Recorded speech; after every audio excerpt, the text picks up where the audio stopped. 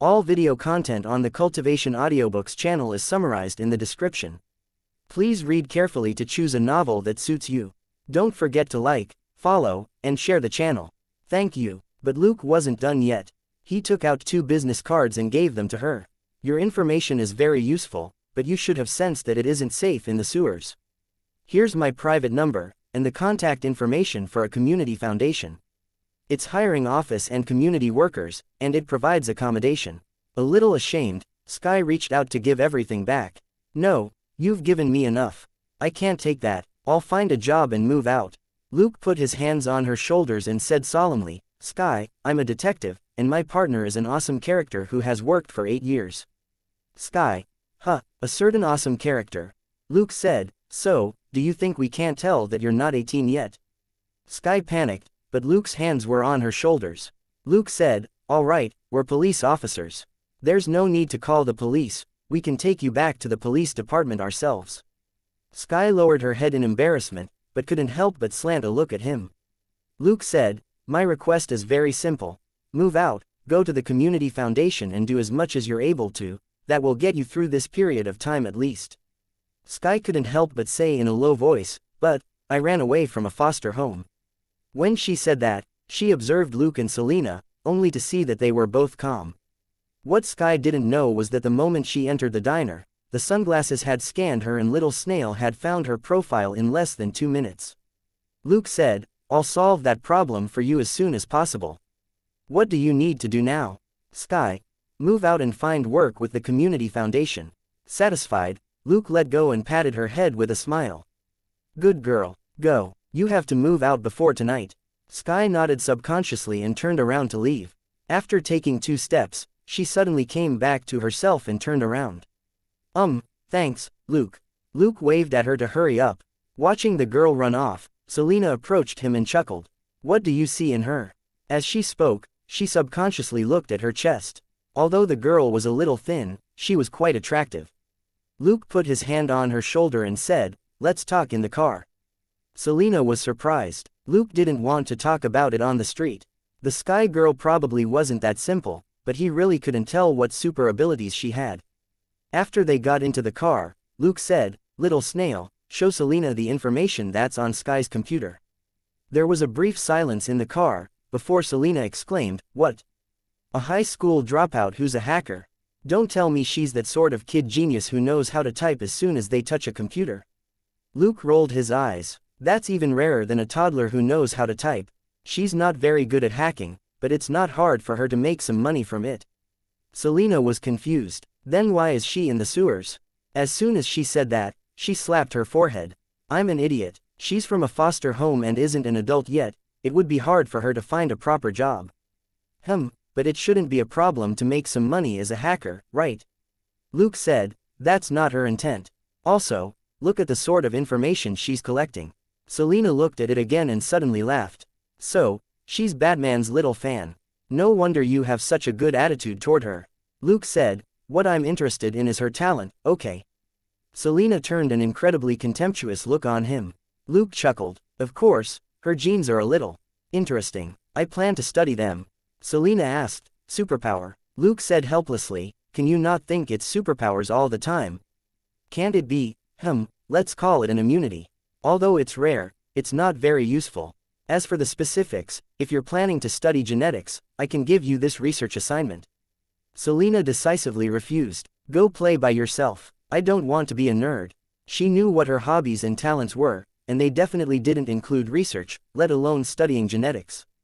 Even Luke himself admitted that genetics was a bit of a struggle for him.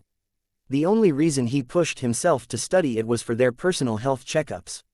Selena was self-aware and wouldn't waste her energy on such a thankless task. Besides, she already had a lot of training and classes, she really didn't have time to add gene research to that. Changing the topic, she asked, then why aren't you helping her move? Luke shook his head, she's too wary and proud. This is our first time meeting her. If we're too enthusiastic, she might misunderstand. Selena snorted, it's fine. If you can handle a middle-aged waitress with a smile, a little girl is no problem. Luke chuckled, hee. People were different. A pretty girl who could resist pheromone control was definitely rarer than a middle-aged waitress. He wasn't a saint, naturally, he would pay more attention to Sky. Besides, he had already met a really fierce waitress whom he had to give more attention to. After a while, Selena got down to business. "What about that sewer? Are we coming back tonight?" Luke hummed and said, "Safety first. Besides, I really don't want to go in wearing this. It stinks." Selena nodded. "Same." The sewers were both smelly and dirty. Luke had long taken this into account when designing their armor.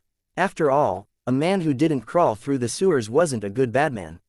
The armor had an internal circulation system to provide oxygen and prevent them from breathing in any toxic gases. Secondly, the armor itself didn't stain easily, and could be cleaned up quickly.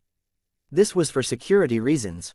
If Batman and Black Cat came out smelling bad, everybody would know that they had been in the sewers. Someone might set up traps in the sewers to deal with them. Also, it was easy to leave traces of the smell behind, thus exposing their movements. Not only would wearing the armor make it easier to explore the sewer quickly, Luke could also continue to upgrade his schematic layout of New York's sewers. At 8 in the evening, the sky finally turned dark. Luke, Selena and the dog put on their armor and set off.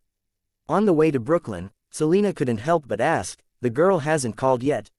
Luke frowned. "No, the community foundation hasn't received any word from her either." Selena asked, "Did she forget the time when she was surfing the internet in the sewer?" "Gold Nugget often does that." Gold Nugget whined. Selena said, "I'm talking about going online and forgetting the time, not talking about you surfing the internet in the sewers." Gold Nugget. "Oh, Luke. Sure enough, the two of you are a match made in heaven." When they reached the beach, they saw a lone figure standing on the road outside the sewer. Looking at the image projected on her lenses, Selena didn't know whether to laugh or cry. "Is she waiting for a cab?" Luke said helplessly, "Probably." On the road next to the beach, Sky stood alone and looked around, and would perk up when a cab passed by. Whenever she saw that it wasn't empty, her face would fall. Finally, an empty car stopped next to her. After saying a few words, the empty car drove off again. Selena said, "She's really moving out. She has so many things." Looking at the 7 to 8 bags behind her, big and small, Luke was lost for words. He simply called Charlie and had him and Rackle pick her up. The cabs couldn't accommodate all this luggage, so of course they would refuse to take her. As for why Sky had so many things, Luke didn't care. It wasn't unusual for a kid to have loads of toys when moving house, let alone a hacker like Sky. Those bags probably contained her equipment. They glided down from the sky and entered the sewer channel. A few minutes later, Gold Nugget, who had run the whole way, also scampered inside. Luke and Selena had flown the distance directly from home. The dog had run, so it was a little late. Following the instructions from the Hellhound suit, it quickly approached Luke and Selena. It wasn't as fast as Luke and Selena, but in the sewers, it was far faster than humans, because it had 4 legs. During the day, Luke had detected the smell of human activity, and had followed it to Sky. He actually hadn't explored the sewers at all. Now that they were wearing suits, there was nothing to worry about, and they moved even quicker. However, sewers were a big problem compared with New York's surface infrastructure. If a person wanted to move around on the surface, they could only use the roads. Luke's control over New York was naturally focused on monitoring the roads. Nothing could escape the AI program's surveillance, with every drone monitoring a range of several kilometers. But the sewers were different. Even if drones were sent in, they couldn't monitor a range of several kilometers. Whether due to a poor signal or the constraints of the terrain, the drones were much less efficient. Dozens of drones in the sewers weren't as efficient as one on the ground. He could install fixed surveillance cameras in some important sections of the sewers, but not too many. It would take him decades to install surveillance cameras in a big city with millions of people, and he would still have to replace damaged ones regularly. He wasn't crazy. It was impossible for him to spend his entire life installing surveillance cameras in the sewers. Thus, the main thing was to become familiar with New York's sewers. He could forget about controlling them. If the sewers were so easily controlled, how could he use them as retreat routes? Many people had also considered the fact that Batman was using the sewers to hide his tracks, but they had no good solution for this problem. Even if it wasn't a trap, tracking a target in the sewers was very difficult, including for Luke himself. Thus, Luke and Selena weren't in a hurry to scout the sewers. It wasn't until Gold Nugget arrived that they split up. After exploring for half an hour, Selena couldn't help but complain, "I would have already gotten lost without the suit's coordinates. Damn it, why are the sewers so complicated?" Luke was slightly better off than she was, and he comforted her. "Think about it, that may be the very reason why they brought the bodies here." Selena asked, "You don't have any leads?"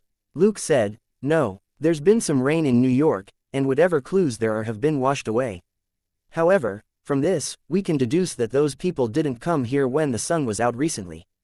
Selena, "So you're saying that we chose the wrong time to take down those gangs?" Luke said, "It's only by chance that we found out about this body dump case." Be content. Actually, Selena didn't really care about wasting time exploring. It was just that it wasn't her habit to work without making a sound. They would usually chat when they were out beating up people. But now, they didn't even know where the enemy was. After 3 hours, 2 people and 1 dog had only explored less than a kilometer, and had almost completed the search of the protruding southwest corner of Brooklyn. Of course, while this corner was less than a kilometer long, it spread across more than 6 kilometers, which wasn't small at all. Looking at the time, Luke said, "Let's go. Surveillance cameras have been set up around this area. We might be able to find something. We'll work on the rest later." Selena nodded and quickly left with Gold Nugget. Luke and Selena activated the automatic cleanup, removed the filthy smell on the armor, and glided away. Gold Nugget looked resentfully at the 2 guys who had fled. Resigned to being invisible, it ran off. Actually, Luke had prepared a flight function for the Hellhound armor, but Selena said that all it did was eat, sleep and play every day. Unless necessary, it could only run at night. Gold Nugget's belly was full of curses, but it stifled them in the end. Selena was right. It liked to go online, watch TV, and scold people, but Dollar wasn't interested in that. Dollar's favorite thing to do was run and play with its young master, Selena. Control of its body had mostly been given over to Gold Nugget, but its nature couldn't be erased. Gold Nugget could only resign itself to this circumstance. Now, it ceded control to Dollar, and just told it where Selena was so that it would chase her. Ever since Gold Nugget formed a symbiotic relationship with Dollar, the dog had been exploding with energy. It immediately broke into a run. For Gold Nugget, it was like an automatic battle cruiser.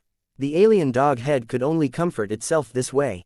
On their way home, Luke texted Charlie and asked if he had picked up Sky. When they came out, Sky had no longer been there. Charlie had probably picked her up. After a while, there was a reply. "Boss, Charlie was beaten up by your little beauty and is being examined at the community clinic. She's hot. Will she fight the lady boss?" Luke was stunned. "Who are you? Why was Charlie beaten up?" A moment later, he received a text message. "This is Rackle, boss." Charlie copied some of those videos about picking up girls. He only said a few words, before the girl punched him in the eye and kicked him in the dick. He was flattened instantly. Haha. Luke was lost for words. He really wanted to ask Charlie, "Are you an idiot? The boss told you to pick up a person, and you still tried to hit on her for fun." Trying to hit on a girl in the middle of the night, it would be strange if she didn't get the wrong idea. Luke resisted the urge to mock him and continued, "Where's Sky? Did you take her to the community hostel? How's Charlie?" Rackle said, "I did. I was smart enough to use your name, boss. The girl asked me a few questions before she believed me. Charlie's fine." The girl was merciful. "His dick is only slightly swollen. He'll be back to normal in 3 days at most." "Luke, you're an idiot too." He wasn't interested in chatting with this dumbass, and didn't reply. As for Charlie, this idiot, it was his bad luck. Why did he have to be dumb? If Luke didn't know how much the kids feared him, he would have thought that Charlie had definitely wanted to try something bad. July arrived, and the weather in New York finally warmed up. News of Batman and Black Cat working together to clean up New York gangs gradually settled. Firstly, these gangs were utterly unremarkable and couldn't fight back at all. Secondly, Batman and Black Cat were very efficient in their cleanup operations, and had never been caught on camera. The novelty of going to the orthopedics departments to interview the unlucky hoodlums faded. Nobody was interested in listening to the B******'s complaints, unless they were especially wretched. From the long-winded TV reports, the public all understood one rule: the more ruthless the beating from Batman, the greater the crime. For example, a core member with more than 20 broken bones had been found to be involved in more than 5 cases of human trafficking and organ theft. Naturally, the NYPD officers were aware of this rule. It was a little embarrassing, but the officers focused on the gang members who were heavily wounded. A series of major cases were ferreted out. New York's underground forces, which should have been in turmoil, were surprisingly quiet this time. No gang seized the opportunity to fight and swallow up territory. On the contrary, various gang bigshots disappeared one after another, and many people even fled to other states to lay low. While more territory was great, they needed the body to enjoy it. A crippled person would find it hard to sit at the top as the boss. Hence, law and order in New York improved to a certain extent. Petty crime didn't stop happening, but there was a significant decrease in violent crime. The only thing that was a pain for many was that the price of illegal drugs increased again. After Batman appeared in New York, the price of illegal drugs in Manhattan climbed rapidly until it was 2 to 3 times higher than in other districts. Many people had to drive to Queens and Brooklyn to buy them. This time, even the 2 major districts couldn't hold on anymore. The price had also risen 2 to 3 times, and it was hard to find anyone selling the goods. And this was just how ordinary buyers felt. As for the drug dealers, another piece of news had spread recently. When the Mexican cartels heard that the prices in New York were going up, they felt that it was time to make a fortune, and 2 cartels had delivered a huge pile of goods. In the end, the crippled drug dealers were left for NYPD to deal with, and the 2 loads of goods weighing 5 tons in total were cleaned up. The word was that the bosses of the 2 Mexican cartels had already declared that they were going to kill Batman and Black Cat.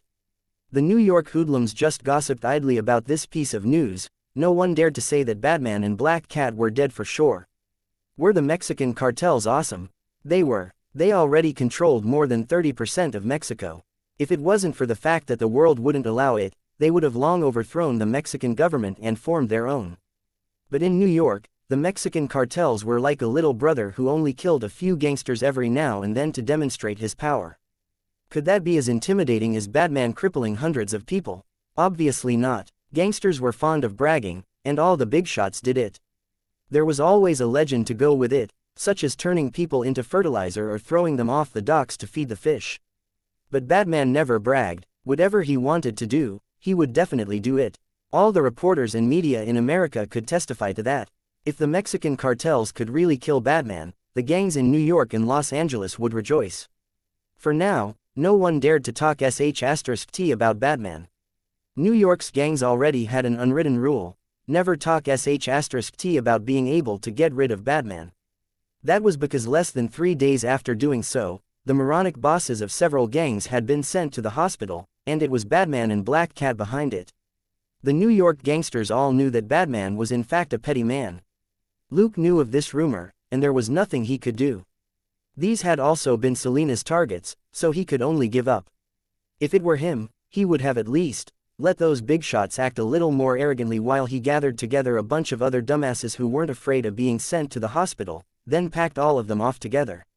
Grinding points by fighting just anybody was inefficient, but Selina enjoyed it.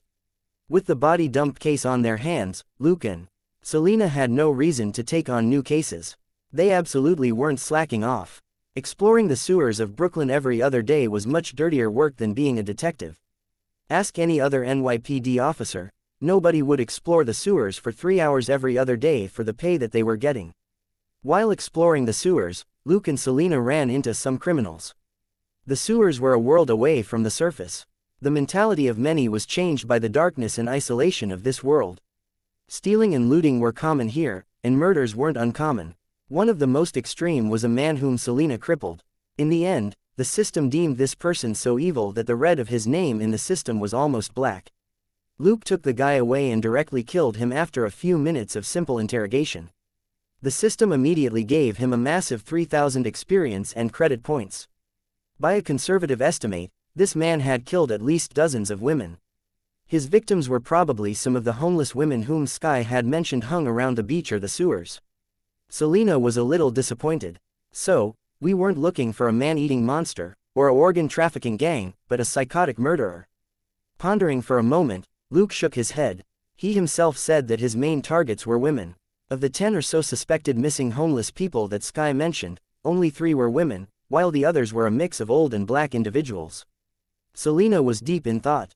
That's true, he didn't look at old people, and he probably wouldn't have been able to beat big black guys. So, should we continue investigating? Luke shrugged. We can only go with the flow. After all, the archive room has thousands of cold cases from the last 10 years. We're not God. We can only do as much as we can. Selena nodded. Police officers who cried for their victims in TV dramas were the minority. After being in this business for so long, everyone had hearts of stone. It wasn't because they wanted to, but because officers who couldn't harden their hearts would develop mental issues sooner or later. If they didn't quit, they would be dismissed. People with rich emotions and compassion really couldn't become police officers in a place like New York. They would just hurt themselves and others. The American police weren't emissaries of justice, but defenders of order. Their duty was to help the rich maintain order in society, not uphold justice. That was because their wages came from taxes, and the poor couldn't afford anything. After obtaining the super detective system, Luke had also pondered the origin of this name. As the saying went, yell if you see injustice, act when you should. What the system wanted Luke to uphold wasn't the law, but the simplest form of justice. It was the most basic form of logic, like paying for a death with one's life or paying back a debt. After the good and evil system was activated, Luke had seen a lot of people. Many police officers and American soldiers were light to dark red, like flag. Even if they fought in the name of the country, the things they did were deemed evil by the system. The law was tied to the state, but the system wasn't. Luke was able to earn experience and credit points not because he abided by the law, but because he was punishing bad guys. After a period of relaxation, Luke was finally done with R&D of his new abilities. All that was left was to train and use them every day, and wait for the right moment to shine. His attention finally turned to other things, like his teammates. Compared with the people who had been sent abroad, Damon and Mindy, the superpowered trio, and Alice were more suitable as teammates. Damon and Mindy were combat veterans, and Mindy would share some experience and credit points with Luke every now and then. Although it wasn't a lot, the frequency was proof that the girl wasn't idle. The father and daughter couldn't be considered a full combat force, but they were on call with V for any emergency, and wouldn't refuse to help. Thus, Luke sent over 2 sets of training suits. Since they were training suits, they naturally didn't have to pay for it. The most important thing was for them to familiarize themselves with the functions. Naturally, the condition was that they would help him out whenever there was an emergency. After being a cartoonist for a while, Damon realized that his hands would still feel itchy, even after he had gotten revenge. D'Amico's death didn't mean that Damo no longer hated drug dealers, it was just that he was no longer as reckless. Mindy only wanted to participate in big events. She also wanted to know who was stronger between V and Batman. She might never know unless she took part in big events. She had even asked Luke the question, but Luke had simply chuckled and said, yes. In private, Luke told Damon that Batman and V were using the same supplier. Damon was dumbfounded. He's selling everything. Luke shrugged. I just wanted to tell you that I don't have any conflict with Batman, at least not yet. In a sense, he's like you, my ally. Damon scratched his head and suddenly realized something. Is that why you told me to use him for my comics? Because you knew he wouldn't come after me? Luke chuckled. Sort of. However, I don't like his no-killing rule. It's good for you to tease him. Stumped for a moment, Damon then smiled bitterly. Fine, I'm on your side. Batman's no-killing rule indeed wasn't to his taste. Also, he was a little jealous that his daughter worshipped Batman and thought that he was imitating Batman. Which father didn't want to be the strongest idol in their daughter's heart? Luke was very happy after confirming the deal. After a period of cultivation, Damon and Mindy had already learned the basics of the Kunlun Kai refining technique. With the so-called training suits and the father and daughter's level of tacit cooperation, their combat ability absolutely wouldn't be any worse than Tony's. However, while Tony always took the protagonist role up front, Damon and Mindy instead took the path of elite assassins. Their roles on the battlefield wouldn't overlap at all, and could even complement each other. If the protagonist was Batman, this combination would still be the same, and their combat ability would be higher. Luke was very satisfied. Luke didn't have as much expectations for the superpowered trio. Because of this, the 3 girls had now come to a fork in their lives. One of the twin sisters, Stephanie, was really good at singing. Thanks to elementary sound wave and her innate musical talent, she was now almost a B-list singer. A singer at this level couldn't be considered rich, but it wasn't hard to earn $1 million a year. It was just that they were busier with work. Artemis, on the other hand, had yet to develop any conventional entertainment abilities. She wasn't talented at singing or dancing. Thus, she became an internet celebrity. She remembered what Luke said earlier about live streaming. There weren't any live streaming platforms on the internet yet, but F2F already had fans and group functions to begin with, and video websites had also started to appear. Picking up on some live stream techniques from Luke, she asked Butterfly about a training program. Butterfly forwarded the question to Luke, who casually mentioned some things live streamers could do. Luke had basically never paid attention to the live stream industry in his previous life. If he knew their methods, he would definitely have gained popularity in the circle. Then, Artemis finally discovered something: she was good at playing games. After making some gaming videos, Artemis successfully became the country's first and #1 female live stream gamer. The gaming videos she uploaded were treasured by gaming nerds. Being good at games was one thing. Among male gamers, Artemis's skills were at most second-rate. But among female gamers, her skills stood out. The most important thing was looks. Artemis still had short hair, and Luke had adjusted the mask to give her 60 to 70% of her previous looks, which was enough for most gaming nerds. The worst thing was that when Luke said that female live streamers had to show their faces, he added, "It would be best if she has an imposing aura. If she doesn't, she can find an opportunity to stand up and show off her beautiful legs." The twins were only 16 and had normal physiques. If they weren't imposing enough, they could only show off their outstanding legs. Butterfly, the AI program, came up with a basic training program that had to be completed, which had a lot of room for flexibility. If Artemis failed to clear a game, she did air splits for everyone to see. If she cleared a game, she asked everyone to give her likes. Many gaming nerds immediately abandoned their play and waited fixedly for this beautiful female live streamer to lose.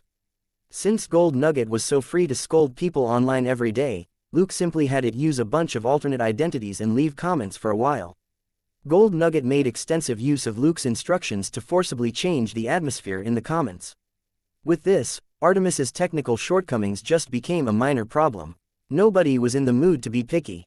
Instead, there were a lot of shut-ins who wanted to lick the screen. Her popularity as a female live streamer also increased rapidly. Although there currently wasn't a platform for Artemis to make a lot of money, she still drew in some income. Some second and third tier games realized that this was a business opportunity, and occasionally had her record herself playing the games every now and then. Naturally, they had to pay for this sort of soft promotion. Artemis also enjoyed it. Although she wasn't a star, she still had fans. There was no shortage of online nuts. What was even better was that there were all these other things she could live stream, like going outdoors, camping, eating and playing extreme sports. There was enough for Artemis to slowly try for the rest of her life. The twins were leaving decent lives, and it was just Stacy left in the end. The side effects of using her replication ability caused her mind to be affected by the personalities of the people she replicated. But with Luke's regular treatment and restrictions on using her ability, her mental state improved significantly. However, the side effects of elementary replication weren't completely eliminated. She no longer had the memories and experiences of the people she replicated, but the impact on her personality and behavior didn't disappear completely. If Stacy wanted to act, she could only take on minor roles or act as an extra. She wasn't short of money, and Luke strictly forbade her from doing anything behind the scenes. She could just focus on acting under Butterfly's surveillance. Luke had a long-term plan for the three girls. He just supervised and guided them as necessary. As long as they didn't do anything bad and trained diligently, they could do whatever they wanted. After all, they were only 16 or 17 years old. It would already be pretty good if they became mature individuals with upright values and stable personalities in 5 years. In this regard, the three girls couldn't compare with Mindy. At the very least, Mindy had been taught by her father. Although she was young, her worldview was basically already fixed, and she would become a vigilante sooner or later. Though the three girls were in the same company, they didn't spend as much time together due to their different paths. But most of the time, humans became friends because they shared a secret. And if it was a deadly secret, they would have an even closer connection. Coupled with the existence of a wizard, like Luke, the three girls couldn't sever this connection, nor would they fight each other. The reality was that the three of them were gradually getting used to a new life where they no longer had to move together all the time. They also realized that no matter how close they were, they wouldn't be together forever. Everybody had their own lives and were living happily. Thus, the three girls could only be considered backup teammates. It would be at least another 2 to 3 years before Luke revised the situation again and decided whether or not to give them things like armor and the Kunlun Kai refining technique. The truth was that the profits Stephanie brought in as a singer alone were enough to make up for the money that Luke had invested in them. This investment of Luke's definitely wouldn't make him a loss, but ultimately, his gains were just petty cash, which was far less valuable than a teammate. He could only wait and see. Finally, there was Alice and her daughter, whose situations had taken a turn for the better. Luke immediately took Carrie off his list of teammates. He had given the teenage trio a few years to determine their future, so there was naturally no way that he would use Carrie, who was only 10, as child labor. Alice, on the other hand, was a little special. After he used multiple abilities to keep her mind under control, she now trusted and relied heavily on him. If Carrie was the pillar of support of her mental strength, then Luke was the foundation which kept her mind stable. After several months of recuperation, the mother and daughter had settled down. Luke equipped them with the Thousand Faces system and gave them new identities in New York, and they became neighbors with his clone. They currently lived in a villa 300 meters away from his clone's seaside villa. However, they didn't know that Luke was close by, and that his clone could keep an eye on them at all times. Luke also didn't need to travel far to treat Alice. William Stryker had been dead for months, and Luke had also confirmed that there were no hidden bombs in Alice. Now, Alice and Carrie were both one-star teammates, and could become his most trusted helpers. Their armor and training were also on the agenda. Alice had been trained by William, and was basically a qualified assassin. Carrie wasn't going to train as a fighter, she would learn just enough to protect herself and to live a safe life in the future. Both mother and daughter didn't have much training. Most of it was safety training, plus some training with armor and equipment. Alice had intermediate self-healing, and her bones had been replaced with a very rare metal. The armor was mainly to help her hide or escape. Carrie had learned similar things, but her armor was just for protection and to help her to retreat in a timely fashion. It sounded like a lot of hassle, but apart from the fact that they had to be treated regularly, they basically spent the rest of the time quietly, and were much less troublesome than the three girls. However, most of the problems with the trio were either solved by Butterfly or with money, so Luke didn't have to waste much energy. In any case, being able to find 1.5 teammates as acknowledged by the system and who could step up to the plate at any time within a year already exceeded his expectations. He couldn't be greedy for more. Now that 4 sets of armor had been sent out, there were a lot more things than ever for him to take into account. The Tycoon's armor was constantly being improved on. While Luke wasn't as obsessed with perfecting his armor, appropriate adjustments still had to be made. But this would be a long and gradual process, so there was no rush. Luke's current focus was mainly on the general components for an armor template. The so-called general components for the armor were similar to what Luke had heard of in his previous life. However, what he needed wasn't a template for the body of the armor, but for the parts. He hadn't researched this before because he and Selena had been the only ones who used the armor he made, so equipping themselves wasn't a big issue.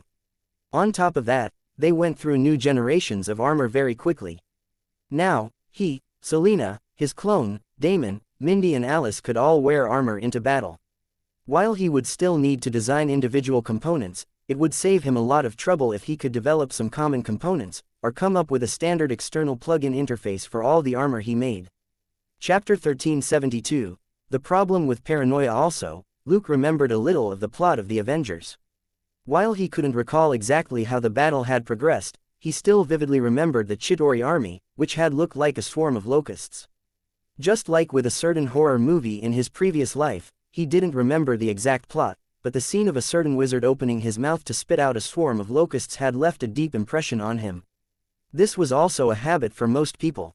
What humans truly remembered was a particular moment that was clearly different from ordinary life. If a person played games every night, he wouldn't remember the details of a game he played 2 months ago. But if there came a day that he was screwed over by some kid teammate and his level dropped, he would remember very clearly what happened in the game that day. The bulk of what Luke remembered of the Avengers plot was Loki paving the way, a space portal opening, the Chitauri's army pouring through. Following this, the Marvel world would encounter an unimaginable number of battles sooner or later. Luke, on the other hand, was completely different from the authorities. First of all, he wouldn't work with them to do his part for the country.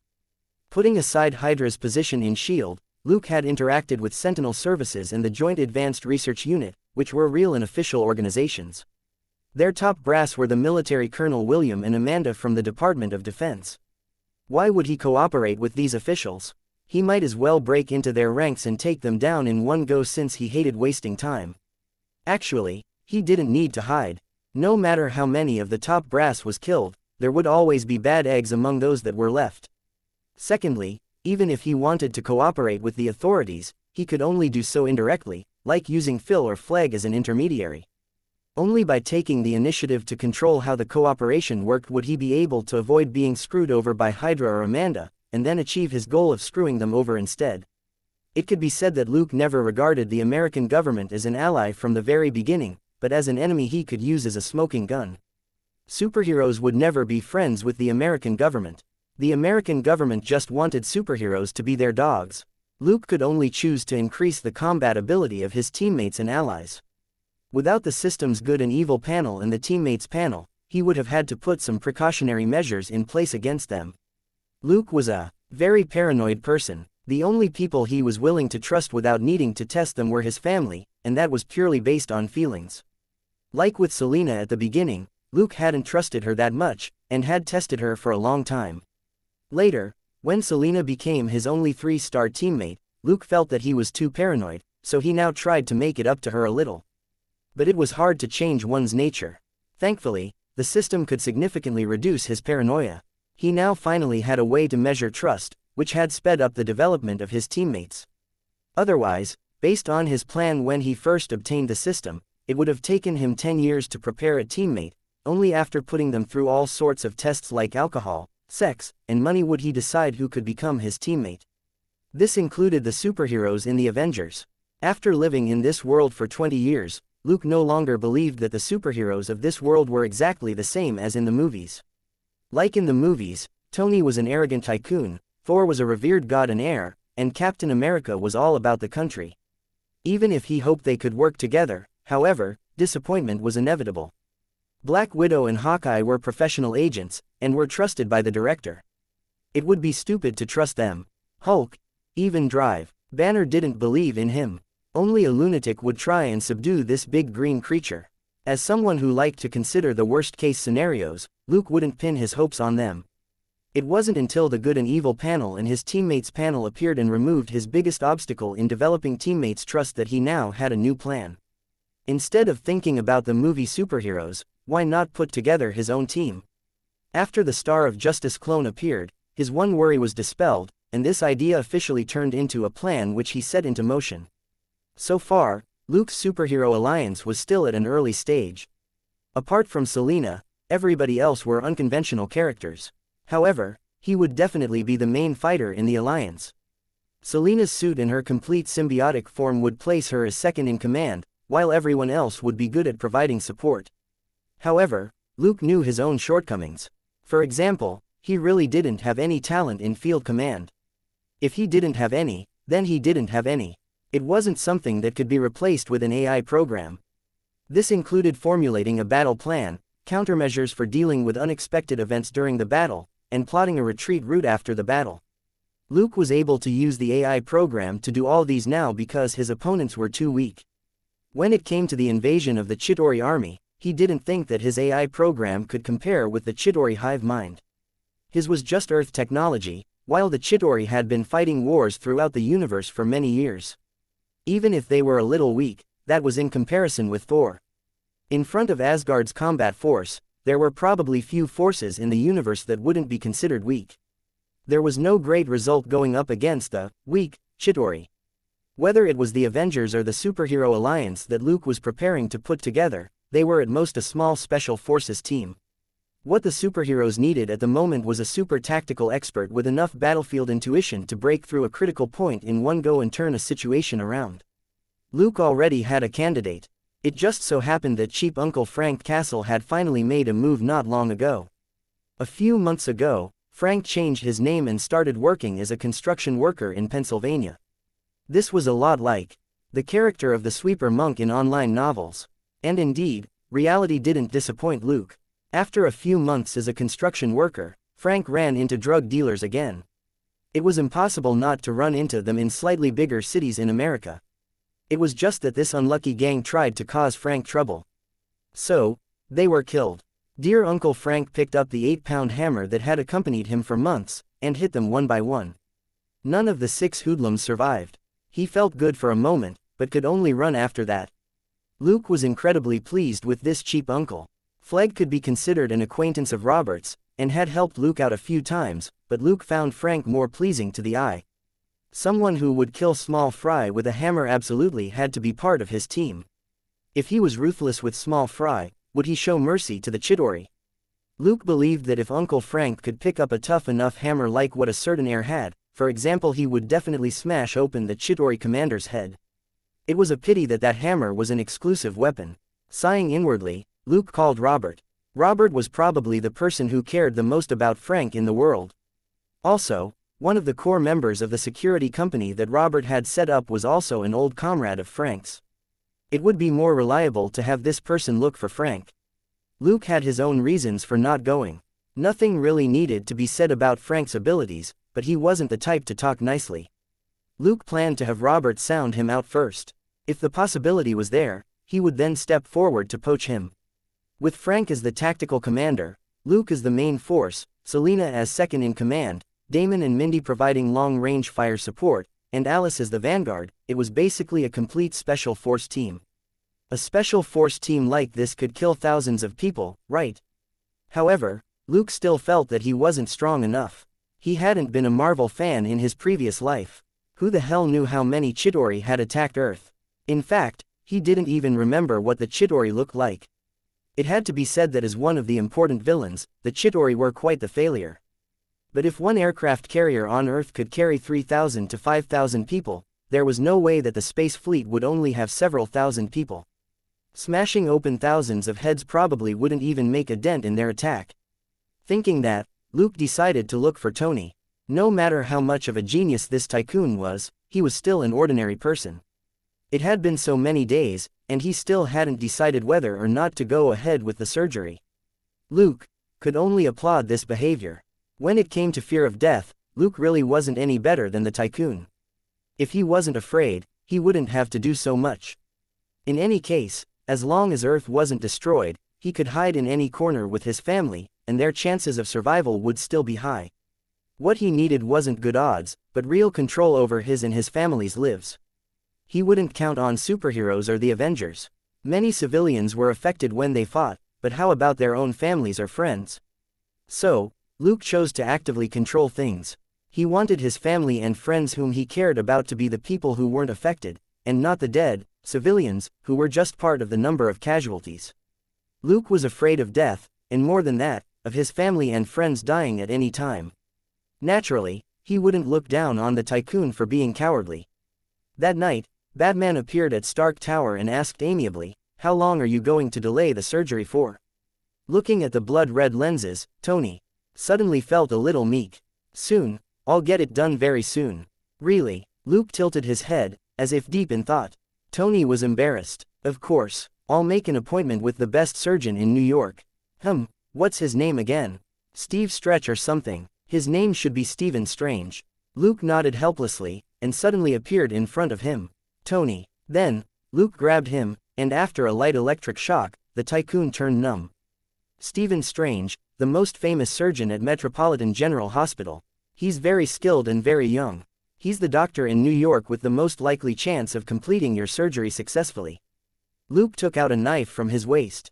"In the end, you got his name wrong. You probably only glanced at it. You never thought of letting him operate on you, did you?" Tony was surprised. What do you want?" Suddenly, he understood, and was horrified. You're not going to operate on me yourself, are you?" Luke said, "Tony, I don't blame you for being afraid of death. Everybody is afraid of death, but I don't want to see you continue wasting time." Given the state of Tony's heart, his training was greatly affected. Geniuses also needed good health in order to perform, especially given that Tony was a superhero. With this debuff, he was at least 10 to 20% less efficient. The time he was wasting hurt even more than wasting money. It had to be pointed out that whatever technological progress Tony made was equivalent to an upgrade of Luke's technological database, which was equivalent to an overall increase in the strength of a certain person's superhero alliance. How could Luke tolerate the delay? Looking at a stumped Tony, Luke asked, "Tell me, do you want to be awake to watch yourself being operated on, or do you want to sleep for 1 minute?"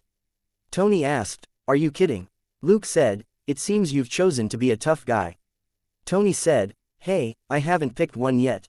Wait, wah." His body trembled. While they were talking, 2 lines had already stretched out of the right hand of the bat suit, which pushed out the reactor in Tony's chest and suspended the supply of energy.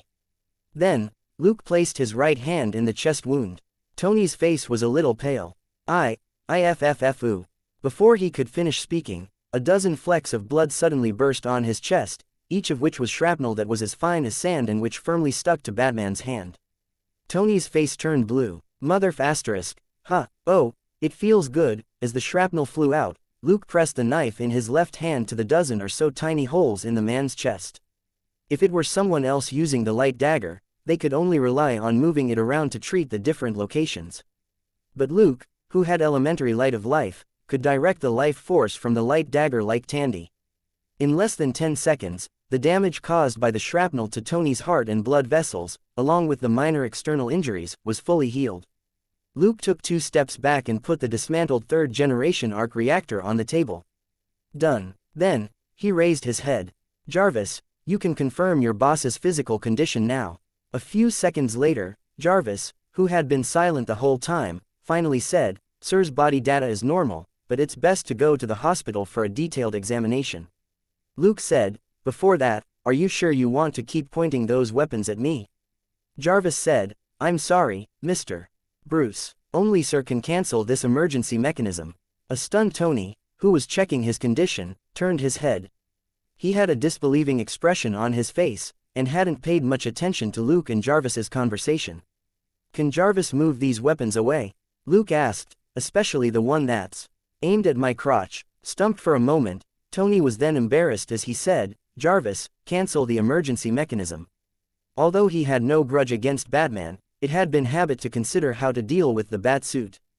It was like how a man would check out several key parts on a beautiful woman. The crotch was definitely one of the important parts. This was the central part of the human body, and one of the weakest parts on the armor. It made sense to target this key spot in designing a weapon to use against Batman. For a weapon to deal with Batman, it had to first take speed into account. It had to be as close as possible to what happened in actual combat.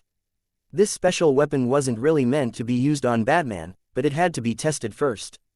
The weapon had been tested against the defenses on Tony's suit. However, Luke's behavior today had triggered Jarvis's main defense program, and the AI had decisively taken out this experimental toy and pointed it at Luke. Even Luke felt a chill run down his spine.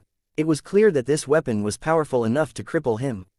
So, the first thing he wanted was for Jarvis to remove this thing.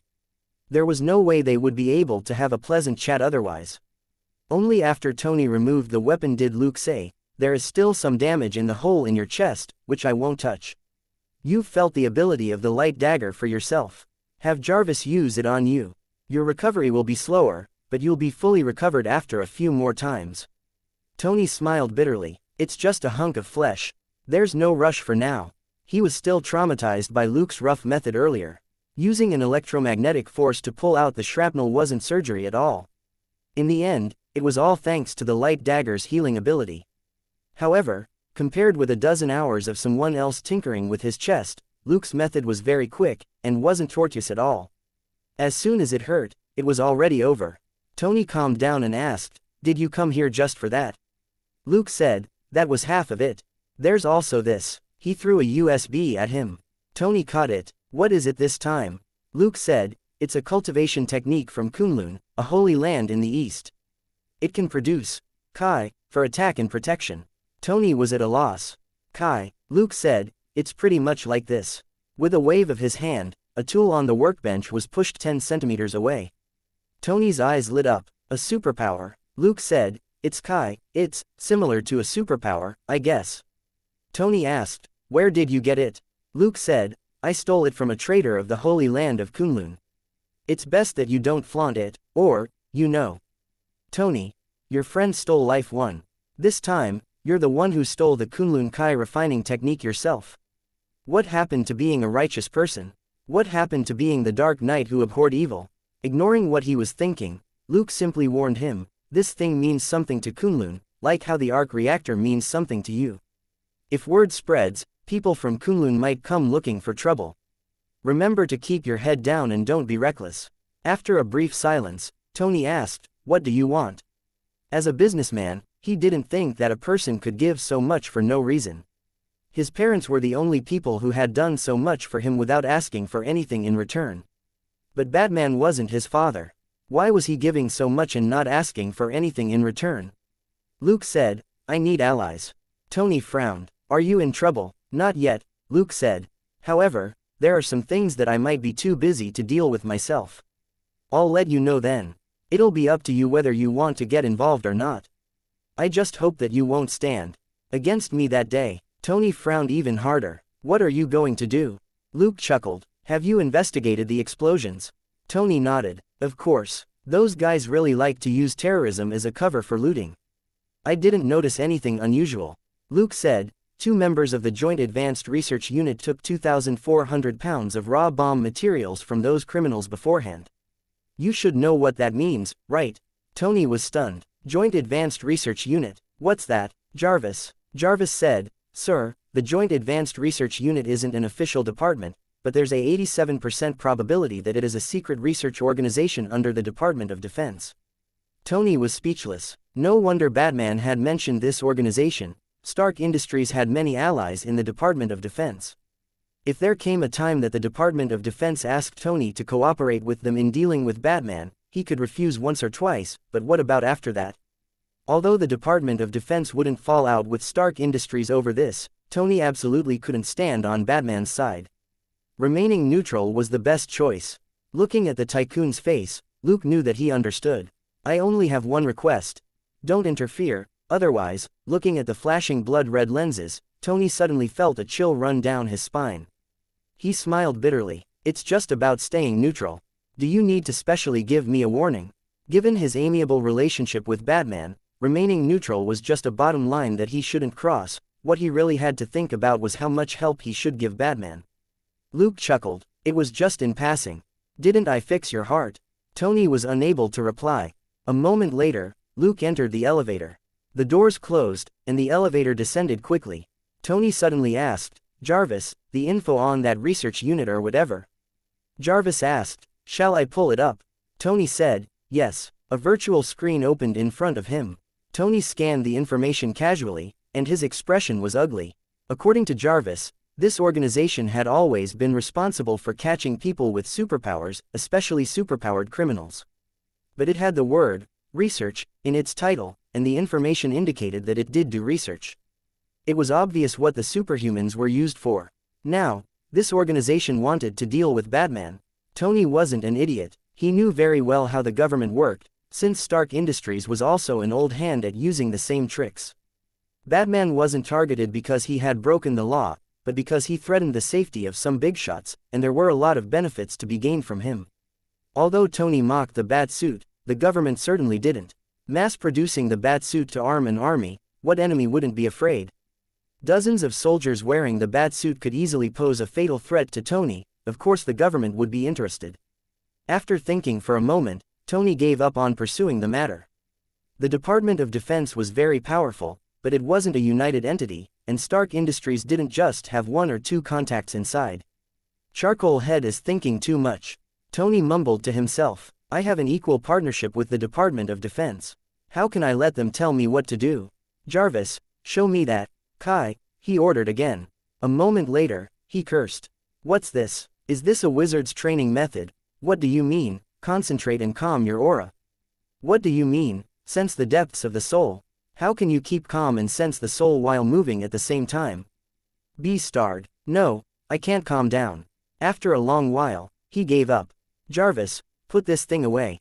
I may as well just make modifications to the suit." Chapter 1375. equivalent exchange, and something strange. Luke didn't know that the tycoon had given up, but he wouldn't be surprised if he knew. It was quite difficult to learn the Kunlun Kai refining technique. Bolstered by the cultivation experience of Mrs. Gao and Alessandro, these two old ladies who were hundreds of years old, Luke knew how to refine Kai like the back of his hand. When he taught Robert and Catherine, it had taken them a whole day to get a faint sense of Kai. It wasn't like Luke would bother urging Tony over it. He could only let the tycoon get a feel of it for himself first. After some experience with it, he might succeed with just one more little push. Even if he couldn't succeed in a short period of time, it wasn't a big deal. This could only be considered a life-saving trump card. Tony's combat ability still depended on the progress he made with his suit.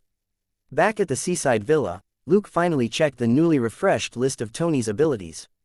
Following his earlier takedown of the tycoon, the latter's list of abilities had been automatically refreshed. On the way back, Luke didn't even dare touch the new knowledge, for fear of drowning in it. Tony had made ridiculous progress in recent months. The first and most important result was that the third-generation arc reactor, which was made from a new element, had an absolutely higher energy output. There was already a generation gap between the tycoon suit and the bat suit, mainly because of the energy core. With the third-generation reactor, the suit flew faster, had more damage output, and had better defenses. Tony's skills weren't a matter of laying bricks, but breaking right through walls. Treating an injury was something any top doctor could do. It couldn't be considered as doing Tony a favor. Luke just didn't want Tony to continue wasting time. This new element was enough for Luke to use for the rest of his life. He would use them in most of his exclusive equipment in the future. He could also try it out in the energy weapons he obtained from the Predators very early on. Luke felt it was only fair to give the tycoon the Kunlun Kai refining technique for this alone. Cultivating the Kai refining technique wouldn't allow him to live for 500 years like Mrs. Gao and the others, but it wasn't a problem for him to still be spry when he was 100 years old.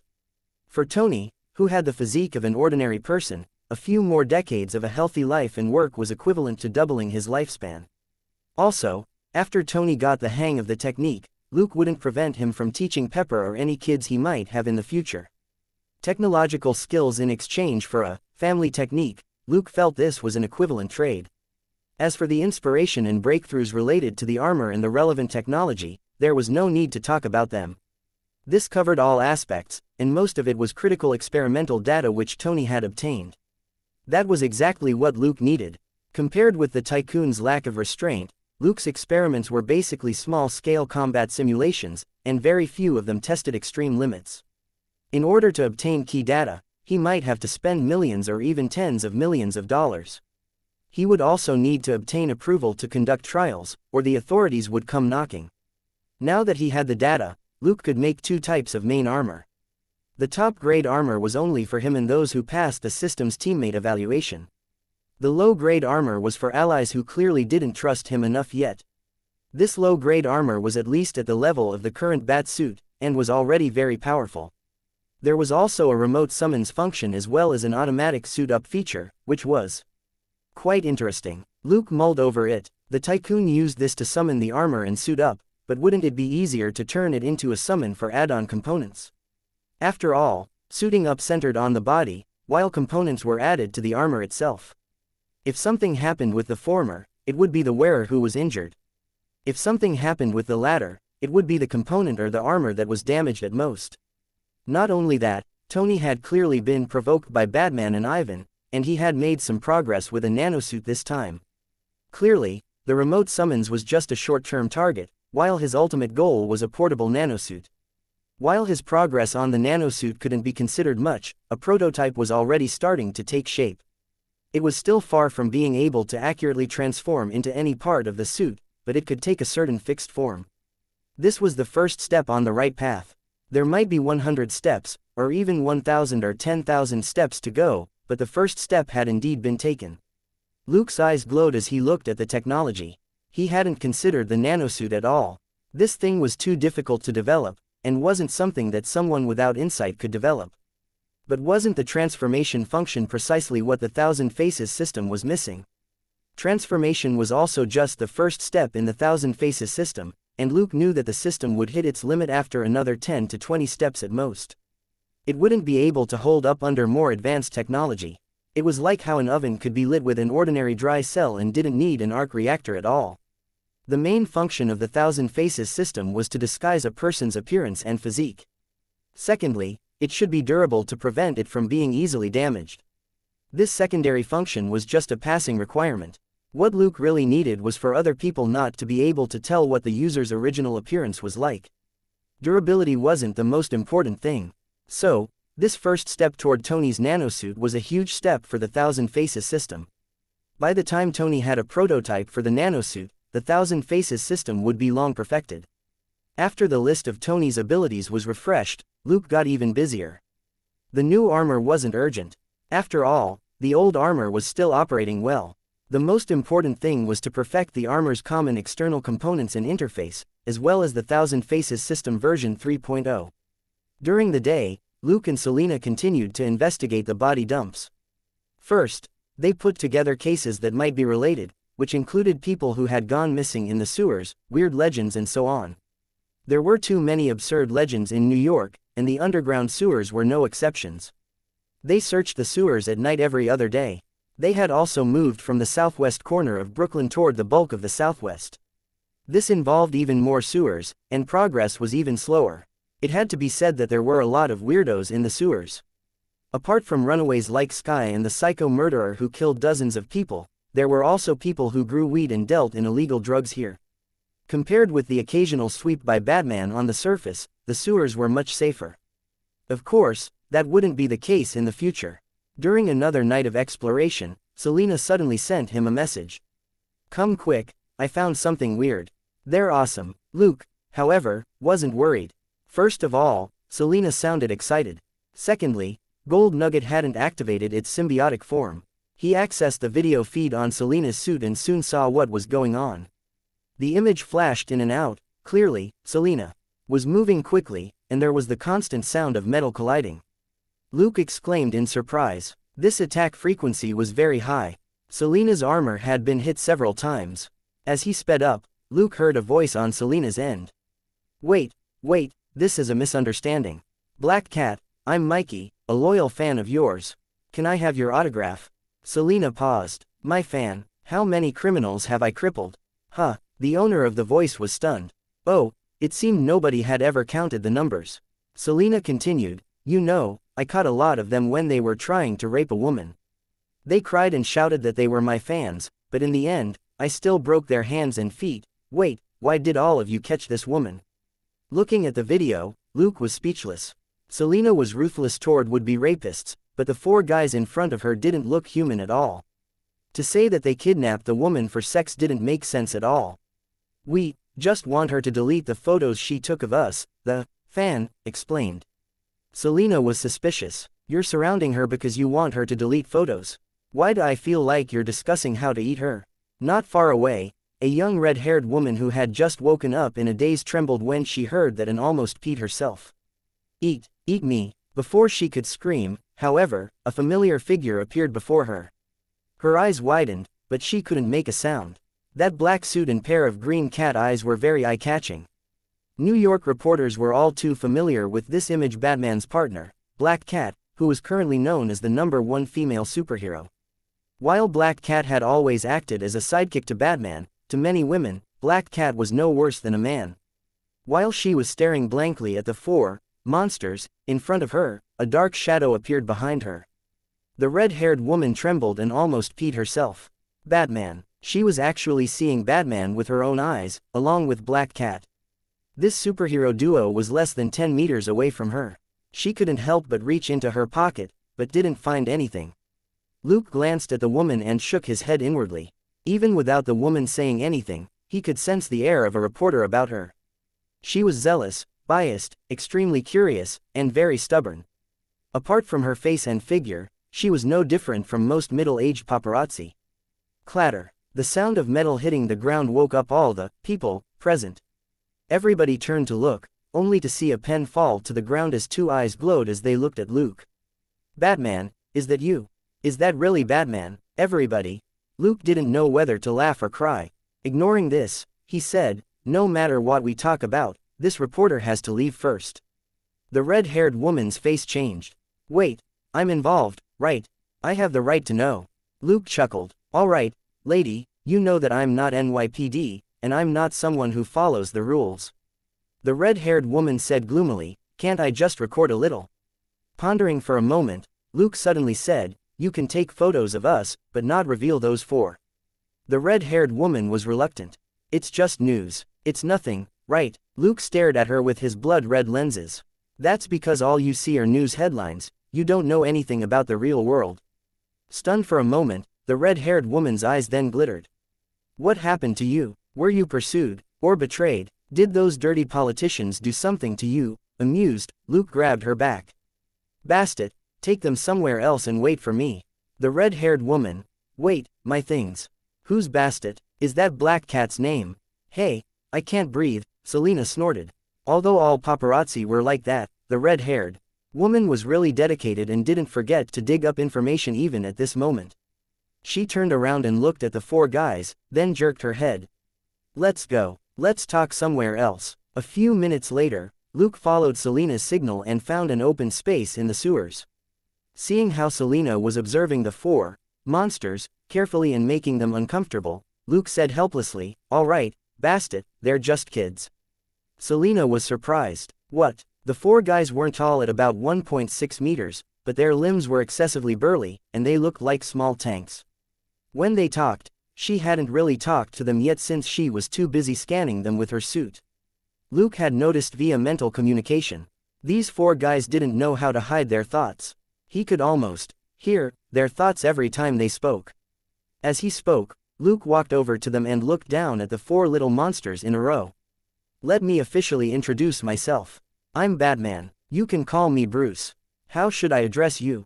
My name is Raphael. I'm Mikey. I'm Donnie. My name is Leo. Luke nodded. Are you turtles? As soon as he said that, the four guys in front of him suddenly assumed a group pose.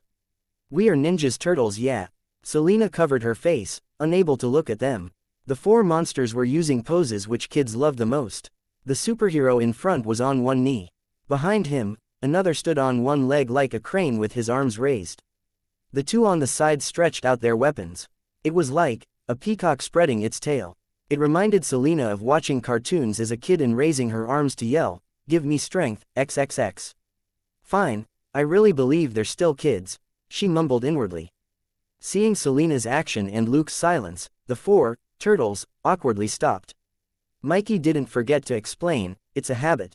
It's just a habit. Selena suddenly said, Ninja Turtles. The four guys subconsciously assumed the pose again. Yeah, Luke was lost for words. The turtles were lost for words. Selena gave up. The atmosphere was less tense now. Luke coughed and broke the sudden silence as he approached them. Are you sea turtles? Leo, who wielded two blades, shook his head. We're freshwater turtles. Luke looked at their shells. They weren't as peaked as tortoise shells. Can you tell me where you came from? And what are you doing in New York? Raphael, who carried twin Psy, couldn't help but interject, Batman, we're born and bred New Yorkers. We've lived here for 15 years. Leo glared unhappily at Raphael, annoyed at him for exposing them. Luke nodded. It's true that I've never heard of you. After all, I'm more interested in bad guys. However, what photos did that reporter take for you to insist that she delete them? Mikey continued, because she caught us ruining the Foot Clan's business. The Foot Clan. Luke looked at the information from Alfred. A smuggling ring in Newark. Leo couldn't help but say, Newark is where their base is. Originally, they were mainly unloading goods at the docks in New York, then, you frightened them off in the last few months. Now, they're active in Newark, and only deliver goods here every now and then. Mikey chimed in, that reporter took photos of us fighting the Foot Clan at the docks. We asked her to hand over her phone and delete the photos and videos, but she fainted from shock. It's not like we could leave her there for the Foot Clan, so we could only bring her back. Luke nodded, deep in thought. You do stand out a little. Humanoid mutants really were a little scary. Thankfully, these four guys weren't too tall. They were also green and shiny, and had round heads that looked cute. Thinking for a moment, Luke asked, have you been in the sewers all this time? If these guys went out often, they definitely wouldn't have been able to escape his surveillance. Leo hesitated, then nodded. Yes, we've always been here. Luke asked, do you know about the disappearances in the sewers in the southwest corner of Brooklyn? Leo shook his head. No, we usually avoid humans. We don't know much about that situation. Mikey interjected, we can help you look into it, as long as you give me an autograph, Black Cat. Leo was angry. If Master doesn't kill you when we get back. He suddenly stopped and looked at Luke and Selena. You didn't hear what I said, right? Luke was silent. It wasn't good to burst a kid's bubble, but he was unwilling to lie. These 4 turtles have a master. Selena thought. So, the man who smelled like a rat was their master. That's too unhygienic, Luke thought. Luke turned to look at Donnie, who wielded a bow staff. Do you like tinkering with things? This guy was wearing glasses and had the most electronic equipment on him. He was clearly different from the other guys, who had more brawn than brains. Donnie nodded. I know a little about electronics, machines, and the internet. Luke nodded. Then I can provide you with a bunch of parts. You can decide what you want. Consider it your reward for helping me gather information. Stunned for a moment, Donnie was then excited. Really? Woohoo, I don't have to pick up junk anymore. Mikey said, I think pizza is a better reward. Also, it has to have a lot of cheese on it which can be pulled into long strings. Why do I feel that they like eating more than I do? Selena couldn't help but whisper to Luke. Luke said, we'll know once we try. Brie, Parmesan, cheddar, mozzarella, blue. He rattled off a series of names. The 4 guys' eyes widened. Mikey couldn't help but ask, all on one pizza? Luke had a strange expression on his face. Was that edible? Unless it was a serendipitous discovery or a product of a long-term trial, this sort of combo would taste terrible. He deliberated for a moment before he said, it's impossible to mix them all together, but a few of each isn't hard. In any case, he only needed to prepare the raw materials for the smart kitchenware at home. He didn't have to worry about anything else. Actually, his pizzas tasted so-so. He and Selena didn't care for it especially and hardly ate it, so the taste of whatever pizza he made was naturally very ordinary. When Mikey heard the latter half of Luke's words, he turned around and looked at Donnie. Let's change it, you can still use your junk anyway. At most, we'll go to the dumpster and help you dig some out. Donnie looked conflicted. He wanted parts and he also wanted pizza, but he couldn't have both. Looking at the 4 gluttons and recalling how Luke said that they were still kids, Selena suddenly sympathized with them. Dummies, consider the pizza a gift. We'll give that and the parts to you, alright? Ding. 4 pairs of small green eyes immediately sparkled as they stared at her. Mikey swallowed. Really? Selena looked at Luke suspiciously and whispered, did I say something wrong? Or has the price of pizza shot up recently? Luke didn't know whether to laugh or cry. He simply nodded at the 4 turtles. What Bastet said. Mikey and Raphael whooped. For them, pizza was clearly more important than parts which couldn't be eaten. Even the most dependable Leo cracked a smile. As for Donnie, who would have both, he was even happier and didn't say anything. Luke took out a phone and tossed it to Donnie. My contact and some information is in there. You probably have a better understanding of this. Once you get it, tell your master. If he's willing, we can meet sometime. Stumped for a moment, the 4 turtles were then alarmed. Not good, we have to hurry back, or master will notice that we snuck out. They were about to leave. Mikey, however, suddenly turned around. Black Cat, I'm really a big fan of yours. Can I have your autograph? Inside the mask, Selena rolled her eyes and threw a black rod at him. At the same time, she turned off the multi-purpose rod's defense mechanism via the virtual projection. No autograph. Do you want this instead? Stunned for a moment, Mikey then exulted. Yes. Thank you, Black Cat. Selena said, I'm Bastet. Thank you, Sister Bastet, Mikey immediately said. Raphael looked at Luke. Luke reached for his waist. I don't have that. He suddenly realized that except for Mikey, all the other turtles were staring at him. Helpless, he felt around his waist again, and the 3 bad darts didn't spin as he tossed them to Leo, Raphael, and Donnie. Consider them souvenirs. They each held a bad dart, but none of the 3 turtles looked disappointed. Although it wasn't a weapon for them to use, it was a souvenir, personally acknowledged by Batman, which was the same as the difference between a regular baseball and an autographed baseball. In fact, these 3 bad darts were enchanted with credit points, and could really be considered to have been autographed. Luke waved his hand. Hurry up and go. Donnie, remember to read the information on the phone. The 4 turtles were elated. Then, Their expressions turned serious as they bowed and cupped their fists in a salute. "Thank you, Shihu, for your guidance." Luke's lips twitched, but he didn't say anything. Where did they learn this half-baked Mandarin? He wasn't the turtles, master. Chapter 1378.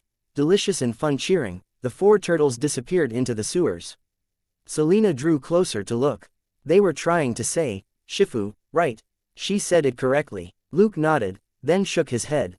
I don't know. They might have learned it wrong, or their master may not know especially much of it. He had told Selena before what Shifu meant. Those in ancient times who imparted knowledge and dispelled confusion were called Shifu. In modern times, this title was used for people who were experts in their chosen craft. But saluting and calling someone Shifu should only happen between an official master and disciple. It was impossible for Batman to take in a disciple, much less 4 mutant turtle disciples. It could only be said that the other party had erred in their learning. However, they said they were born and bred New Yorkers who had been here for 15 years. Making blunders when it came to a foreign culture wasn't unusual. Moreover, they said that they were ninja turtles.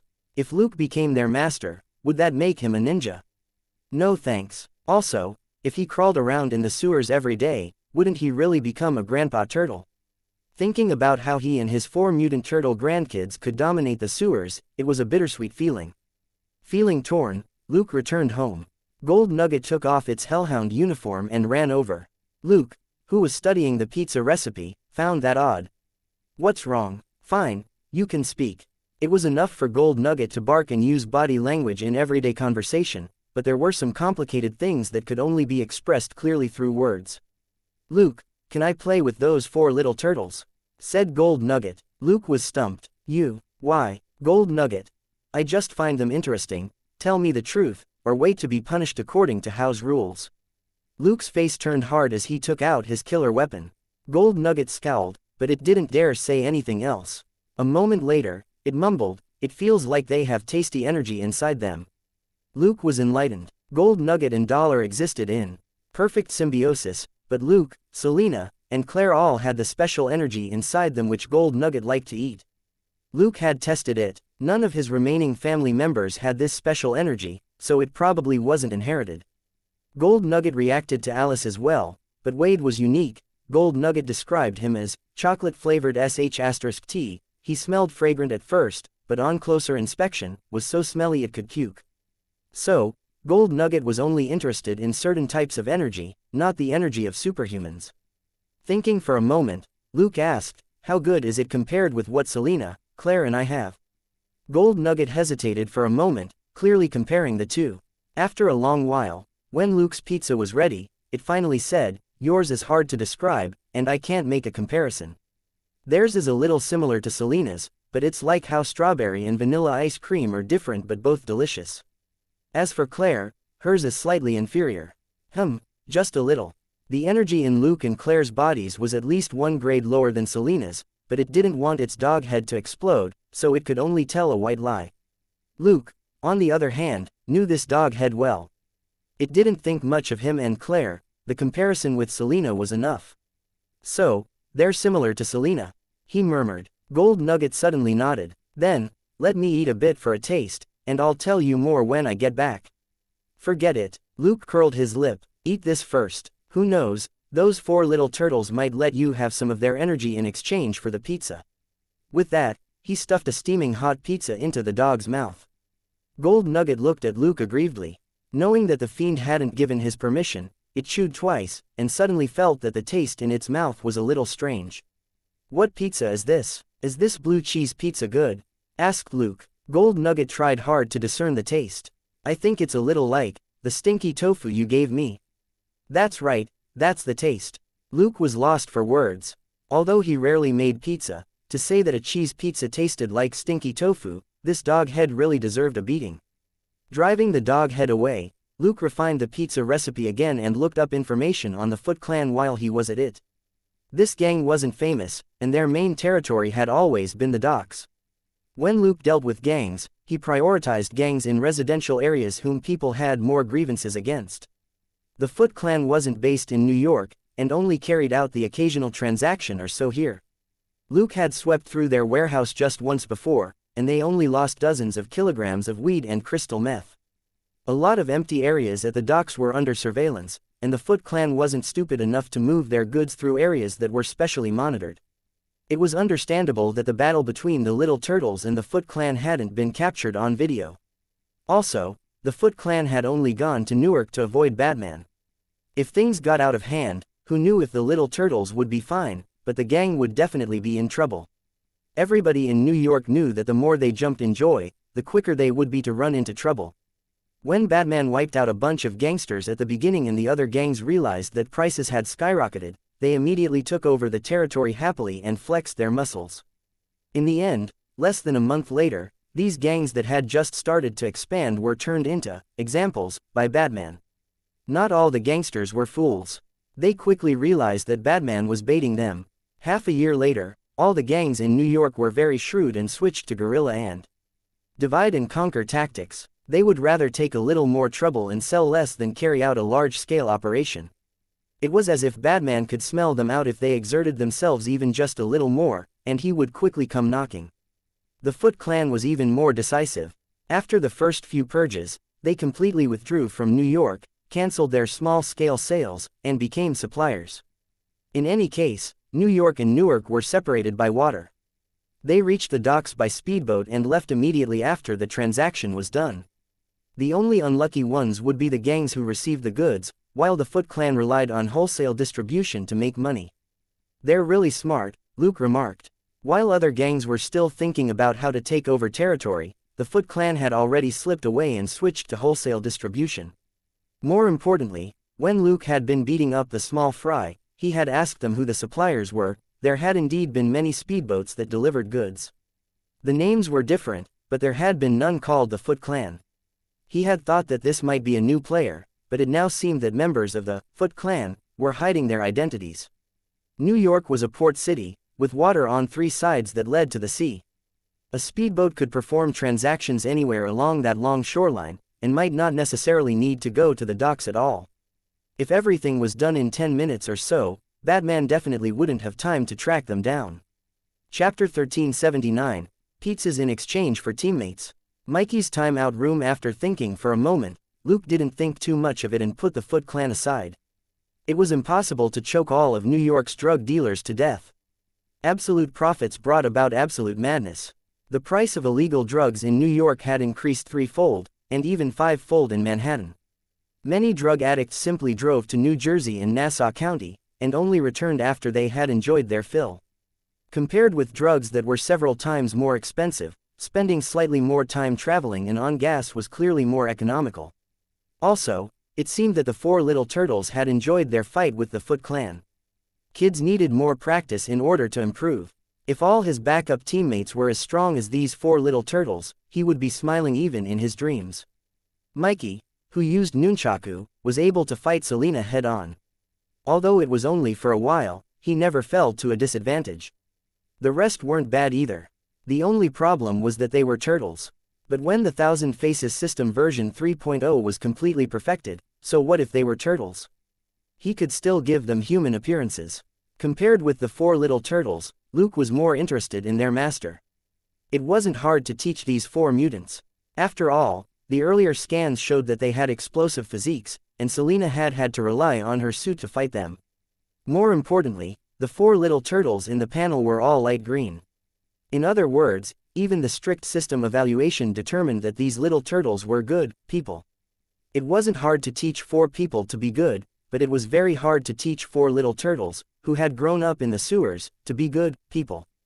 The sewers were a hotbed of crime, and Luke had seen too much recently. To be able to keep the four Little Turtles pure and good in such an environment, this master really wasn't simple. That was right, Luke felt that these four Little Turtles were more worthy of the word human than many people.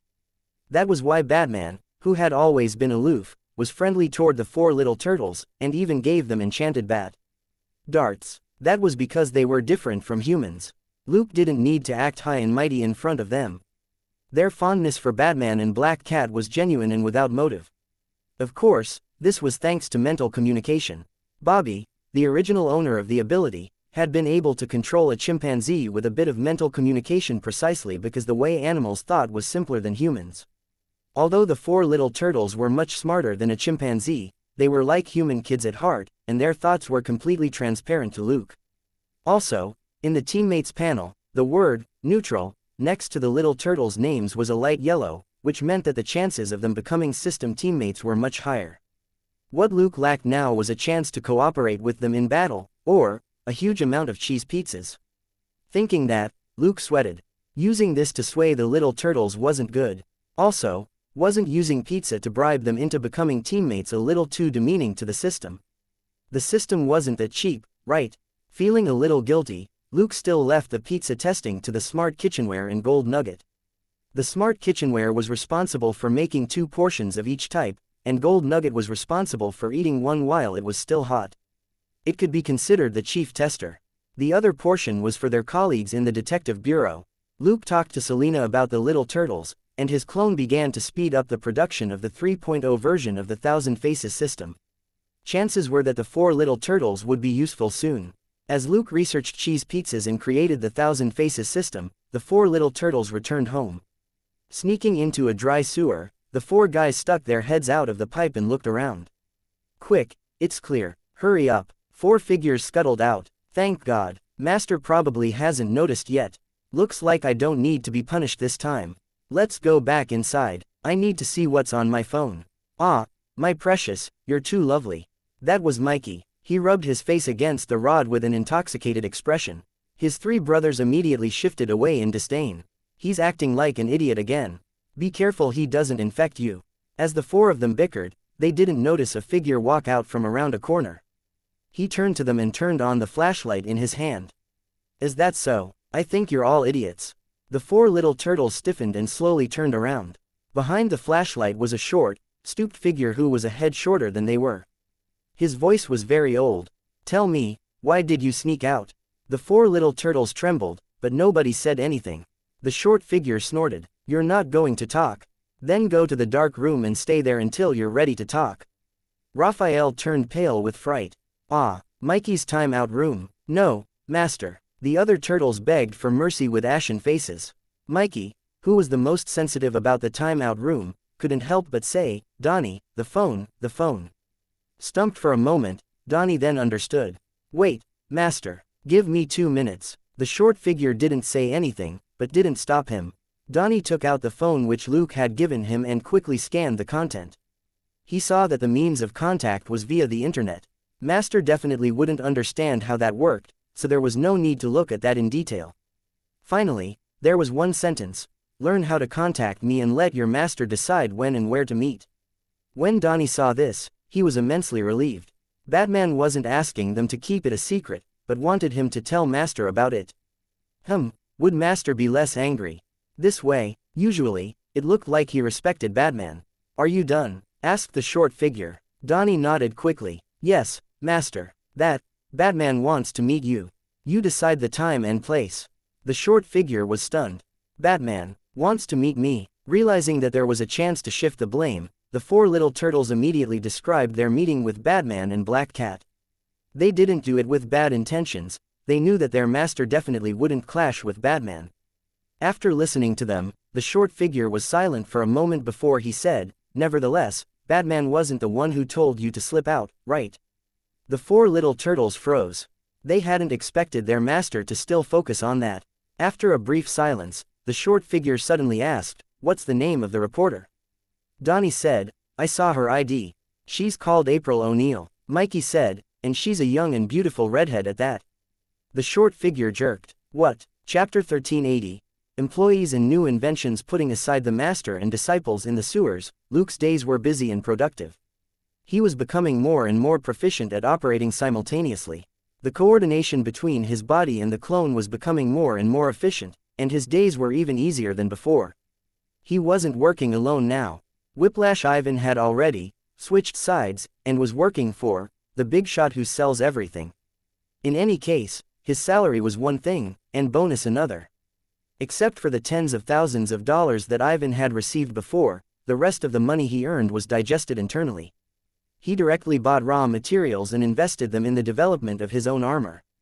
Apart from closely following Ivan's armor research, Luke didn't care about anything else. There was no chance for this guy to make another mistake. If he ignored the lives of civilians for the sake of revenge again, Luke would immediately turn him into experience and credit points. Luke's trust didn't come cheap, and the other party only had one shot. As long as he didn't cross that bottom line, Ivan could do anything he wanted. Of course, this also had to do with Ivan's work attitude. Whether it was an extremely difficult task or ordinary work, he was very serious when it came to completing assignments, even more so than in making his own armor. Later, Luke felt that it was too much of a waste of time, and simply arranged Ivan's work according to priority. Most of the parts that Ivan worked on were low-grade, which were components for the low-grade armor. They didn't need to be very sophisticated. Luke wasn't like a certain tycoon. As long as there wasn't a problem with the main performance, he didn't bother with aesthetics and style at all. Ivan could take on certain things that weren't too complicated but which still couldn't be completed by an AI program. Also, this person was forever obsessed with whips, and the new armor's weapon was still a whip. Luke had no intention of interfering. For him, whatever weapon he could use in passing was the best. He didn't have a fixed weapon because he could use all of them pretty much equally, it was just a matter of choice. Previously, Ivan's whips could cut with plasma and had electromagnetic deflection, which were very interesting. Luke's suit didn't use all of these, but he tried developing similar functions. In the future, even if he couldn't use it as a main weapon, he could use it in backup armor or as an external component. The real surprise for Luke wasn't Ivan, but Ben Bennett, the weird inventor who had been fired by the Department of Defense and couldn't even afford a meal. This guy's inventions really weren't suitable for the Department of Defense, since they were very costly. Of course, the value wasn't in how much it could sell for, but in the research costs. Most of the time, when the Department of Defense researched things, it had to be cost-effective. Given Bent's wasteful nature, the research costs for his things were too high, and there was little room for maneuver when it came to pricing them. No matter how distinctive his inventions were, the Department of Defense didn't like it. But that wasn't a problem for Luke. In any case, he issued a fixed amount every month, and it was up to Bent how he wasted it. If Luke discovered something interesting in Bent's research via the synced backup files, this quota would be temporarily increased. Bent didn't know this at first. He thought that the research lab was like the Department of Defense, and that if he ran out of money, he just needed to submit a report. In the end, in the first 2 months, the guy used up his funds in less than 10 days. He made a waste of the materials he purchased with his quota in the 10 days after that, and then could only sit in the lab and wait for the last 10 days. Unwilling to give up, he sent out a few requests for funding, and finally received a reply, "Your funding this month is 0. Please send another application next month." Just like that, a senior researcher with a monthly salary of $20,000 actually got the super treatment of working 20 days a month and taking 10 days off. For most people, this sort of working environment couldn't be any better. But for a nerd who couldn't extricate himself from technology, especially when the technology was only half complete, it was almost torture. It was like a gamer halfway through collecting the components for top-notch gear, only to be hit with a power outage for 10 days. After 2 consecutive months of suffering, Bent finally woke up in the 3rd month and put together a very simple monthly work plan, which cut his days off down to 3 days because he was still faster at using materials than expected. What he didn't know was that Luke was deliberately keeping his credit limit down for the time being, otherwise Bent was capable of using up all that money. If that happened, this interesting scientist might die of exhaustion, which would be a waste of talent.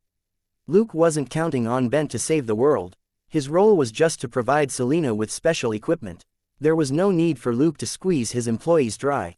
2 months ago, Bent upgraded all the inventions that he had sold to the lab previously, which was one of the reasons why he was using up his funds so quickly. He already had ideas for many things, but didn't have the money to create them. Luke naturally didn't have high hopes for these toys. But starting in the 3rd month, after making up for his previous works, Bent switched to research, and just happened to come up with a wondrous invention a few days ago: a paralysis bomb. It was possible to call it a shock grenade, a stun grenade, or even a soul-flying grenade. It only had one function: instant paralysis and loss of consciousness. Luke tested it with the clone, and it was unbelievably strong. It took the clone about 40 seconds to regain consciousness, and 90 seconds for it to fully recover movement. And that was just the power of one paralysis bomb. For someone like Wade, 10 to 20 of these bombs would be enough to pack him up and ship him off. One of the advantages of this paralysis bomb was that it had almost no side effects. Apart from possible damage caused to the heart or brain the way a bullet might cause damage, there were no other obvious side effects. As for how this effect was achieved, it was too complicated. Luke simply had the AI program at the New Hope Research Center continued to run analyses. But for now, this paralysis bomb was usable. Secondly, the core of the paralysis bomb was a type of cobra venom that could be used on cold weapons after it was processed. Luke handled his weapons well, so it would be impossible to get this venom on himself. This paralytic toxin could only be used to restrain and not to kill a target, and could be adjusted for use on his darts. Luke didn't plan to sell such a lethal weapon. Although it had many uses, it was too suitable for doing bad things. People affected by this paralytic toxin could even have memory loss, as if the period during which they were paralyzed never existed. It was very scary. Because of this invention, Mr. Bent was on Luke's protection list. To prevent Bent from becoming suspicious, however, Luke directed his interests to other projects, and gave him bonuses for them. At the same time, it made Bent forget the key data related to the paralytic toxin. Next year, Mr. Bent's annual salary and fund would be increased, which could be considered the best compensation for this shut-in. Chapter 1381, Big Black and Old Gray, requesting help and pizza. Several days later, it was already the middle of July, but there was no news from the four little turtles. Luke, who was busy, found it odd, and sent an inquiry online. In the end, Donnie replied that they and their master had been busy with another thing recently, and couldn't spare the time to meet him. Luke frowned. It wasn't strange that this master and disciples were busy, but what could it be? At most, it was just fighting the Foot Clan. It wasn't that he looked down on the Foot Clan, but in this world, one of the gangs he was more focused on was Hydra, mainly because it had more heads, cut one off, and two would grow. The High Table was another. It had the advantage of numbers and had many factions. It could keep him in points for 8 to 10 years. Finally, the forces controlled by Kingpin could be considered another. They were very vigilant and could hide. They were very good at restraining themselves, and even after going into hiding for half a year, they didn't collapse. Putting government entities and foreign forces aside, Luke had yet to encounter other gangs. While Luke was mulling over this, Donnie sent another message. "Thank you so much for your phone and safety guidelines. It's only because of those that we discovered those bad guys' trackers in advance, otherwise, our base would have been surrounded." Luke was stunned. The phone he had given Donnie was a smartphone version of a burner phone. It had various functions like anti-surveillance, anti-tracking, electronic detection, and anonymity online. Of course, Luke could lock down a general location with this phone. However, he had basically never done this with the phones he had given to his allies or teammates before. After chatting with Donnie for a while, Donnie told him to wait a bit. A moment later, he received another message. "Big Black, this is my master, Old Gray, talking to you." Big Black was, of course, Luke's online alias, while the little turtles used the color of their eye masks for their codenames. For example, Donnie was Little Purple. Old Gray, the little turtle's master, was very polite. He first greeted Mr. Big Black, and expressed his admiration for Mr. Big Black's valiance and willingness to help others. Luke replied casually, then got straight to the point. "Mr. Old Gray, if you have something to say, just say it. I have a lot of things to do, and I won't decline if I can help." After a brief silence, he finally received a message. "I would like to ask Mr. Black to help me protect an innocent girl." Luke frowned. "Why, enemies? Time limit." The other party was silent for a long while, as if unused to such succinct questions. "The Foot Clan wants to use her as a hostage. To threaten us. We'll definitely beat them in a month. Then, we won't have to trouble Mr. Black." Luke scratched his head and mumbled to himself, "It'll take a month to take care of the Foot Clan." What a joke. Unless the gang members were scattered and they had to spend time searching for them, a single night in a head-on battle was enough. But after thinking about it, he roughly understood the problem that the little turtles and their master had. They couldn't be seen. The four little turtles liked to fight with cold weapons, and were at a disadvantage when it came to firearms. There was no bottom line for gangsters who were pushed into a corner. If they couldn't deal with their opponents with regular firearms, they might use the less frequent large-caliber sniper rifles, stun grenades, and rockets. If things blew up, the little turtles would also be in a lot of trouble. Thinking for a moment, he replied, "Let's talk when we meet. In any case, I can guarantee that I'll properly arrange things for that girl." After hanging up, Selena said excitedly, "I'm going too." Seeing the strange look in Luke's eyes, she coughed and said, "I told them last time that I would be giving them pizza as a gift. I have to keep my word." Luke thought that made sense, but he couldn't help but warn her, "Now that you have Gold Nugget, don't be half-hearted and fall in love with someone else." Gold Nugget's ears perked up. Selena said, "Of course not. I just find the four little turtles interesting. Also, if anyone should be jealous, it would be Dollar. Gold Nugget isn't a pet." Luke was suspicious. "Then, what is Gold Nugget?" Selena hesitated for a moment, then looked at the dog head tentatively. "A confidant." Gold Nugget was speechless. Luke was also stunned. "But Gold Nugget isn't female, right?" "It's not male either," Selena said disdainfully. "Besides, what's wrong with a male confidant? It's not male or female, doesn't that make it even more suitable as a confidant?" One person and one dog looked at each other. Feeling that there was no way to verify this illogical statement, Gold Nugget decisively abandoned the thought of quibbling with the woman. "In any case, I'm not the one who's the confidant." Muttering to himself, Luke tossed the matter to the back of his mind.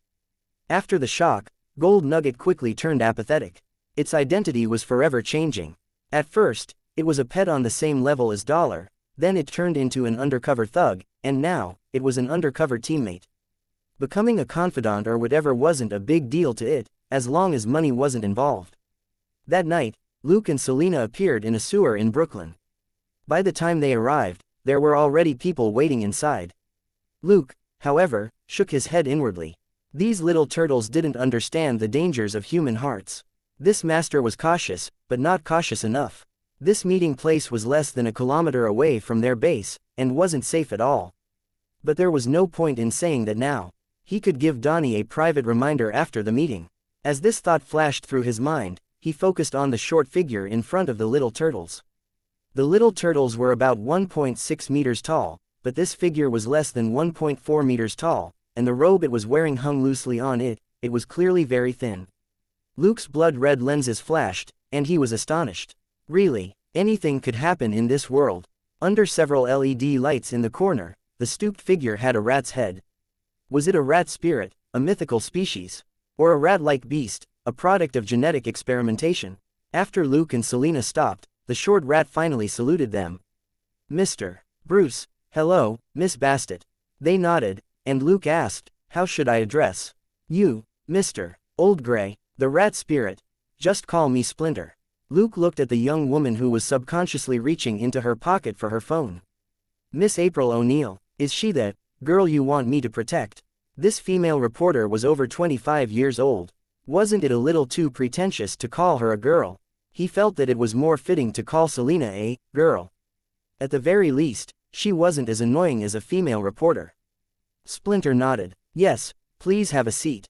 Luke nodded and sat down in an old chair. Thankfully, the chair was made of solid wood. It creaked twice but ultimately didn't collapse. Selena waved at Mikey. "Mikey, come here. Didn't you want cheese pizza last time? I brought you 10 first." The four little turtles' button eyes lit up. Chapter 1382, The Legendary Troublemaker, and the Need to Be Tough. A moment later, at their master's signal, the four shorties crowded around Princess, Black Cat, to try the pizzas. It didn't matter if she was part of the conversation or not. In any case, Luke would definitely record it, and she could watch it at any time. Compared with the little turtles decisively surrendering to the magic of 10 cheese pizzas, the female reporter, April, was very conflicted. As a woman, she really wanted to make nice with Black Cat. As a reporter, however, Batman and Splinter's conversation was undoubtedly more enticing. Old Gray Splinter was the calmest. Although his nose twitched non-stop, as if he was tracking the scent of cheese in the air, his eyes didn't waver as he looked at Luke calmly. While they were having pizza, the conversation officially began. Especially after Luke took out a tranquilizer dart and knocked the female reporter out, all the messy apprehensions disappeared. When Luke threw the dart, Splinter's eyes flickered, and he raised his hand slightly, but didn't stop him. When April fell asleep, he had a strange expression on his face. Luke couldn't tell if it was gladness or helplessness, but he nodded slightly. "That's good." Luke smiled behind his mask. It seemed that even this good-tempered old man couldn't handle the female reporter. Luke got straight to the point. Given Splinter's amiable personality, the conversation ended in less than 20 minutes. That was because the whole thing hadn't been too complicated.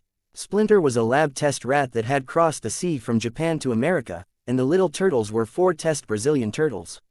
April's father, Drive, Kirby O'Neill, had been in charge of a research program over 10 years ago.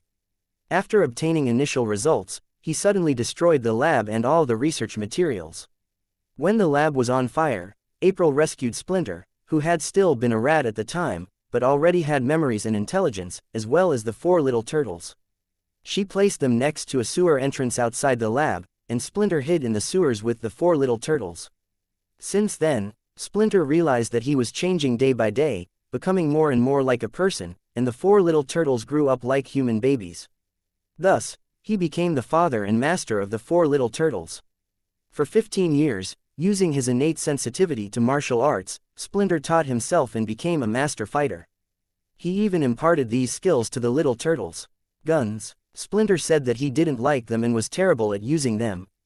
There was also no place to practice shooting in the sewers. On the other hand, there were suitable places to hone one's skills and body. Growing up in the sewers in the dark, the little turtles had beaten up many bad guys who tried to do evil, and had become one of the many horror stories in the sewers. Like how there were clowns or robots in the sewers, and Batman and Black Cat were recent additions. These were the turtles in disguise. Of course, they weren't very good disguises. However, both the people who were beaten and who were rescued had no time to pay attention to that, and so only added to the ghost stories, which made everyone else sneer. Splinter led a tough life in the sewers with the little turtles, but it was a harmonious family.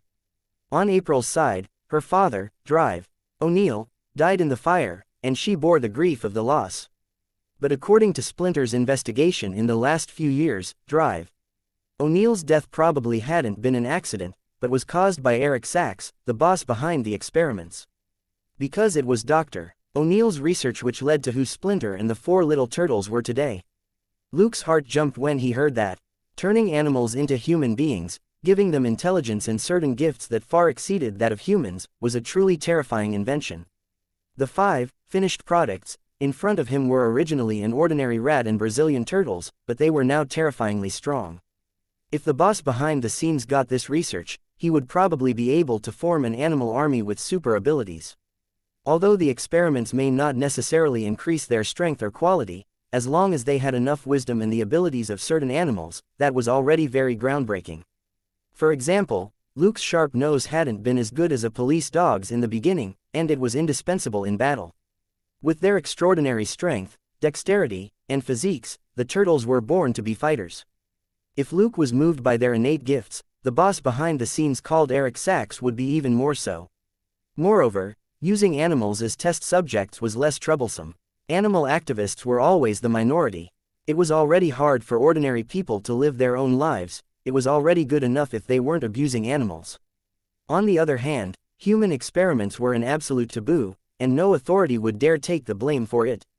Ultimately, if an animal super soldier died, it was only a loss of experimental funding, but if a human super soldier died, compensation and medals had to be given out commensurate to their level. Luke could already imagine what Eric Sachs must have felt like when the lab was burned down. It would definitely be like someone burning tens of billions of dollars of their own money. The furious Eric Sachs thought that everything was ruined, and killed Drive. O'Neill. More than 10 years had passed, and everything should have disappeared. A few days ago, however, April had come into contact with the 4 little turtles, and had accidentally seen Eric Sachs on the news, which evoked some memories of her youth. She searched the videotapes from back then and found that the little turtles had the same names as the 4 test turtles she had raised as pets.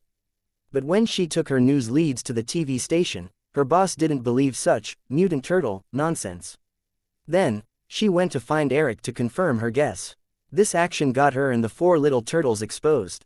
She had been blindly carrying around the name card which Eric gave to her. If it wasn't for the fact that Donnie had been studying the burner phone which Luke had given him and it had detected a tracker in the card, Splinter and the little turtles would have been wiped out. Eric Sachs hadn't given up. He was trying to catch April and the 4 little turtles. Hearing that, Luke calmly glanced at April, who was still sleeping, and decided that he couldn't let the little turtles know too much about him. Wasn't this female reporter the legendary troublemaker? Splinter and the little turtles were tolerant toward her because she had saved their lives before, but he wasn't. An excessive sense of justice and excessive curiosity were forever risks to one's life. It was even more dangerous when someone who wasn't very strong had them. To let the female reporter do as she pleased, her teammate had to be very tough. Thinking that, he couldn't help but look at the little turtles. These four did have hard turtle shells. Luke readily agreed to Splinter's request to protect April until everything was over. But he had already made up his mind. He couldn't let this April wake up the entire time. He would just knock her out and throw her into the dark room at the seaside villa. Ever since Ivan was released, the dark room had been empty. There was food, water, TV, the internet, and even exercise equipment, but no external contact. Chapter 1383. Far less cost-effective, and Tony's peer Luke and Splinter agreed that they would wait until Luke investigated Eric Sachs and the Foot Clan further before deciding on how to carry out the operation. As long as they were prepared and moved quickly, it wouldn't be hard to get rid of Eric Sachs and the gang in 2 or 3 days. Taking the unconscious April with him, Luke said goodbye to Splinter, and then asked Donnie to lead him and Selena out. Only after walking for a while did he remind Donnie to pay attention to the information he received from his exclusive phone, and to pay attention to the safety of their nest. Donnie chuckled. "It's fine. Your phone is pretty useful." Luke rubbed the guy's round head helplessly. It felt pretty smooth. Only then did he say, "Your nest isn't more than a kilometer away. It's about southeast of here, am I right?" Tony was stunned. "How do you know that? Is it the phone's GPS?" Luke said, "That phone doesn't have GPS. I just figured it out based on how you operate. If you have any contact with April in the future, it's best to work on your safety, or she'll be digging graves for herself and all of you that day." Donnie scratched his head. "Why?" "Because you are of huge interest. At the very least, you're the strongest turtles and rat I've ever seen," Luke said. "There are also a lot of people who want to catch me for research. There are a lot of people online and on the streets looking for me. If one day, April says on some program that we're very close, hee." Donnie fell silent. He was currently a teenager and was straightforward in his thinking, but he wasn't stupid. Even Eric wanted to catch April to threaten them, let alone someone who wanted to deal with Batman. Batman was the #1 superhero, and was much more valuable than these little turtles. Just like how April had leaked the existence of the turtles, if she claimed that she was close with Batman, it would really be a big problem. She wasn't Shira or Jennifer. Those two big stars didn't even have private lives. Anybody with real information knew that apart from being saved by Batman once, they actually didn't have much contact. The live broadcast had been a coincidence. Batman had stolen Shira's broadcast and gotten Professor Hayes to issue an earthquake warning. Shira's identity as a possible girlfriend was just a way for her to promote herself. However, it was also because they were closely monitored by the media and had tight personal security, so it was hard for anyone to openly kidnap them to threaten Batman. The risk of kidnapping a random woman like April was almost zero, and many people were willing to try. After giving the technological geek, Donnie, a heads up, Luke relaxed a little. While using equipment might not seem safe enough, it depended on who was applying it. As long as Donnie assembled the components beforehand, with his skills and Luke's paranoia, it would be impossible for anyone else to break through his defense measures. Putting April into space too, Luke still felt a little regretful. Without this female reporter, it wouldn't be a problem for him to use the Thousand Faces system on the little turtles. But with this blabbermouth around, and the fact she was the savior of the little turtles' master, it would be very hard to keep them a secret. It seemed that he could only make low-grade armor for them in the future, and couldn't use too much advanced technology. Fortunately, the 4 little turtles had explosive physiques, and could still unleash combat ability with old-fashioned armor. Donnie also liked to develop and modify armor. It wasn't a bad idea to give him the basic technology and parts to create the armor himself. That way, if something leaked, it wouldn't affect Luke. It wasn't that Luke was petty, but that he had more teammates on his side. He couldn't risk the safety of so many teammates for one April whom he didn't know. Thinking that, Luke went home and began to search for information on Eric Sachs and the Foot Clan. The clone had thrown April into the dark room after she was thrown into space too, and didn't bother to give her something to wake her up. The little turtles could have been great teammates, but because of this woman, they couldn't be used. It was a pity to throw this idea away, but it was impossible to avoid this time bomb. He was too lazy to waste time on her. It was almost impossible to change a person's nature.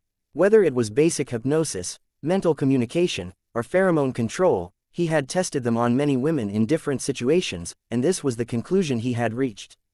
There was no such thing as a once-and-for-all effect, unless it wasn't important to the woman in the first place. As a woman who dug up secrets and had a strong sense of justice, unless Luke gave her a mental suggestion every now and then, her reckless nature would quickly flare up again. The two most troublesome opponents Luke currently had, Black Sky and Angel Dust, had to be suppressed almost every 2 to 3 days. For Alice and her daughter, it was once a week. With the superpowered trio, he had to do it for Stacy twice a month, and once a month for each twin. These were either combat forces that could be deployed at any time or teammates that could be groomed over a long period of time. In comparison, spending more time worrying about April wasn't cost-effective. Out of sight, out of mind. After isolating this problem for the time being, Luke and Selena had Little Snail search for information on Eric Sachs. Luke's clone was investigating the Foot Clan with Alfred. In order to prevent another identity being implicated in the event that one ran into bad luck, the various AI programs had different responsibilities and separate databases. Little Snail was the most obedient housekeeper. It was basically only responsible for the house in Clinton, police matters, and regular public information. Alfred was responsible for data on superhumans which gangs, White Glove and Batman came into contact with. Victoria V and Polaris Big Dipper Armor were responsible for gathering intelligence on superhumans. Because of V, Victoria had a lot more information on the high table. Polaris had the worst of it, and basically covered all superhumans and secret organizations. A while later, Selena was astonished. It seems we underestimated this Mr. Eric Sachs. He's a billionaire and the CEO of a high-tech company. Looking at the information on the screen, Luke scratched his head. Sure enough, anyone who can play with biotech in the early 1990s isn't poor. CEO Eric Sachs wasn't some loner. He was in the same business as Tony Stark. His main research focus was on biotechnology, robotics, and artificial intelligence. Looking at this, CEO Eric and Tony's main projects actually overlapped a fair bit. The difference was that Tony was ranked first in armor research while he lagged behind in biotech. The company had over $2 billion in assets, and always had abundant research funding. Luke couldn't help but curl his lip. This must be dirty money from the Foot Clan, right? Look at this, there are a few mysterious major shareholders in the company who have more than 40% of the shares, even more than Eric, the CEO, and they constantly pump money in. Selena did a search as well, and soon nodded. Some accounts suggest that these mysterious shareholders are related to hotels, casinos, and nightclubs. There's no need to even think about it. The Foot Clan is probably distributing goods in these places, and using them to launder money before investing in Sachs's company. Chapter 1384, CEO, Deputy Commissioner, and Donation. Looking at the intelligence, Luke clicked his tongue in wonder. He's relying on gang business to make money and prop up his high-tech company. This CEO Sachs and the leader of the Foot Clan are quite talented. Selena said, "Are you kidding me?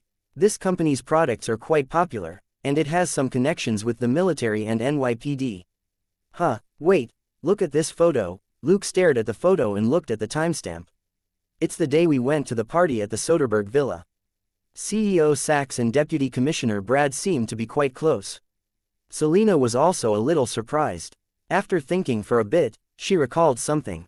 This photo was uploaded 10 minutes before we arrived at the villa. We didn't see them after that, did we? Little Snail checked the travel records and videos of the two police officers. A few seconds later, it answered, "No. Shall I track their whereabouts that night?" Luke nodded. "Find out what they were doing." Little Snail. There are only 2 photos of them meeting. However, Eric and Brad left the villa in their respective cars at the same time 37 minutes later. 37 minutes. Selena thought for a moment. Then, where was Chief Nelson? Little Snail. 10 minutes before that, he left the hall with that waitress and headed for Villa B. At a normal walking speed, Chief Nelson would have reached the crime scene by then. Selena turned to look at Luke. "What do you think?" Luke pondered for a moment before he said, "Nelson was tested at the hospital. There was indeed a hallucinogen in his system, it's quite popular among young people." Selena tapped a few times on the tablet in her hand. This hallucinogen is a chemical product. As long as you can manufacture it, the profits for it are much higher than for weed or meth crystals. A fair bit of the goods delivered via the speedboats consisted of this. Luke narrowed his eyes. Little snail, check if there are any other connections between Sachs and Braid, such as them attending similar events. Little snail, yes, sir. With that, it considerately created a screen on the side to add relevant information at any time. With soft and gentle dings, messages popped up one after another. They had been at the same gatherings before, though there was photo evidence for only some of them. However, there were a few photos of the two of them chatting in private situations. In less than 5 minutes, Little Snail had already listed more than a dozen relevant incidents. Selena clicked her tongue. It seems that Deputy Commissioner Brad and CEO Sachs really are gay. Luke rolled his eyes. Just say that it's a collusion between money and power. Don't slander gay people. That's a personal choice and not against the law. Selena ignored him. That night, could it be that Brad asked Sachs to help frame Chief Nelson? Luke nodded. There's no evidence, but like Dustin said, they have motive and the ability. It would be strange if it wasn't him. However, Brad is doing this for the position of commissioner, so why is CEO Sachs doing this? Is the position of NYPD commissioner very important to him? As he pondered that, he said, Little Snail, has Brad done anything big recently? Prioritize things related to Sachs Industries. Little Snail, Sachs donated a lot to NYPD through Deputy Commissioner Brad in recent months, in the form of street surveillance and alarm systems which have been installed in Queens and Brooklyn to increase security on the main streets. Selena was stumped. How good of CEO Sachs to contribute to law and order in New York. Luke said, mark the surveillance cameras on a map. Let me have a look. Soon, a large number of red dots appeared on a virtual map of New York. It was basically the same as what Little Snail had said. They were distributed along the streets and at main traffic points. There was nothing strange about it. Luke was too lazy to move. His clone, who was on the edge of Queens, went out to check some of the cameras, but still didn't find anything unusual. Thinking for a moment, he called Elizabeth. This student was responsible for gathering intelligence at HQ, and the surveillance cameras were one of the things she was responsible for. While he started out by asking if she had taken off from work and was resting, Elizabeth said, Luke, you calling me so late can only be about work. Tell me, what do you want to know? Selena burst out laughing. Of course, she knew what Elizabeth was thinking. As someone with the best constitution, she remembered a lot more secrets from their girls' drinking sessions compared with Elizabeth and Elsa when they were drunk. In his previous life, Luke had been a man with no money or power. In this life, he was rich, powerful, and even more handsome. There was no fear of him not having a girlfriend. He immediately asked about the donated surveillance cameras. It's true. Also, a lot of people have been transferred to my department because of these surveillance cameras. Elizabeth didn't even need to check the information she had on hand. I also heard from Elsa that some of them were brought in by Brad. After all, he was the contact for the donation from Sachs Industries. Because of this donation, he and the big boss of the internet department have become a lot closer recently. Luke and Selena looked at each other and realized what was going on. As one of the few students whom Luke had acknowledged, Elizabeth had obtained a lot of learning materials and programming practice from him after joining the internet department. As an insider, she knew more about the internet than her boss. Are these people eating for free? He asked. That's right, they set up another system outside the original online information gathering system. Elizabeth chuckled. On the surface, these people claim that it's because the hardware and programs aren't compatible. They've completely fooled the big shots who don't know anything about technology. In fact, not only is this new system separate from the original system, it can also use all the resources of the original system at any time. Luke couldn't help but laugh. Doesn't the big boss of the internet department know that this is equivalent to his daughter getting a godfather? Elizabeth said, he's not in charge of the detailed work, and he's been close to Brad recently. I haven't said anything. Who else would be dumb enough to? Luke thought it made sense. Brad's men had taken over half of the internet department. Could it be that the department boss had no idea? Moreover, those who knew technology didn't have enough influence, and those who did have enough influence didn't know technology, so it was normal that nobody said anything. After getting this information, Luke thanked Elizabeth and told her to keep her head down, before he hung up. Selena had already checked the situation in NYPD's database. There's nothing unusual. Although it's a separate surveillance system, what's the point? It's indeed meaningless to NYPD. Luke looked at the data for a moment before he nodded. However, that CEO Sachs doesn't seem like someone who feels strongly about charity. This system definitely has some other use for him. Chapter 1385.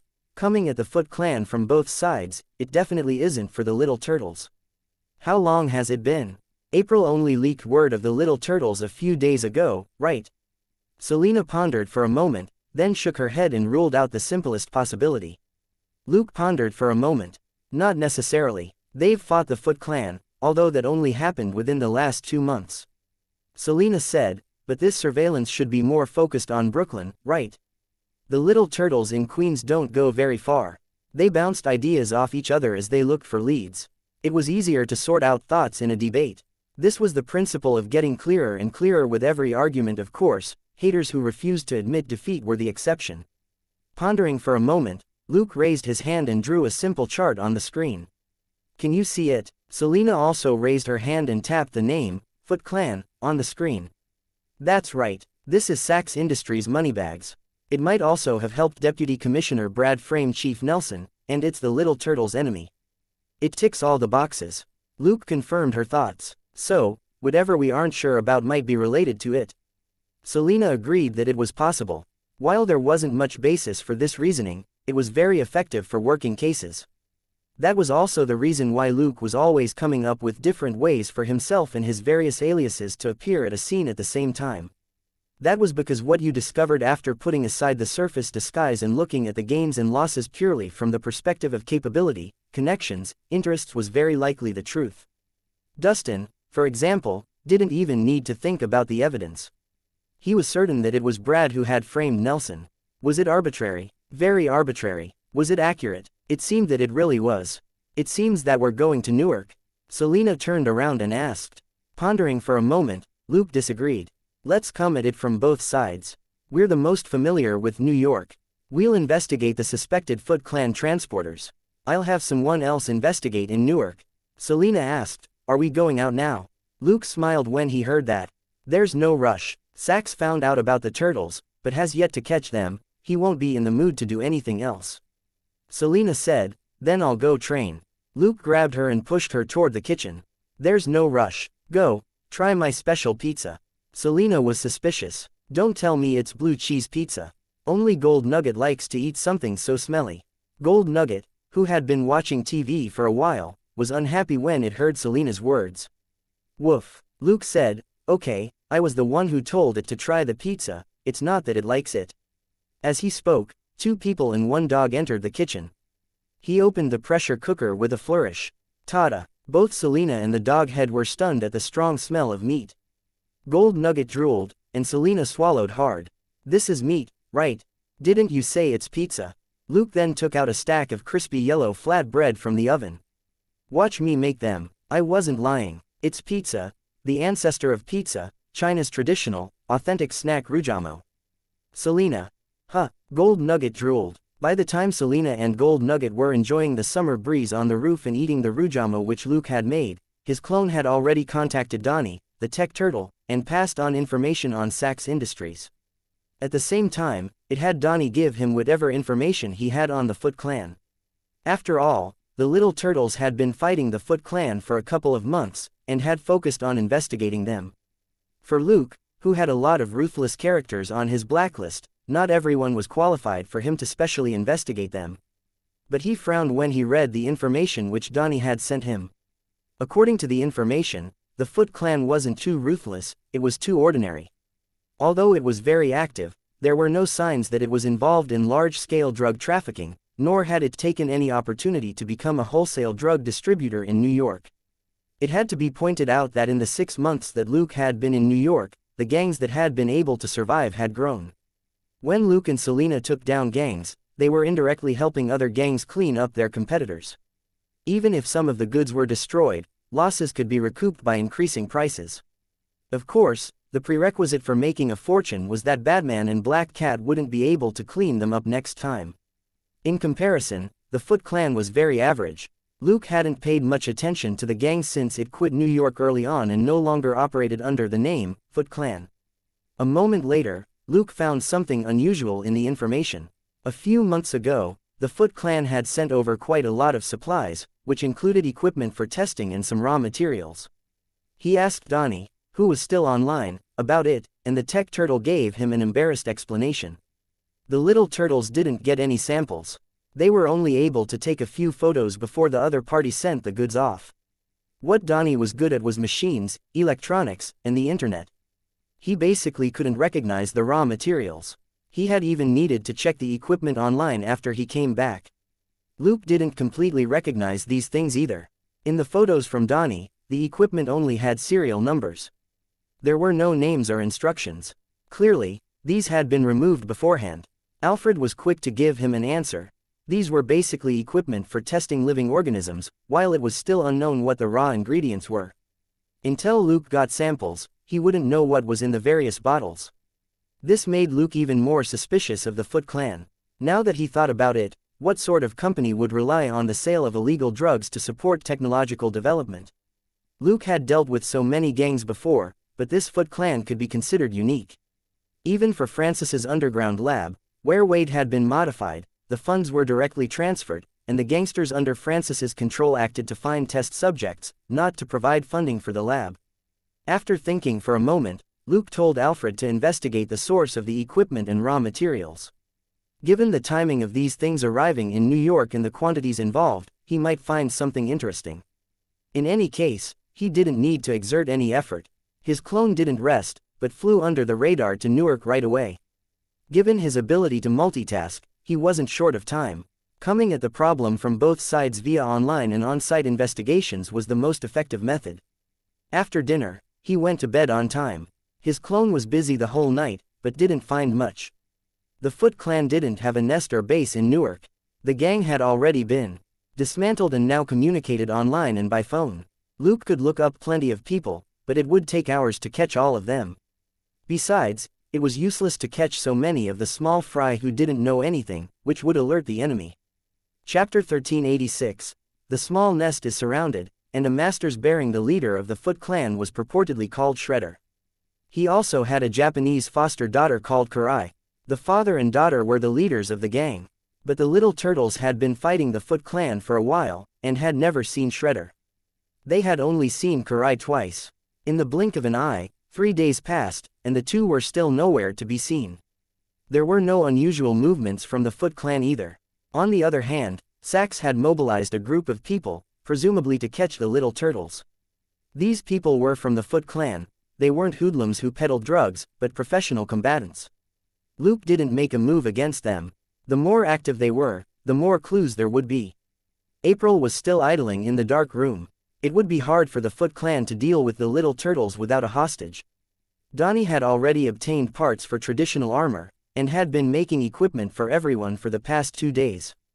The biggest advantage of traditional armor was that it was simple. Most of the parts just needed to be assembled together and it already offered strong protection. The armor could also be fitted with some supporting functions for use. For Donnie, who had just started tinkering with armor, there was no greater test product. At night was when the tech turtle had fun. After training during the day, he had a lot of new toys to play with at night. A defense system had already been set up around the nest to guard their safety. Donnie loved the new armor parts and was constantly modifying them. Mikey crouched on the ground and took a sniff of a pizza box with a nostalgic expression. "Sister Bastet's pizza is really delicious," Raphael said impatiently. "You said that you would leave me a slice of blue cheese pizza, but you finished it in one go and left just the box for me to smell. Now, you're even taking the box away, you pig." Unbothered, Mikey put down the box. "Do you think if I suck up to Sister Bastet, she'll bring us more cheese pizzas?" Leo sneered. "You only know how to eat.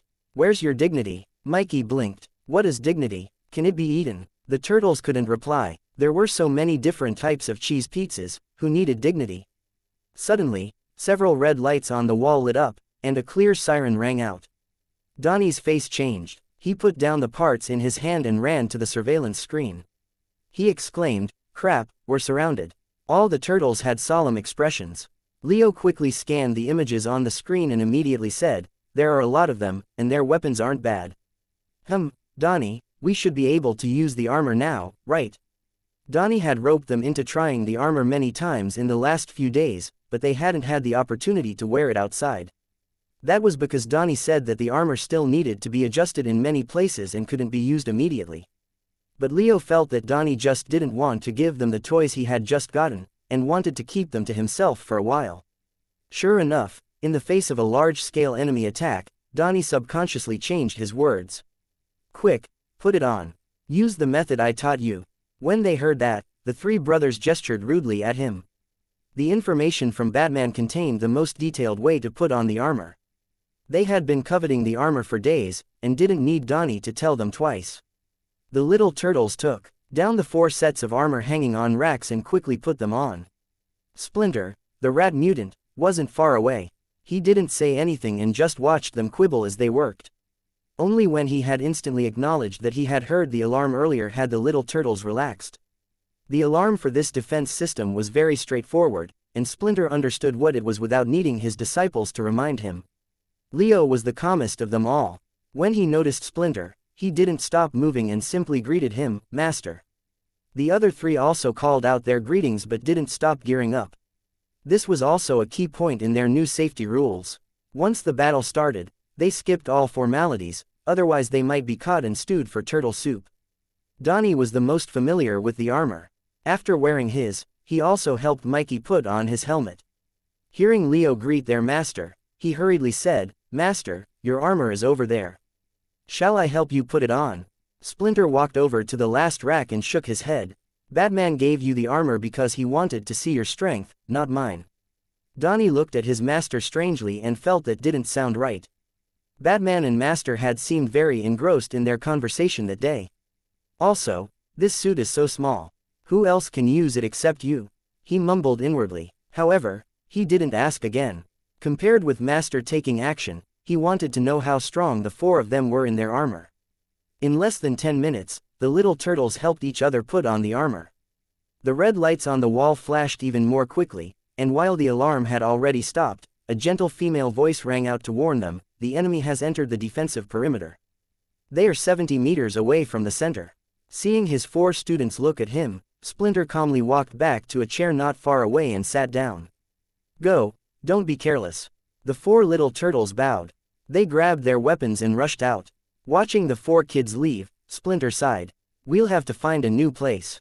Although April hadn't directly exposed this place last time, it had been enough to give the other party a rough approximation of their location. This time, Sax and the Foot Clan had come prepared, and had quickly found the right direction. They couldn't stay here any longer. A series of loud bangs rang out in the sewers, mixed in with the little turtles' taunts and laughter. Clearly, they were comfortable in their new armor. Splinter was amused. "Forget it. With them, home is wherever we go." Suddenly, his expression changed as he looked at a passage. There was rustling as a large group of people barged in. They didn't stop. They could even crawl and run on all 4s on the sewer walls, and their gazes immediately fell on Splinter, who was alone. With a calm expression, Splinter slowly stood up. "You," boom. They swarmed toward him with strange-sounding howls. Splinter's sharp face darkened. "**CKER. His thin and stooped figure darted between 4 or 5 people in the air, and he kicked 2 of them away. Landing on one wall, he grabbed a katana from the knife rack, and the rat's bearing instantly changed. Poochie, Poochie. The light of a silver blade flashed, and 2 arms were cut off. Do. The sheath hit 2 other shadows, knocking them off balance and causing them to fall to the ground. Splinter's expression turned ugly. "What kind of monsters are these?" Chapter 1387. Not good. Master has been taken. At the same time, more people surged toward Splinter, and countless arms stretched out to grab him and his weapon. Out of the corner of his eye, the 2 people whose arms had been cut off and the 2 whose heads had caved in from the sheath lunged forward as well. Their movements weren't slow at all, as if they had never been injured. These monsters weren't wearing any clothes. Their sinewy muscles bulged, and they were skinny. Their eyes were bloodshot, and their hands and feet had claws with which they could easily latch on and run along the sewer walls. Splinter darted around and found opportunities to attack the dense crowd of skinny monsters. The sound of flesh being cut and bones being broken rang out, but the rat's face turned uglier and uglier. Just now, he had finally slashed a monster in the neck. Because of the other monsters, he wasn't able to go all out, and only cut halfway through the neck. In the end, the monster kept running after him with a dangling head, as if it were nothing more than an insignificant ball. The strange thing was that only a few drops of blood spurted out of the monster's broken neck. Splinter sensed that something was wrong. The katana and sheath flew as he slashed at these weird skinny monsters. Looking at the information in front of him, Luke wondered if he should play a little rough this time and directly catch Eric Sachs and Kurai. The consequences might be that Shredder, who was nothing more than a name at the moment, might escape, or the mastermind might be alerted. In TV dramas, if one villain boss died, two took their place. They were so stupid that it was cute. But things weren't that simple in real life. The big shots behind the scenes wanted to stay behind the scenes because they didn't want to be dragged into trouble, especially the sort of trouble where they couldn't afford to take the blame. When something went wrong, these bosses behind the scenes definitely wouldn't say, "Who would dare provoke me?" Instead, they would say, "Who has the ability to provoke me?" Being able to run into a batch once in a while who could give Luke experience points was pretty good. Only those directly in charge would go all out, otherwise, if the outcome was bad, their value would drop, and there was no way they would be able to shift the blame. Most of the time, the people behind the scenes would draw a clear line after they confirmed the situation, and would let the exposed parts deal with things themselves. While the loss would pain them, funding a project that couldn't see the light of day was no different from squandering the money anyway. Unless it was a last resort, they wouldn't jump out to take the blame. It was just like how Luke had wrecked several research organizations related to superhumans. Did whoever was backing them in the Department of Defense and the military jump out? Not a single person did.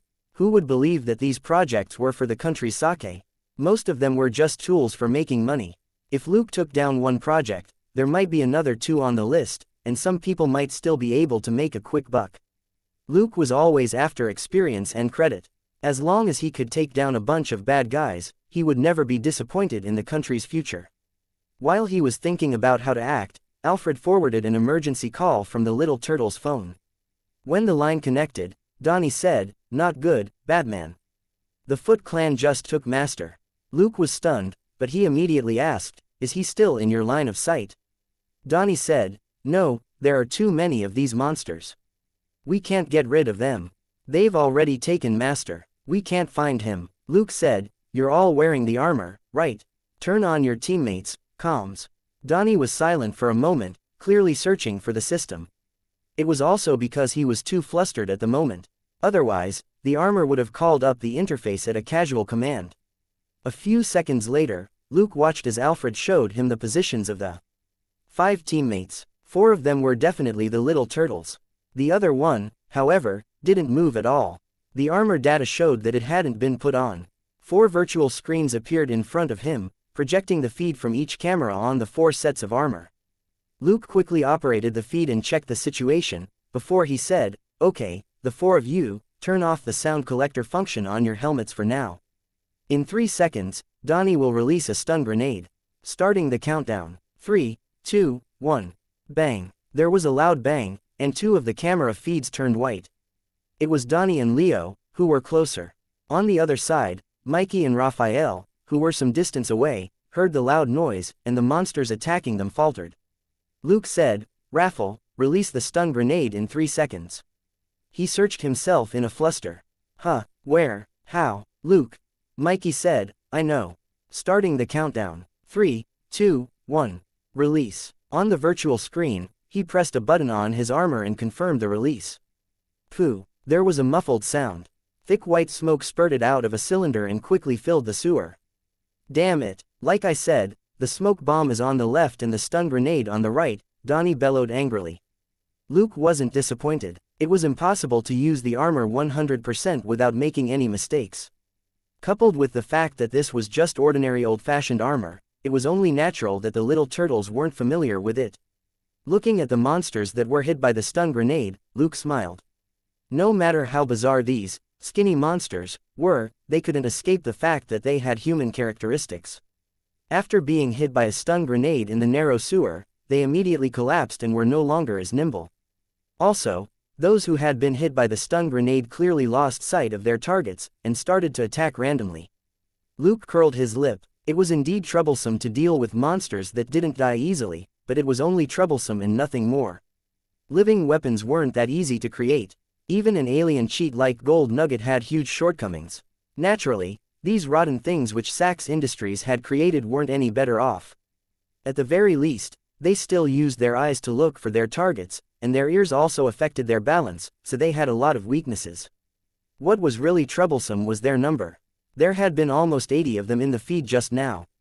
They were indeed weak compared with the little turtles in armor, but how many people in the world had armor? Luke instructed the 4 little turtles to take advantage of the stun grenade and smoke bomb, and evacuate quickly. Their master had been caught. Fighting these cannon fodder was meaningless. His clone put on the Batman suit and hurried over. 10 minutes later, Luke walked into a wide sewer. The 4 little turtles immediately looked over. They were happy to see Batman, and then looked embarrassed and aggrieved. Chapter 1388. The Master's Way. The little turtles were disappointed. They had only gotten the armor a few days ago and thought that they could fight the Foot Clan. In the end, the first time they put on the armor to fight, their master was taken away. It was like a blow to the head. Luke casually knocked the 4 kids on the head. "All right, your master was taken away because you didn't have enough control over the environment." Considering how strict a certain rat was, he hesitated for a moment, and finally didn't say anything important. On his way here, he had asked about how Splinter had been taken, and was very sure that this was a mishap that was mainly the rat's fault. Why were the 4 little turtles fine? Because they had put on their armor right away. The tranquilizers and tasers which the combat soldiers had brought with them were basically useless on the turtles. Although Splinter was the first person to be attacked by the monsters, he was actually stronger than the 4 little turtles. However, this rat actually acted like a teacher and didn't choose to immediately put on the armor with his students. In the end, he was attacked by the monsters and outnumbered. The combat soldiers didn't have to worry about accidentally injuring the monsters. Dozens of tranquilizers were fired, and Splinter was hit several times in a row. He lost a lot of strength and could no longer dodge. He was quickly captured alive. To be honest, Luke couldn't say anything. Batman made sure to come up with a complete suit of armor first before he went out to brush up on his image. To uphold his image as a mighty father, for the little turtles, Splinter stubbornly let them put on their armor first, and then, nothing. The 5 sets of armor provided by Luke were old-fashioned, but their performance had been improved with general technological upgrades. The armor's battery capacity and energy transmission were much more efficient compared with the first-generation Batman suit. The little turtles put them on and fought for 10 minutes without any problems. If Splinter had put on the armor, he would have had at least half an hour's worth of the armor's power to use, and could have completely crushed those skinny monsters. This rat was an expert at blade and body techniques, and had an extremely precise grasp of physique and strength. If he had put on the armor, he would have been able to completely turn dozens of those lean monsters into skewers. Now, looking at the 4 aggrieved little turtles, Luke somehow wanted to laugh. He rapped their round heads again. As encouragement, he operated the virtual screen and projected a map of New York in front of him. Remember your master's teaching. Never be arrogant in victory, never despair in defeat. As Luke spoke, he raised his hand and pointed at a moving red dot on the map.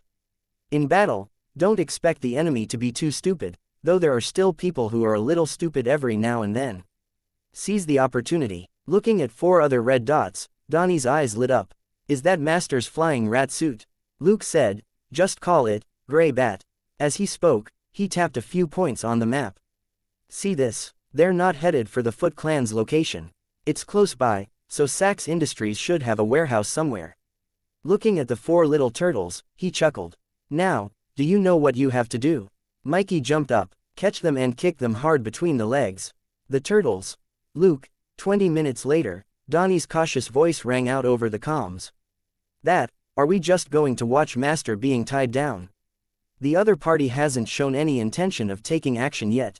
Also, since they've chosen to capture your master alive, they definitely have a goal of some kind." Luke took the opportunity to teach the little turtles. While ensuring your master's safety, do your best to find the opponent's weakness. He paused for a moment. If you can kill the boss on the other side, don't hesitate. Even if he's the CEO of a high-tech company, don't let him go. At that moment, two cars drove in, and Eric Sachs got out of the second car. A Japanese woman got out of the car in the front.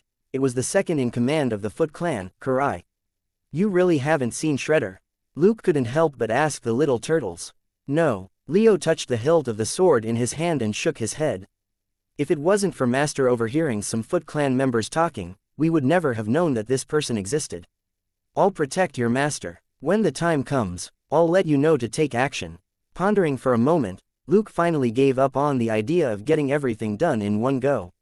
He had never seen this Shredder, who knew when he would appear. None of the people present looked like they could be a big shot like Shredder. 100 birds in the forest weren't as good as one in the hand. At the very least, Sax and Karai were here, so it wasn't a wasted trip. By the time Luke snuck over, Splinter and Sax had already started speaking. Strictly speaking, these two were old acquaintances. When Splinter was still a rat, it was Sax who had brought him here from Japan. In the end, when they went their separate ways, Splinter had already gained intelligence and remembered a lot of things. The man and rat revealed a lot of secret information. For example, only Splinter and the little turtles had the mutagen which had been developed at the very beginning. As long as Sax had something concrete, he could try to recreate it. The possibility of doing so actually wasn't high, but it was already better than nothing. Unfortunately, this boss wasn't as stupid as in the movies. He didn't say anything else. For example, when Splinter probed him about those skinny monsters, the boss just smiled and didn't answer. He simply waved his hand to indicate that the researchers could start drawing blood from the rat. With a smile on his face, he didn't forget to explain to Splinter, "Don't worry, I won't drain you dry.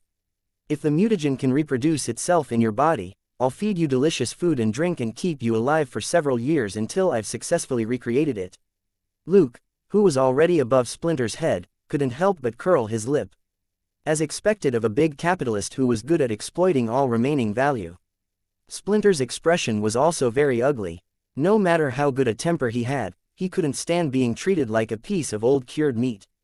At that moment, Splinter felt a little regretful. If he had put on the armor earlier, he would at least have been able to retreat calmly, and wouldn't have fallen into this guy's hands again to become a test subject. As he was thinking that, he heard a tiny but clear voice. "Don't be rash, your disciples are here, they're going to save you." Splinter's expression changed, but nobody around him cared. After all, he was a rat. No matter how much he mimicked a person, he was still different from a human, and it was hard to make out his micro-expressions. Not far away, CEO Sax was instructing the researchers to pay attention to various things and not to let anything happen to the mutagen. Chapter 1389. Kids are easy to trick, and the abnormal Shredder. Suddenly, there was a long beeping sound, which went from slow and low to urgent and high-pitched. The researchers and combat soldiers present didn't pay much attention to it. Sax thought that it was the sound of equipment being activated. The four little turtles, however, were raring to go. Luke's voice rang out in their ears. "Ready to activate electromagnetic interference. Total duration, 180 seconds. We'll try to finish cleaning up during this time, copy." The little turtles, copy that. Although they weren't used to the virtual screen which appeared in front of each of them, the profile info for both sides and the distribution of combat targets provided were very useful functions. They all knew their respective roles and what they needed to get done. The 70 to 80 criminals who were scattered around looked like pizzas on the virtual screen, ready to be cut apart. At the height of the beeping, the criminals on the scene finally felt that something wasn't right. Why did the machine sound like a countdown? The sound suddenly stopped, and several stun grenades exploded in the middle. The scene instantly turned into chaos. Caught off guard, the researchers were blinded, and some of the criminals covered their eyes and screamed. Some of the criminals, on the other hand, were already retching, dizzy and nauseated from the stun grenades. Before the stun grenades exploded, Splinter had already followed instructions and closed his eyes to avoid the flash. The loud noise made him uncomfortable, but the stun grenades were a little further away from his position, and the effect faded a few seconds later. At that moment, Splinter realized that he had flown out of the encirclement and landed on a steel beam above the warehouse. With 2 clicks, the metal shackles on his hands and feet were released. Splinter nodded at Luke and thanked him. "Thank you for your help."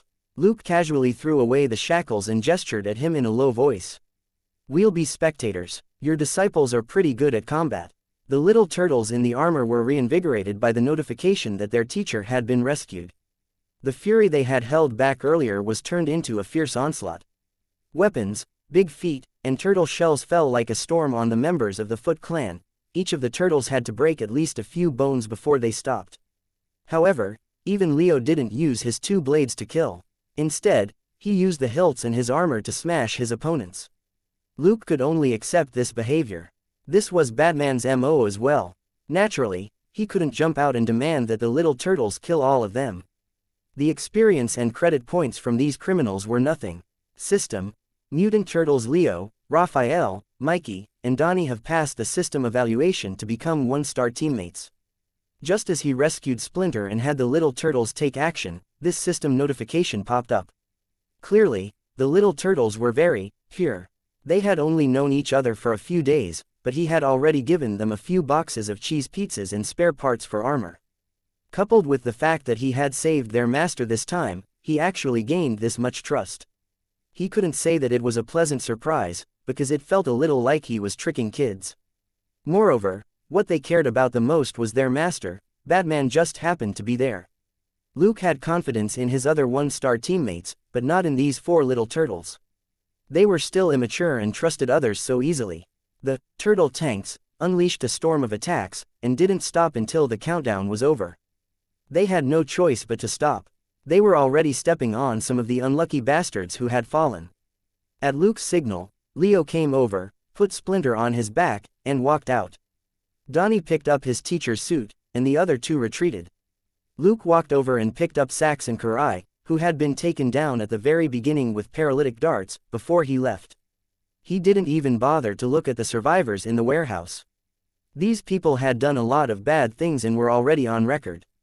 It would be best if the Ghost Butcher could make them disappear when he had the time. By the time he came out of the warehouse, the little turtles had already left with their master. After being in New York for half a year, Luke had prepared dozens of safe houses. He would give each of them one. Many safe houses had underground passageways to make going in and out easy, as well as basements where they could hide. Putting Sax and Karai away in space too, Luke quickly returned to the seaside villa and began to interrogate the 2 bosses. It only took half an hour for them to confess everything, but the information wasn't very useful. Karai was mainly responsible for the daily operations of the Foot Clan, and was also in charge of helping Sax out, but didn't know much. Unexpectedly, however, Karai said that she had known Sax since years ago in Japan, and that Shredder had even groomed Sax when he was younger. It seemed that in this criminal organization, which was a collaboration between a gang and a business corporation, Shredder was the real boss, Sax was the second in command, and Karai was third at most. Luke's complexion was dark after he interrogated Sax.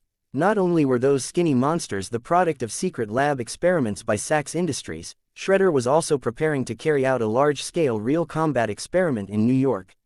When Luke heard this, he felt that Sax and Shredder were genuinely deranged.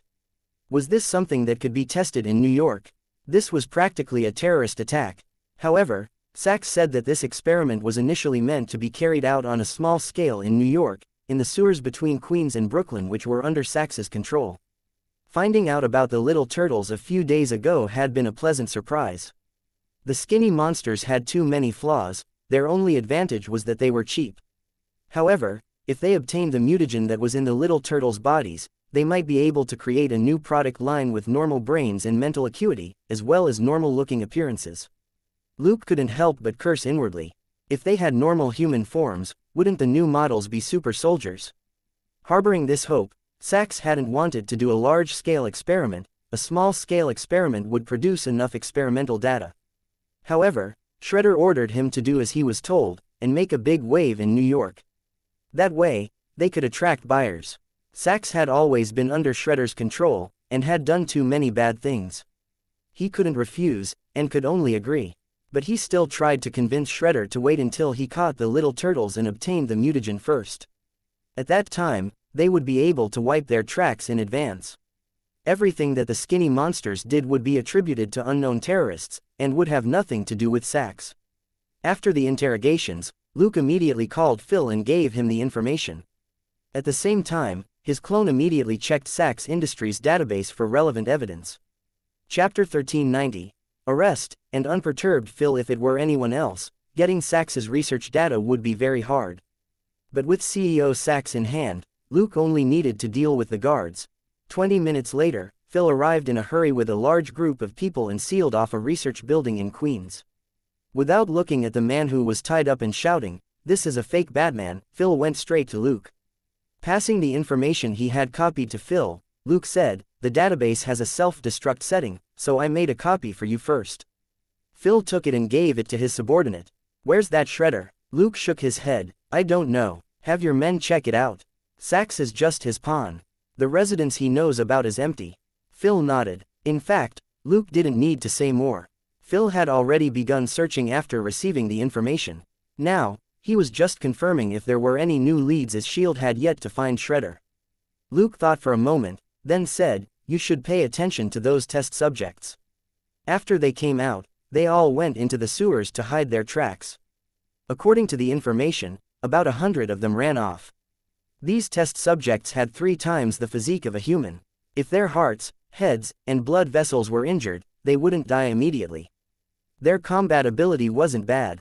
Microchips were used to control them, but they couldn't be controlled over long distances. Also, they would only obey 3 people: Sachs, Karai, and Shredder. That was why Luke wasn't too worried. Worse came to worse, he could just make Sachs or Karai order the test subjects to stop. Suddenly, Luke's expression changed and he said, "Tell your men to be careful. Those test subjects are coming out of the sewers under this building." As soon as he said that, the S.H.I.E.L.D. agents who were locking down the place issued a warning. "Sir, suspected test subjects are coming out of the bathroom in the southwest corner of the building. There are a lot of them." "No, there's a huge number of them. Retreat." Luke glanced at Phil. "Don't tell me you want to catch them alive." Phil smiled calmly and didn't panic. He summoned 2 of his subordinates to drag Sachs away. "As long as this one's alive, you can kill those test subjects." Luke was stunned. He had planned to use the Sachs to deal with these test subjects. But on second thought, he dismissed the idea. It didn't seem like it would take much more effort to directly take care of these test subjects than to use Sachs to issue an order. "Tell your men to be careful. Ordinary firearms won't do much damage to them, they won't die even if their heads are gone." The slight smile on Phil's face didn't change as he touched his earpiece. "The targets may be immortal to some extent. Follow the plan." Almost all the agents around him put their pistols and rifles away and took out short and thick shotguns. Scanning them with his lenses, Luke nodded. "It seems you've updated your equipment too." Phil shrugged helplessly. "There are more and more monsters who aren't afraid of death. We can't use ordinary guns, right?" Luke asked, "Aren't you going to make some high-energy weapons?" After a brief silence, Phil ventured in a low voice, "Then why don't you provide us a batch of arc reactors?" Luke turned away decisively and pretended not to hear him. What a joke. The arc reactor was the core technology for his and Tony's suits. With this thing, the Hydra that was in S.H.I.E.L.D. would be able to make a bunch of subpar Iron Man suits. As long as it could fly and stand up against most ordinary weapons, it was practically invincible. At most, they would avoid Iron Man and Batman. The 2 of them had no time to scour the world looking for all of them. As Luke and Phil chatted, a group of lean and muscular test subjects rushed out. Thankfully, Luke had taken down the security guards before he came, and Phil and the others had taken them away as potential witnesses. Otherwise, these crazy test subjects would probably kill all the security guards. This wasn't speculation on Luke's part. He saw one of the security guards they had missed bitten to death. The test subjects even stopped and continued to gnaw on the security guard. Frowning, Luke grabbed Phil and retreated to the entrance of the building that was easiest to defend. "Something's wrong with them. Tell your men to be careful and not to engage." Phil immediately repeated Luke's words. At the same time, he crossed his arms and activated his mechanical gloves. Without this defensive weapon, Phil wouldn't be so calm. Luke sighed and gave him a pair of grayish-black gloves. "Put these on." Stumped, Phil did as he was told. The gloves looked unremarkable, but they were very loose. As soon as he put them on, he felt his arms itch. He lowered his head, only to see the grayish-black gloves stretch from his hands up to his upper arms, as if they were alive. "This," Phil was shocked. Luke said, "It can only cover your upper half at most, and you can choose whether to activate the facial protection or not." With a thought, Phil's face was also covered in black. It extended downward with a slightly itchy sensation, then stopped when it reached his waist. He blinked. "What's this?" Luke said. "They're triple defense nano gloves, but they're mainly for protection against poisonous gas for now. You should cover your face for this fight. These test subjects look different from before. It's like they have rabies." Phil suppressed his shock and quickly put on his mechanical gloves. He immediately instructed his subordinates to take up a defensive position. Even without Luke saying anything, Phil could also tell that something wasn't right. Those test subjects weren't 3 times as strong as ordinary people, but almost 5 times as strong. At the same time, they were moving frenziedly and were completely out of control. If these things were living weapons, they had to have been made by people who hated humans. That was because apart from destroying all the creatures in front of them, the test subjects had no other thoughts. It was a good thing that after the chaos with the undead last time, the SHIELD agents were now equipped with things like restraining nets and stun guns. With a series of dull thumps, black net after black net flew out to wrap around the test subjects charging at the agents. They howled and struggled, but couldn't break free. Actually, even if the strength of these test subjects was doubled, they were more likely to just cut themselves into pieces in the metal nets. After all, strength was different from durability. The most outstanding thing about humans was their intelligence and how they used tools. In an age of science, extraordinary physical qualities alone weren't enough. Only those with brains could become super soldiers, those without were easy to take down with net guns. That was also why Sachs wanted the mutagen, to produce test subjects with normal mental faculties. Chapter 1391. Good service attitude and reappearance of the test subjects. The test subjects charging at them looked intimidating, but SHIELD's guns weren't ordinary either. The net was made of a special alloy, and 5 bullets could be fired consecutively shotgun style. Phil had brought more than 20 agents with him this time. With over 100 net bombs, the test subjects were turned into dumplings. Luke and Phil observed the scene for a few minutes. Everything was over before they could do anything. Seeing that, Luke shook his head. He had underestimated SHIELD. Their best technology still wasn't as good as Tony's, but they could still easily make some practical tools. Then, the agents went forward and tasered each test subject for a minute until they were nothing more than soft pulp. SHIELD's subsequent backup also arrived. The special prisoner van was full of individual metal cages, and the test subjects were stuffed inside. From beginning to end, the agents didn't give the test subjects any chance to counterattack. After that, Luke said goodbye to Phil and disappeared into the night. Half an hour later, his clone was sitting in Williamsburg Diner, eating the cranberry cupcakes that Max had made as he pondered SHIELD. Today, SHIELD had dispatched almost 50 people. From the way these people addressed each other, they were made up of a few cooperative squads, and all of them addressed Phil as boss. Phil had been promoted recently, but according to information he had revealed before, SHIELD didn't have enough manpower. As a veteran agent, Phil usually only had 10 men under him. Most of the time, the extra manpower would be borrowed temporarily from the local branch for the duration of an assignment. So, the New York branch might have expanded. Was it to deal with Batman, Big Dipper, or V? They all seemed possible. On the surface, it was to deal with the frequent incidents in New York. There were in fact a lot of Hydra members in SHIELD. There was no way Luke would believe it if they said that they were here for peace. It made sense for them to expand their influence by taking advantage of the chaos. After spending decades recovering and planting the seeds, Hydra was ready to create a new world order. Only by fishing in muddy waters would they seize more power and be able to launch more schemes. Luke wasn't too worried about that. If the sky collapsed, there would be someone to hold it up. The problem for Hydra at this stage wasn't superheroes like Batman, but the similarly paranoid director of SHIELD and the Avengers he had been secretly putting together. Tony had complained before about a certain ugly person wanting him to do all the work, but only giving him the title of consultant. There was no way he would join some Avengers or whatever. It was just light-hearted grumbling since the tycoon trusted Batman, and also because the Avengers was nothing more than an idea. As for the Avengers, only Black Widow and Hawkeye were confirmed participants. These two were originally the subordinates of the director.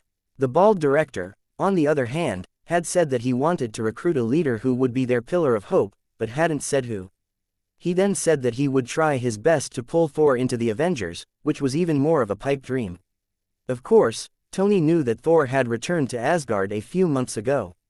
The Bifrost which Thor's group had taken back had only been a few hundred meters away from Stark Tower. However, Tony's intent in passing this information along to Batman wasn't so simple. With his mental communication, Luke roughly understood what the Tycoon was trying to get at.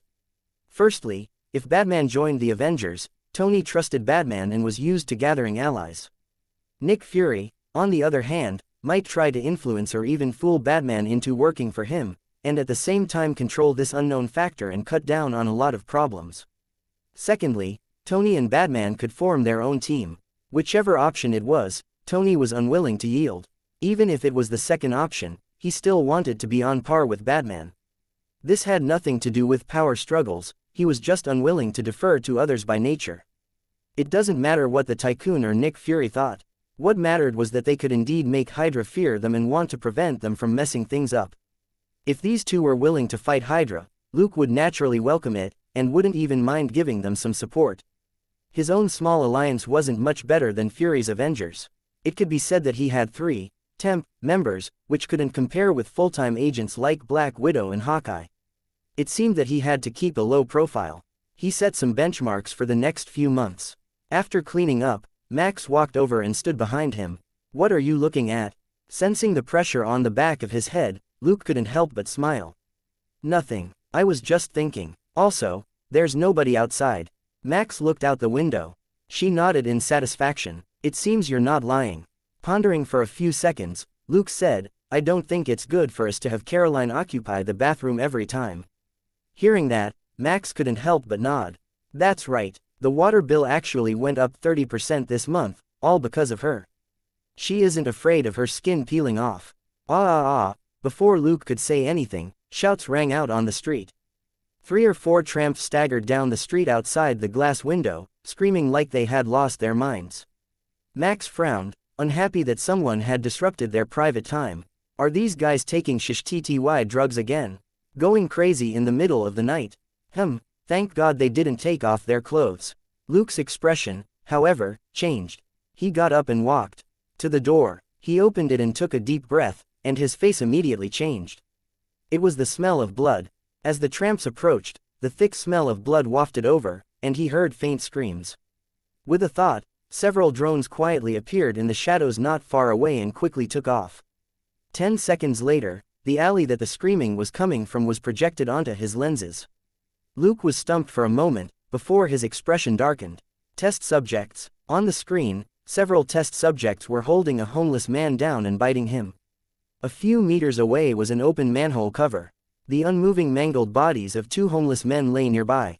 It was clear that the test subjects had come out of the sewers and attacked the homeless who camped on the corner. The few tramps who had run over were survivors. Without any hesitation, Luke grabbed Max and walked over to his car. He opened the door and pushed her inside. Max was surprised. "Wow, wait, I'm not off the clock yet." Chapter 1392. 2 women, 3 men, and a horror story. Luke didn't know whether to laugh or cry. "Stay in the car. It's dangerous." He then turned around and entered the diner. Max subconsciously tried to open the door, but couldn't. She could only slap on the car window and shout, "Hey, is this some sort of prison play? I didn't expect you to be this kind of person." 30 seconds later, she turned her head speechlessly and looked at Caroline in the passenger seat. "Fine, it seems that he really isn't that sort of person."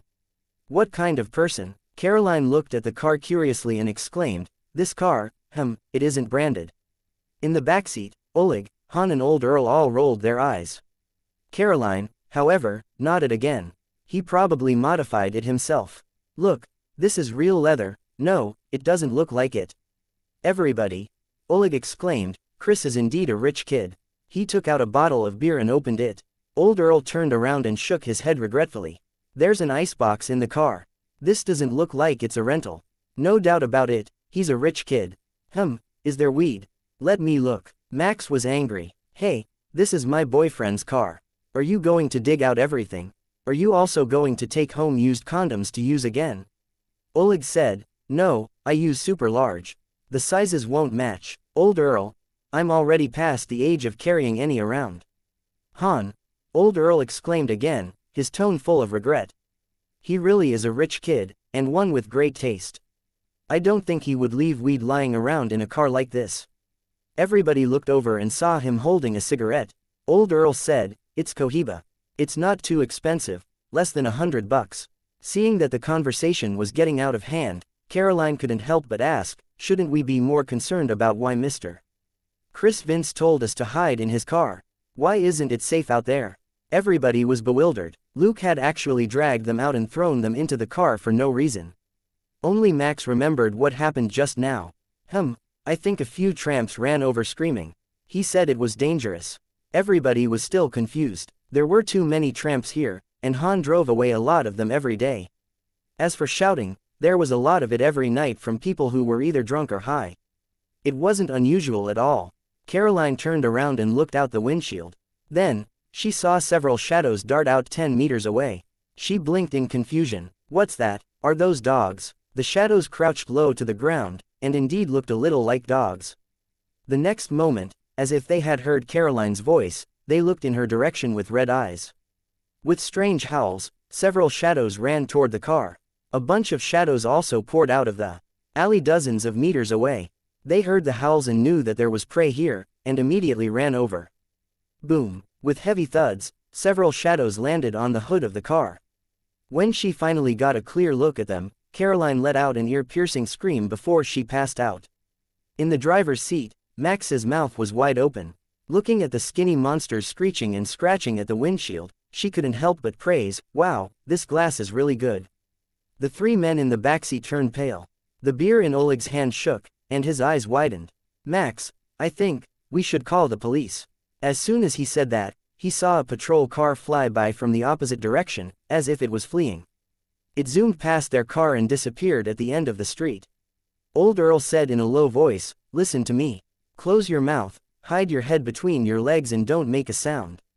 That's how I've survived several times. The idiots who wanted to look for the police all died."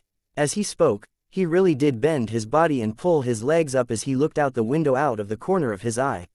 He then trembled and said in a low voice, full of despair, "But I'm probably going to meet God with you this time. What a shame. I just met that hot white woman yesterday." Han copied his pose and tilted his head. "Is this really useful?" Old Earl said, "Well, you will at least die a quick death and won't piss your pants."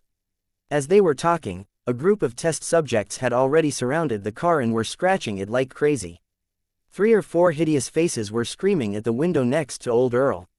Their hands and mouths were stained with blood from the tramps whom they had just torn apart, and the car windows were bloody. It was exactly like a horror movie. In the passenger seat, Caroline woke up. When she opened her eyes, she saw the blood on the window and the fierce faces.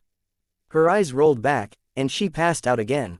Taking a sniff, Max turned around and glared at her.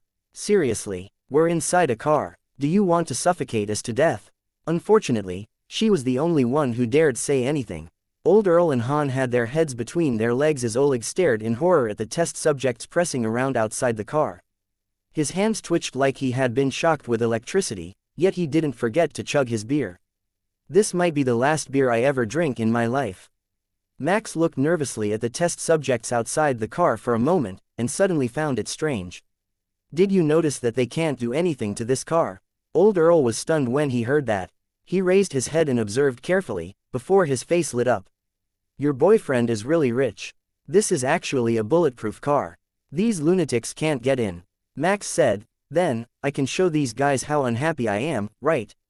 As she spoke, she leaned in close to the window and made a face at the test subjects outside the glass. She even raised her middle finger at them. The faces at the glass suddenly froze and stopped moving. Stunned for a moment, Max then said excitedly, "Wow, that worked. It seems they can understand my gestures too." With that, she gave them the middle finger again. Several faces pressed to the car window slid down. Then, a black and white skull mask appeared at the car window.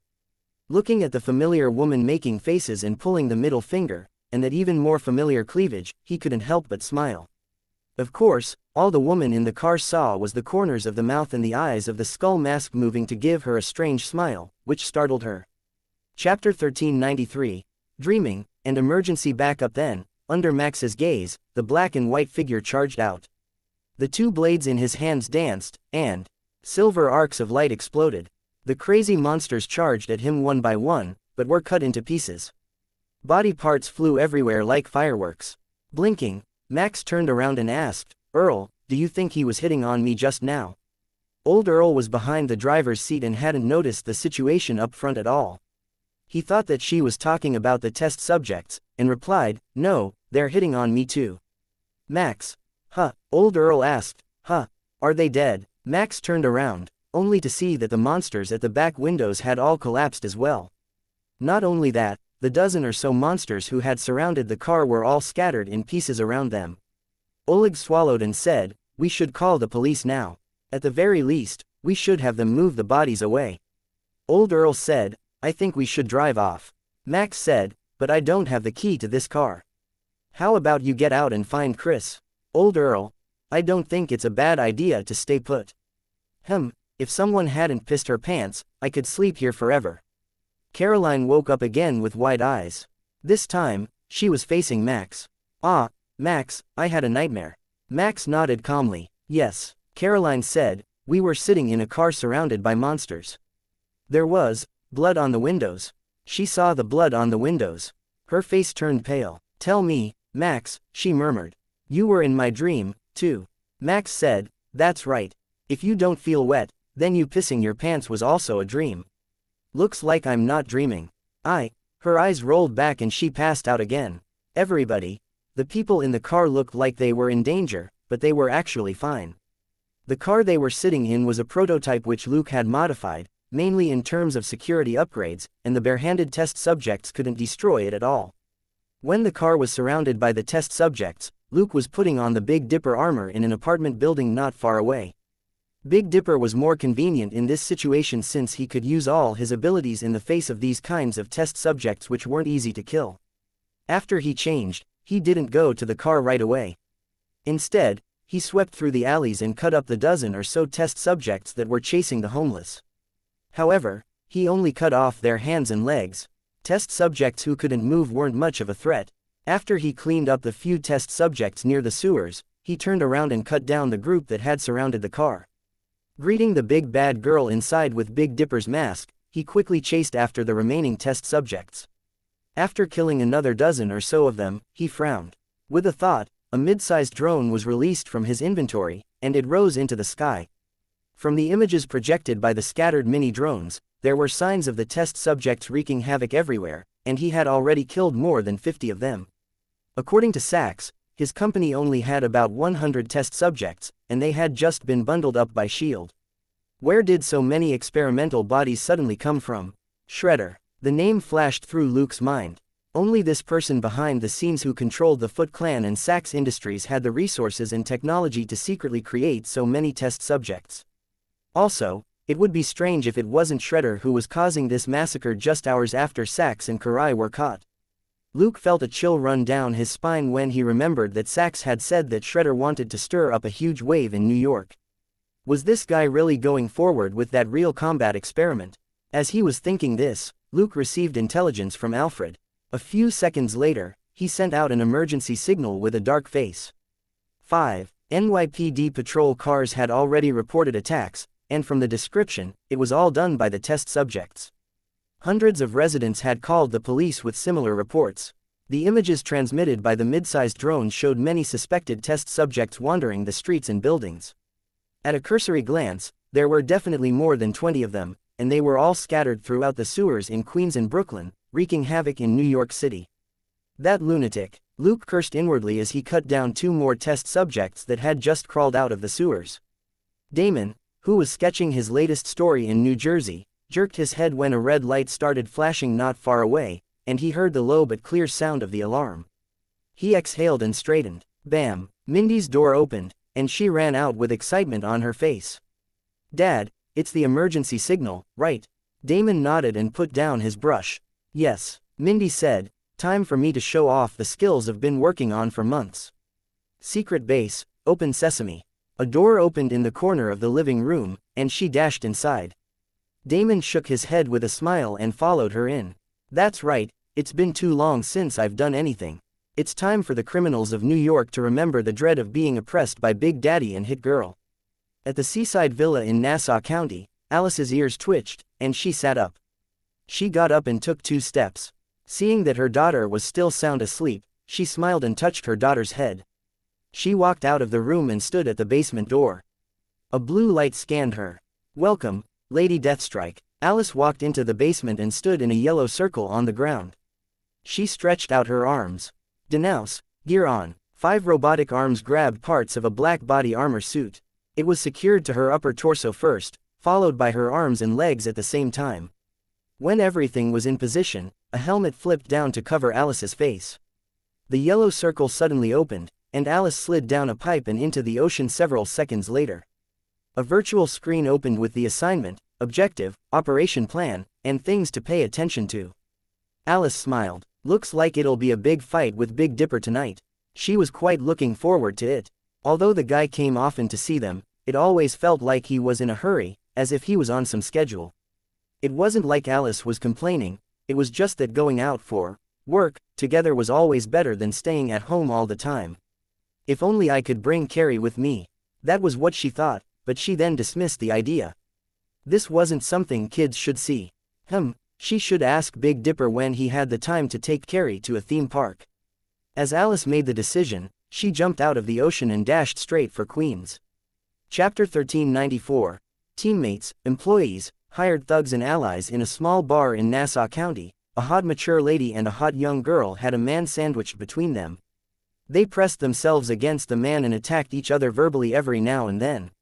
Another girl, who looked to be in her teens, seemed to want to join them, but was immediately glared at by the 2 women, who looked like hens protecting their food. The man's expression was the same as ever, as if he didn't notice what was happening around him, and the battle between the 2 women had nothing to do with him. Suddenly, the watch on his wrist flashed.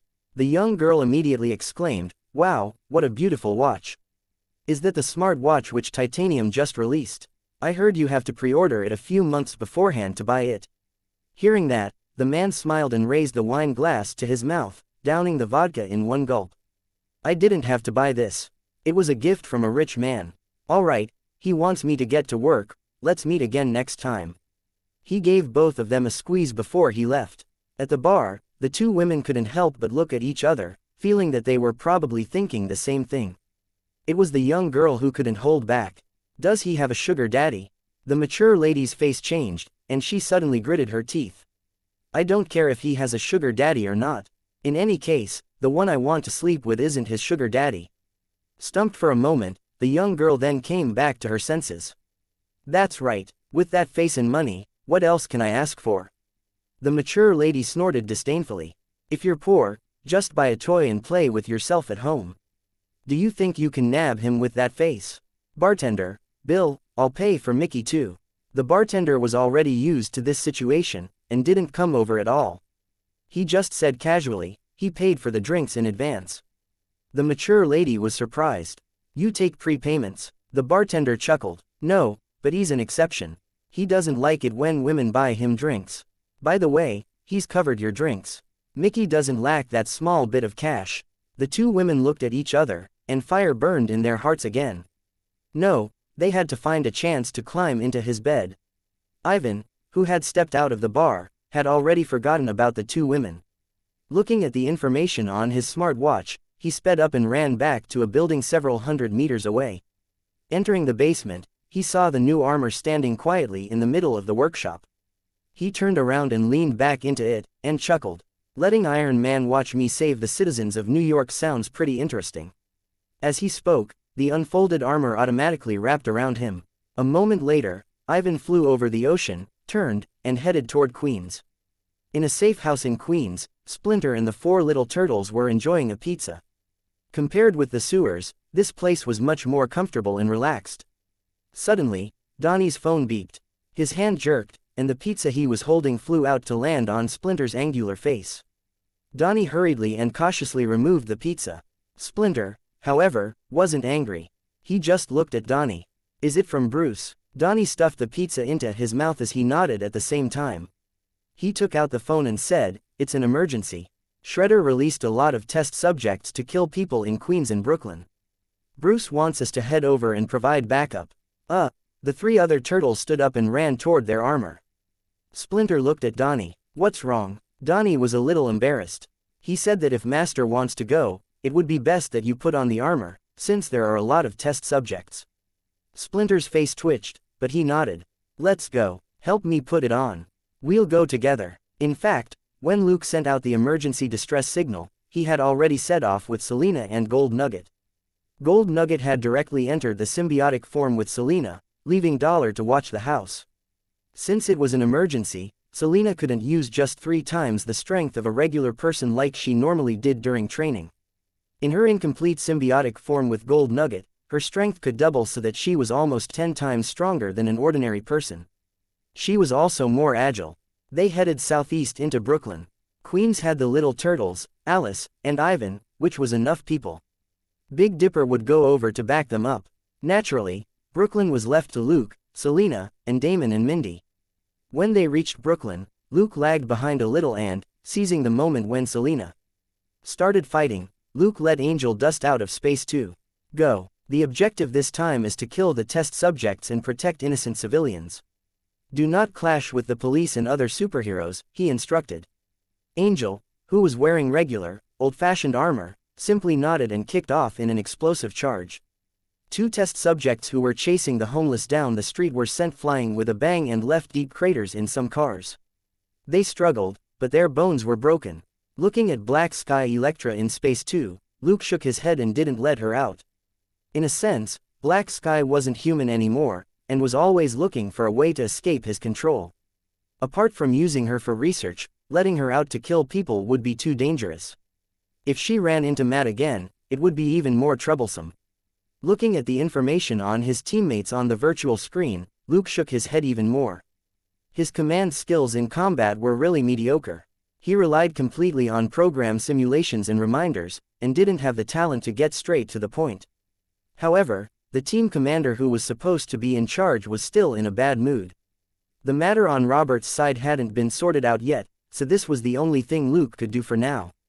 Putting away his wandering thoughts, he flew down and grabbed a fire escape before swinging around to break the glass and kick a test subject that had just barged into an apartment to bite the residents.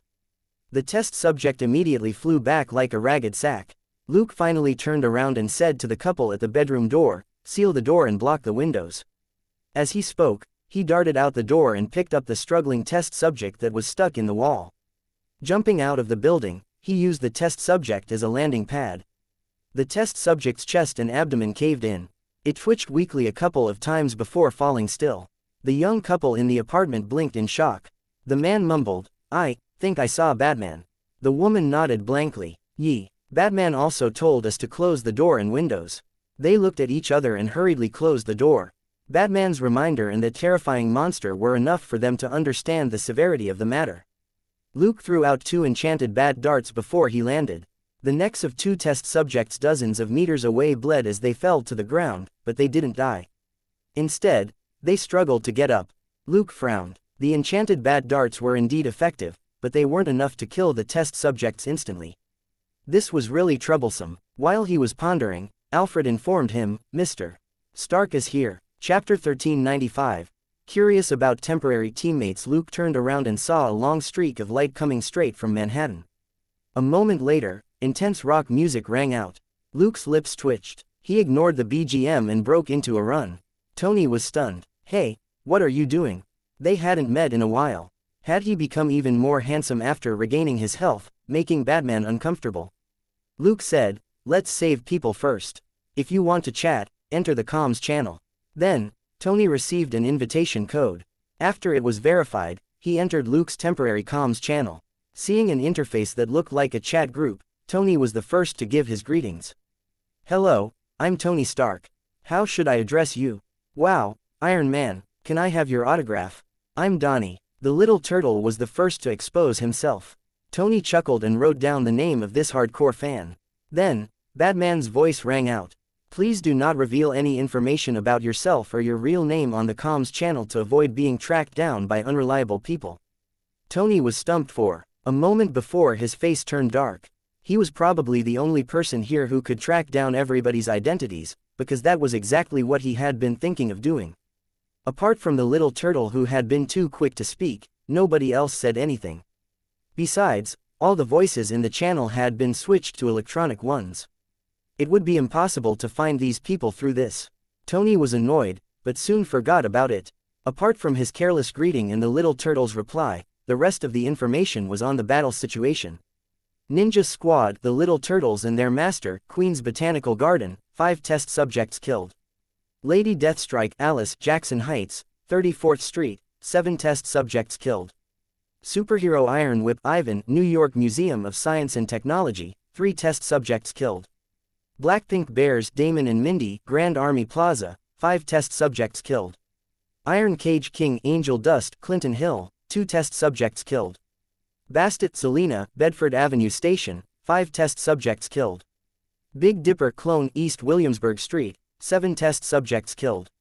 Without waiting for Tony to give the instruction, Jarvis had already marked out the locations on the virtual map. Tony didn't stop. He shot out with his left foot and kicked the back of the test subject that was chasing him on the street, stomping it into the ground.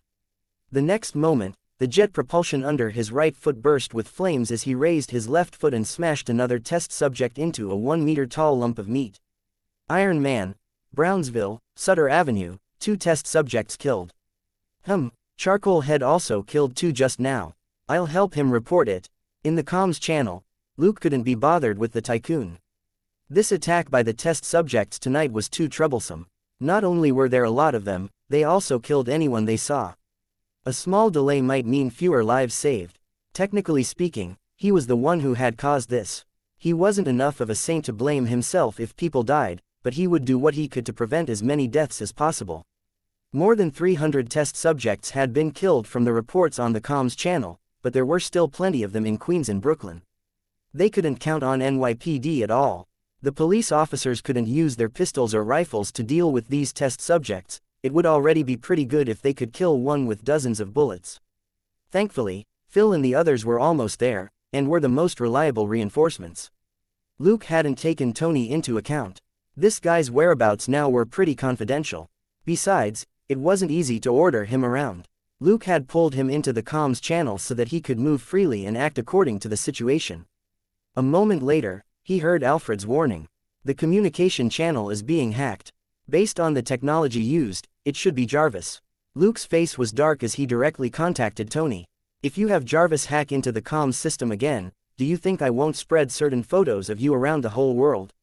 The tycoon was silent for a moment before he asked, what photos? Too lazy to say anything else, Luke simply uploaded some of the images he had taken during previous battles. These images hadn't been doctored and didn't seem much, but Luke had captured moments when Tony was either embarrassed or doing something hilarious like splits in the air. There had been too many people with these sorts of malicious images in his previous life, and Luke was very familiar with this MO. Actually, he didn't have many images of Tony. For people Luke was more familiar with, like Claire, Selena, Elsa, Elizabeth, and Dustin, he could create a huge pile of emojis from their candid moments. However, this was clearly Tony's first time being threatened like this. Also, if Luke posted these in Batman's name, they would be real even if they were fake. Tony didn't want to make headlines. Alfred, the intrusion has stopped. Luke snorted and dropped the subject. If it was anyone else, he might still have taught them a verbal lesson. However, he had nothing he wanted to say to the tycoon. It was purely Tony's nature. It was impossible for Tony to see a secret system and not hack it, just like how a lecher couldn't resist groping a big beauty in front of him. Tony was a little embarrassed. He had wanted to hack into the comms system to see what his teammates looked like, but Batman had sensed it so quickly and even threatened him. He only knew that Black Cat and Batman were ironclad teammates. He didn't know about the rest, and had never seen them before. But all of them had appeared in New York today.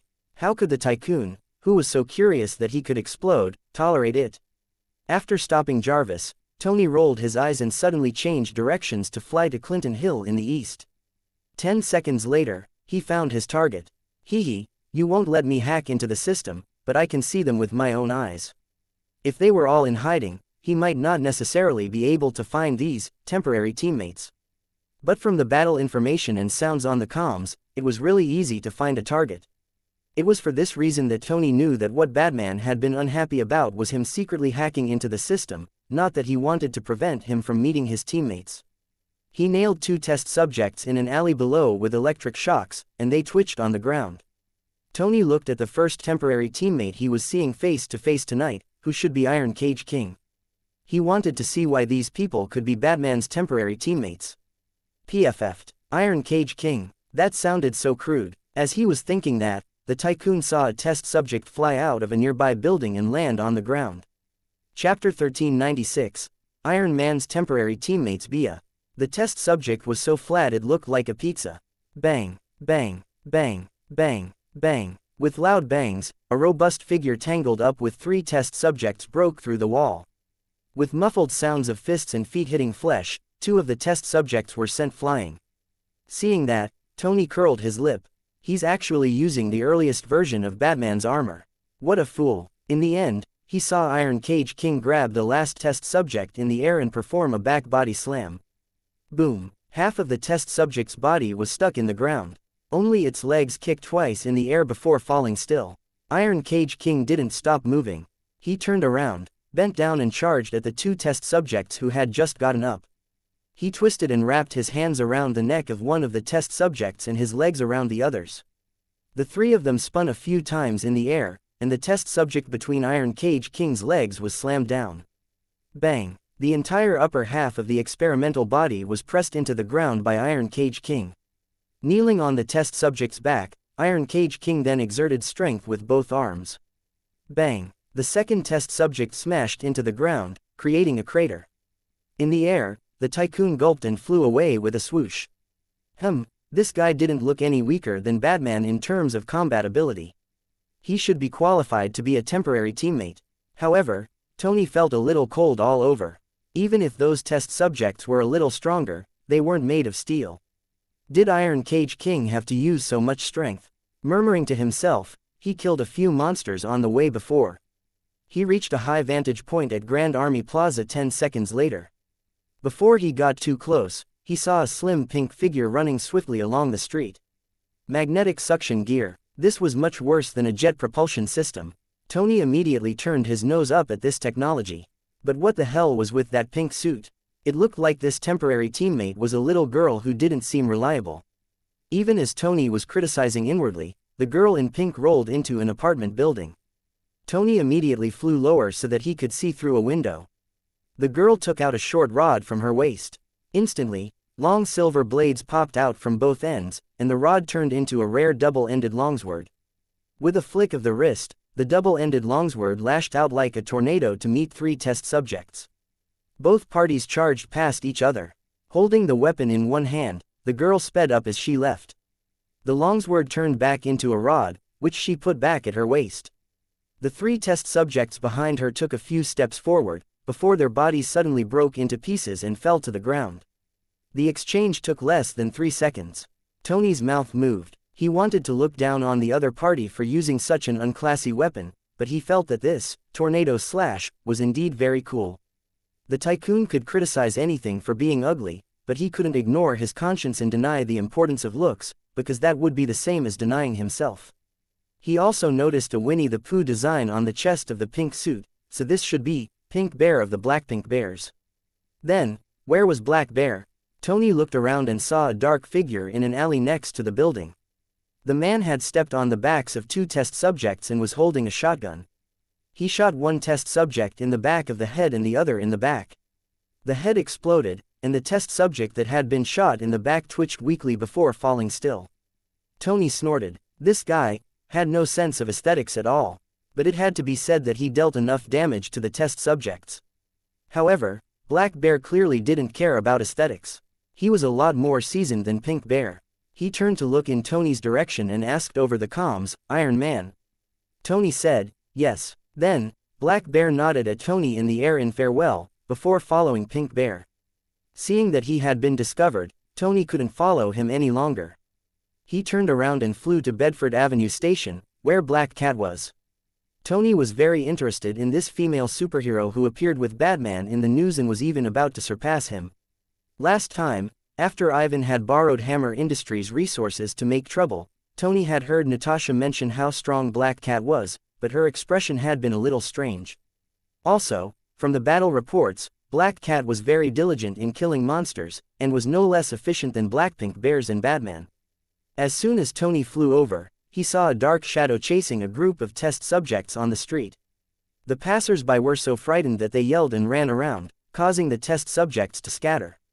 Tony swiftly flew down and aimed his non-lethal weapons at the test subjects. Black Cat couldn't split herself, and it was naturally impossible for her to protect the passers-by who were running around. He had barely moved, when Black Cat stretched out her hands.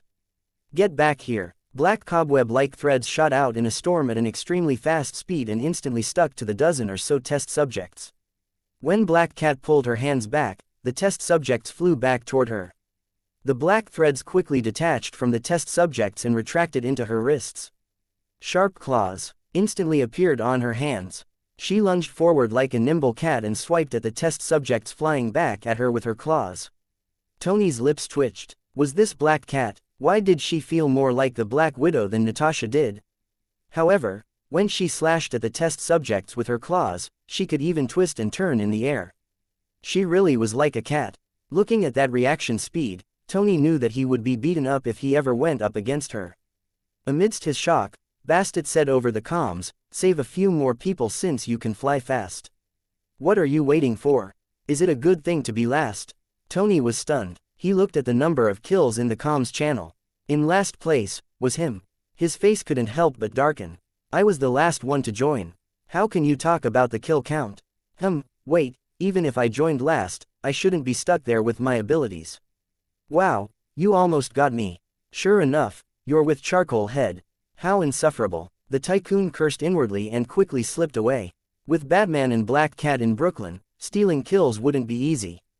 Tony felt that he should go to Queens and see what his temporary teammates there were like. For now, he was quite satisfied with them. At the very least, no weaklings had snuck in. When he passed by Williamsburg, he only glanced at the situation and didn't stop. Big Dipper's fighting style was even more outrageous. His blade and gun never stopped moving. Ordinary bullets didn't have much effect on the test subjects, but his shots were so accurate that each shot could make one lose its balance, and he then cut it into 8 pieces with his longsword. The whole process was so smooth, as if he was a woodcutter or butcher. Chapter 1397. Low-class friend and a female assassin who can't be provoked. Looking at Big Dipper's kill count in the comms channel, Tony wouldn't go over. In the subway station last time, this Big Dipper had killed that strange witch. If Tony tried fighting for kills with a ruthless character like this, he would always be last. Thinking that, Tony quickly swept past Williamsburg and entered Queens. At that moment, several helicopters were hovering above Queens. TV reporters were always so dedicated. New York reporters in particular were absolutely the most efficient in the entire country. In the few minutes that Tony had spent observing his teammates, reporters had already gathered from all directions. Tony realized that he only needed to go where the helicopters were gathered to find his temporary teammates. Of course, a simpler method was to tune into a TV station's live feed, directly mute the host's chatter and watch the live broadcast. Tony suddenly cursed. **CKER. Where the hell did this guy come from? On the screen, a red and blue suit of armor was leaping between buildings. However, its jets were only an auxiliary system. Instead, stretching out of the back of the armor to help the suit move flexibly were 4 tentacles. Using a mix of suction, coils, and grappling hooks, the armor was extremely agile, and completely ignored inertia and impact. As the octopus-like suit moved outside a building, the tentacles on its back quickly grabbed the test subjects inside the building and smashed them to the ground. Unlike Batman and Black Cat, who didn't like to show themselves in front of reporters, this octopus suit didn't avoid being followed by the helicopters, and allowed them to take close-ups. What was even more annoying was that an overly excited female reporter fell from a helicopter. The octopus suit turned around and activated its jet propulsion system. With a wave of one hand, a tentacle wrapped around the female reporter dozens of meters away, before the suit slowly landed. After the shock of almost dying, the female reporter was still a little dazed, but her professionalism kicked in and she subconsciously chose the most advantageous approach. She lunged forward and kissed the octopus suit on the face. She left an obvious lipstick mark on the suit. Stunned for a moment, the octopus suit suddenly said, "You're my favorite reporter tonight." He then flew back to the helicopter with the female reporter in his arms. As if she knew he was going to leave, she quickly shouted, "What's your name? What's your relationship to Iron Man?" The octopus suit paused for a moment before it chuckled. "Electric cable. Of course, you can also call me Mr. Bruce." With that, The suit turned around and flew off, leaving behind an excited female reporter. The cameraman who was with the female reporter recorded the scene and praised in his heart, "Thank God. Finally, a superhero who is considerate of his reporters. Look how he cooperated with the camera lens, and how he followed the script and dialogue. He should be an actor instead." Tony frowned and flew off. He didn't know why, but he didn't like electric cable. It definitely wasn't because of how the guy postured in front of the camera. Also, Mr. Bruce wasn't that Batman's name. This guy was clearly just using it. Tony didn't think that Batman happened to have the same name as this guy. Charcoal Head wouldn't have such a low-class friend. Vaguely, he felt that there was something wrong with this guy, but the strange tentacles in the female reporter's brazenness made him unhappy, so he didn't pursue it. After dismissing the flashy electric cable, Tony finally started killing more monsters. The areas which Electric Cable and Lady Deathstrike were covering overlapped. Electric Cable had wasted time rescuing the female reporter, and many of the test subjects were still wreaking havoc. After paying attention to Lady Deathstrike's battle report, Tony gradually approached the area, only to see one or two helicopters hovering aimlessly. With Tony's arrival, they had found a new target, and they immediately followed him. Tony couldn't be bothered with them. As he quickly took down test subjects, he checked Lady Deathstrike's strength. Her count wasn't outstanding, it was only a little higher than Angel Dust's, and was far from the counts of the top three, Big Dipper, Ninja Squad, and Black Cat. Also, Tony knew that Ninja Squad had a few members, so the kill count per person wasn't too high. However, there was the least amount of movement from Lady Deathstrike. Most of the other temporary teammates had been caught on camera, but there was no mention of her. Several minutes later, Tony locked onto her position based on the battle report. After tying up two test subjects with a net, he rose into the air and looked in the direction of Lady Deathstrike. All his monitoring and scanning functions were fully activated, along with the drones that had come with him to monitor all of Jackson Heights. A moment later, Jarvis replayed a few videos. In the most complete video, an indistinct and transparent shadow quickly jumped around the building. It was always invisible, and rarely used jets, and its movements were extraordinarily covert. Thanks to special processing by Jarvis, the video finally revealed her figure. In the image, two test subjects were unaware that Lady Deathstrike had appeared behind them as they lunged at the residents. Her gentle movements didn't alert the test subjects. Claws similar to Black Cat's instantly stabbed them in the back of the head, before the test subjects were stabbed again in the neck, back, and waist. There was no audio, but Tony felt his back go cold. What a grudge. In just a second, more than 10 holes appeared in the backs of these two test subjects. Not only that, Jarvis also replayed the video to show that the claws were twisted at a 90-degree angle to ensure that the test subjects' mobility was destroyed when they were stabbed in the back of the head and the heart. After killing the two test subjects with a few stabs, Lady Deathstrike didn't stop and disappeared into the darkness again. The mother and daughter whom she had rescued didn't know what was going on. They were still screaming for help when they saw the two test subjects collapse to the ground and start twitching. The mother and daughter thought that the test subjects were about to go crazy. They were so frightened that they screamed again, and didn't notice the wide-open door closing quietly. Tony's lips twitched. This lady probably wasn't a superhero, but a professional assassin. No matter how confident he was in his charm, the tycoon didn't want to get close to a woman like that, just like with Black Widow. Who the hell knew what this woman's emotional threshold was? Flirting with other women meant throwing money around. Flirting with this sort of woman could mean throwing away his life. The life of the chairman of the board was very valuable. He couldn't waste it. Besides, he already had Pepper. All other women were like clouds and not worth mentioning. Telling himself that, he decisively slipped away. Chapter 1398.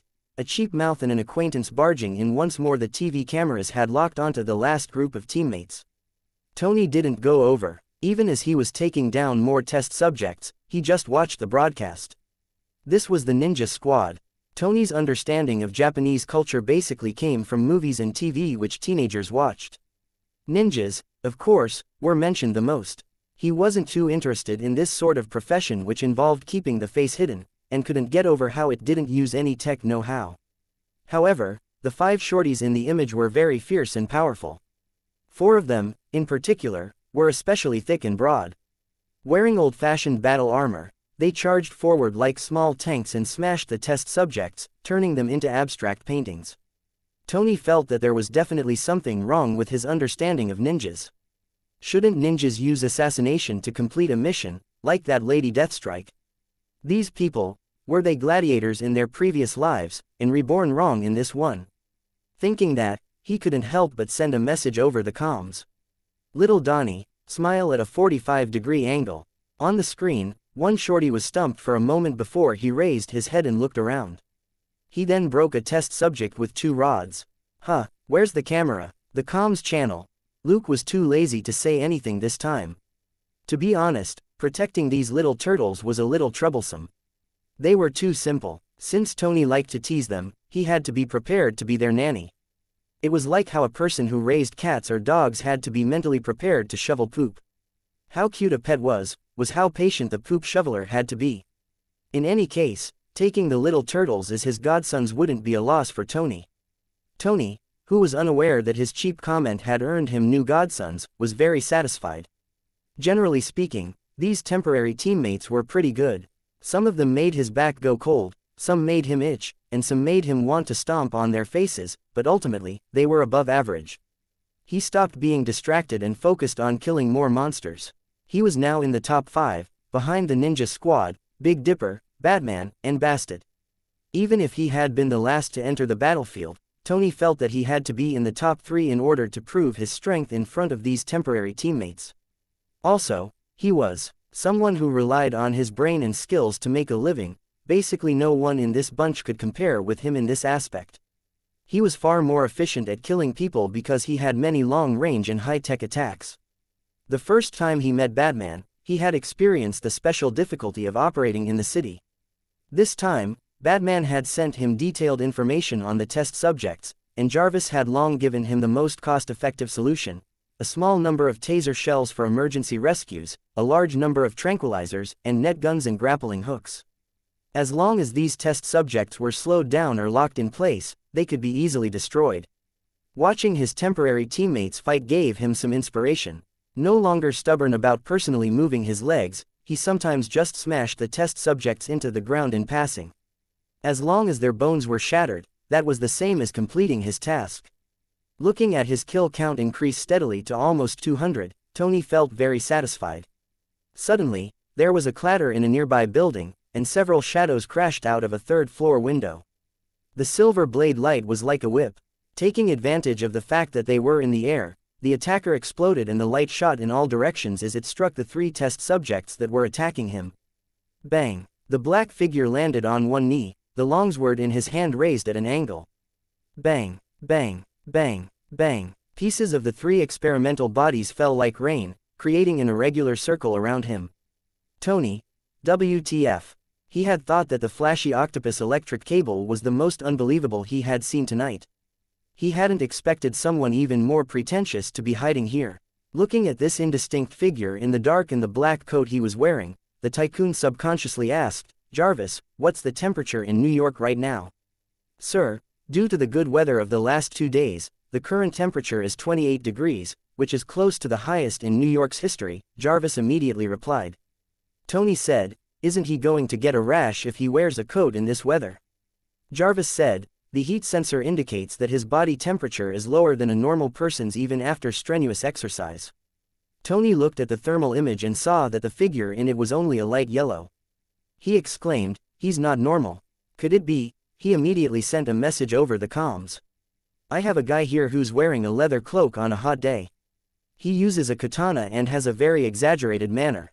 Does anyone know him?" After a brief silence, Batman said, "I think I do." Tony curled his lip and wasn't surprised at all. "Then I'm not dealing with it.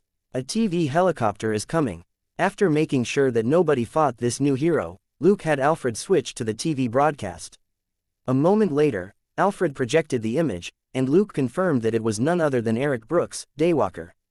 However, this was a pure vampire hunter who basically only attacked vampires and their servants, and who had little contact with ordinary humans. On the live feed, however, this guy chased down a few test subjects and cut them into pieces. Coupled with the video of Tony when he first appeared, Daywalker had already killed 7 or 8 test subjects. Puzzled, Luke didn't go over, and had the Big Dipper clone approach him instead. In less than a minute, Big Dipper arrived at the scene. Daywalker had killed 2 more test subjects, and was sheathing his blade. Big Dipper appeared silently, but didn't escape Daywalker's keen senses. He turned around. "Who are you?" Luke said, "A passerby, but I have a friend who knows you. Rome, Boogeyman John Wick. Remember him?" Daywalker frowned. "What do you want?" The Boogeyman had helped him a little, and had killed 3 vampires. He wasn't a friend, but he wasn't an enemy either. Luke said, "I've heard of you. You specialize in hunting vampires. Why are you killing these test subjects?" Daywalker was stumped. "Test subjects," Luke said, "this is a biological weapon developed by Sachs Industries. Right after the CEO was caught tonight, his accomplice launched this terrorist attack. We've killed hundreds of them just now, and there aren't many left." Daywalker's expression turned ugly. After a brief hesitation, he said, "I don't know about the test subjects you're talking about, but I can smell the stench of vampires on them." Luke frowned. "If vampires die, they turn to dust, right?" Chapter 1399. What heavy taste? Daywalker shook his head. "Yes, but these test subjects are indeed different from ordinary vampires. They indeed don't smell very strongly of vampires, and they aren't afraid of silver weapons and garlic essence." Luke looked at the helicopter and said, "There are too many reporters out here. Let's leave first." Daywalker had no objections. He hated glaring searchlights far more than an ordinary person. Luke led them into a sewer not far away. When they stopped, Daywalker's nose twitched. "Did those test subjects come out from here?" Luke hummed in agreement and said, "They came out of the sewers and started killing people everywhere. It's hard to guard against them." Daywalker looked at a side passage. "I think they came from there. I want to take a look." Thoughts flashed through Luke's mind. "Let's go together. I want to know exactly where they came from." The battle on the surface was coming to an end. It wouldn't be a problem if Big Dipper didn't take part. Daywalker had an innate gift for tracking vampires, and might be able to find something. Without saying anything else, they ran quickly. Watching Daywalker navigate the sewers proficiently, Luke clicked his tongue in wonder. It seemed that this person had also spent a lot of time in the sewers. Vampires didn't seem to be as elegant and noble as they claimed to be. In the front, Daywalker didn't know what a certain person was saying about him in his heart. He simply ran in a certain direction based on the smell and his intuition. Less than 3 minutes later, they ran into an enormous circular cavern where several passages intersected, and came face to face with a bunch of test subjects. Without a word, they unsheathed their blades. Silver blade light flashed in the darkness. Before the test subjects knew what was going on, they collapsed. Then, the 2 of them raised their heads and saw something that looked like a dark red cocoon floating in the air more than 10 meters away. Countless squirming and twisting strings of blood were connected to the test subjects that were on the wall around it. Daywalker's expression was heavy. The descent of the blood god. Luke was stunned. "There's a blood god here too." Daywalker was also stunned. "Two," Luke said, "my friend killed 2 in Sacramento. The first one was very weak, the second one was pretty strong." Daywalker, "Your friend killed Deacon Frost." Luke said, "I think that was the name. That was the stronger one." Tamping down his surprise, Daywalker looked at the blood cocoon. "This thing looks a little like a blood god, but it doesn't feel like a vampire." Luke said, "We won't know until we give it a try." As he spoke, he took out a few anticoagulant darts and threw them at the blood cocoon. The test subjects that were on the wall immediately lunged forward to block the darts. Seeing that the darts were useless, Daywalker raised his hand and planned to attack as well. Suddenly, he paused. The darts hit their mark. What the hell? Just now, as he watched, the darts curved strangely in front of the test subjects that were blocking the way, before they plunged into the blood cocoon. Luke smiled. "Want to dodge Bullseye's elementary accuracy and curve shooting without moving?"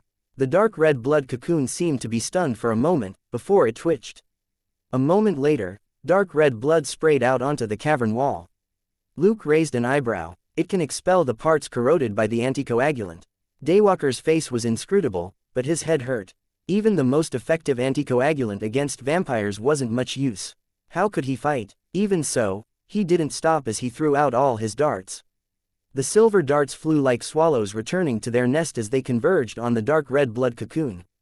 The blood cocoon finally wasn't so careless this time. The 100 or so test subjects connected to the blood strings flew up and firmly covered it like a layer of flesh and blood armor. Most of Daywalker's darts were batted away by the test subjects. A small number pierced the bodies, but none could hit the blood cocoon. Neither of them was surprised. However, Daywalker was very straightforward. Pushing off of his feet, he ran up the wall of the cavern. At the same time, he drew his pistol and fired at the blood cocoon. Luke reached behind his back and took out a Smith & Wesson M500 from his inventory. Bang, bang, bang, bang, bang. 5 bullets were fired at the same time. Sensing the threat, the blood cocoon moved the test subjects to block Luke's bullets. Luke was amused. Do you think only my darts can curve? With a thought, the 5 bullets suddenly changed directions and flew at the blood cocoon in an arc. The blood cocoon was covered in several layers of the test subjects, and with Daywalker rushing over, it could only send out a dozen test subjects to stop Daywalker. Daywalker's bullets were all blocked by the incoming test subjects, but he wasn't flustered at all. He even had time to reholster his empty pistol. He swung the longsword in his hand and sent flying a test subject that had pounced on him. A sardonic smile appeared on his face. At that moment, Luke's 5 bullets hit the blood cocoon one after another. The first armor-penetrating bullet quickly broke through the shield of test subjects, and was followed by the second and third highly explosive bullets which exploded and cracked the cocoon. The last 2 incendiary bullets passed through the flames and shot into the blood cocoon, instantly burning it from inside. The test subjects controlled by the blood cocoon suddenly paused, but Daywalker had already pounced. Holding the longsword with both hands, he slashed at the shield of test subjects in front of him like a storm. The blade light instantly cut open a gap to reveal the blood cocoon. With a dark grin, he pressed a button on his body and jumped into the blood cocoon. Luke put his hand behind his back and put his revolver away. With Daywalker and the blood cocoon tangled together, it was inconvenient to use the powerful ammo stored in his inventory. One mishap and Daywalker might be vaporized along with the blood cocoon. Boom! With a loud bang, the bottom of the blood cocoon exploded, and a black lump was spat out into the sewer below. Luke hurriedly retreated to avoid getting anything on him. Daywalker, who had been sprayed with blood, stood up. He couldn't help but shake his head and cough out blood. He had suffered severe injuries after the fight. Luke activated his ventilation system and took a sniff of the air. He immediately frowned at Daywalker. Was that a bomb mix? Daywalker nodded and raised his head. Garlic essence, silver powder, and anticoagulant. Looking at the 3 silver cylinders that had disappeared from Daywalker's chest, Luke was lost for words. What heavy taste. He wasn't talking about Daywalker, but about the air in the cavern. The smell of blood, garlic, and sewage was hell on his sharp nose. Chapter 1400. Escape, Disappearance, and Ambush. Daywalker stared upward and shook his head. This guy isn't dead yet. It seems the dose wasn't enough. Do you still have any anticoagulants? Luke said, too much trouble. He then took out another M500. As he stretched out his hand, the blood cocoon above him trembled. The 5 bullets it had been shot with weren't normal at all, and its memory of it was still fresh. A strange sound rang out. As Luke and Daywalker watched, a bunch of test subjects smashed down at them. Daywalker brandished his longsword, while Luke simply pulled the trigger. Bang, bang, bang, bang, bang. The 5 bullets twisted in an S shape in the air, this time to pass through the test subjects and hit the blood cocoon that was slipping away. At that moment, the blood cocoon had lost its meat shield, and Luke's 5 shots were all incendiary shells. The bullets pierced the blood cocoon, and it let out a strange roar. It turned over and blue smoke seeped out. Then, with a bang, its bottom half exploded into countless drops of dark blood. Luke ducked into a side tunnel he had already seen earlier on. Daywalker, who had just cut down several test subjects and had been about to chase the blood cocoon, was hit. 2 seconds later, when there were no more blood splatters, Luke stuck his head out of the tunnel. Are you all right? Daywalker silently took off his sunglasses and threw them away. They were covered in blood and he couldn't see through them at all. When he killed vampires before, they turned into dust very quickly. When had there ever been a B***starred like this who spat out blood every now and then? Luke took out a roll of bandages apologetically. Use this to wipe yourself down first. We have to catch up with it. We can't let it escape. Daywalker silently accepted the bandages and wiped his eyes. Actually, the bandages couldn't even clean his face. Luke had given them to this temporary teammate to appease him, before he immediately flew up. This was a multi-level sewer system. The 2 of them had entered from the bottom, while the blood cocoon was fleeing to the top. Although part of the blood cocoon had exploded, it had still taken dozens of test subjects with it. Clearly, it hadn't truly lost its combat ability. Of course, they couldn't let this monster roam free in New York's sewers. In the event it let loose another bunch of test subjects some other day, it wasn't like Luke and his temporary teammates could look out for it every day. Daywalker quickly followed him, his feet squelched as he ran, and Luke shuddered at the sound. The dark red blood cocoon left behind a stench after it was burnt by Luke's incendiary shells, and it was very easy to track it. After covering 100 meters, they found an open manhole cover. They charged out and were immediately swamped by a noisy cacophony. Helicopter searchlights swept the area. Cries of alarm, screams, and the sound of walls breaking rang out, stunning Daywalker. Luke's face darkened. Alfred had been keeping an eye on the live broadcast. Luke had known what the situation would be like before he charged out. The dark red blood cocoon ran over the ground and broke into a nearby building. Flying out of the sewers, Luke rushed into the building and caught up with the test subjects that were wreaking havoc inside. With a wave of his longsword, all the test subjects that were blocking his way were cut into pieces. But as soon as he passed by them, he sensed something was wrong. He turned around and saw that they weren't dead, but had been stuck back together with the help of some dark red blood.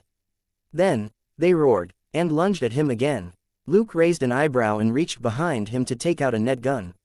With a bang, 7 or 8 experimental bodies were wrapped up in the net. He had various equipment in his inventory, and could take them out at any time. If he couldn't kill them, he would trap them first. Following the stench to the blood cocoon, Luke finally followed it into a building on the side.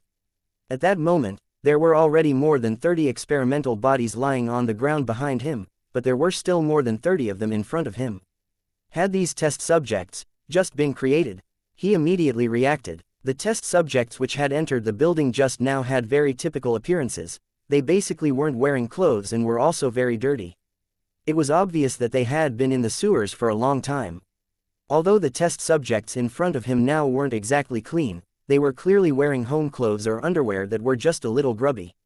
Was this mutant blood god turning the residents it encountered into test subjects? Thinking of this possibility, Luke was furious. How troublesome. Tony, grunt if you're free, he said over the comms. Iron Man, what's up? Batman said, hurry up and get to Jackson Heights. We have a really annoying guy here. There basically weren't any more monsters on Tony's side. He immediately turned around and flew over excitedly when he heard that. At the same time, he didn't forget to ask, how annoying? Batman, see for yourself. Tony immediately received information on the mutated blood god. He was stunned. If Jarvis hadn't been in charge of flight control, Tony would have fallen. A suspected vampire blood god mutant. A blood cocoon that can run around and turn ordinary people into test subjects. To be honest, he could accept monsters and magic. After all, gods of Asgard had appeared, so a little bit of magic was nothing. He could also accept monsters being a little more technologically advanced. After all, he was a scientist. It wouldn't be strange if some crazy scientist created monsters. But why did this thing feel like a magic and tech 2-in-1? However, the tycoon had seen a lot. He was only surprised for a moment, before he immediately thought of ways to deal with this monster. While Luke had the tycoon use his brain, he trapped these new test subjects in another net. The troublesome thing was that the charred smell of the mutant blood god had suddenly disappeared. The trail led here and then disappeared. Luke frowned. He didn't think that this guy had some sort of space portal. Daywalker had killed so many vampires, and had never mentioned such a ridiculous thing. So, this guy had planned to create chaos and then escape. For a moment, Luke stood in the hallway and fell into deep thought. Daywalker arrived and asked, "Where's the blood god?" Luke shook his head. It suddenly disappeared after entering this building. Can you track it? Daywalker. I'll try. He narrowed his eyes and took a sniff. At that moment, dark red blood suddenly shot out of a test subject not far away from Daywalker and jumped onto his back. Neither of them had expected this twist in events. Daywalker even had a shocked expression on his face as the dark red blood stuck to his body. Luke quickly realized what was going on. The mutant blood god had killed the residents just to hide and ambush the two of them. When it hid inside the residents who had been converted into test subjects, its charred smell disappeared. In such a short period of time, Sharp Nose could only discern that the residents had been in contact with the blood cocoon. Luke hadn't thought of the possibility that it was hiding in them. Chapter 1401. Killing the Blood God and Taking the Blame More. Importantly, the mutant Blood God had been fleeing the entire time. Luke hadn't expected the other party to suddenly turn around. Thinking quickly, he didn't slow down at all. Taking a step forward, he charged at Daywalker and gave a low yell as he slapped the man's chest with both hands. Bang, bang. His palms hit Daywalker's chest with muffled thuds, but the man wasn't pushed back. Instead, the mutant Blood God which had invaded his body cried out and the blood mass exploded outward. However, it had sensed the immense power contained in Daywalker's blood which could increase its strength. It was focused on devouring this power, and couldn't abandon it. Thus, it forced its way through the strange force that was coming from Daywalker's chest. Luke was surprised. Huh, are you a dog? As he spoke, he moved around Daywalker, the yellow light on his hands turning into a faint golden membrane which spread out. He had switched out Kai for enchanted telekinesis to envelop the dark red blood. The moment the dark red blood touched the golden membrane, the golden light from 1,000 credit points worth of enchantment instantly dimmed. Luke wasn't surprised. With a thought, he threw another 1,000 credit points into the light shield. This guy was a mutant Blood God. It was entirely possible for it to eat 2,000 credit points worth of enchantment. After all, even the real Blood God, Deacon Frost, had eaten so much last time. Nothing could compare with how fast the shield worked, and the golden membrane instantly tangled up the dark red blood. Luke abruptly pulled his hands back, and the mutant Blood God was pulled out of Daywalker. However, it was no longer as dark red as before. Golden light shone within it, and the blood mass twisted and rapidly swelled up. Luke threw it over his head. Bang! Crash! With a dull noise, the blood mass exploded. It had barely exploded less than half a meter away, when Luke turned around and gestured as if to embrace it. The transparent and invisible energy of elementary annihilation enveloped the blood mass that had exploded. When his palms touched each other, the blood completely gathered together and then disappeared. Tonight's attack by the test subjects is set up by the mutant Blood God, and this last massacre had truly pissed off Luke. Thus, he used elementary annihilation in a rare moment to ensure that he didn't miss any blood. After destroying the blood mass, he didn't stop. Instead, he charged at the test subjects that he had trapped earlier. As he grabbed them one by one, he sent the enchanted telekinesis into their heads before immediately putting them into Space 1, which could only store bodies. Although the test subjects before these ones hadn't looked like normal people, they had indeed been living things and couldn't be stored in Space 1. Luke was doing this to ensure that no part of the mutant Blood God was hiding in these test subjects. After dealing with all of them, he finally heaved a sigh of relief. At that moment, there was a whistling sound in the air. Tony stopped in front of Luke, who had just checked the sewer opening. "Where's the monster?" Luke's lips twitched. He hadn't expected the mutant Blood God to change how it attacked just now, which was why he had wanted Tony to control the situation. In the end, when the Blood God attacked Luke, he used his two trump cards, enchanted telekinesis and elementary annihilation, in his anger. Thankfully, he wasn't Batman right now, but Big Dipper, the scapegoat king. So, Luke simply nodded. Dead. Tony was speechless. Luke knew that the tycoon's expression at that moment definitely wasn't happy. Pretending not to know anything, he turned around and called out, "Can you move?" Daywalker jumped down from the third floor and staggered. Stabbing his longsword into the ground, he said expressionlessly, "I won't die." Luke gestured. "Let's go. With this big star here, all the reporters will surround us." He then jumped into the sewers. Daywalker glanced around before he jumped in without hesitation. As soon as they jumped into the sewers, a few reporters and cameramen who weren't afraid of death rushed over. One of them even rushed into the sewers to shoot a close-up. A reporter shouted, "These two superheroes actually went into the sewers again. What's in the sewers? Did they drive away the monsters? Or were they the ones to drive the monsters up to the surface? Where the hell did these reporters come from?" Tony frowned when he heard the words. However, he couldn't be bothered with these people who made trouble out of nothing. He simply rose into the air and flew away. Entering the sewers, Luke helped Daywalker up and activated the auxiliary flight system. A few minutes later, they arrived at a location.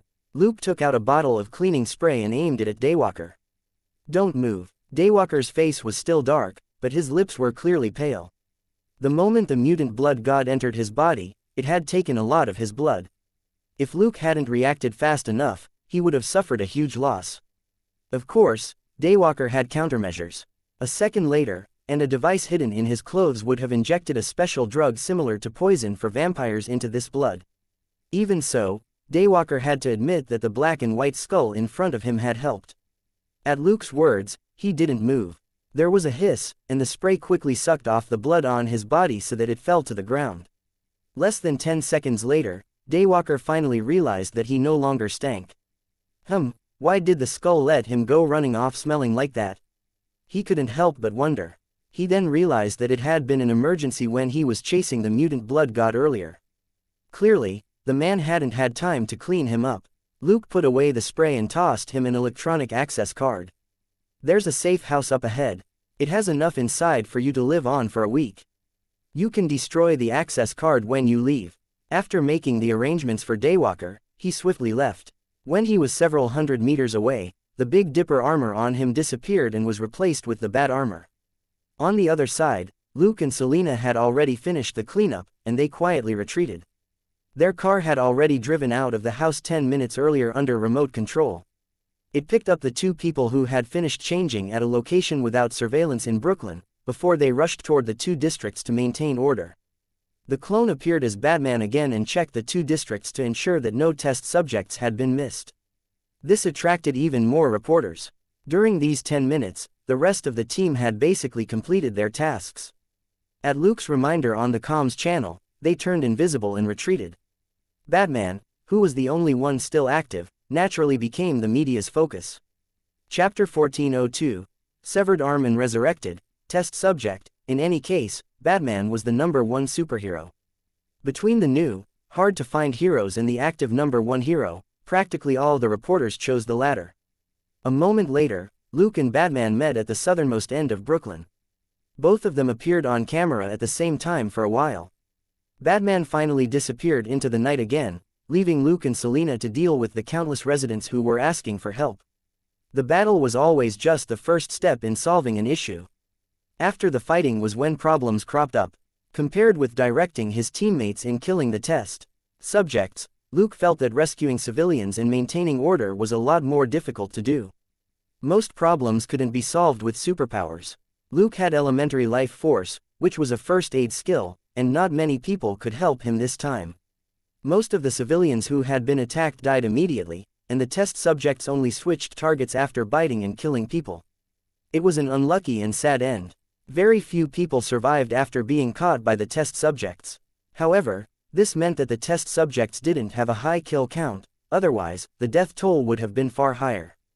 Police sirens and flashing lights were everywhere in Brooklyn and Queens. Police cars, ambulances, firefighters, emergency rescue vehicles, and district construction trucks were deployed. People ran around crying for help, in a panic, and looking for family. There were also dead or bound test subjects everywhere. Many people trembled with extreme fear when they saw them. These test subjects also needed to be immediately isolated and contained. The SHIELD agents were all very busy. After the superhero team retreated, guarding and containing the test subjects left behind was left to SHIELD. They didn't have enough manpower. In short, New York was a mess that night. Luke was treating a little girl who had hit her head when she fell, when he heard Selena's voice in his earpiece. "Luke, come here. It's a serious injury. The bleeding needs to be stopped." Luke swiftly released light of life through the hand he had on the girl's head to heal the bleeding in her brain. He then gave her to her parents and ran. Dozens of meters away, a woman was sitting against a wall in an apartment. Selena was right next to her and was pressing against her shoulder. The woman's arm was completely gone. There was a strong smell of blood in the apartment as well as a test subject that had been nailed to the wall with a pointed clothes stand. It had multiple bullet holes in its head. Luke glanced at the woman's face and was shocked. "Misty." Selena nodded. "A mother and son asked me for help. They said that an officer had been severely injured and was unconscious after she saved them. It wasn't until I arrived that I realized it was her." Luke went over to Misty. Her eyelids trembled, but she couldn't open them. Her mouth was pale. Luke discreetly took out a tranquilizer and injected it into her neck. Then, he ripped her shirt at the shoulder and pressed his hand to the brake. He activated light of life and asked, "Where's her arm?" Selena shook her head. "It was probably chewed up by that test subject." Luke, FCK. Even if the arm was chewed off, they could try reattaching it and try recovering some function at the very least. However, it was chewed up into pieces. No wonder Selena had called for him. Misty was an NYPD colleague. In order to protect the mother and son, she had killed the test subject, but her entire arm was bitten off. This indeed was a priority. Luke couldn't do anything. He could use first aid with his super abilities and high-tech skills, but it was impossible for him to regrow a limb. He could only use light of life to first treat Misty's major blood vessels and preserve her life.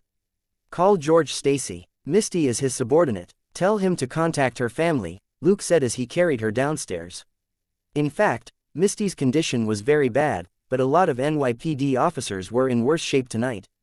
Most of them were dead, and wouldn't come back to life with first aid. Feeling on edge, Luke thought of something and sent a message to Phil via Batman's channel to tell him that Deputy Commissioner Brad had a lot to do with this operation. This might be a little unfair to Deputy Commissioner Brad. After all, he had only come to New York half a year ago, while Sachs had been in New York for many years. However, this guy had helped Sachs Industries install a separate surveillance system, and the location of the attack this time was basically within this surveillance range.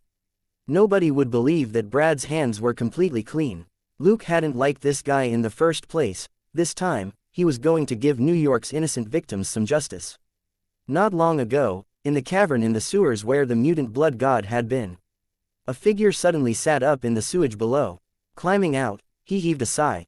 I miscalculated. It wasn't Batman who showed up. The man was bald and had hideous scars on his face. He was as thin and monstrous looking as the test subjects. At that moment, the cuts on his neck and body were squirming. His waist and lower body were only connected by countless dark red blood strings, and weren't completely stuck back together yet. If Luke were here, he would have recognized that this test subject was the one that Daywalker had killed at the very beginning. Or rather, Daywalker had taken him to be a test subject and had hacked him into pieces. 10 seconds later, the man staggered to his feet and stumbled to the other side. Suddenly, he paused, disbelief in his eyes. The blood god test subject is dead. Grimly, he picked up his pace until he was running. A few minutes later, wrapped in a black bag, the man was flushed out of a sewage pipe in Queens which flowed into the ocean. A boat immediately started moving the moment the bag fell into the ocean. The two people on it fished out the black bag and left without a word. A few minutes later, the black bag was delivered to a helicopter on a cargo ship in the distance. The helicopter quickly took off, away from New York. On the helicopter, a middle-aged man opened the bag with a smile. The bald man sat up inside the black bag, and the stench of sewage filled the helicopter. The middle-aged man's smile didn't change as he said, Shredder, it seems your project went well. You'll get more funding in the future, there's no need to scrounge up the money yourself. Shredder's lips ticked up in what might have been a smile as he said, Clairvoyant, the plan to capture Batman is an utter failure. Your prediction was completely wrong. You didn't expect him to have so many companions, did you? Chapter 1403. Real Plan, and Private Chat. The middle-aged clairvoyant was unfazed. If every plan can succeed in one go, it won't be a plan, but fate. However, it's not a bad thing that we failed. Shredder sneered. What, you think failing to capture him is a success? The clairvoyant waved his hand, the confident smile still on his face. It's because you did an unexpectedly good job. On the contrary, the conditions are now even better for us to implement the follow-up plan. Shredder asked, follow-up plan? The clairvoyant. Actually, this was just a test. What follows next is the real plan. If Batman can be caught so easily, he's just a minor character, and there would be no need to mobilize an official plan for him. Shredder asked, what's your official plan? The clairvoyant smiled. A saint-like hero turned into a scapegoat to be despised by everyone. It will be an interesting but long process. We just need to watch the ignorant masses and the smart politicians put on a show. After a brief silence, Shredder nodded. That's for the best. I lost too much this time. The blood god test subject was my one and only product. It won't be easy to make another like it in a short period of time. It shouldn't have been lost there. The clairvoyant said, cut off one head, 2 more shall take its place. We have enough faith, do we not? Seeing how confident he was, Shredder could only remind him, remember to investigate that guy with the black and white skull mask. I can sense that the blood god test subject was powerless before it was killed. This guy definitely isn't an ordinary human being. That black man in black leather, if you find the opportunity, capture him for me. His blood will be useful for my experiments. The clairvoyant. As you wish. The helicopter gradually disappeared into the dark sky. The night passed, and the day arrived. It was still busy and chaotic in New York. There were countless photos and videos on TV and on the internet. Although the internet departments of various organizations tried their best to suppress them, there were always some that slipped through the net. There was no need to conceal the matter since it couldn't be covered up at all. However, a lot of the media was too gory and not suitable for mass viewing. The news exploded online. It was all about the man-eating monsters, the superhero team that had suddenly appeared, and the casualties among civilians and NYPD officers. Luke and Selena didn't get any rest, and it was already dawn by the time they went back home. After washing up and eating, they both went to bed. After working for an entire night, Luke was a little tired. While he had been maintaining order and rescuing civilians, his clone hadn't been idle as it stealthily checked the sewers where the test subjects had appeared. If they really waited for S.H.I.E.L.D. to come and investigate, who knew how many days or even tens of days later it would be. During this follow-up, Luke also had to check if his teammates had overlooked or dropped any clues when they retreated. It was unlikely, but since it was Luke who had summoned them, he had to be responsible for what happened after. Both he and his clone were busy right up until he returned home. Luke rested fully for 2 hours. He was too lazy to get up, and simply lay in bed and dozed off. On the other side, the clone got to work at the seaside villa. Most of the information from last night was with Alfred, so it was most convenient to work here.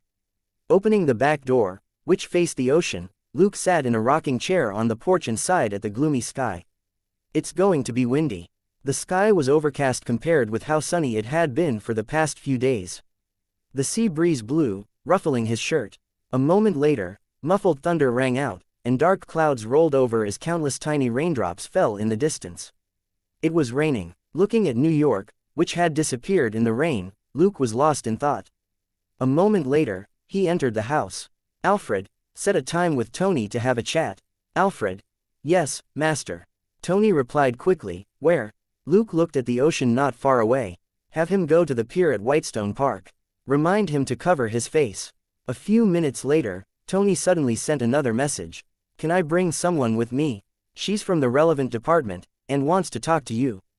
Luke thought for a moment before he replied, okay. Half an hour later, a petite young woman followed Tony to the pier with an umbrella. At that moment, Tony was wearing a Yankees cap, a jacket, big sunglasses, and jeans, which was completely unlike his usual appearance. The woman behind him was also wearing a regular hoodie and jeans. In the rain, Whitestone Park was almost empty, and so was the pier. Tony frowned and looked at his watch. He's not here yet. As soon as he said that, a very ordinary 3-level white yacht sailed over and came to a smooth stop at the pier. At the same time, Jarvis said in his earpiece, Mr. Bruce's boat is here. Please come on board. Tony snorted, acting mysterious again. That being said, he picked up his pace and boarded the yacht, and the young woman behind him did the same. The yacht started up again and turned around. The shiphold was clearly the lounge, and there was nobody inside. Tony said, Bruce, you can come out now. Alfred's voice rang out, Mr. Stark, Master isn't on the ship. Please wait a moment. Tony clicked his tongue. I feel like I've fallen into a movie villain's trap. That being said, his sunglasses had already begun to scan the yacht. Maybe a certain charcoal head who liked to pretend to be mysterious was playing hide and seek. Alfred suddenly piped up again. Mr. Stark, although I'm just a program, scanning my body still makes me embarrassed. Can you respect my privacy? Thank you, Tony. The young woman, Tony, who had been caught red-handed, wasn't embarrassed. He walked over to the bar counter and sat down. Sorry. After all, not all programs have a yacht body. Right, how should I address you? Alfred said, I'm Alfred. Of course, you can call me Afu. Tony. Afu, Chinese. Alfred. Yes. Tony was interested. Then give me a drink first and let's talk. Alfred said, I'm sorry, but the yacht is about to dive. I can't offer you any drinks for now, Mr. Stark. Tony asked, dive, Alfred. Yes, actually, this is a submarine. As soon as it said that, all the doors started to seal off with faint sounds. 10 seconds later, Alfred's voice rang out again. All right, We are now on autopilot. Mr. Stark, what would you like to drink? And this beautiful lady, do you need one? Tony. The young woman. Chapter 1404. Does it matter whether the wine is expensive or not? A minute later, Tony put down his glass and chuckled. Ah foo, your master doesn't have good taste. Did he get this whiskey wholesale from the supermarket? Alfred said, no, Mr. Stark. Master bought it from a convenience store. Tony. He's really frugal. That being said, he calmly picked up the bottle and scanned the code and production date on it. I don't believe you still wear your armor when you shop in a convenience store, the tycoon mumbled inwardly, secretly praising his ingenuity. Alfred said, thank you for the compliment. Master said that only a few people will drink this wine anyway, so there's no need to provide anything too expensive. Tony. He suddenly wasn't interested in the wine anymore. Wasn't Ah Fu implying that Tony could just toss the wine if he didn't want it? The only people who would be able to drink this wine on Batman's submarine were a few superheroes, like Iron Man. So, this guy was deliberately not buying good alcohol. There was a brief silence on the boat. Alfred suddenly said, sorry to keep you waiting. Master is here. At that moment, the ship shook slightly. A moment later, a door opened in the wall of the lounge, and a tall black figure walked through. Tony's lips twitched. He was smart enough to carry a sensor, so it was impossible for him to miss how the boat slowed down briefly.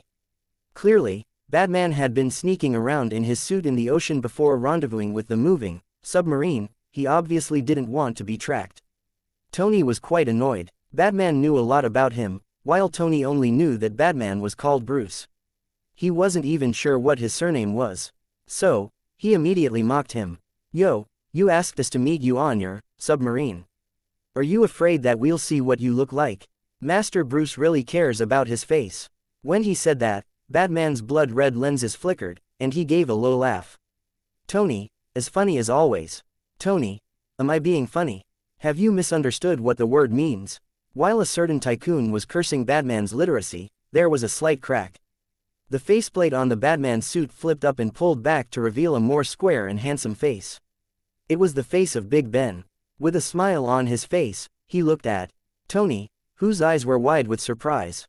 Then, he stepped back closer to the wall, and opened his arms slightly. Cracks rang out as the armor split away from his torso and limbs.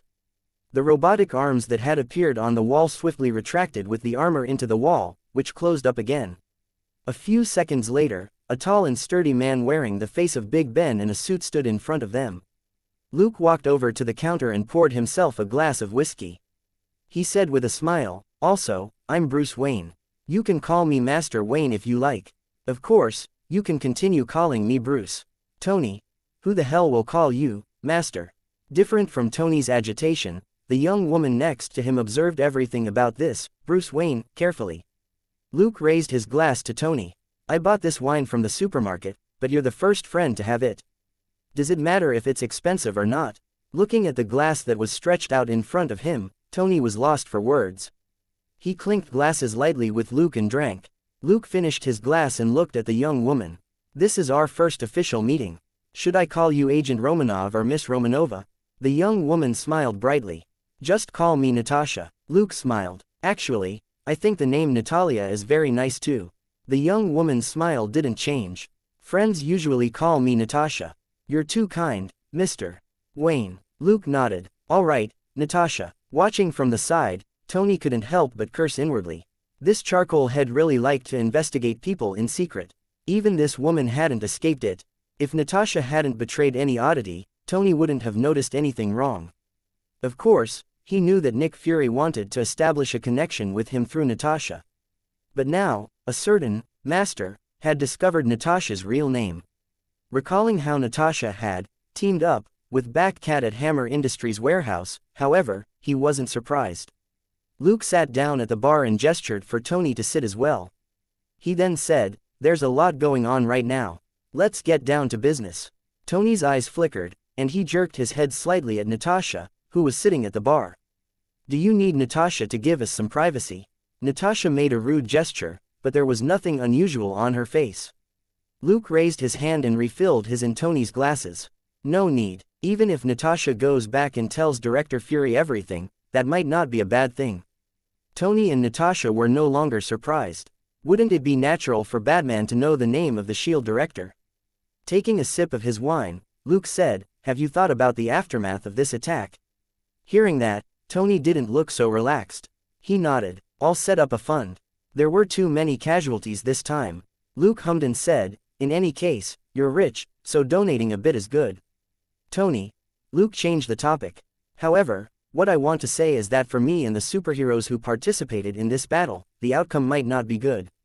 Tony frowned. As an arms dealer who had been betrayed by his uncle Obadiah, he was no less paranoid than Luke.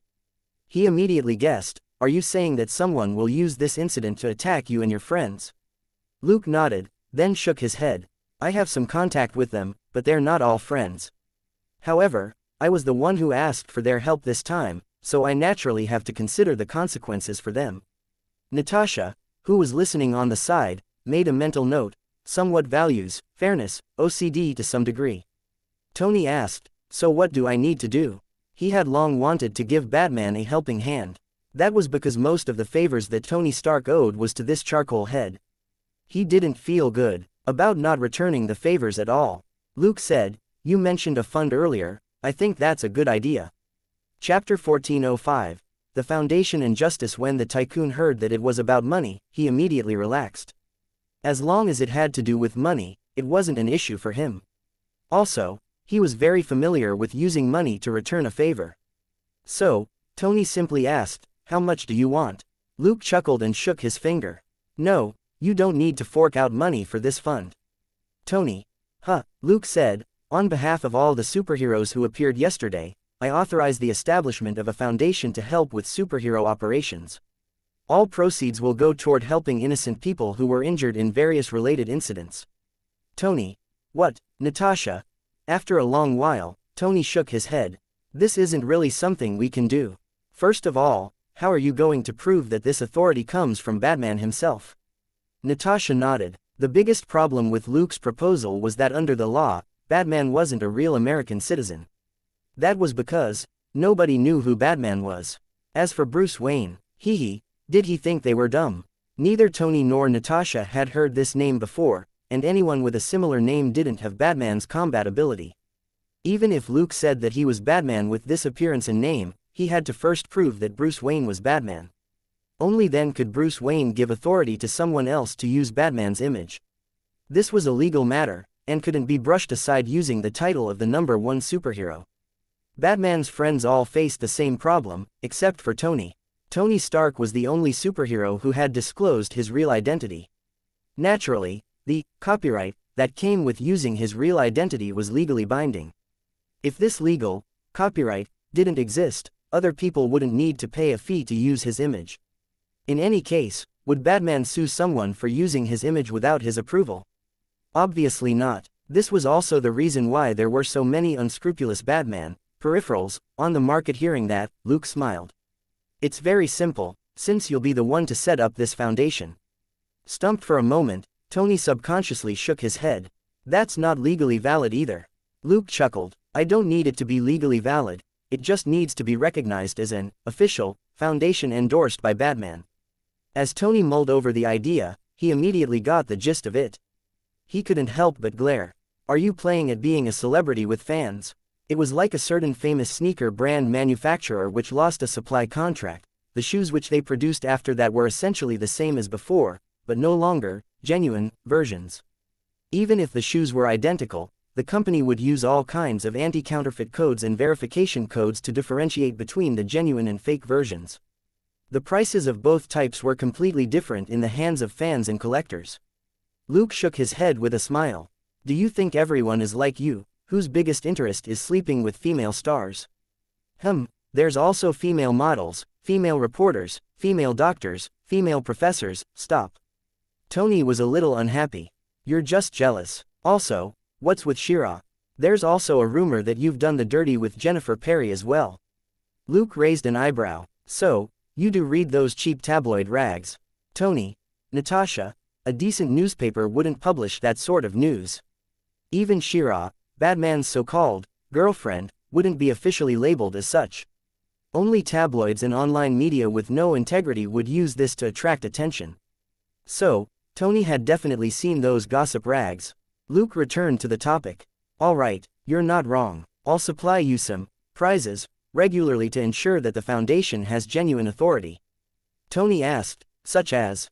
Luke said, my, personally made, bat darts, the rod exclusively used by Bastet, or other special equipment.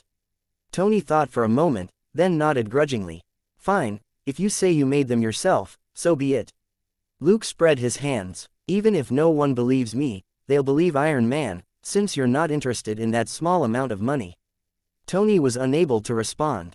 Of course, he understood that he was ultimately the most important person in the Foundation. Without him, the only superhero with a real identity who was wealthy enough to be a guarantor, it would be very hard to make others believe in the authenticity of the Foundation's authority and products. However, he wouldn't reject this proposal. This was a much more important favor than simply giving out money. Tony Stark's reputation wasn't something that could be exchanged with money. At that point, they stopped talking about the details of the Foundation. Luke and Tony were investing their fame. How that fame could be used to generate gains would naturally be left to the professionals to accomplish. Luke also added, also, this Foundation doesn't accept any external contributions. Tony frowned. Do you have to be so cautious? This was unnecessarily cautious, and didn't match Tony's understanding of Batman. If Batman cared so much about reputation, he wouldn't have gone in the face of the law and crippled countless gangsters throughout this year.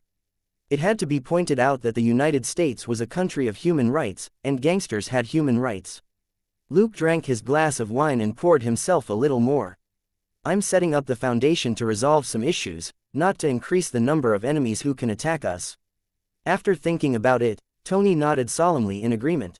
That's true, but is it really that serious? We saved a lot of people. Luke smiled lightly. Tony, do you think it was just for us to kill the test subjects and save civilians last night?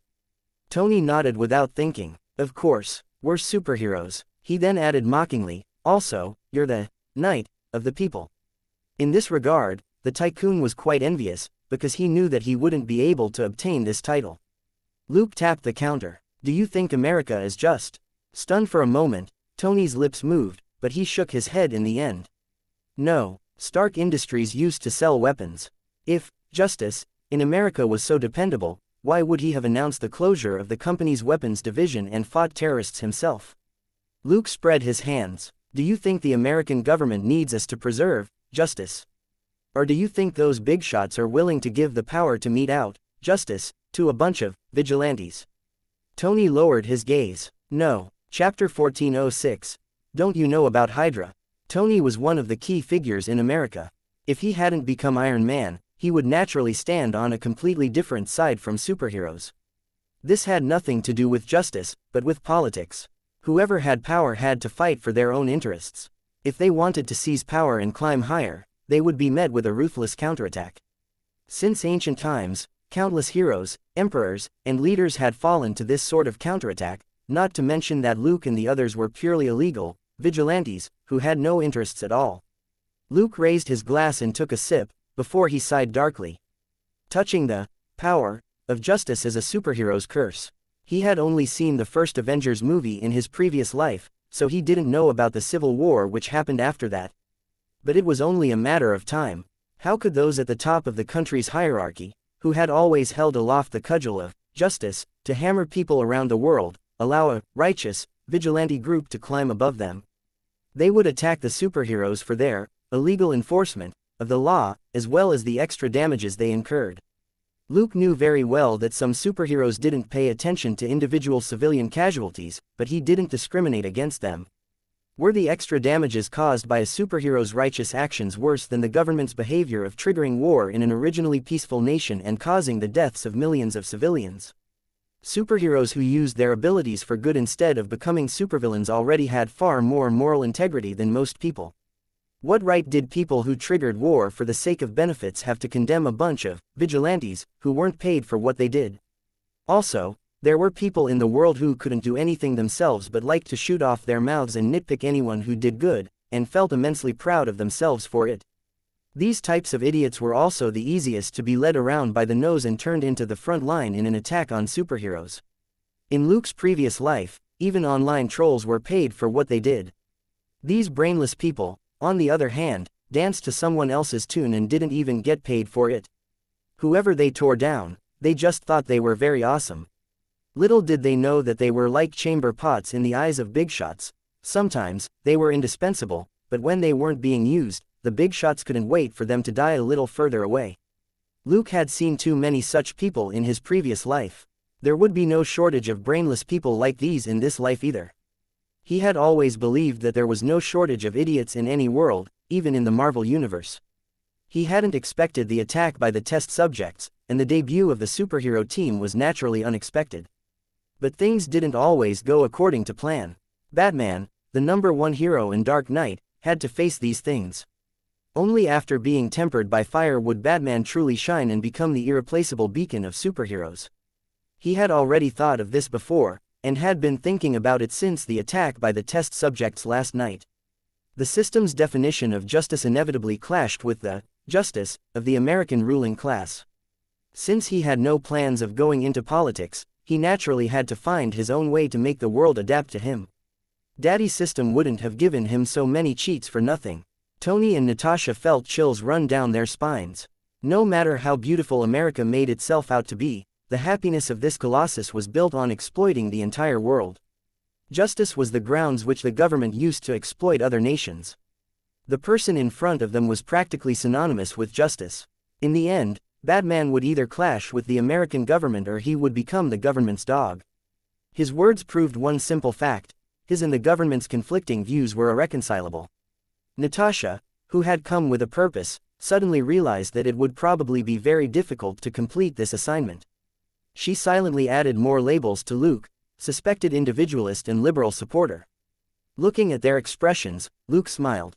"Don't worry, I'm actually a pacifist, provided the other party doesn't provoke me." Tony and Natasha couldn't be bothered to deal with such hypocritical words. Did Luke not know why business was booming for New York's orthopedics departments, and why the prices of illegal drugs had been increasing for months? Luke shook his head regretfully. "Fine, but someone will definitely come after me this time. You can observe it for yourselves."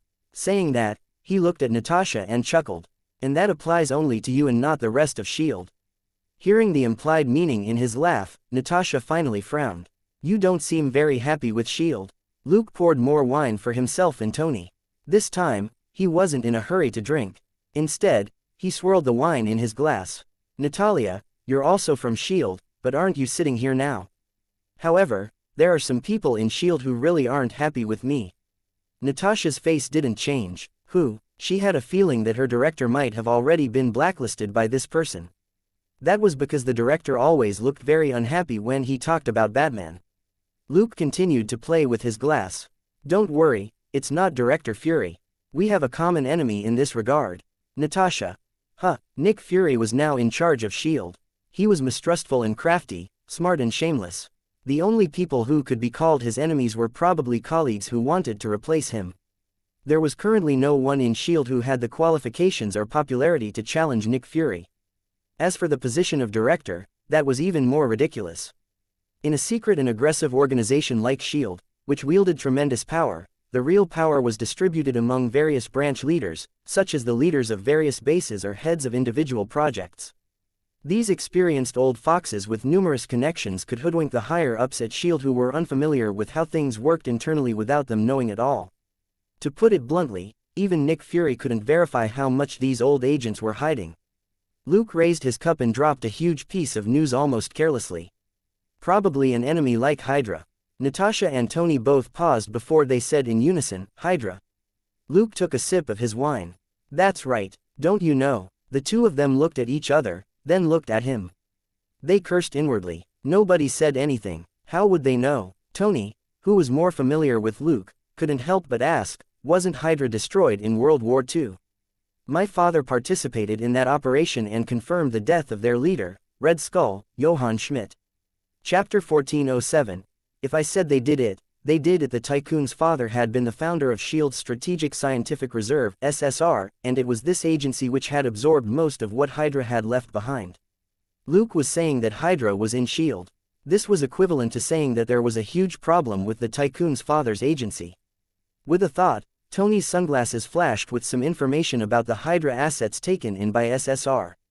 After a few glances, the tycoon broke out in a cold sweat. The information showed that the SSR had absorbed a large number of Hydra scientists and technicians. This was understandable back then. After World War II, America and Russia had divided the German scientists between them.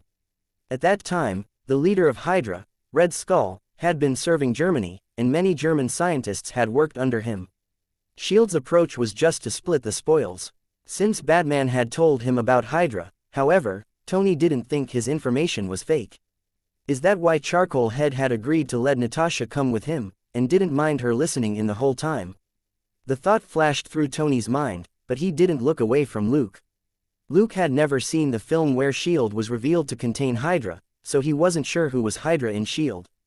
However, there had been a lot of Hydra S.H.I.E.L.D. memes in his previous life. For this phrase to exist, didn't that mean that there was a lot of Hydra in S.H.I.E.L.D.? The only thing Luke could be sure of was that there were no Hydra members among the Avengers. So, Natasha wasn't Hydra, and neither was the bald director. Would giving them this information affect Luke? Of course not. In any case, he didn't know what would happen after the Battle of New York either. With no idea how the plot would unfold, he naturally had to take the initiative to gain the upper hand. Compared with dealing with Hydra in the future, it was better to take advantage of the current stable period to kick out some of Hydra. How would Tony not know if the director ever got close to Hydra? And once Tony knew, how would he not tell Batman, who had been the one to clue him in? Luke had long been looking forward to this villain, who boasted that when one head was cut off, two would grow to take its place. Most of the truly fearsome New York gangs had been defanged. What was left now were petty thieves and drug peddlers at most. With no other capability to speak of, these small fry might eventually resort to murder and arson out of desperation.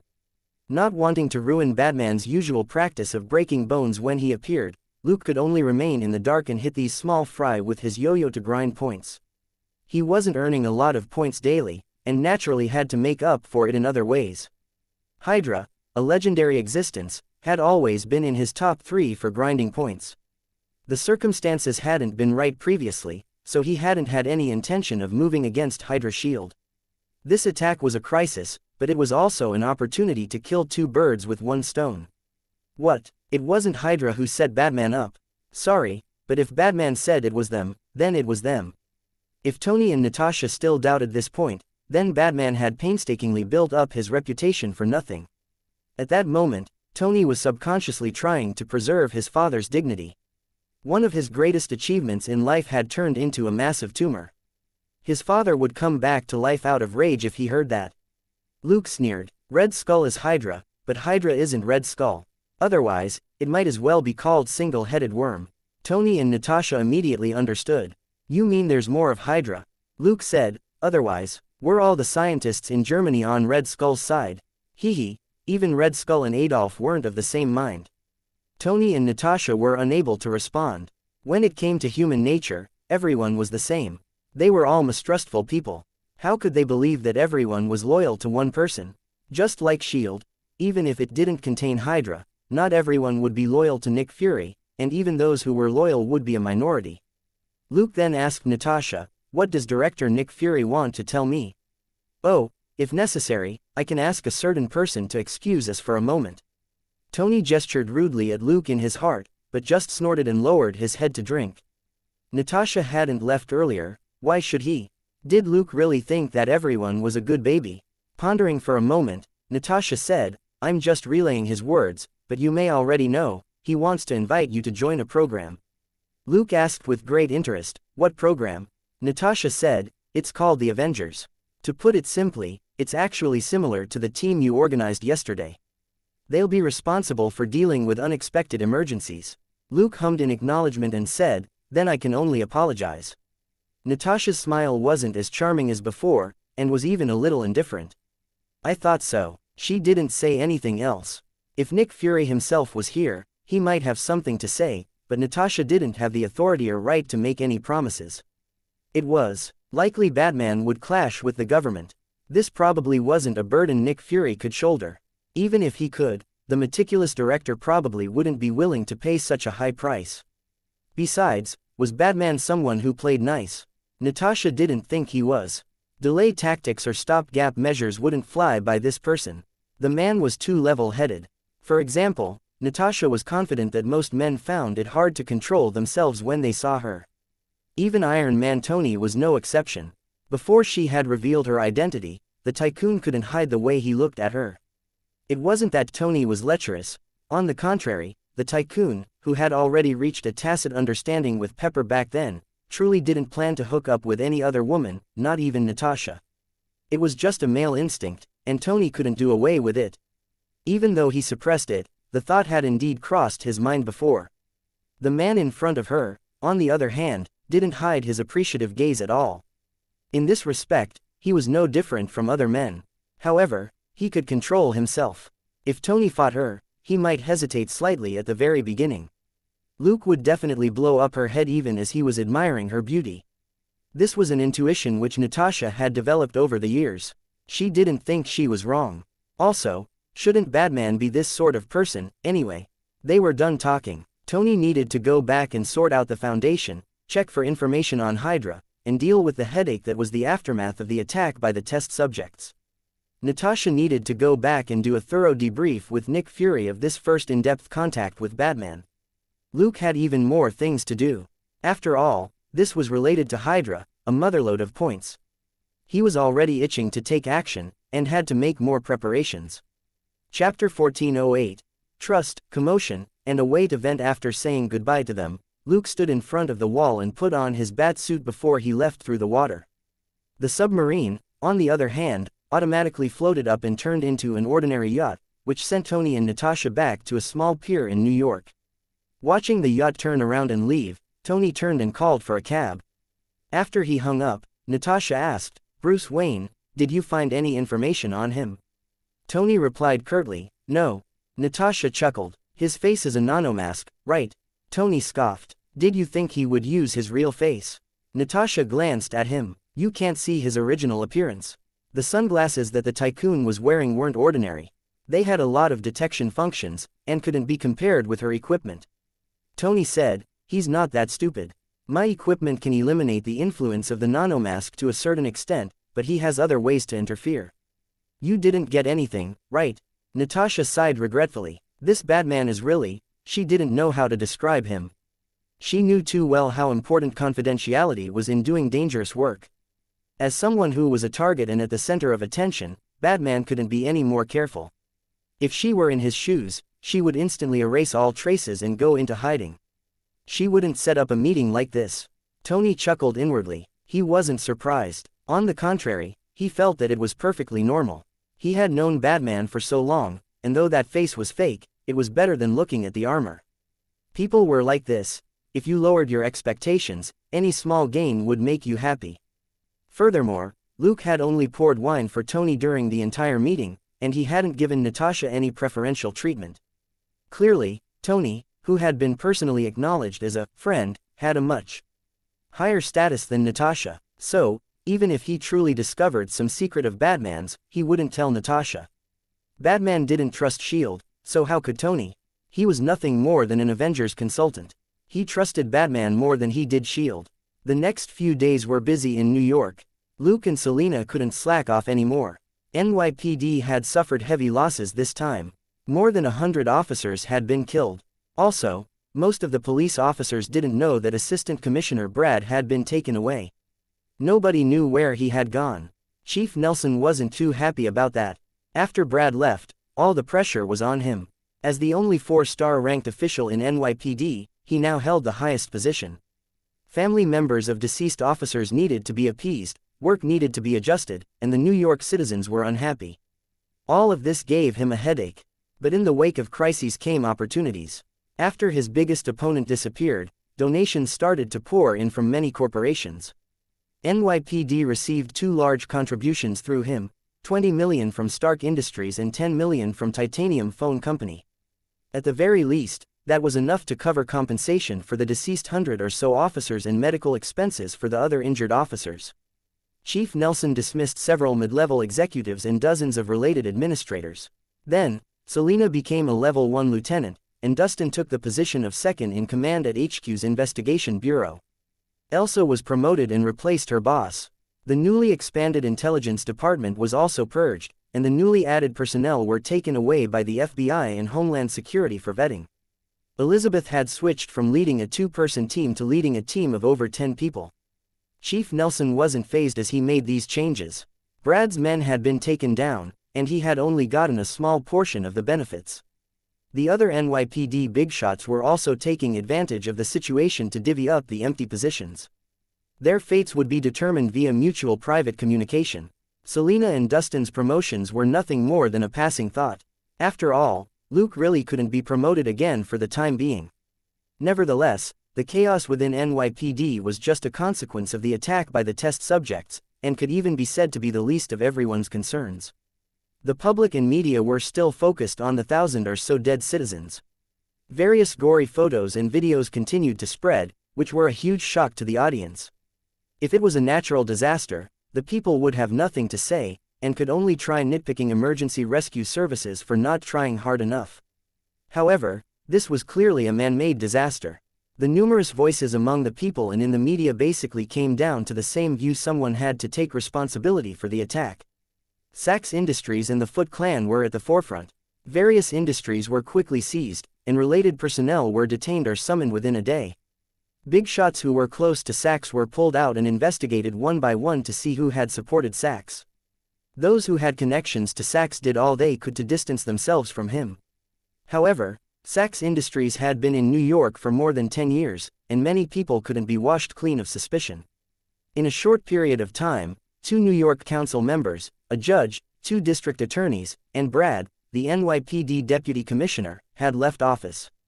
The investigation which awaited them was another long story. But that wasn't enough. In 2001, a terrorist attack set off a wave in the United States. Military and anti-terrorist expenditure skyrocketed, along with the FBI and CIA's authority. As long as there was suspicion of terrorist activity, the FBI didn't need conclusive evidence, and could directly arrest and interrogate suspects. Although not as many people had died this time, the bitterness was no less intense. Politicians and bureaucrats being turned into scapegoats and punching bags as they were dismissed from their positions wasn't enough. People needed a way to vent. The investigation into the main culprit behind Sachs's attack wasn't made public. Besides, nobody would believe that it was a business corporation and a gang working together to carry out the attack. When did gangs stop thinking about making money and start thinking about carrying out terrorist attacks? The members of the Foot Clan were all born and bred Americans. People might believe that someone in the gang had helped terrorists in exchange for money. However, nobody would accept that they were the ones who had planned this. From beginning to end, the authorities never made clear who the culprit was. Eric Sachs, the CEO of Sachs Industries, and Karai, the second in command of the Foot Clan, weren't good enough to be the mastermind, while Shredder, the leader of the Foot Clan, had disappeared. At this point, things changed slightly. Feeling stifled with anger, the people naturally focused their attention on another main character in the attack: Batman, along with his superhero friends. Chapter 1409. News, Misfortune, Human Nature. Tony had been staying in Stark Tower in New York recently. "Sir, the news you asked me to watch out for has appeared," Jarvis notified him. Tony paused in looking for information, then rubbed his forehead. "Let's have a look." A virtual screen appeared, showing a TV studio where 3 hosts and a guest were engaged in a debate. "Batman and his comrades protected us. They fought those monsters," said a male host excitedly. He looked like he was about to jump to his feet. On the other hand, the female guest, who was in her 40s, had tears on her face. "Protected? My son is dead, and my daughter is in the hospital. They didn't die at the hands of the monsters you mentioned, but were buried under a wall which collapsed. Then, that man in armor left without looking at my children." The male host was stumped for a moment, but still shook his head. Collateral damage can't be avoided in an emergency situation. It wasn't deliberate. Can a superhero foresee the future? The female guest said, "But he just left. He didn't even try to help my kids. He just let them scream under the wall." Another female anchor said sympathetically, "That's terrible. Maybe it was just an accident." The female guest, "What? Is their help a gift? I can't refuse it, and I have to thank them for my dead son."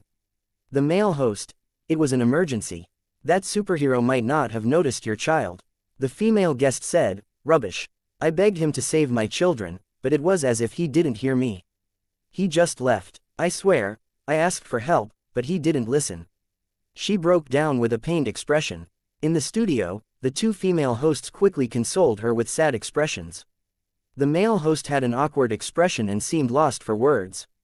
Tony narrowed his eyes at this farce on the screen and suddenly said, "Jarvis, look into this woman." Less than 30 seconds later, Jarvis replied, "It's basically true. Her 6-year-old son died, and her 3-year-old daughter has a head injury." The medical records more or less concur with her verbal account. Tony pondered for a moment. What about her bank account? Any sudden increase in funds? Jarvis said, "No, but a charity fund started paying extra for her daughter's treatment the day before yesterday. She has also booked the best brain surgeon in New York to operate on her daughter." Tony asked, "What about that charity fund?" Jarvis said, "It has been around for many years. This time, it is providing financial aid to 37 families. There doesn't appear to be anything unusual." Tony shook his head inwardly. It was too easy to tamper with something like this. This angry and sad mother just needed to say something provocative at the right moment to get the job done. This mother wasn't a professional actress, she was just an ordinary white-collar worker. Her performance on TV was flawless. No matter the reasons, nobody could deny that she had just lost her son and that her daughter was still lying in the hospital with a serious injury. Tony sighed. What meticulous planning. They really chose the right person. What hurt the most? The truth. As long as the female guest was telling the truth, she was a powerless victim. No matter what Batman's supporters said, a large number of people would sympathize with her. Like the three hosts, some people would express sympathy and then shut up about Batman. Some might dispute it, but might then feel that they had gone overboard. After thinking for a moment, Tony sent Batman a message, "There's news. Are you sure you should keep silent as planned?" A moment later, Batman just replied, "I'm sure." Tony snorted, pretending to be cool again. "Maybe you're hiding at home right now and scratching your head." That being said, he no longer cared about public opinion, and instead went ahead with his own plan. Apart from helping with the foundation, Luke didn't ask Tony to take concrete part in any other operation. He just told Tony not to take action too early to avoid alerting the enemy. They each did their own thing. Luke was too lazy to tell Tony about his intent. While Tony had his own ideas, there was no need to stick together. Getting used to operating alongside the tycoon certainly wasn't anything great. Tony might mock Batman, but Luke actually wasn't too worried. Batman's predicament had always had to do with his identity as Batman. Luke would stand up for what was right, but he definitely wouldn't accept a moral trial. The superhero that the female guest was talking about was Angel.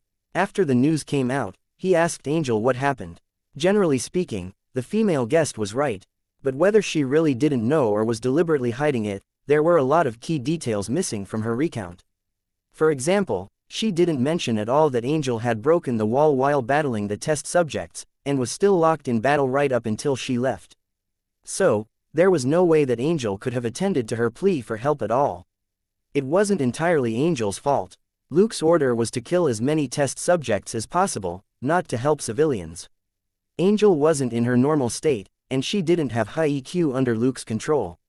Luke couldn't order her to rescue civilians at any time, which would clash with the order to kill the test subjects, resulting in her not performing either task well. Secondly, the test subjects had already been next door. If Angel hadn't appeared to kill them, who knew if that family might have been the next victims? This incident wasn't due to Angel's negligence. Of the various safety rules which Luke had instilled in her, there was also one about paying attention to the safety of civilians. But it was the test subjects who had chosen the battlefield that night, not Luke and the others. It wasn't like Luke and the others could sit on the sidelines and watch the test subjects kill everyone in the building before they stepped forward. As long as they entered a building to save lives, an outcome like this was inevitable. The more actions you took, the more you were bound to make mistakes. If Luke and the others had chosen not to show up, it wouldn't be their problem if the family died, nor would any survivor come out to stir things up. Luke was already mentally prepared for this. Tony felt that Luke would be depressed and overthink it. This was human nature. Some people were noble, and some were despicable. Some people were grateful, and some were ungrateful. Some were reasonable, and some only thought about themselves. You would run into all sorts sooner or later, and it had nothing to do with whether society was good or bad. There were all kinds of people in society, and it didn't matter who you disappointed or pleased. Luke never took Batman fans seriously, because he knew how unreliable fans could be. Chapter 14:10, Investigation and Changing the Performance. Looking at the female guest on the show, Luke simply asked Alfred, which hospital is her daughter in? Alfred, Queen's Hospital Center. Luke nodded and headed to the hospital. As a detective, he didn't draw attention when he moved around New York. Flashing his badge and asking questions were part of the standard procedure.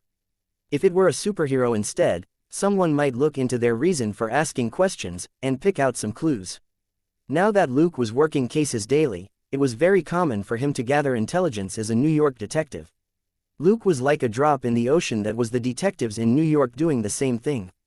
That was also the reason he was reluctant to give up this detective job. He could openly carry out investigations in New York, the center of the Marvel Universe, without attracting anyone's attention, and obtain a lot of internal intelligence via NYPD. Was there any better identity than this? Looking at the TV presenters and online comments, they had basically forgotten about NYPD. Most people's view on the police was, "Officer, come and clean up this mess." Once an incident was over and the police started cleaning up, nobody really cared how they did it. NYPD was still mentioned every now and then, not because of their contributions in the attack, but because 100 or so police officers were listed among the 1,000 dead. As one program put it, NYPD lost more than 100 police officers. We witnessed their sacrifice. What about the superheroes? They left after killing the monsters, and didn't even stay for a few more minutes to help the victims. So many NYPD police officers were killed, while the rest were still maintaining order and protecting the people. There was similar talk on the news and on the internet. To put it simply, no one talked about the superheroes killing the test subjects or how many people they had protected. They only talked about what the superheroes didn't do right while saving lives. In other words, these people were nitpicking. Selena was very unhappy as she scanned these programs and online comments. From what they're saying, it's like they don't want superheroes to show up, and want to let several thousand more New Yorkers die. As he drove, Luke nodded. That's right, who do you think is behind these comments? The movie villain, of course. Selena was stumped. Are you kidding? Can they control the media? Luke chuckled. Movie villains are mostly rich and powerful bigshots. Is it very hard for them to utilize media resources? Selena was unable to respond. Politicians and capitalists were always the villains, especially in movies. They were either the big boss or people who were forced or shaped into being villains. Since they were on the subject, Luke helped clear up Selena's thoughts. Forget these people who jumped out. The TV presenters, victims, and online users are just tools guided by someone else.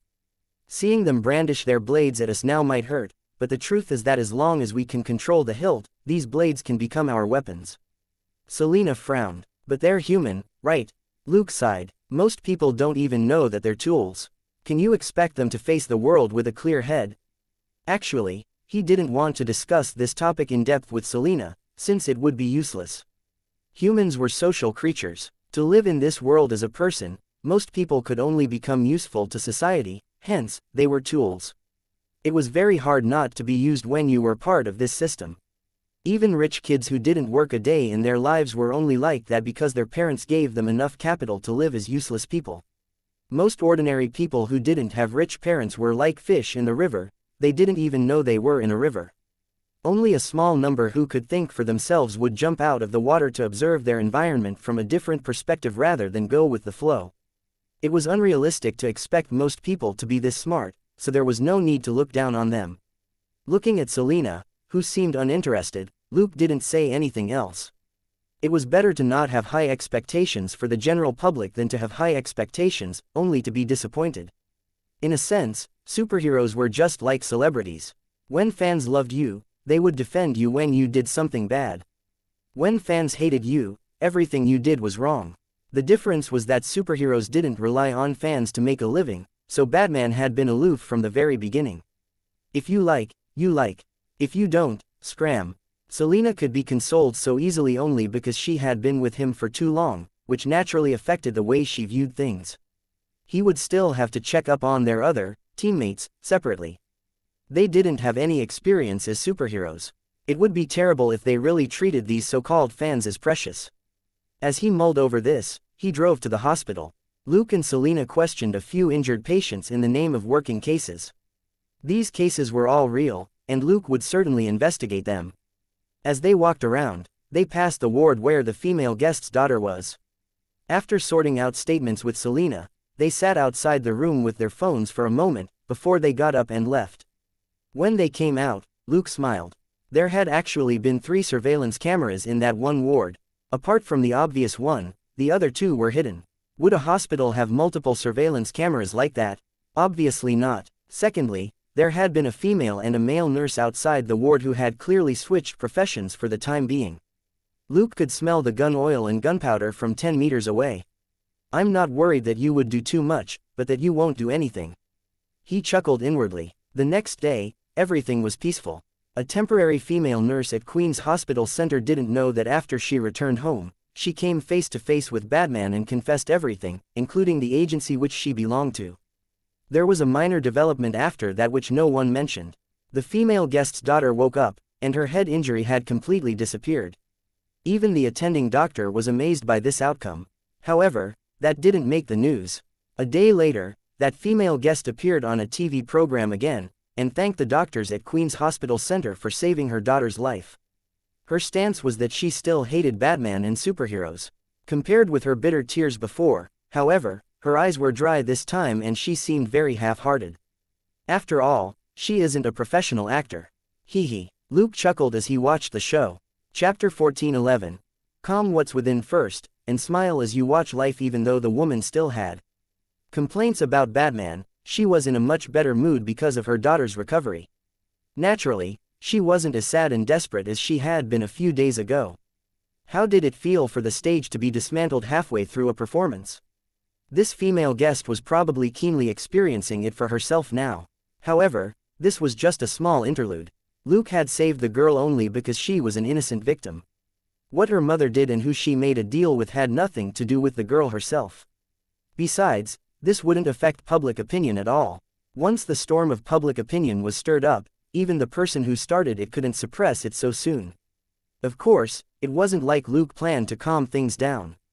When would there be a better time for the multifaceted system to collect intelligence? If the various forces that usually stayed hidden wanted to control public opinion, they had to make contact. Naturally, this contact wouldn't be on some sort of private line, and not everyone would think of confidentiality.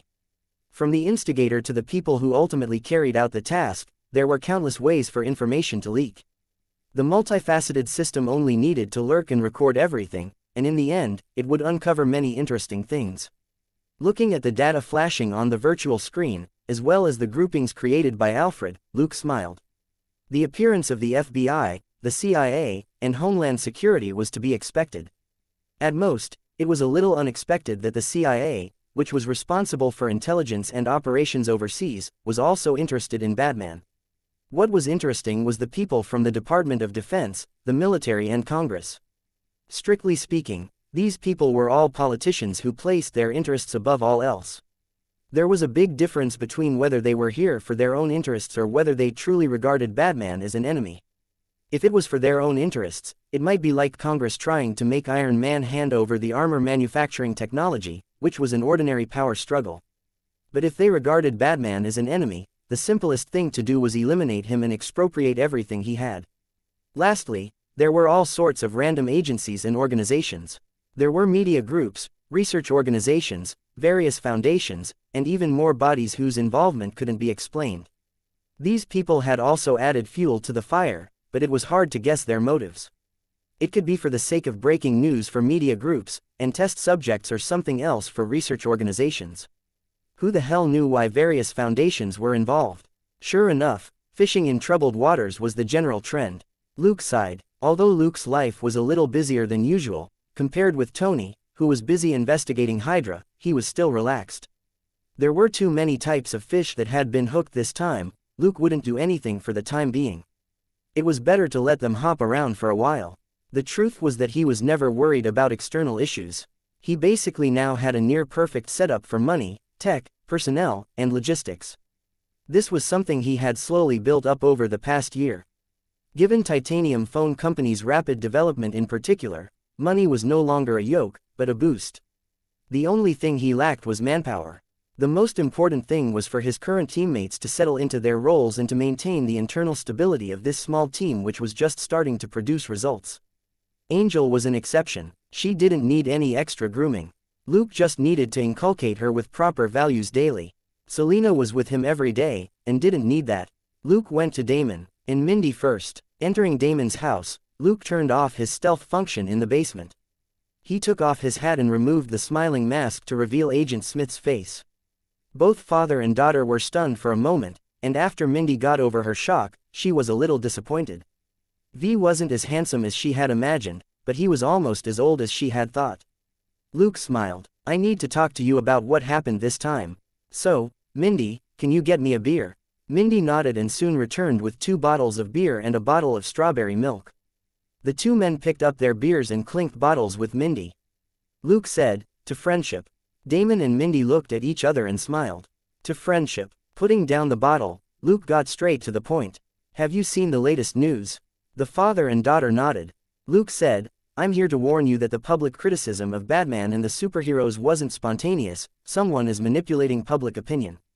Mindy's eyes widened. What? She had been so angry and had stomped her foot a lot when she watched some programs. It was her first time being a vigilante, and she had saved so many people, only to be criticized on TV. Damon was very experienced, and was only stumped for a moment before he understood. "I thought it was strange.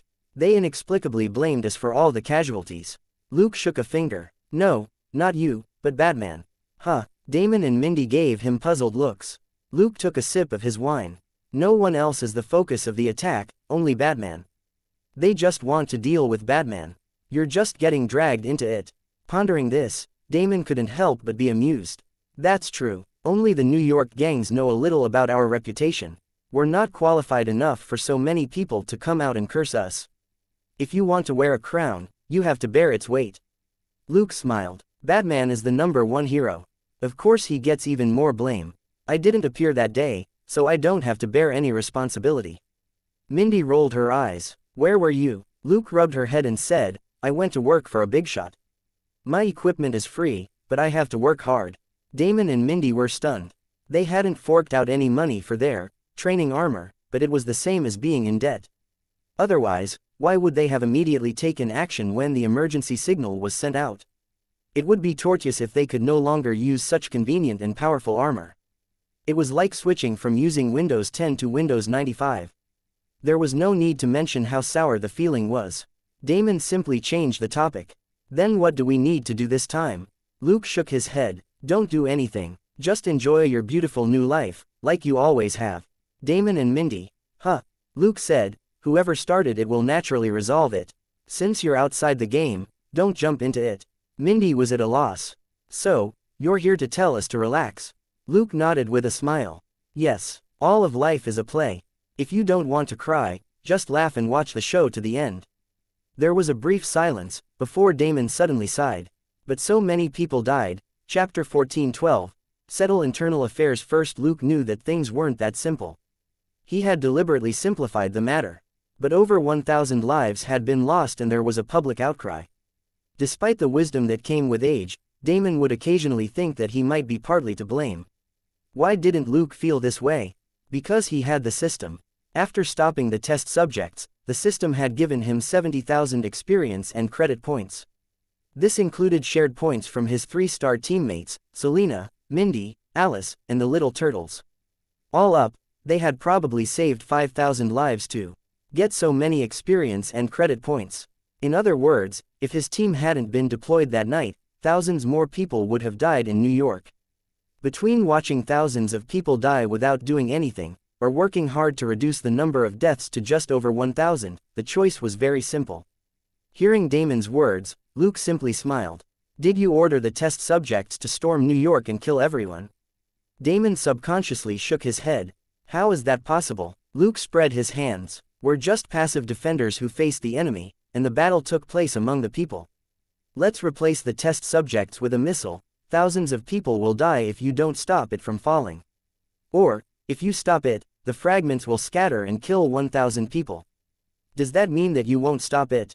Damon fell silent. Luke said, "Don't be turned around by the hypocrisy and lies of the outside world. Only your heart has the answer. He then pointed at his heart. As long as it tells you that it's the right thing to do, do it. Damon nodded silently. Touching her chest, Mindy's eyes flickered, and she suddenly interjected, "My heart tells me that it doesn't want to attend so many lessons. It feels that this is the right choice. So, can I choose not to go?" Both men raised their eyebrows. "How much do you not want to go to school? How can you come up with such a ridiculous reason?" Luke smiled and touched her head again.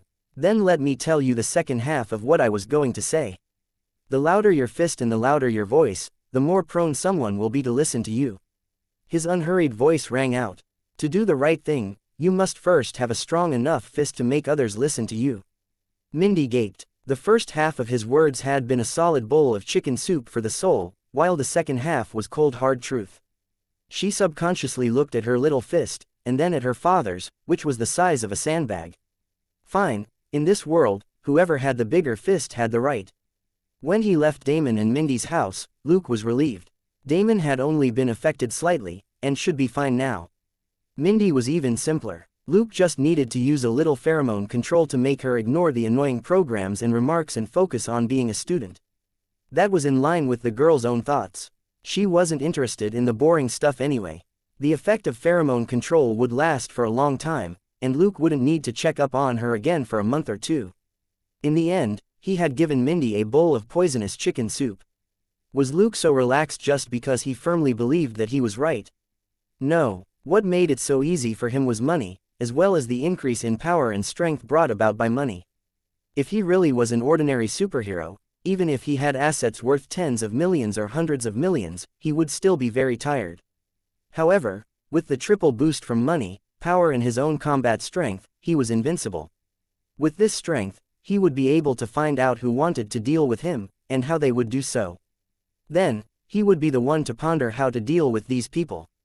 To these big shots, this might be a fishing game. They were the people who held the fishing lines while Batman and the superheroes were just fish waiting to be hooked.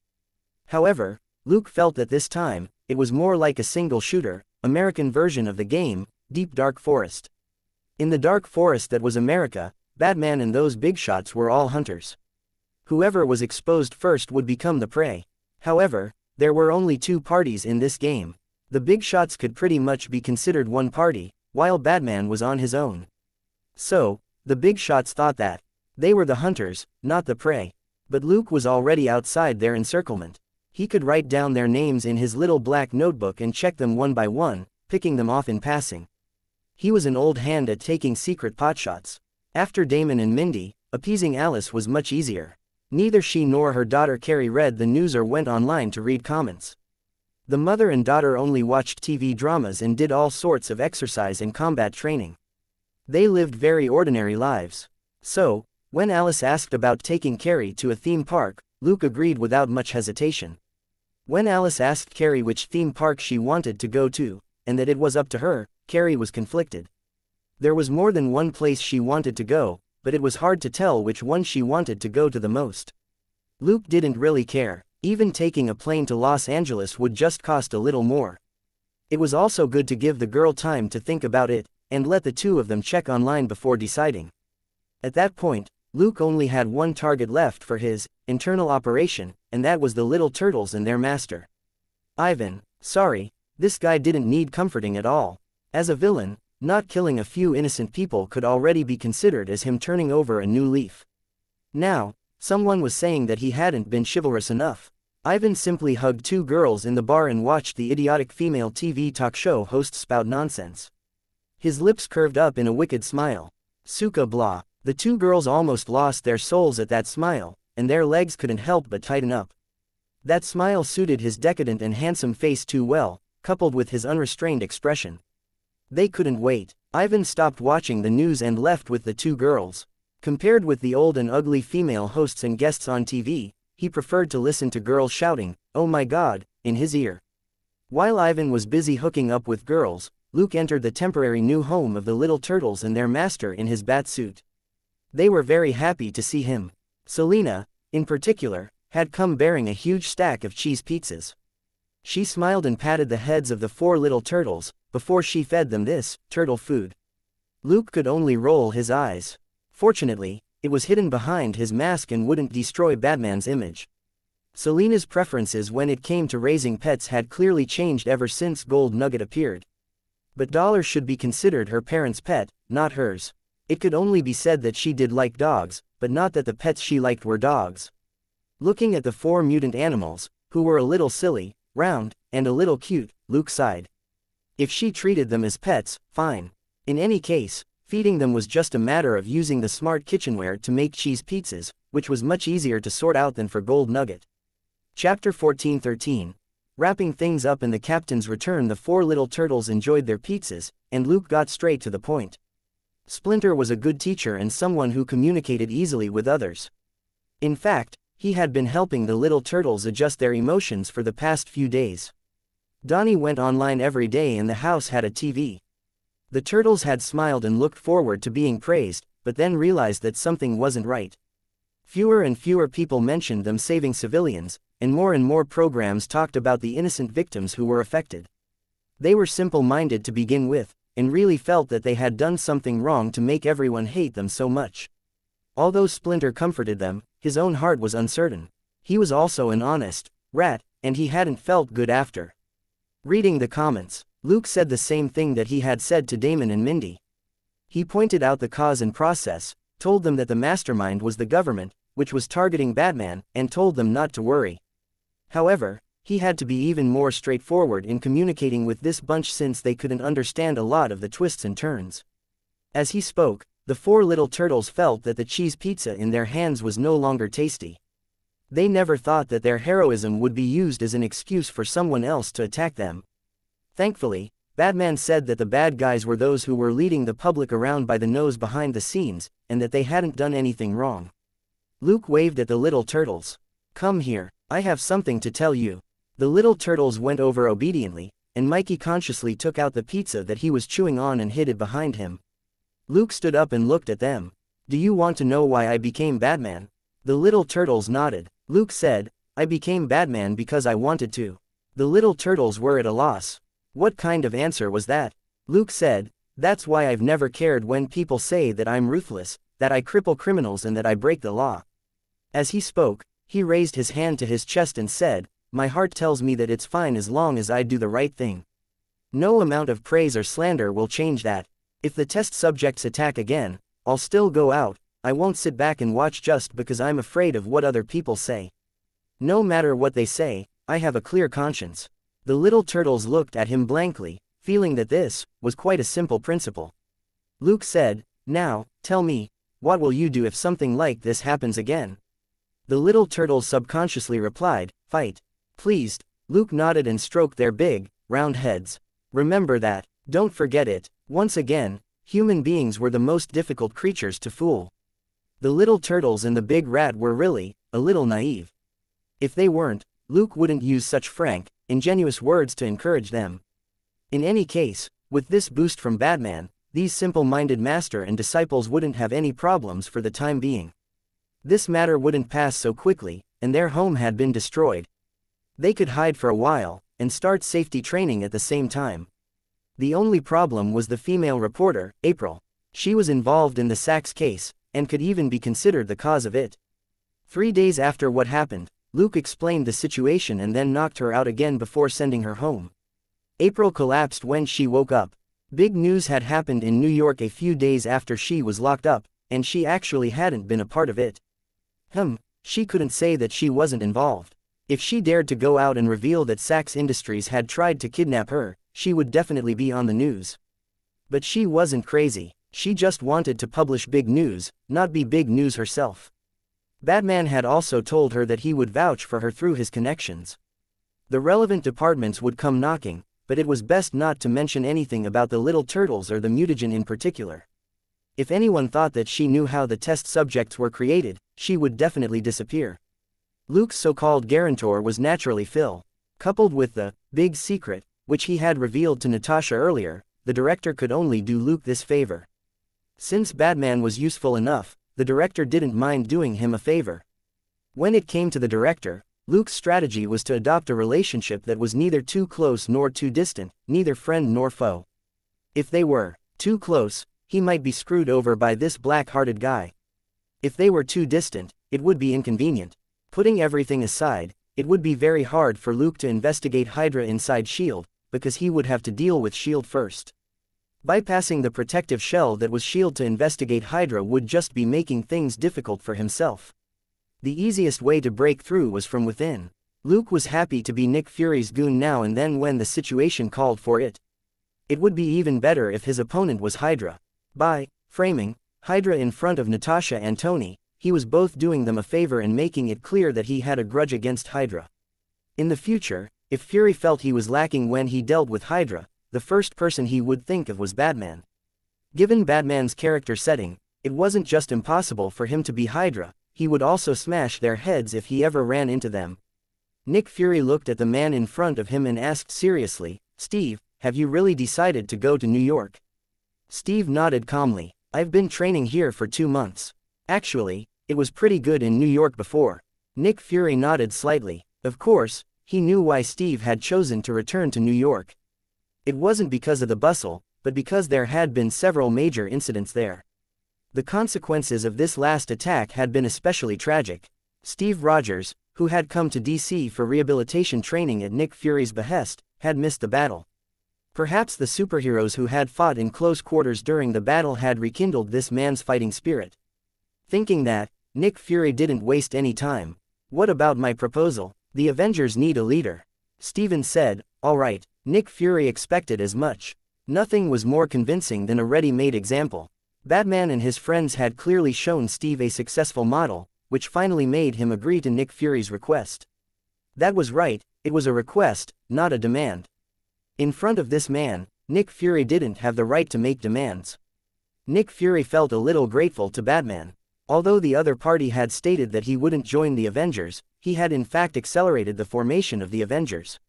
So far, Nick Fury had basically achieved his objective. There were only 2 who were not yet in place. There was no helping it, when one was a god, and the other was a big guy who couldn't control himself. Chapter 14:14, Mutual Consent and Unmoved Fans. If a certain unreliable Avengers consultant could learn from Batman and share some armor with his teammates, that would be great. He could even learn from that big shot who sold everything, and give them some low-grade stuff. Thinking that, Nick Fury couldn't help but be buoyed a little. In an instant, however, the director pulled himself out of this unrealistic fantasy. Dream on. That guy didn't let anyone touch his armor, and the only exception he had made was for this friend, Colonel Rhodes. After Tony refused Congress's request for him to hand over the technology, Colonel Rhodes, who had connections to the Department of Defense, the military, and the president, obtained the only suit. The implication was clear. The only reason Congress and the rest had come out of being embarrassed by Tony relatively unscathed was Colonel Rhodes. However, this also meant that it was basically impossible for S.H.I.E.L.D. to get the armor. No matter how powerful S.H.I.E.L.D. was, it was only a secret organization. On the surface, it wasn't as helpful to Tony as the joint support of those 3 parties. Nick Fury's thoughts had already changed. The director was very tempted by the news from Phil of a big shot who sold everything, as well as the samples he had obtained. Mechanical gloves, special bullets, and electric-powered exoskeletons couldn't compare with metal armor, but they could be bought in bulk, and weren't too expensive. Moreover, S.H.I.E.L.D. had its own research department, which was pretty good. They could buy the equipment themselves and make copies. As for the Light Dagger and Life 1, which had even stranger abilities, they were definitely life-saving weapons.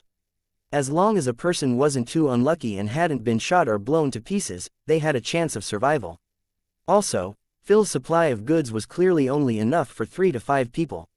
This was clearly a personal gift for Nick Fury. This attitude was much better than that of the tycoon who wouldn't concede even in a critical moment. So, the news from Natasha a few days ago didn't surprise Nick Fury. Instead, he was quite satisfied. Otherwise, if Batman and the American government were on the same wavelength, what would Nick Fury do? Outright cooperation might not be possible, but with some negotiation, they could use Batman every now and then. Rules were for exploiting loopholes. As the king of secret organizations, Nick Fury wasn't a stickler for the rules, provided the benefits were good enough and they didn't touch a bottom line. Thinking about the news from Batman about Hydra, Nick Fury hesitated, but in the end didn't mention it to Steve. A secret investigation inside S.H.I.E.L.D. was now underway, and only Phil was looking into it for the time being. Steve, on the other hand, was a fighter, not an agent. Only when they knew exactly where the enemy was would they be able to destroy them. An investigation involved more work with files, and Steve might not be able to compare with an ordinary SHIELD clerk in this regard. At least, a clerk was skilled at using computers and office equipment. Then, Luke would go to New York first. He might even get to know Batman in advance. He wasn't worried that Batman would rope in the Avengers. Steve's name meant that he had to work for America, not just anyone. Even though Tony had always been close to Batman, his father was the founder of SHIELD, and he wasn't one to yield to others, not even Batman. Also, Nick Fury would know if Batman pulled Black Widow and Hawkeye over to his side. As he pondered, Nick Fury stood with his hands behind his back on the top floor of the Triskelion building. He watched Steve ride away on his motorcycle, and fell into deep thought. New York was restless and noisy in July. The media situation was getting out of hand, and Tony couldn't help but send Luke another text to ask about it. Luke just told him to do his own thing. Tony had already set up the foundation and it had already started to operate. All that was needed now was an official announcement. Luke looked at the people who were jumping around and secretly rejoiced that he had never been the real Batman. If the real Batman watched TV, he would probably go crazy. Luke sneered. Looking at the current programs on TV now, even if real haters showed up, it would be useless, to say nothing of the real Batman showing up. That was because haters couldn't control the media, and any sort of outcry they made would be cut. The press had freedom in this country, so TV stations naturally had the right to cut out clips. It was inevitable that some redundant remarks would be cut out. The internet was where real public opinion was. There was no hiding from the multifaceted system. Apart from the large number of posts by paid online trolls and brainless sheep, 60 to 70% of comments were still occupied by supporters of Batman and superheroes. Based on the theory of the silent majority, the truth was that the people in society who expressed strong dissatisfaction with Batman and the superheroes probably amounted to less than 5%. Luke sweated a little when he saw the real statistics. It seemed he had underestimated his fans' combat ability. He had thought that there would be more brainless sheep. From the looks of it, the popularity Batman had built up really was a little terrifying. With his momentum, plus how the media liked to twist facts, most people were still neutral. Of course, it was also because Batman had too few bad points. Just because of his no-killing rule, most people didn't believe that Batman would ignore the lives of ordinary people. Even the criminals he caught were only injured, so how could Batman deliberately cause unnecessary casualties? This was also one of the reasons why the fans who were firmly on Batman's side didn't collapse no matter what the paid online trolls threw at them. Most online users who supported Batman were young and rebellious. They might have just thought that Batman was cool at first, but now that someone was stepping on their favorite idol and saying he was trash, didn't that imply that they were trash too? For the sake of their dignity, these youngsters had to give back as good as they got. If they were fans of a celebrity, they might be worried about the trolls exposing some scandal or other, but Batman had never had any sort of scandal. They had nothing to fear. Some of the trending posts even amused Luke. Troll: Batman and the others don't care about the lives of the people. Fan A: Batman only saves people, not kill them. Troll: Batman and the others didn't do good enough. Fan B: Batman only saves people, not kill them. Troll: Batman is fine, but there's a problem with his comrades, and he has to take responsibility. Fan C: Batman only saves people, not kill them. Troll: **CKER. All of you are lunatics. No matter what the trolls stirred up, they couldn't withstand this counterattack. Apart from cursing the fans in front of their screens, there was nothing else they could do. Chapter 14-15. The director, actor and hacker in one, and change. Luke had intervened in the development of smartphones and the wireless network, so the internet had progressed 5 years faster in this world than in his previous life. At the moment, nobody could touch the relevant parties involved in this sumptuous feast. From major cell phone companies to manufacturers of electronic components, network operators and the developers of cell phone software, plenty of parties had long been eyeing this huge cake worth billions. As a leader in smartphones and the pioneer of social media software, Luke had the most important authority when it came to controlling the internet. He just needed to change some algorithms slightly to make anything that needed to be seen appear in front of online users. That was another reason why paid trolls couldn't suppress Batman's supporters. Actually, there was no video to prove that Batman had caused civilians harm. Luke, who had sharp nose, elementary sound wave, and armor detection, smiled without saying anything. Actually, the reporters had taken a lot of footage of Batman's battle. After all, in order to distract the reporters and not put too much pressure on his teammates, Luke hadn't covered himself at all. But most of the videos weren't played a second time. As long as one more was released, everyone would see that Batman had saved yet another civilian. His opponents were just test subjects with outstanding physiques but no sense of rationality. How could they fight Batman, a master in physical skills? As long as he was willing, he could predict and even direct all their attacks. Accidental casualties. As if a master in physical skills could send test subjects flying over the heads of civilians with one punch and not let a single drop of blood spill on them. So, Luke was completely unperturbed. The fiercer these people were toward Batman, the guiltier they would feel after wronging him. At that moment, fans who were firmly on his side would be able to hold their heads up high and become true hardcore fans. Although Luke had no interest in fans, these hardcore fans wouldn't let public opinion gain the upper hand, and would give him enough time to plan, just like today. The American government probably already had a headache over the issue of online public opinion. Luke was secretly amused. In fact, many people from the government had already called the 5 major TV networks and several major web portals to suppress Batman's momentum. But this was just the beginning, and a lot of people started to spread the word rapidly on F2F and via their social circles. If these couldn't be used, wouldn't that be a waste of the media circle Luke had created with smartphones and software? Whatever he wanted online users to see would be whatever they got. The conspiracy theorists couldn't wait to come out and claim that this was an attack by the American government on Batman. When he had seen this news, Luke had simply given a thumbs up to these big shots who had analyzed the situation most brilliantly, and at the same time, turned them into trending topics. He didn't need Titanium Phone Company to do all this. Luke hacked into his own company's system, adjusted the data, and left behind clear traces, as if to say, XX was here. Thus, Titanium had done nothing wrong, and had been very good about listening to the American government regarding this matter. It was just that a certain hacker was too cunning and easily slipped through the gaps in his own setup. Not only that, there were countless other hackers who were helping to make noise for Batman. Luke had tracked down more than 100 hackers who had helped expose dirt on the government. However, there was one person he couldn't figure out. This person definitely wasn't Tony. The tycoon wasn't that free, and the methods were different. It was interesting that Luke couldn't lock onto this person's location. This somehow felt familiar. Was this the hacker who had appeared during the New York explosions? However, that hacker had clearly led Batman into a fight with the Enchantress last time. Why was he speaking up for Batman now? If he was an enemy, hitting Luke when he was down would be the right thing to do. After 2 tentative probes, the guy didn't respond, and was even wary enough to completely disappear. Luke felt a little regretful. A hacker at that level who could evade Tony's trackers and AI was definitely a lethal weapon. However, he didn't have high demands of this person. The AI programs had greatly alleviated his lack of manpower, and he didn't have to deal with issues of trust. Living people were always more unpredictable than programs. Even as he waited, he wasn't idle.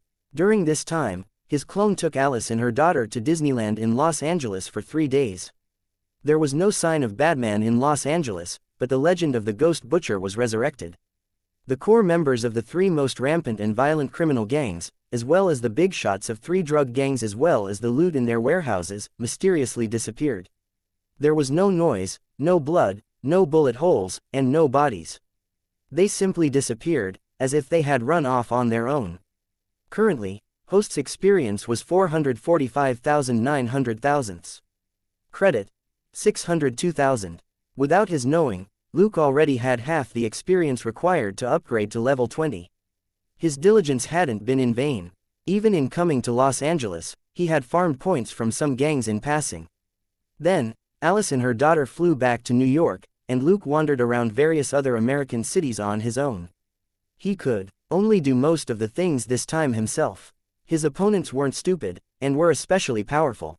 If he sought help from an ordinary investigation company, and there was even the slightest leak, the company would become led toward finding Luke. He definitely wasn't afraid of being discovered. In any case, he was using an alias, and he would abandon this ID after he was done using it. Nevertheless, the other party would pick up on this oddity. Thus, he paid some people to lay the groundwork beforehand, with vague instructions. Apart from making things easier for Luke at the right time, these people didn't know anything else. The clones spent the rest of July on work trips like these, while Luke went to work as usual. This continued into the middle of August. The media was starting to get tired. The verbal battle between the paid trolls and hardcore fans was ongoing, but more and more evidence had appeared in the hands of these hardcore fans. In the end, all sorts of battle footage taken by the reporters went out. They weren't soldiers, and didn't follow orders strictly. For money, many people were willing to make copies of the videos and spread them. Thus, many videos that had quietly disappeared from the public eye reappeared, but only on the internet. Chapter 14:16. Splits, Enemies, and the Start of a Storm. The 5 major TV networks still maintained that strange position, but none of them dared to openly denounce Batman, because they would definitely be bombarded by hardcore fans. Although older people still didn't really use their phones to go online, the younger generation had basically taken to it over the last year or so. Batman was still perfect, and his teammates couldn't be faulted too much in the videos. In fact, the superheroes had swiftly turned up that night and had fought fiercely, and most of the fights had happened indoors. Except for Ivan, who had strutted in front of the TV camera, there were few full-length shots of the other superheroes. And there were no clear shots of people being accidentally injured in the process at all. The only evidence was that so-called victims recount. In light of this, Luke told Gold Nugget of the many words of wisdom from his previous life and let it do whatever it wanted. Soon, Batman's hardcore fans adopted a new script. For example, where are the pictures, videos, pics, vids, or it didn't happen, you fabricated an entire story out of one image. The Ministry of Breaking News and Shock Headlines wants you to go work for them tomorrow, your mother is telling you to go home for dinner. In any case, Gold Nugget never got tired. Coupled with the special program which Luke had set up for it, it was far faster at posting comments than an ordinary person. This guy was willing to fork out money, and a lot of its accounts were VIP, member, platinum or diamond types, and so on. Coupled with how snarky it was when it shot its mouth off, a large number of Batman hardcore fans were united under its banner, which gave the paid trolls heartburn. As for people tracking the IP addresses back to Luke and Selina, big deal. It would be hard to take any big shots seriously if they cared about the bickering on the internet. Even if they had the time to do so, they would first track down the crazy hackers who were disseminating the videos. It was because of these hackers that news of Batman kept popping up, and the videos were already being streamed on local TV networks to grab viewer attention. There was a limit to what the American government could do. The only way to call on all TV networks in America to do their bidding was through the Constitution. Thus, the only ones they could call on were the 5 major TV networks, which had the most viewers. It was impossible for the government to call on small and medium TV stations. Otherwise, there would definitely be a few TV stations who would go all out to blackmail the government and expose this summons for what it actually was. A lot of people liked to scam the government. This was just news on Batman, and definitely didn't involve any business interests. In a situation like this, selling out the government wouldn't get anyone killed and might even be worth it. After a month of chaos, Batman's status in the hearts of ordinary people had changed slightly. A small number of brainless people turned into staunch haters who insisted that there was something wrong with Batman. Whether it was a mental illness or breaking the law, from collateral damage to the rights of criminals, everything was pulled out to attack Batman. Some of the older people were influenced by the TV networks and didn't think that Batman was that reliable. At least, he wasn't as good as the rumors said. Most remained silent. The New Yorkers whom Luke had interacted with still had the same attitude toward Batman. He was alright. Although he had never revealed his face, he had really saved a lot of people, and there hadn't been as many problems as described on TV. A small number of young people had become hardcore fans of Batman. They didn't hide their love and respect for Batman. There were even people who went out to the streets in homemade bat suits at night to uphold justice. Luke could only remain silent. It was a good thing to have the heart, but frankly speaking, there weren't many of these people who had the strength to match. The hoodlums of New York had already been cowed after being thrashed by Batman. They didn't dare go overboard with these crazy fans in bat costumes. At most, they would get angry out of embarrassment and throw a few punches before they ran. Kill someone, don't even think about it. If Batman knew that a New York gangster had killed a fan in a bat suit, you could bet only a few of his bones would be intact when he was sent to the hospital. After the attack by the test subjects, Luke simply observed from the side, and several groups took shape. It was basically clear who were friends and who were enemies. Of course, the brainless anti-fans weren't enemies. These people who only dared to talk big behind their screens were bound to be pitiful creatures whose only power came from their phones and the internet. Luke invented them. Naturally, Luke, who had brought about this era of smartphones and the internet, didn't have any expectations for this doomed group. There would always be a group like this in any society. The TV presenters, reporters and victims weren't enemies either. Or rather, they weren't even qualified to be Batman's enemies. If Luke wanted to, he could send all of them to heaven within a month. Luke, who had always been an ordinary person at heart, knew that it was very unrealistic to expect these ordinary people to resist the temptation or pressure from the forces behind the scenes and to stand firmly on Batman's side, even if they lost their jobs or became poor. Ordinary people were ordinary because they didn't have enough willpower to break away from their predicaments, and could only become tools. For example, that female guest, Carly, who had lost her son but whose daughter had been saved, was a neutral yellow in Luke's teammate panel. Clearly, she didn't hate Batman as much as she said she did on TV. She was also a neutral yellow in the panel of good and evil. Luke had harassed the system about this. The system's response was basically, unable to determine the effect of the trap, and no strong hostility toward the host detected. Luke mulled over this response and finally realized that the system wasn't wrong. Batman was Luke, but Luke wasn't Batman. Any attack against Batman wouldn't hurt Luke himself. Also, Carly wasn't genuinely hostile toward Batman, so the system couldn't deem her a threat. In the middle of a hot August, New York was once again caught up in a storm of public opinion. It started with a video that spread online and was aired on a local TV program in New York. Luke remembered the name of the show Trish Talk. Trish, the host, was Jessica Jones's friend, and was quite famous locally. Trish had a unique and incisive perspective, and her analyses were accurate and deep.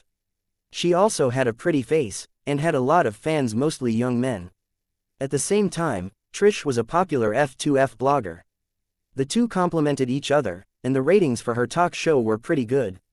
Chapter 14:17, Public Opinion and Pushback. The video was very simple. Two women were talking in a hospital ward. One of them was a short-haired woman in a business suit, and the other was Carly, the female guest. The short-haired woman said, "Just pretend this never happened. We'll tell you what to say for the program tomorrow." Carly said, "Well, the short-haired woman said, "This is a contract. You already have the money to arrange an appointment with the doctor for your daughter. You can break the contract, if you're willing to cover the costs yourself." Carrie's face changed. That doctor was one of the best in America, and an appointment with him cost $200,000. As a single mother, her son had just died, and her daughter was still in the hospital. How could she possibly pay for it herself? After hesitating for a moment, she could only nod.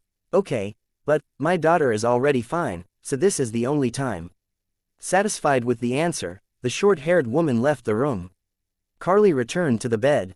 Her daughter looked at her and asked, "What's wrong, Mom?" Carly hesitated, but still said, "It's fine. You'll be discharged in 2 days." Her daughter was uneasy. "But I'm already fine. When Uncle Batman came, he touched my head and said that I would get better, and my head didn't hurt anymore."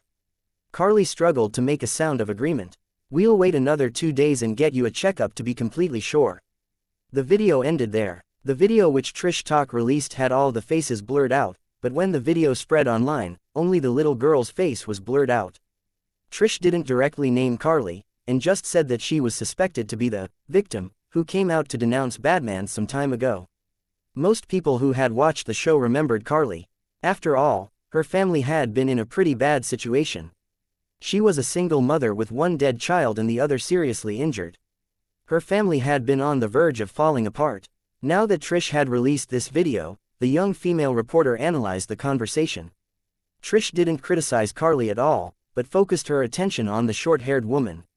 "Who is this? Why are you coercing a mother in dire straits?" Trish spoke with frank assurance and was well received by a lot of fans and audience. However, she herself was also puzzled. Who collected all this information? Why was the webpage so complete? Unlike most people who just watched the video, When Trish inadvertently accessed a link, she entered a web page with not only the video but also a lot of relevant information. For example, there was detailed information on the short-haired woman's identity, the foundation which she took instructions from, its most recent source of funds and so on. It was all on the web page. It was as if Trish had discovered treasure. As someone who had a big sister who was close to being a superhero, and who dreamed of becoming a superhero herself, she had always been a loyal fan of Batman. If she hadn't sensed that all this was a targeted attack, she would have supported Batman on her show. Now that this had been dropped into her lap, she started investigating and verifying the information. The video was authentic, as verified by many bigshots online for free. Not only did Trish pull some strings, she also personally asked her sister, Jessica Jones, to investigate the foundation. The results were basically the same. What Trish found strange was that when Jessica heard that this was for the sake of reversing public opinion of Batman, Jessica's listlessness was nowhere to be found, and she suddenly became a lot more efficient in her work. In just a few days, she finished checking the situation. When Trish asked Jessica if she was a Batman fan, Jessica got a strange expression on her face. In the end, she simply explained, "I owe him a favor." Trish was dumbfounded. She never thought that her own sister would have a connection to the Batman whom she idolized. What the two of them discussed about Batman was another story. But Trish talk was just the first pebble thrown in this counterattack in August. That was right, it was just a pebble. But at the start of this storm in August, everybody thought it was explosive enough. The hardcore Batman fans, who had been attacked by the 5 major TV stations and online paid trolls for a month, welcomed this merrily. This was just how amazing some things were. Sometimes, just one point was needed to destroy an object. Carly, the female guest who was the first to step out and had left the deepest impression given her situation, played a key role in dismantling this point. Although her son was dead, she was unharmed, and her daughter had completely recovered. The little girl even said that it was Batman who had healed her. Then, Carly chose to compromise and frame him because of the money. Some online users immediately pulled up Carly's performance on the last show, and even analyzed her micro-expressions frame by frame. That was why Carly had been so unenthusiastic. During her last performance, she had been coerced with the threat of a debt of $200,000. The cornerstone of trust had been pulled out, and this wasn't the only brick to fall. News of more and more victims appeared online. Although some parts were censored, it was enough to expose those people's lies. But unlike Carly, these victims weren't that simple. Carly's situation had been real. It was only because of the pressure of saving her daughter that she had lied. The video was just enough proof that she had covered up the fact that her daughter had recovered thanks to Batman, but there was no evidence for her previous accusations. Seeing that she had lost her son back then and her daughter was severely injured, Luke only focused on targeting her most recent lies. After all, while Angel's armor was old-fashioned, it still had an AI program and a camera. However, Luke needed Carly as a lead-in. Now that Carly had taken the lead, another group of victims was drawn out. Luke had specially picked victims entangled in serious lies. Some lied about their relationships, some lied about their family, and some even lied about their identities because they were murderers who had changed their names. There weren't many of them, only a dozen, but they completely destroyed the public's trust in the 5 major TV channels. The news online turned into an uprising which gradually pushed back against the traditional media.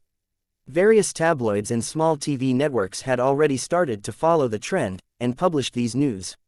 It was big news before that a bunch of mad dogs were biting Batman, and it was big news now that Batman's hardcore fans were biting back. Also, wouldn't this plot twist guarantee viewer ratings? Chapter 1418. One trick. No, many tricks. Now that things had come to this point, it no longer mattered whether or not the 5 major TV networks remained tight-lipped. Daily conversation turned to topics like, "Did you hear? That nutcase who framed Batman?" and so on. Even those who didn't watch TV, read the news, or play on their phones couldn't avoid hearing the chatter around them as they waited in supermarkets, diners, and subway stations. Naturally, it was thanks to Luke, this hacker, who knew how to use phones and software. This information was part of the results of his investigation, and naturally, he was the one who released it. It would be impossible for anyone else to track down so many leads in a short period of time, and it was also impossible to keep it a secret. Only someone who had money, technology, and superpowers could go knocking on their doors one by one and complete the questioning without them knowing. The police needed to find evidence to prove that a suspect was guilty, but Luke simply told these people to confess whatever was necessary to prove that they were guilty. See, it became a lot simpler. In fact, Luke had far more intelligence than was revealed online or on TV, but only a small part could be released as ironclad evidence. For those who slipped through the legal cracks, Luke simply gambled a few rounds with them and ensured that they lost to him 1 to 5 times. After the true faces of many victims were revealed, the storm started to spread to the mastermind, and it was that particular foundation which bore the brunt of it. Some of the foundation's internal documents were leaked online as suspected proof that the foundation was trafficking children and women. This news caused a huge stir. A suspected gang of human traffickers was trying to frame a superhero. What a joke. Those in particular who had wavered after watching Carly on the program, and who had even called Batman into question, instantly collapsed. It wasn't a big problem to go up against the good guy. After all, good guys often had different views among themselves. But to help the bad guys set up the good guys and even be pleased about this so-called justice was a joke. At this point, the online trolls completely disappeared, because they didn't know what else they could say. Many users familiar with how things worked took up arms and cursed, "FCK, you can't even choose a good teammate to spread rumors. You dare pick on Batman when you yourself are so shish tty." Batman's hardcore fans were now utterly relaxed, and they took out old posts and comments one by one to flame them.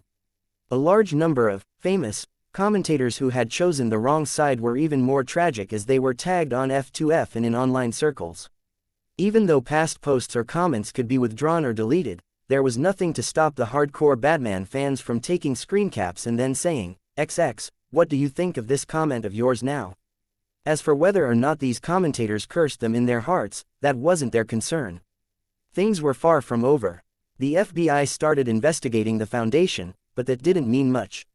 The people in the foundation who had access to a criminal network weren't implicated in the investigation at all.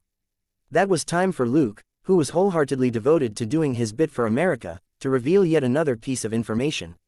It was revealed that Remy Green, a member of Congress, had taken in a girl, who had been abducted through the foundation, to be his adopted daughter.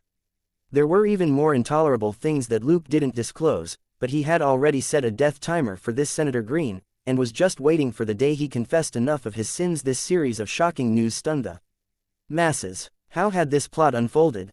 How was Batman related to Congress? At this point, things finally started to happen beyond Luke's expectations. When the little girl was found, Remy Green suddenly had a heart attack and died. The girl had been very young when she was kidnapped and couldn't remember what happened back then. Apart from the things that Senator Green had done, she couldn't provide any useful information on the foundation. At the same time that the kidnapping came to light, a censored video of Senator Green was delivered to the FBI agents. Putting the content of the video aside, it was enough to prove that the original video was in someone else's hands. If this person couldn't be taken down, there was no way to hide this matter. That was why the little girl hadn't been killed and was still safe. Her death would only make things worse. Many of the FBI agents sensed that something wasn't right. They had become tools in a game, and ever since the game began, the players had never really appeared. One party was slandering Batman and the superheroes, and the FBI agents could tell from these methods that this was the government. The other party that was revealing all this shocking news was Batman and the superheroes who had never made a sound all this time. The two parties were fighting all this time, it was just that ordinary people didn't understand it. Who was so stupid as to provoke Batman? The rumor was right, this Dark Knight's methods really weren't that clean. The FBI agents were astonished. However, they also knew that Batman wasn't alone right now.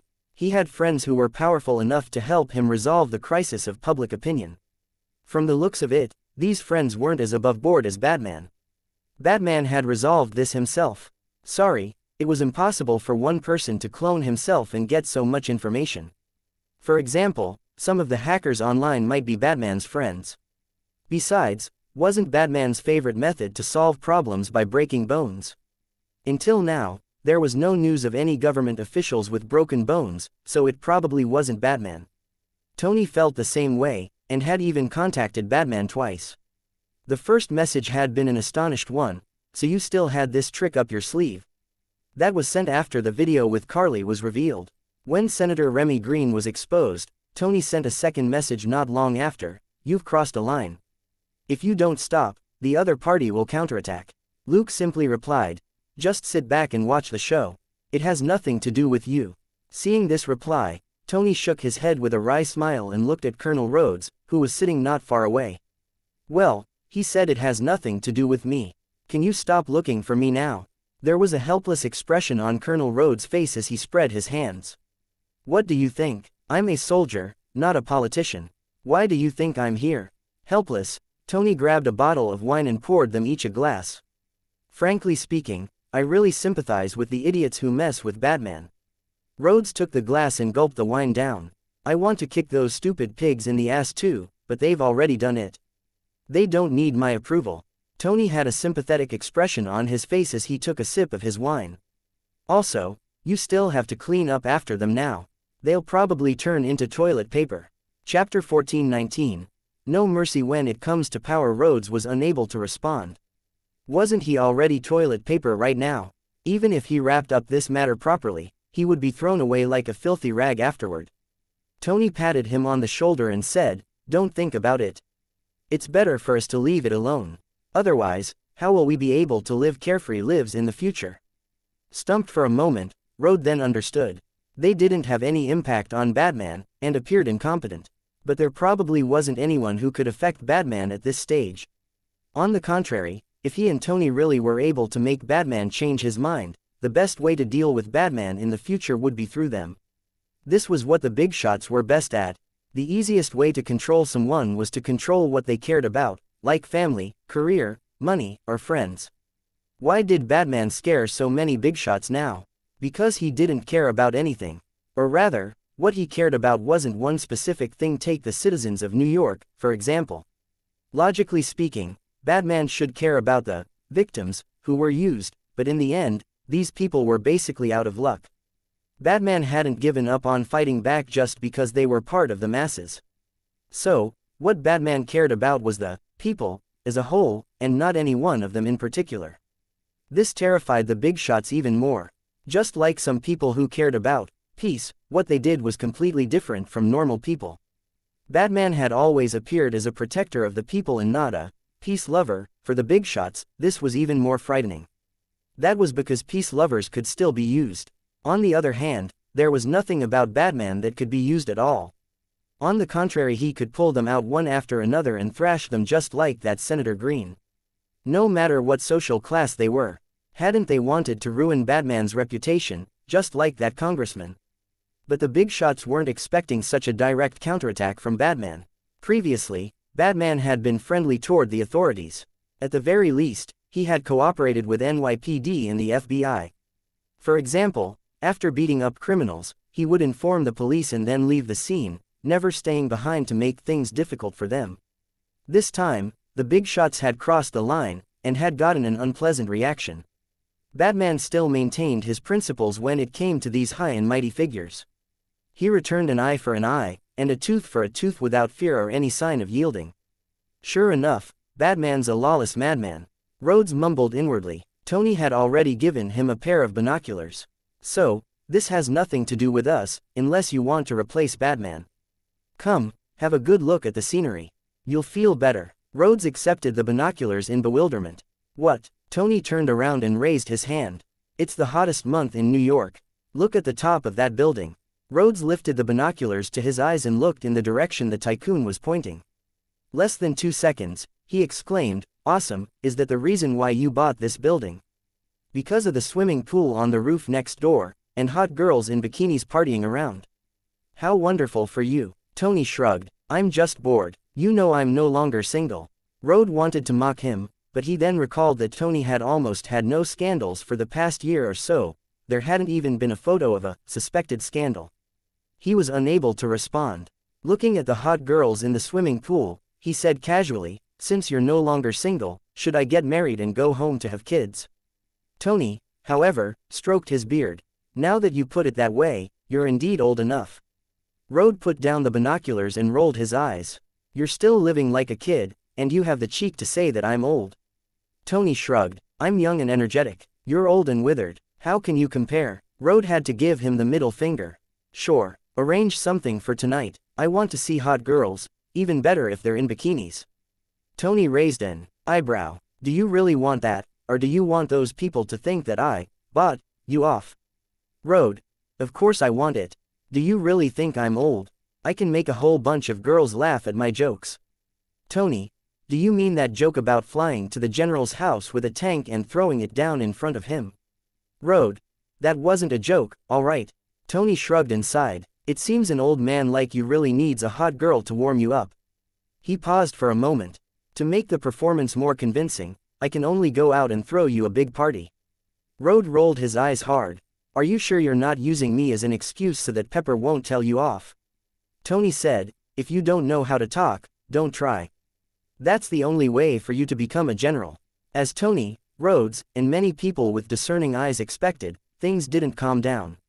A few days later, Senator Stern was also implicated. Photos of Senator Stern and Senator Green meeting in private surfaced on the internet, along with the girl who had been kidnapped.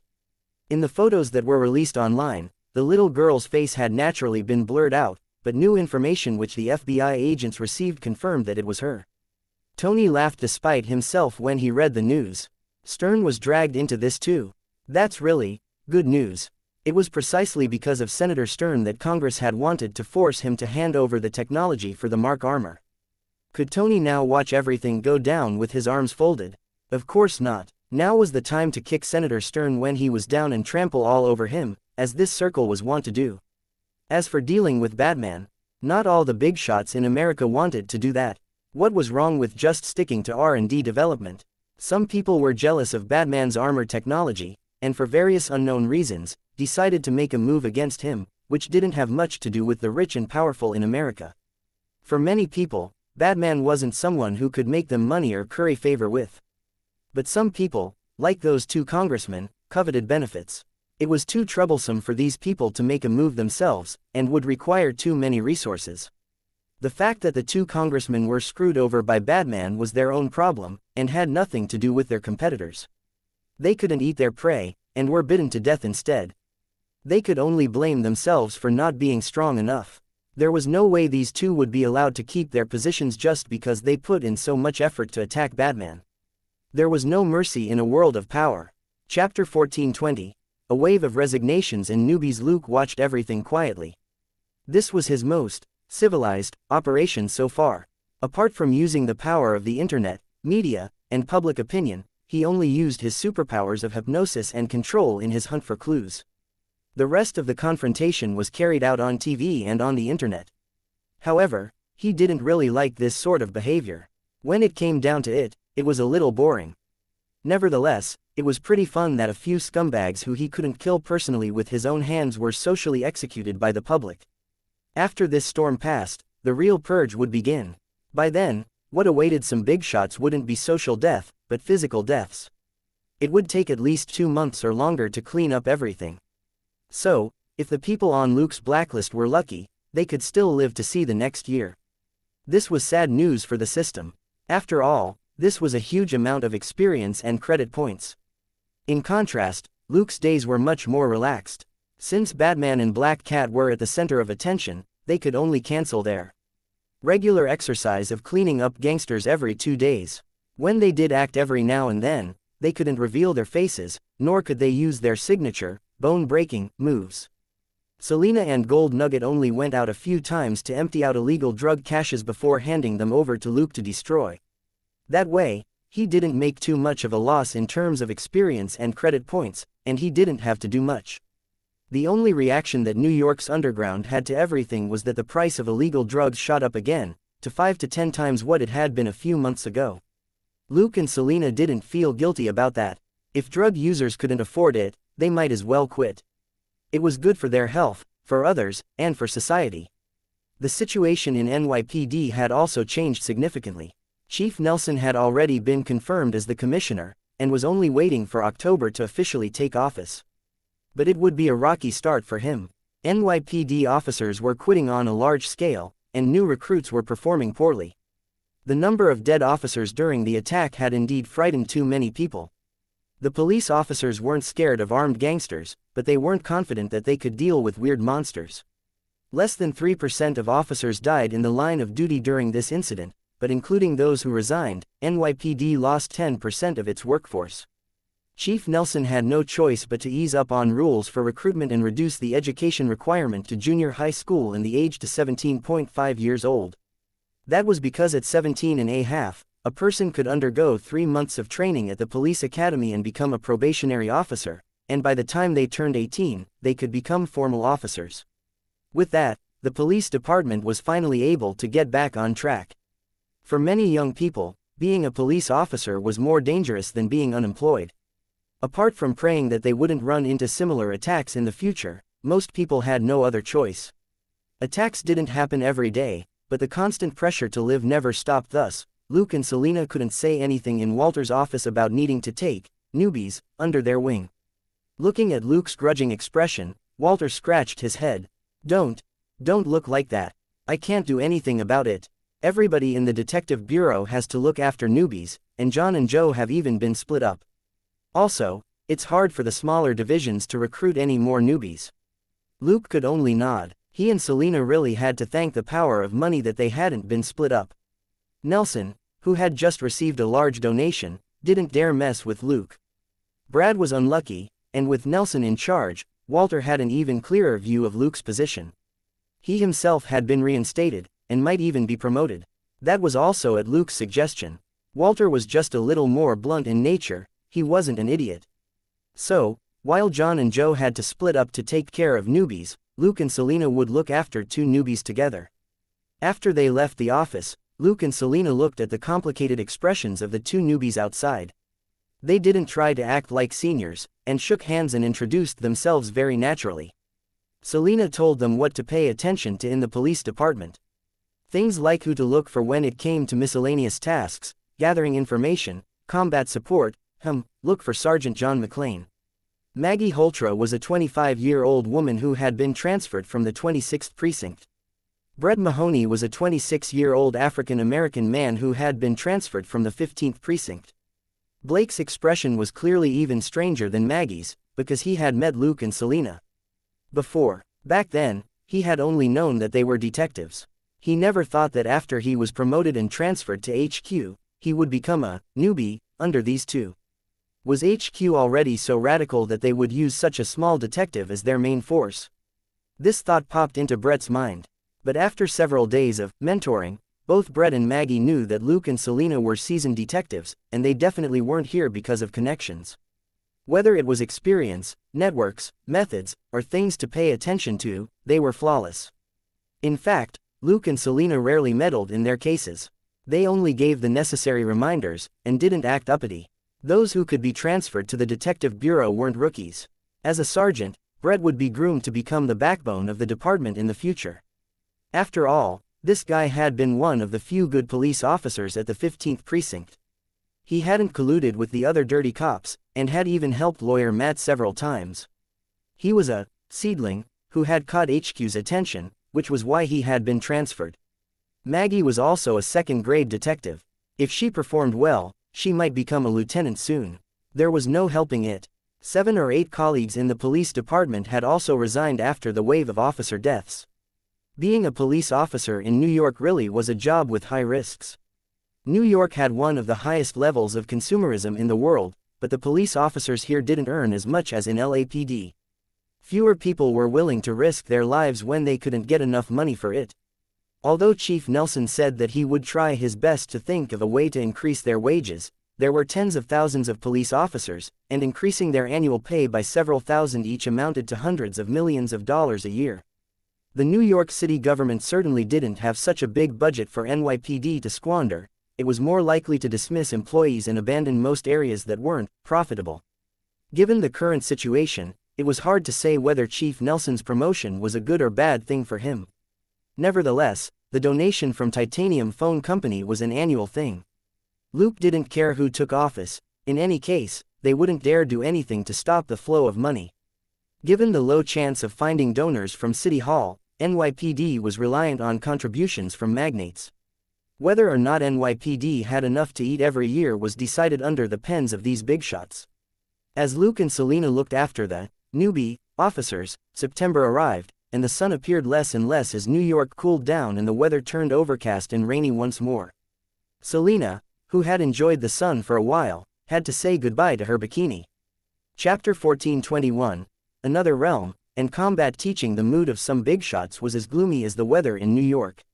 In just a few days, news of Senator Stern's suspected involvement in the human trafficking case, as well as of a certain FBI department found guilty of tax evasion, made the headlines. After the department head turned green in the face from being questioned by IRS in a small dark room over certain internal documents, Homeland Security arrived, and then his face turned gray. Word of what the director had done spread online, and everybody learned that he was avoiding paying taxes because a lot of what he had was dirty money. The director used his authority to privately embezzle illegal drugs seized by the FBI and resold them. How to get this income past the IRS had always been a problem. There were various ways to launder the money, but he couldn't do it all the time. Luke gave a copy of the department head's most secret accounts to major media outlets and the IRS, as well as other suspicious evidence to Homeland Security. There was evidence to show that this FBI department was selling the drugs through the Foot Clan. This information wasn't made public, but compared with dealing with Batman, investigating the mastermind behind the attack by the test subjects in New York took priority. Thus, it was announced the next day that the FBI department head was stepping down. Luke pretty much just tapped the keyboard a few times, and this department head was packed off to a small dark room at Homeland Security. Luke chuckled inwardly. He might not have been able to do this before the internet developed. As long as the other party controlled the media and TV, he might have gotten stuck at the last step of spreading any real news. Ultimately, TV networks and news media needed to use real people to disseminate the information, but the internet didn't. The government's specialty was controlling people, not controlling programs. There were tens of millions of online users in the United States who were paying attention to the news that was trending on computers and phones. It wasn't easy to suppress their voices. Under this pressure, the government didn't dare let any more scandals get out, and could only deal with the problematic people first. During this time, Luke only needed to watch. Use the power of public opinion. I can do that too. Luke smiled. It wasn't uncommon for people to hype themselves up, only to crash and burn. If public opinion was so easy to control, why did all the big entities guard so tightly against it? These people stirred the waters in the wake of the attack by the test subjects, only for it to crash down on their heads and drown a few of them. In any case, they were the ones who said it. If they needed someone to shoulder the blame, Luke would help them find a few people, and everybody would be happy. Look at how quickly the department head disappeared. Backers, power, and circles were useless. In the face of imminent disaster, everybody hoped that the department head would draw all the fire, even if his accomplices wanted him dead even more. That was just how things were. Luke looked at the rain outside the window and fell into deep thought. Suddenly, there was a knock on the car window. He turned around and saw Mindy's bright face under a pink hood. Luke pointed at the backseat with a smile. Mindy smiled again before she opened the back door and got in. Two slim girls got in as well.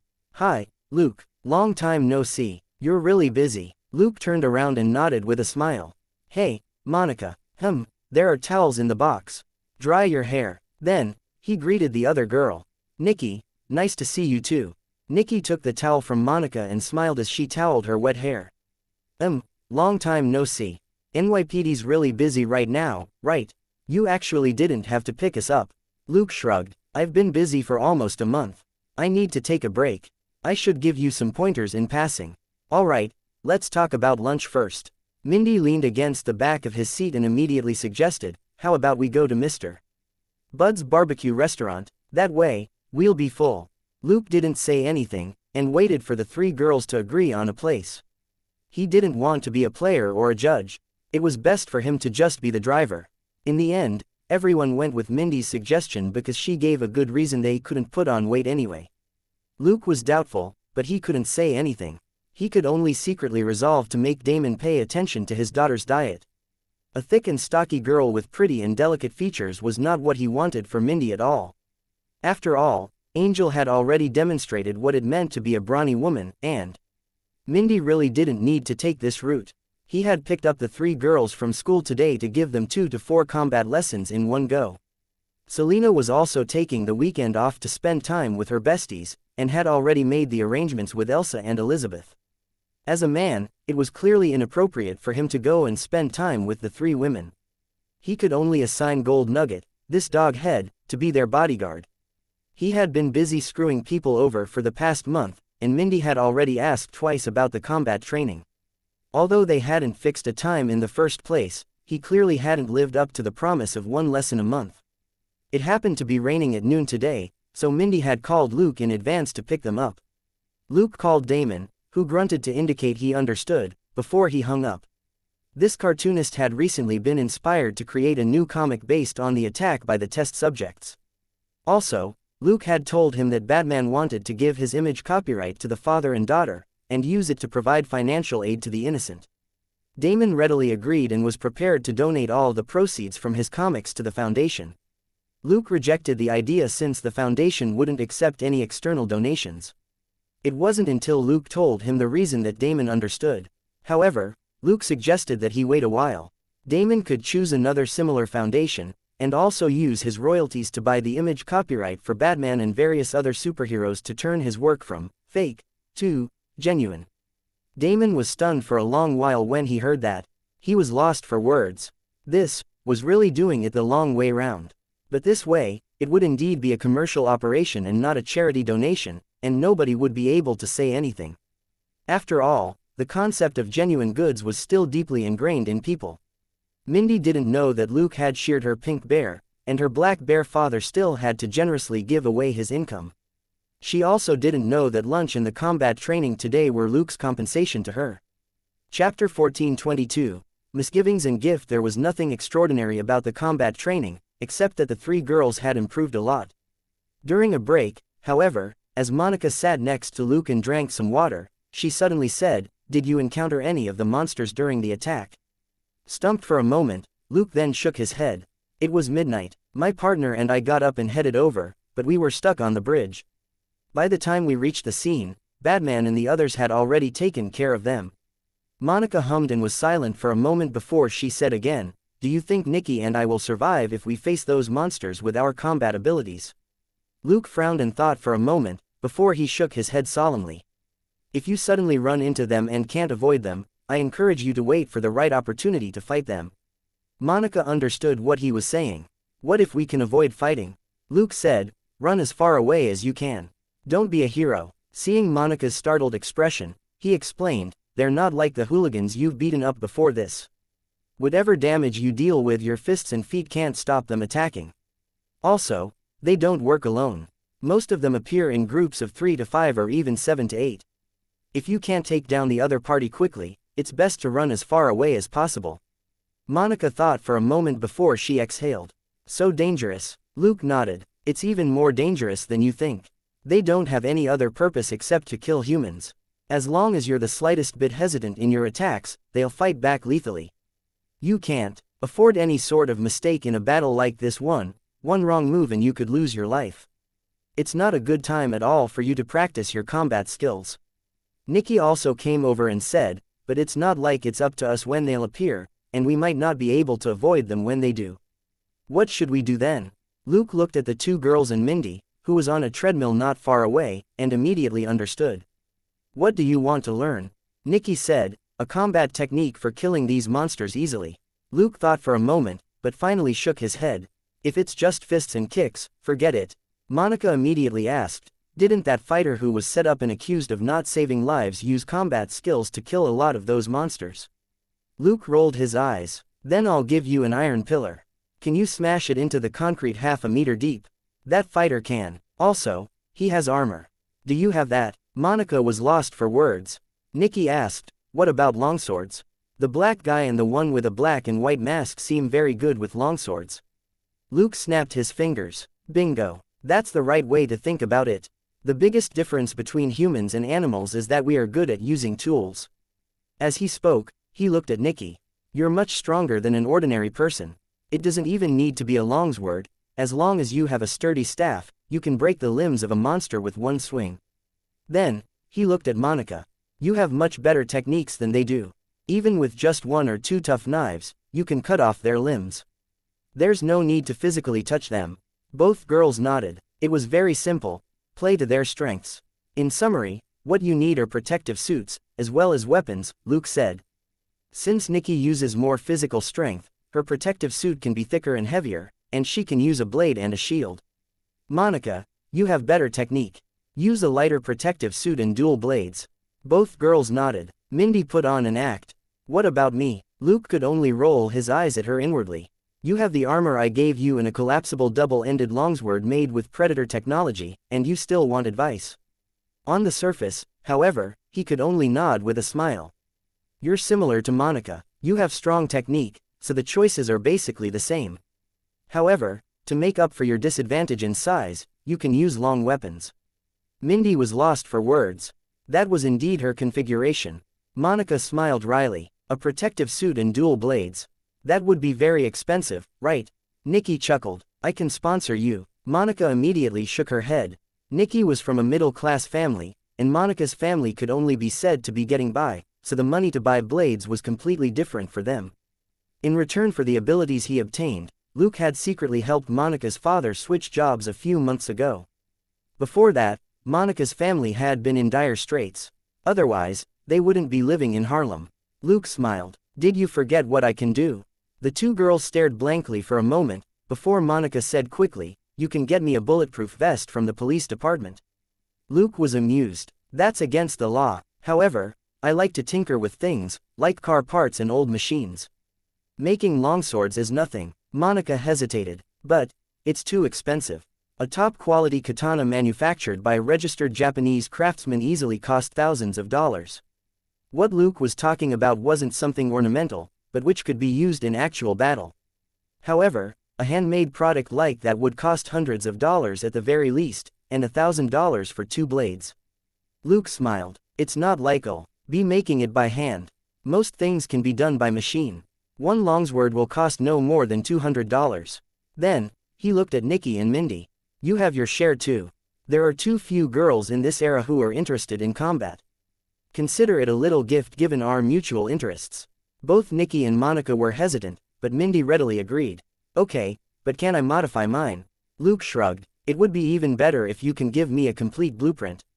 I'll scan it into the computer and make it as you want, but I won't make it look decorative. Mindy certainly didn't care. She could maintain and modify her equipment at home herself.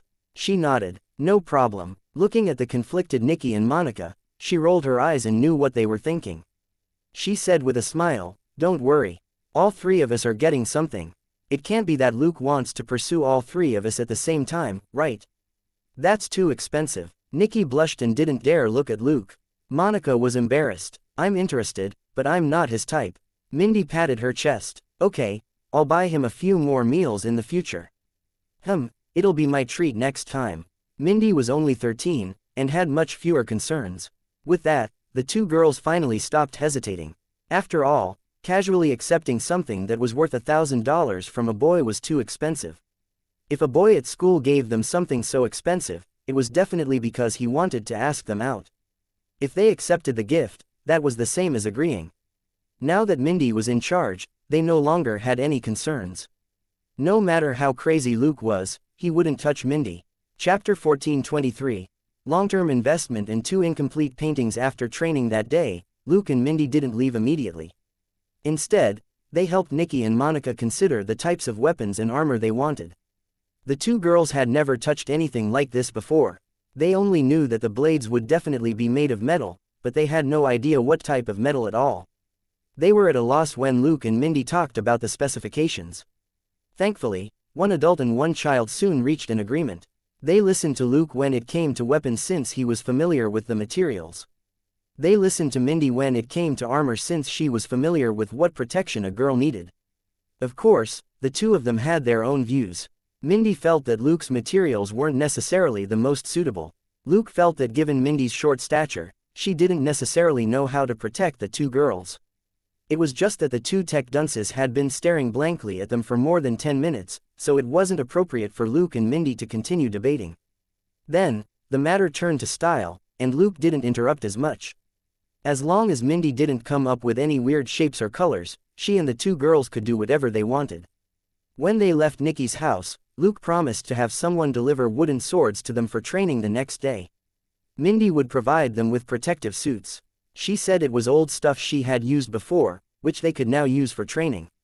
Luke guessed they were probably outdated products from her training with Damon. After sending Mindy home, Luke returned home and revised the specifications for 4 swords and 1 shield, and came out with half-finished products in less than 20 minutes. Half an hour after that, he completed various components like the blade hilt and the shield handle, and considered them done. The weapons only needed to be sturdy, sharp and a proper fit, and there were no complicated parts. It was that simple. If it wasn't for the fact that they were gifts for girls, it would have taken him less than 5 minutes to make one. The price of $100 to $200 was entirely for the materials. If Luke's processing equipment was factored in, then, forget it. He used this equipment to make and modify armor and weapons, as well as adjust the models using AI simulations. It wouldn't be too much to sell one sword for $100,000. The reason why he was so nice to Nikki and Monica was, firstly, they had provided him with abilities, and secondly, they leaned toward fighting, which could be valuable. Compared with the superpowered trio who were still recovering and enjoying regular lives, these two already had increased strength and a heightened awareness of safety. Also, judging from how they had beaten up hooligans in the past, they were leaning toward becoming vigilantes. It was very faint, but for Luke, providing them with small gifts to draw them closer to that path and narrow the gap was a piece of cake. Monica's elementary imitation was quite suitable for Luke's teammate program. This master of physical skills, shooting, and sports would develop into a light version of Batman as long as she was equipped with a powerful suit to make up for her shortcomings in killing power. She would be stronger than many superhumans. As for Nikki's elementary muscle control, there was a lot of room for development. It was just that her armor wouldn't increase her combat ability as much as Monica's. He had already invested in so many people. Investing early in training these 2 girls was a good opportunity. Quickly finishing up with the gifts, Luke looked out the window before he drove out. It was only the afternoon, but the rainy weather felt familiar. Going out in this sort of weather wasn't a comfortable experience, but was perfect if he could later cuddle with a soft girl, watch the rain from the window, and have coffee in passing. In any case, he could let his clone do the research while he distracted himself from time to time. Acting like he was living a normal life was the best for his main body. Luke drove to Polland Academy of Art and found Elena. She still lived alone in her dorm. Luke had never seen her legendary roommate. Actually, Elena had met her roommate less than 20 times. Elena hadn't gone out since it was raining. She was delighted when she received Luke's call. Luke had been here a lot. If he was free, he would visit her for half a day every 3 to 5 days for a meal or 2. Lunch was over, and it was still early for dinner. They sat on the couch in front of the window and had coffee together. Ever since Luke gave her a lot of coffee when they first met, she had been improving her coffee-making skills. Jenny's maids could crush Luke at making coffee, and Elena was no different. Unfortunately, Luke could only vaguely sense that the coffee was slightly better than what he made. Rubbing Elena's plump waist, he asked casually, "You said you were especially inspired to paint something new recently. Where is it?" Elena tilted her head and thought for a moment, before she nodded, then shook her head a little unhappily. "There are 2 of them, but they're both incomplete. I haven't even finished the draft. Do you want to see them?" Luke nodded. Elena got up and dragged the box which Luke had given her to the window. After putting in her fingerprint and the password, she opened the box and pulled out the foldable racks, before flipping to the bottom. She sat back down on the couch and curled up in his arms. "I'm not a fan of science fiction, but for some reason, I thought of this a few days ago, and I couldn't help but draw some of it." Narrowing his eyes, Luke looked at the humanoid creature standing on some sort of flying machine, swooping down from the sky. Behind it was an astonishing number of similar figures and flying machines, and above them was a giant worm. Luke asked softly, "This isn't a worm, is it?" Elena nodded. "No, it's probably a spaceship. In the shape of a worm. It's the one releasing all these flying machines." Does this not align with scientific principles?" She was a little embarrassed. After all, she had always studied art, and didn't care about science or science fiction. Luke rubbed her with a smile to comfort her. "There's no need for a sci-fi movie to be completely logical. You're an artist, you just need to express what you want to express." Then, he raised his hand and pointed at the blank space above the worm. Why is it blank now? Elena shook her head in frustration. My inspiration dried up. After I drew this, it felt like there was nothing else in my head, and I couldn't finish everything in one go. Trying to force myself to draw also felt weird. Luke nodded and patted her lightly. Don't worry about it. Venus also doesn't have arms, right? Elena burst out laughing. That statue did have arms. We just can't find them. Luke shrugged. So, being incomplete doesn't necessarily mean that it isn't a wonderful work of art. Chapter 1424. Recall the future commander. Elena turned around with a smile and pecked his cheek. Is that a compliment? Luke nodded with a smile. Let's take a look at the next one. Elena bent forward and flipped to the second drawing. This, well, I don't know what to think. Although I admire Batman, there isn't much news on him. Maybe it's because I've been hearing people talk. Luke looked at the drawing thoughtfully. What is Batman holding? Elena was a little uncertain. Maybe some sort of missile. Or a rocket. Luke asked, why is it just him and the missile up here? Helpless, Elena bumped her head against his chest. Yes, that's it. I don't know how to draw the rest. I'm so angry that my chest has been hurting these days. Luke had a strange expression on his face. Really? Let me check. It might not be anger. Elena blushed and spat out. Do you think you're a doctor? Luke said calmly, no, but I know a thing or two about checkups. Elena pinched his back. You must have checked a lot of people, right? Luke chuckled. In New York, I mainly work with you.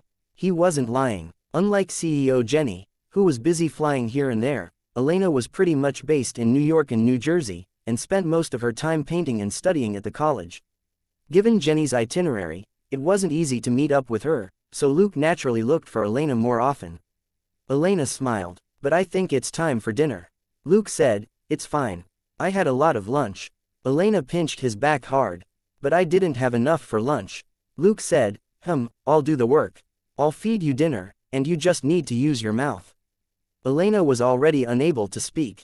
Her snow-white neck curved like a swan's as she moaned softly. That night, when Elena was already asleep, Luke narrowed his eyes as he held her. On the other side, his clone contacted Robert. How's your old comrade? Robert quickly replied, not bad, but he doesn't want to join our security company. I think he might not be able to adapt to this peaceful life. Luke said, then I have someone who needs his help here. I'll send someone to look for him. Pretend you don't know about this and don't bring it up. Robert was silent. What aren't you telling me? Luke said, if your old comrade is willing to talk, you can ask him directly. Otherwise, it's best to pretend that you don't know anything.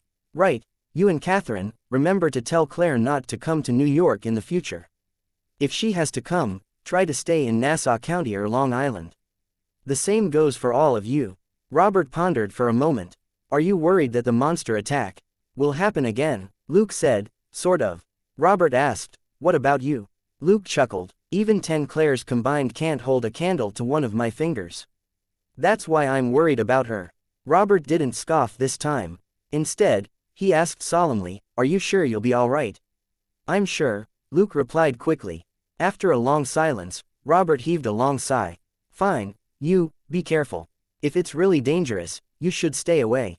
The police aren't soldiers. There's no need for them to risk their lives on the battlefield. Luke thought for a moment, then made a very formal pledge. Whatever the case, I'll ensure my own safety first and foremost. I won't take unnecessary risks. Robert was stumped and didn't say anything, but the worry in his heart finally lessened. He had watched Luke grow up, and naturally knew him very well. He was someone who was never careless with his words. If he wasn't confident about something, he wouldn't give any guarantees. He definitely wasn't hot-blooded or would impulsively brag about something. But that also meant that Luke was very trustworthy. After hanging up, Robert hesitated for a moment, before he finally found Frank Castle and told him that someone might come looking for him. This old comrade had a bad temper. Robert was really afraid that he would shoot the person who came.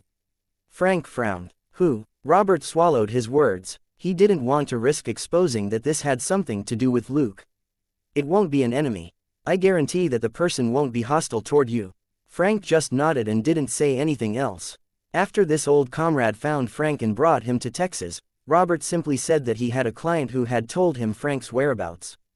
But later, while talking to their other comrades, Frank found out that when Robert learned about his accident, he had sent someone to look for him for at least half a year. He had saved many comrades, and only this one had been willing to spend the time to confirm his situation. Robert might be weaker in combat strength, but he was smart. Before his boss, Ray Schoonover, specifically pulled Robert into the team, this guy with rabbit-like vigilance left the team ahead of time to avoid being killed for knowing inside information. It was only after Frank killed Ray that he slowly figured it out. Thus, the nickname wasn't wrong.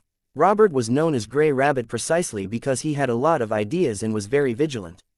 Of course, the nickname was mostly meant to mock this guy for being dirty and as timid as a rabbit. After looking at Robert's family situation, however, Frank had nothing he could say. Apart from an adopted son and a stepdaughter, this guy also had a pair of biological children, and he and his wife, Catherine, had a good relationship. He also had plenty of food and a simple job as a sheriff. When he was free, he played guns with his old comrades, tinkered with cars, and drank beer. He passed his days happily. Occasionally, Frank would be hit with a flash with remorse. If he had been as vigilant as Robert back then instead of focusing on just fighting, he might have been able to lead a warm and peaceful life after retirement with his wife and children. Thus, Frank believed Robert when he said that there was no danger. At the very least, with these words, he wouldn't be quick to draw his gun and kill the other party at any time. The contact was very quick. After Frank confirmed his arrival time in Dallas, the contact sent a message half a day later to say that he would wait for Frank at the rendezvous point. Robert gave him some instructions on safety issues. For example, he had to try his best to conceal his appearance and figure during the trip. He didn't have to prove his identity to anyone. He just needed to give a secret signal and a fake name, and the contact would pick him up and send him to New York. Chapter 1425, Recruitment, Foreshadowing, and Future. That was indeed the case. From the moment Frank met his contact, the other party had no intention of scrutinizing him. After confirming that the secret signal and name were correct, the contact took Frank to a private airport and put him on a private plane. Frank was the only passenger on the plane. After greeting him at the door, the only flight attendant just said to call for her if he needed anything, before she stayed away where Frank couldn't see her. When he disembarked, she said, "Goodbye, sir," and the flight was over. Frank sent a text using a prepaid phone which the contact gave him. After he received a reply, he deleted the message, dismantled the phone, and tossed it into a dumpster outside the airport. He then took a cab to New York, after being away for months. When he arrived at a park in Queens, he sat down on a bench and stared blankly at the dilapidated merry-go-round. A burst of laughter rang out in his head, along with a yell of, "Dad, over here," as he stood near the merry-go-round and smiled at his children and wife. It was as if he could see them all. After a while, the bench creaked slightly at the sudden increase in weight. Frank slowly turned his head and was stumped. A broad figure in a gray hoodie crossed his legs leisurely. "Puncher. Long time no see, Frank." After a brief silence, Frank nodded slightly. "So, you're the one looking for me." At that moment, Luke had a stone-like face of a white man.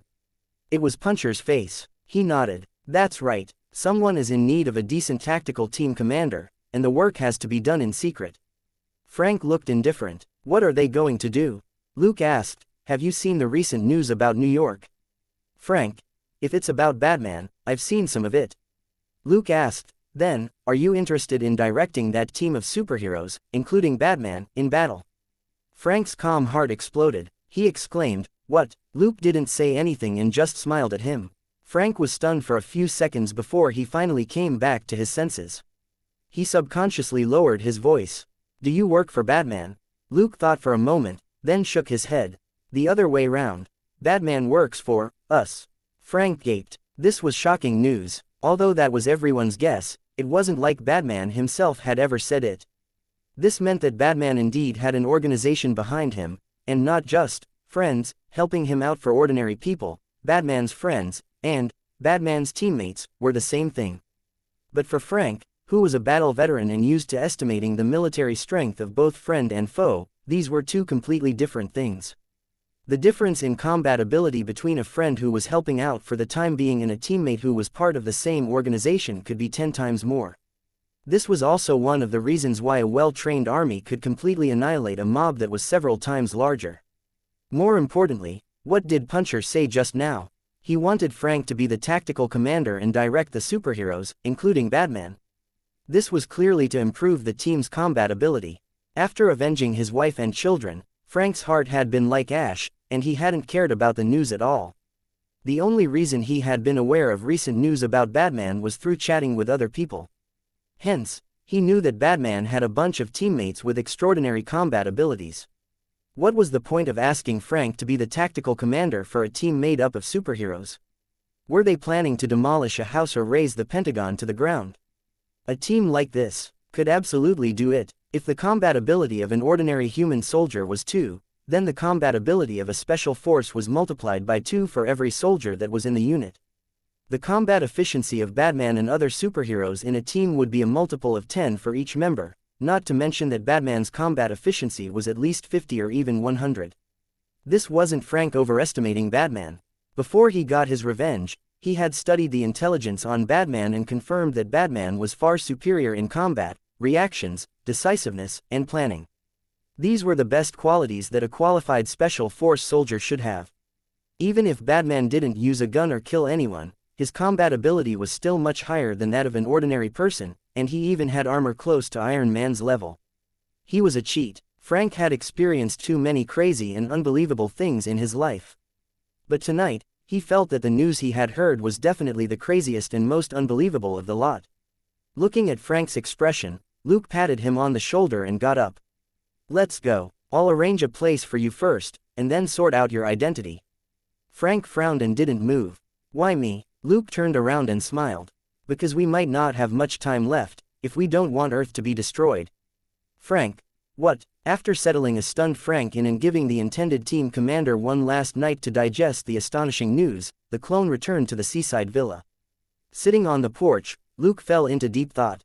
The reason he had to urgently recall the commander was because of Elena's 2 half-finished paintings yesterday. Elena had drawn some things before, but not many of them felt particularly special to her. The Angel of Judgment and Batman were her early works.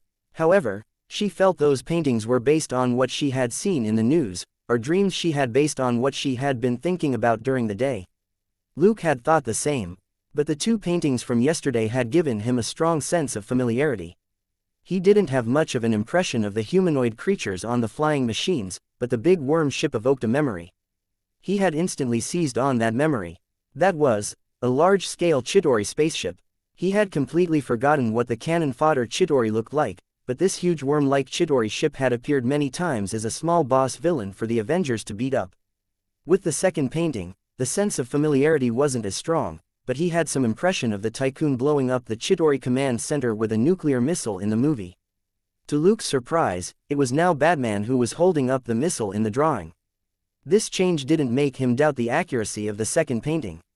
Instead, he believed that it might actually be foretelling the future, since it was Batman. Chapter 14:26. Luck, and a deal with a big shot. Whatever the case, this undoubtedly involved a tremendous amount of experience and credit.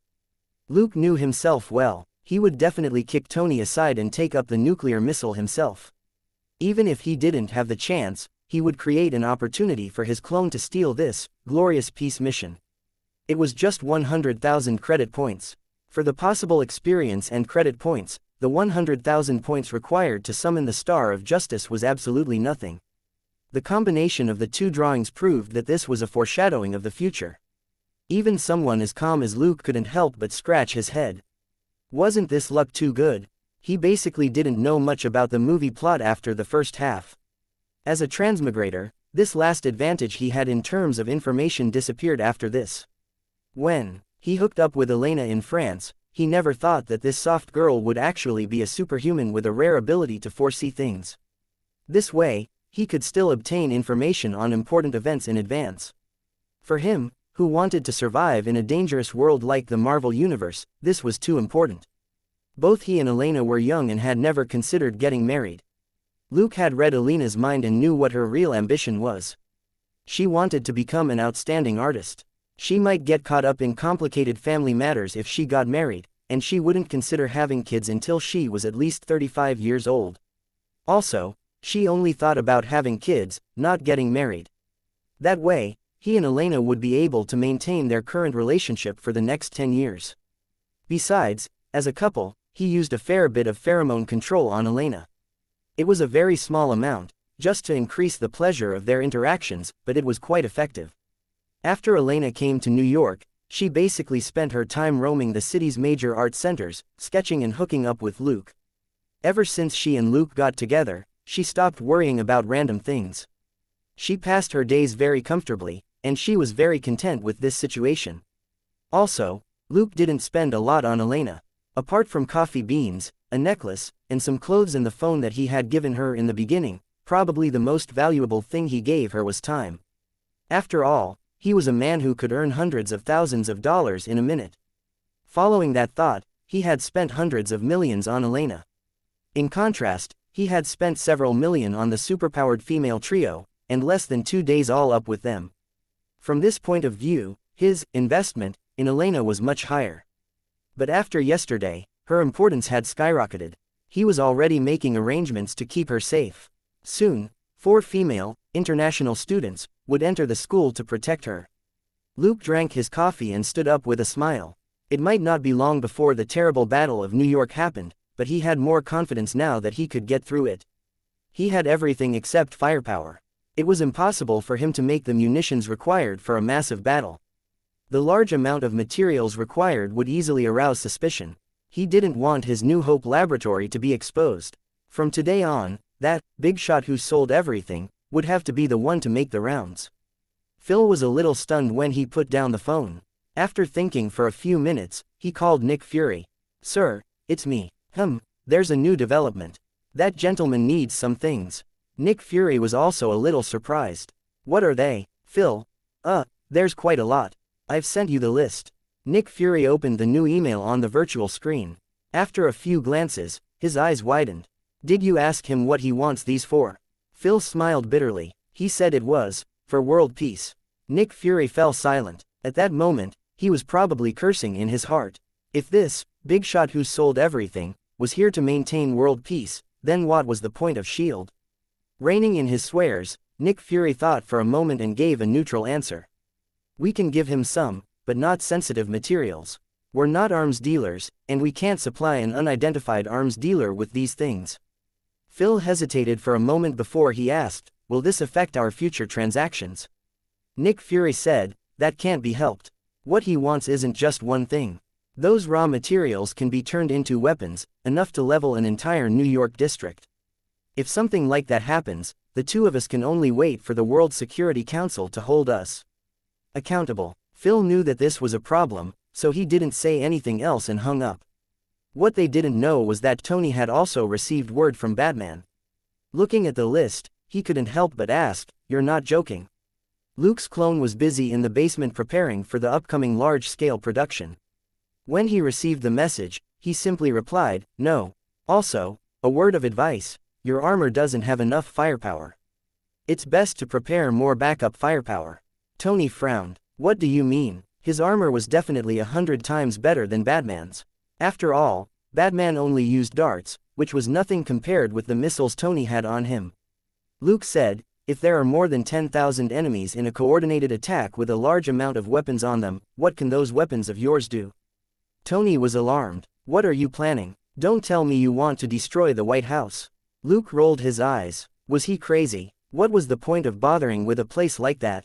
It was just full of people who prioritized benefits. But if 100 of them died, kidding, but if 1 or 2 died, it wasn't a big deal. Luke said, "This is business. That big shot asked for it, you get it, right?" After a long silence, Tony finally replied, "Where do you want me to send them?" Luke said, "There will be a boat at a remote pier in New Jersey or Connecticut." Tony, "Okay." After contacting both sides, Luke rubbed his chin and smiled. "It's time to show you the mystery of the big shot who sells everything." This was what most paranoid people were like. They liked to be careful. Based on his understanding of these two, they would definitely test him with these raw materials, but his inventory would give them a big surprise. When he took the materials, he could also teach these two thick-skinned and black-hearted people a lesson to prevent them from taking this big shot for a ride. Chapter 1427. Uncle Frank. Mother *CKER. New York was still gloomy the next day, and it was drizzling. Frank was punching a sandbag in the training room when the doorbell rang. When he opened the door, Puncher, who was wearing the same gray hoodie, raised the paper bag in his hand. Want some? Expressionless, Frank turned to the side and led him in. I've eaten. Luke walked in. Then do you need me to set some aside for you for lunch? Frank just shook his head and closed the door. They sat on the living room couch. Luke took out a cheeseburger from the big paper bag and took a bite. How was your break, Frank? Not bad. Luke reached for a remote on the coffee table and pressed a button, and the windows immediately turned into one-way glass. Throwing the remote aside, he took out a phone from his backpack and tossed it to Frank. There's a rough layout of the situation in there. Take a look first. If there aren't any problems, we can start preliminary preparations. Frank took the phone, found an action plan file on the screen, and opened it. On the side, Luke unhurriedly finished 5 cheeseburgers in one go. Frank finished skimming the document and looked up at him. You're sure? We have to protect the citizens of Manhattan and plan how to fend off tens of thousands of enemies. They also have airships that are far more technologically advanced than F-4s. A conservative estimate is that there are more than 500 of them, and, an unknown number of helicarrier-type aircraft. Luke nodded calmly. That's right. After a brief silence, Frank decided to ask more clearly, what is a helicarrier? An aircraft carrier. Luke nodded calmly again. More or less, it can fly and launch a bunch of fighter jets and soldiers. No matter how calm Frank was, he felt like beating someone up now. Are you sure you're not talking about a sci-fi movie? How can there be helicarriers on Earth? Despite America's claim to be the best in research, there was no news of such a thing. It was nonsense to say that someone would attack Manhattan with more than one of these things. Luke thought for a moment, then took out another cheeseburger and took a bite. SHIELD might have one. What? Frank was shocked. They have something like that. Luke said, maybe. At least, they have the technology to make it possible. Frank didn't say anything else, but his eyes flickered. Luke didn't press him and continued eating his cheeseburger. Even dear Uncle Frank needed time to accept such an unbelievable thing, he wouldn't be an earthling otherwise. After a while, Frank got up and went to the fridge to get a bottle of water. He opened it and took a sip. After a brief silence, he asked, is that why you came to me? Luke patted his hands clean. Of course, there would be no need for a superhero team to carry out this special combat mission against an ordinary opponent. Frank had also thought the same thing during this period of time. Unless it was a formidable opponent, there was no way Batman would be willing to be a soldier under his command. He and Batman didn't know each other at all. How could Batman entrust his life to a stranger unless it was absolutely necessary? As for why they were looking for him, the reason was very simple. The other party needed a commander who could find flaws in the enemy's defense while at an absolute disadvantage, and turn the tide. He had to use the decapitation strike strategy in leading this team of superheroes. Otherwise, even a dozen superheroes under his command wouldn't be able to fight and win against tens of thousands of opponents who completely controlled the skies. Once they stepped up, the enemy just needed to mobilize a little more force and firepower to crush them. Superheroes or not, they would be helpless. Special ops teams weren't divine weapons. On the contrary, there were always huge risks on the battlefield. One small mistake and the entire team could be wiped out. Furthermore, the enemy wasn't some weak chicken, but an army with extraordinary technology, which would only further reduce the team's chances of survival. Thinking for a moment, he looked at Luke and asked, exactly what do you know? I need information on the distribution of weapons and manpower. Luke finally smiled bitterly and spread his hands. That's the problem. Frank had a bad feeling. What do you mean? Luke said, this is probably all the information I have on the other party. If you have to add a description, you can think of them as an alien fleet. Frank's eyes widened. What? He hadn't expected such a ridiculous answer. Luke affirmed again, yes, they're an alien fleet that can travel through space, they definitely aren't new recruits. Mother**CKER. Frank finally spat out. It wasn't long before Luke left the temporary safe house Frank was staying at, and he headed for the real combat center. The combat center was located in the outskirts of North Bergen, New Jersey, where Alina's college was located. However, the east and west areas were pretty far apart, and the combat center was closer to Manhattan. Luke had started building this place months ago. It used to be a machine processing plant, but after Luke acquired it under an alias, he spent a month doing a massive rehaul. Before it could reopen, however, it was declared that there was no more capital coming in, and construction couldn't continue for the time being. After consuming a large amount of machinery and raw materials, the factory suspended operations for now. However, the new boss hadn't declared bankruptcy yet, so there were still professional security guards watching the place. The security guards were very familiar with Mr. Riddle, the person in charge who came by every now and then. Today, Mr. Riddle had brought a new face, Mr. Hammersmith, with him. He told the security guards that this was the factory's new manager, and that he was responsible for safeguarding everything here. In other words, this Mr. Hammersmith was the 4 security guards' superior. Looking at their new boss, who simply nodded and left, the 4 security guards had a bad feeling. This Mr. Hammersmith didn't seem easy to get along with. Thankfully, Mr. Riddle was as understanding as ever. He pulled the team leader to one side and explained some things. The main thing was that Mr. Hammersmith was a little rigid in temperament. As long as they listened to him, everything would be fine. The security contract was for a year, and if they performed well, they might even be able to switch to a long-term contract of 3 to 5 years. The security guards finally relaxed. North Bergen was a little boring compared with the hustle and bustle of New York, but they were very content with their lives here, and this was a pretty good gig. If they lost this job, who knew if they would be able to find something just as good? Chapter 1428. Bat Cave, Transactions in Mass Production. More than 1,000 patrol officers and detectives had resigned in New York recently. Many of them would try security services or become a PI first, which would have a huge impact on current security guards. Mr. Riddle, Luke hence didn't have to worry too much about the security guards clashing with Mr. Hammersmith, Frank. For the sake of being paid, they would listen to him. Leaving the head of the security team to comfort his colleagues, Luke and Frank scanned the factory after they entered. Luke then ordered, "Bobo, open the second zone." "Yes, sir." A cheerful voice rang out. The corners of Frank's eyes twitched. He suddenly remembered watching a cartoon with his children. This voice was very similar to the nattering of a certain annoying little gremlin in the cartoon. Of course, his kids had really liked that little yellow square chatterbox. He hesitated for a moment, but didn't say anything. This was someone else's place, and it wasn't his place to criticize it. At least, not right now. At Luke's order, another door nearby opened. They walked into another huge room. Different from the warehouse behind the first door, this was clearly the real workspace. It contained various processing equipment, ready for use at any time. A long section had been walled up on one side, and through the glass, Frank could see what was inside. It was clearly a living and training area. He walked over to what looked like a storeroom next to the living area. It was empty when he opened it. Luke ordered, "Enter the Bat Cave." The floor of the room suddenly started to sink. Frank finally couldn't help but ask, "Bat Cave? So Batman lives here too?" Luke nodded, then shook his head. "This is just a base, mainly for manufacturing equipment.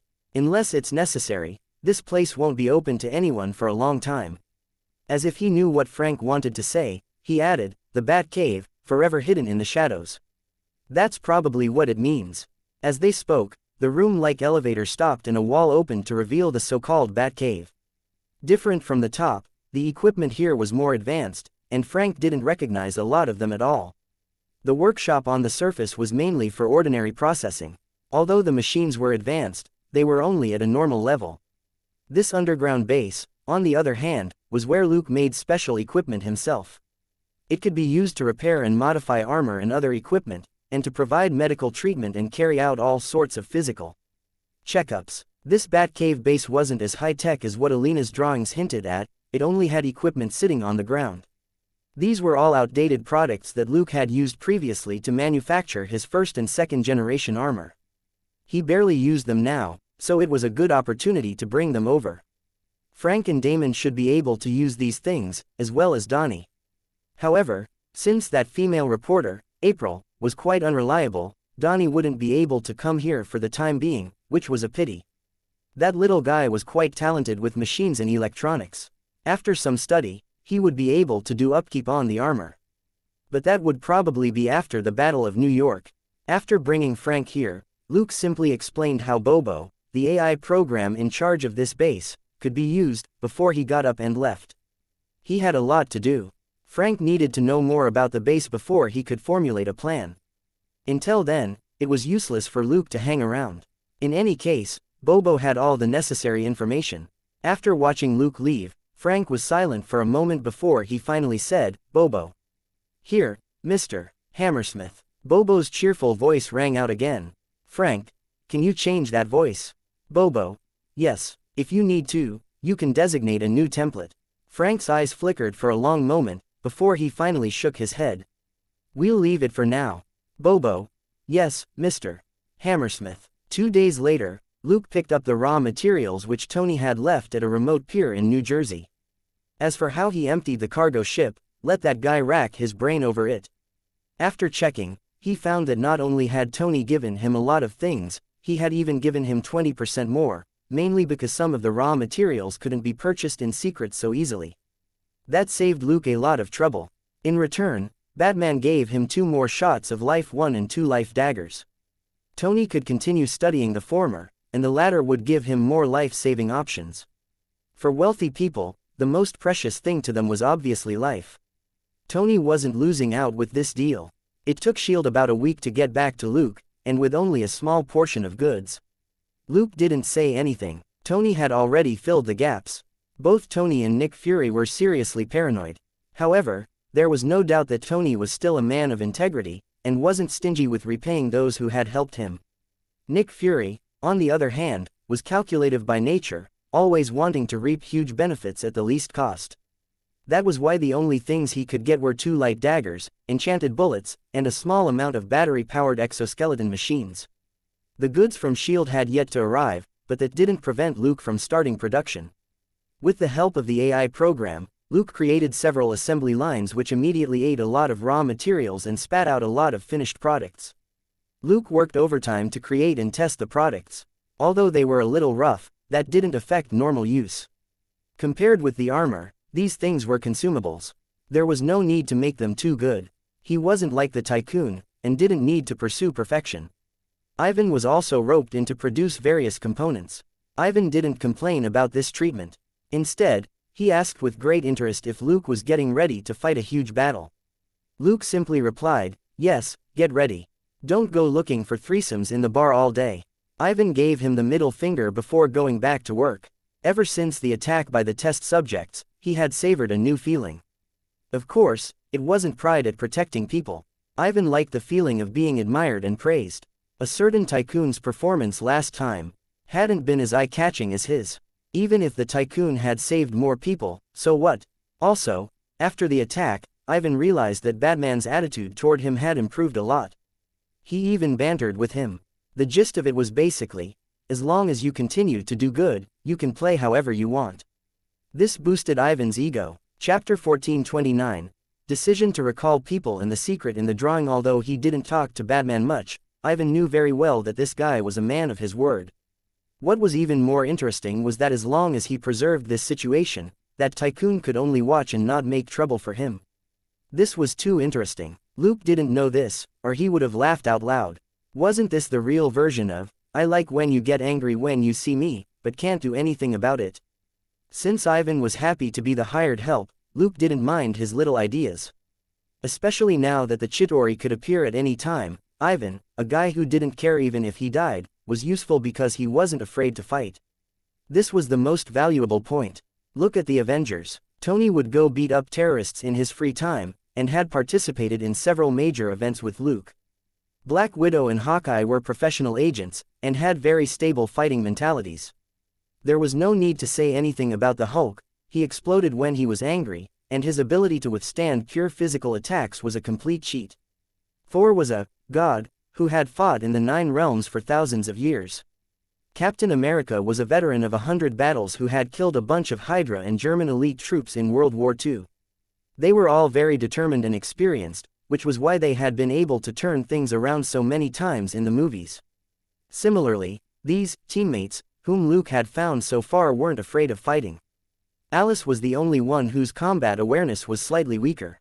However, with her intermediate self-healing, her armor, and her metal bones, she was the one with the highest ability to survive after Luke.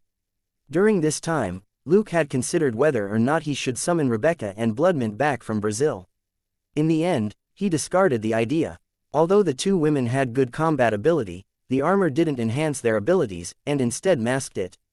After all, if they had the armor, it didn't seem necessary for them to use something like curve shooting.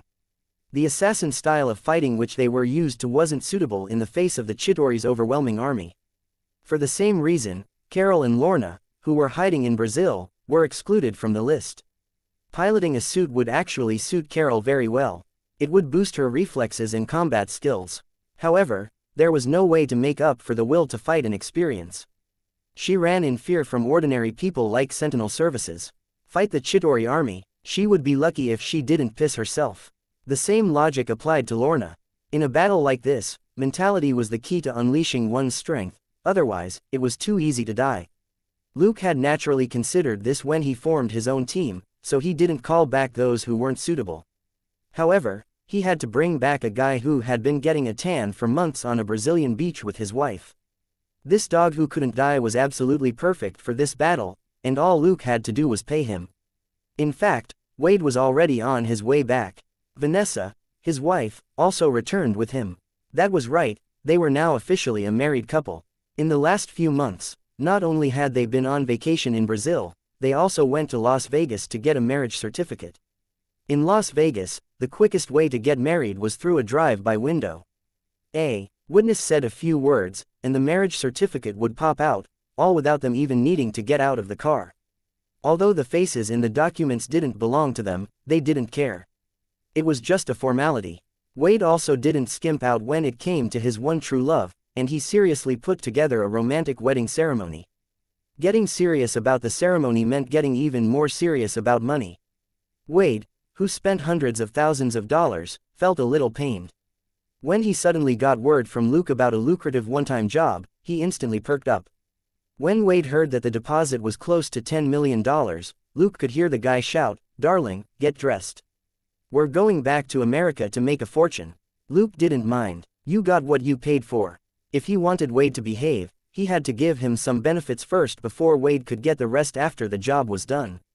Wade himself was fine with this, or he wouldn't have set the rule of paying 50% up front. For safety reasons, Luke arranged for the couple to stay in a safe house in Nassau County. That way, even if the Battle of New York really did spread to Long Beach, Vanessa could take a yacht to the east end of Long Island or head southwest to New Jersey. Wade and Vanessa were very satisfied with this arrangement. It was one thing for Luke to consider Vanessa's safety, but the benefit of living in a seaside house and owning a yacht that could head out at any time was beyond their imagination. Luke's only requirement was that Wade familiarize himself with the armor he sent over, and to not leave traces as much as possible when he used it. Although it wasn't a big deal if he did leave traces, given Wade's chatterbox personality, he might end up chatting with a female reporter in his armor. Even changing Wade's voice wouldn't be able to hide his vulgar way of talking. Batman had just taken down a few big shots along with some of their underlings and related people. If Wade jumped out now, he might leave clues leading back to Luke. Because of this, Luke specially added a special clause for Wade. If the training suit was damaged because of his reckless behavior, a maintenance fee would be charged for repairing the damage. It would be deducted from the remaining 50% of his pay. For a certain former mercenary who was in desperate need of money, this threat should be enough. At the same time, all his teammates, including Selina, began to familiarize themselves with the new external modifications to their armor. Luke was busy the whole of September. He hadn't forgotten Elena, but she had yet to complete the 2 drawings, and she hadn't obtained any new inspiration for a third one. It was clear that her ability to foresee things wasn't the omniscient type, but the type where she was hit with flashes of inspiration. For the time being, Luke didn't plan on prompting her. He simply used pheromone control to prevent her from mentioning her drawings of the future. Predicting the future wasn't necessarily a good thing, at least not for Elena. For someone without enough connections or protection, this ability was far more dangerous than beneficial for its user. If anyone else knew that she could predict the future, what awaited her was probably a dark room and a research organization. She wouldn't be able to move around freely for the rest of her life. Luke valued Elena not only because she had foreseen the Battle of New York, but also because of her second drawing. Although the drawing only contained Batman holding up the missile, Luke had observed and analyzed it repeatedly. Naturally, he noticed a lot of details, including many problems. Chapter 1430, Speculation, Bustle, and Training Teammates. The first problem was that the missile wasn't big. It was probably just a tactical nuclear missile, but even if it was, it could only have come from the American government. It was almost impossible for other forces to launch a tactical missile in Manhattan. It was much easier to detonate a nuclear bomb. But if he used this weapon in New York, even if he defeated the Chitauri, how could things be any better? This might mean that the battle situation had deteriorated to an uncontrollable level, which was why Batman had grabbed the nuclear weapon and was prepared to die with the enemy's command center. Luke pondered this for a long time, but deemed it unlikely. Executing nuclear weapons in any country was a decision that had to be made with great caution. It was difficult to launch them quickly, unless you were prepared to blow up the ground and have both sides perish together. The American government wouldn't use a nuclear missile unless there really was nothing it could do. New York was really insignificant compared with the survival of the entire Earth and mankind. The government wouldn't mind directly throwing out a weapon like this to destroy the Chitauri army. But there was a problem with the logic here. If the situation was serious, the government would have used a large missile. If it wasn't serious, then there should be a way to solve it with conventional strength, so why the dilemma here? For the time being, Luke could only leave it to the AI program, Bobo, to come up with the most probable scenarios and corresponding countermeasures. The second problem was that the bat suit in the painting was different from the one Luke was wearing. That was what he paid the most attention to. It had to be said that unlike her usual style, Alina's drawings of the future were very realistic. From the details in her drawings, Luke was able to infer some things about the equipment of the Chitauri army as well as discover modifications to his own armor. After he and Alfred analyzed the drawings for several days, they finally figured out something. The modifications presented in the drawings had probably been made to the current bat suit. There weren't a lot, but these external modifications were focused on flight. The bat suit's flight function wasn't very good, but compared with an ordinary aircraft, it was very small and agile. Also, Luke knew that he wouldn't be caught up in a battle with the small flight units which the Chitauri had, since their numbers would make this action meaningless. The reason he had called Frank back so urgently was for a decapitation strike. So, it was very likely that he had made these modifications to directly attack the root of the problem. What was the heart of the Chitauri? It was undoubtedly that mothership, which was the fleet's command center. If he had a nuclear weapon, that would be the most cost-effective target. The heart of the Chitauri fleet wouldn't be a battleship on some planet, so the armor had been modified to fly into outer space.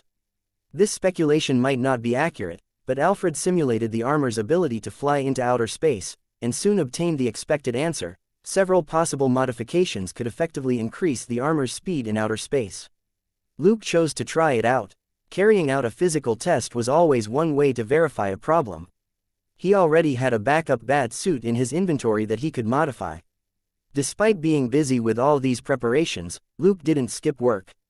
Now that NYPD had lost so much manpower, goofing off too much would be too eye-catching. During this time, it was Selina who drove, checked the case files, and wrapped up loose ends. From an outsider's point of view, Luke was at most a little absent-minded, easily distracted and liked to doze. Nevertheless, he still did his work as a detective. Ultimately, his efficiency and performance could only be reflected in solving cases, and these could be done quickly with an AI program and super abilities. Apart from Selina, nobody else knew that Luke was purely an extra. After simple communication with Selina, she naturally took on all the tasks without Luke needing to explain the current situation. That was the advantage of a 3-star teammate. If it were Elizabeth or Elsa, they would still worry that Luke had run into some sort of trouble, even if they trusted him. Not devoting all his attention to the current situation would be a waste of time. Selina's daily training had also increased significantly. Thus, they only worked from 8 to 3 every day. They did their rounds in the morning, and after working a case, got home before 11. They spent the time doing their own thing, with Selina trying out certain training exercises. After 1 in the afternoon, they would go out again to work a case, then return home before 3. As long as no one was keeping an eye on them, they didn't have to work for more than 4 hours a day. On the other side, Luke's clone had been busy non-stop. If Luke were a computer, 90% of his dual processor was occupied by his clone. Recently, his efficiency at earning experience and credit points had dropped significantly, so the experience and credit points shared by Selina, Damon and Mindy, the Little Turtles, and Alice, had been a big help. Thanks to the stealth system, the criminals in New York were completely clueless about their movements. In the wake of the two legendary devil bone breakers, the ghost vigilantes was a new legend that was now circulating in New York. Many low-level hoodlums said that they suddenly fainted while doing something bad. When they woke up, they were either in NYPD or just lying on the ground. If they had been alone when this happened, the legend of the ghost vigilantes probably wouldn't have spread so quickly. But whether it was small lairs with 3 to 8 people or bigger ones with 20 to 30 people, all of them would pass out at the same time, and there were no signs of the attackers at all. At most, the people in the back would see their comrades suddenly collapse. Before they understood what was going on, they themselves passed out. This was completely a ghost story. Of course, Luke wouldn't tell the criminals that they had contributed significantly in the improvement of the paralysis bullets. Not only were there paralysis bullets, there were also paralysis darts and other types of paralysis weapons. Compared with the single nature of bullets, there was a variety of darts and weapons. All these had been modified by Donnie. The amount of combat data on the paralysis bullets which Selina gave him wasn't worth mentioning, compared with the little turtles and their master going out together. After Luke provided everyone with optical camouflage and the Thousand Faces system, they had to find the time to go to the Bat Cave and receive training from Frank. Chapter 1431, Team Problems and Coordination. The little turtles and their master went over in armor every time. Luke told them not to talk about themselves or ask the others their real identities. Luke said the same thing to everyone else. Of course, this could just be considered a friendly reminder. If anyone wound up liking each other and wanted to become true friends, Luke wouldn't stop them. But Luke had to prevent them from dumbly and impulsively revealing everything about themselves at the start. This wasn't a novel. People who were quick to leak information about themselves would accidentally divulge information about their teammates sooner or later, even if it wasn't on purpose. It was better to let Batman be the bad guy and get this thing out of the way first. After all, Batman's identity was still a mystery to everyone except Selina. Since he had the halo of justice, it was hard for anyone to doubt him. The fallout from the previous incident was sufficient proof that what Batman said was on point, so everybody consciously abided by his words. Actually, the little turtles and their master were the most simple of them all. Most of the warnings were in fact for them. The only exception was Wade. In the end, Luke arranged for him to contact Frank himself for separate testing and training. Luke really didn't have the confidence that he could stop the guy from needling the others verbally. He could only trouble Uncle Frank to endure this torture alone. It was a good thing that Uncle Frank was impressive enough. He was able to handle their interactions with a face like a block of ice and very few words. Luke had even praised him once for it. Frank had looked at him expressionlessly before saying a moment later, "After the first time, I basically have an idea of what he's like. After that, I just wear earplugs and have Bobo screen his talk for the valid parts before transmitting them to me." Luke couldn't help but laugh. "Congratulations, you found a good solution."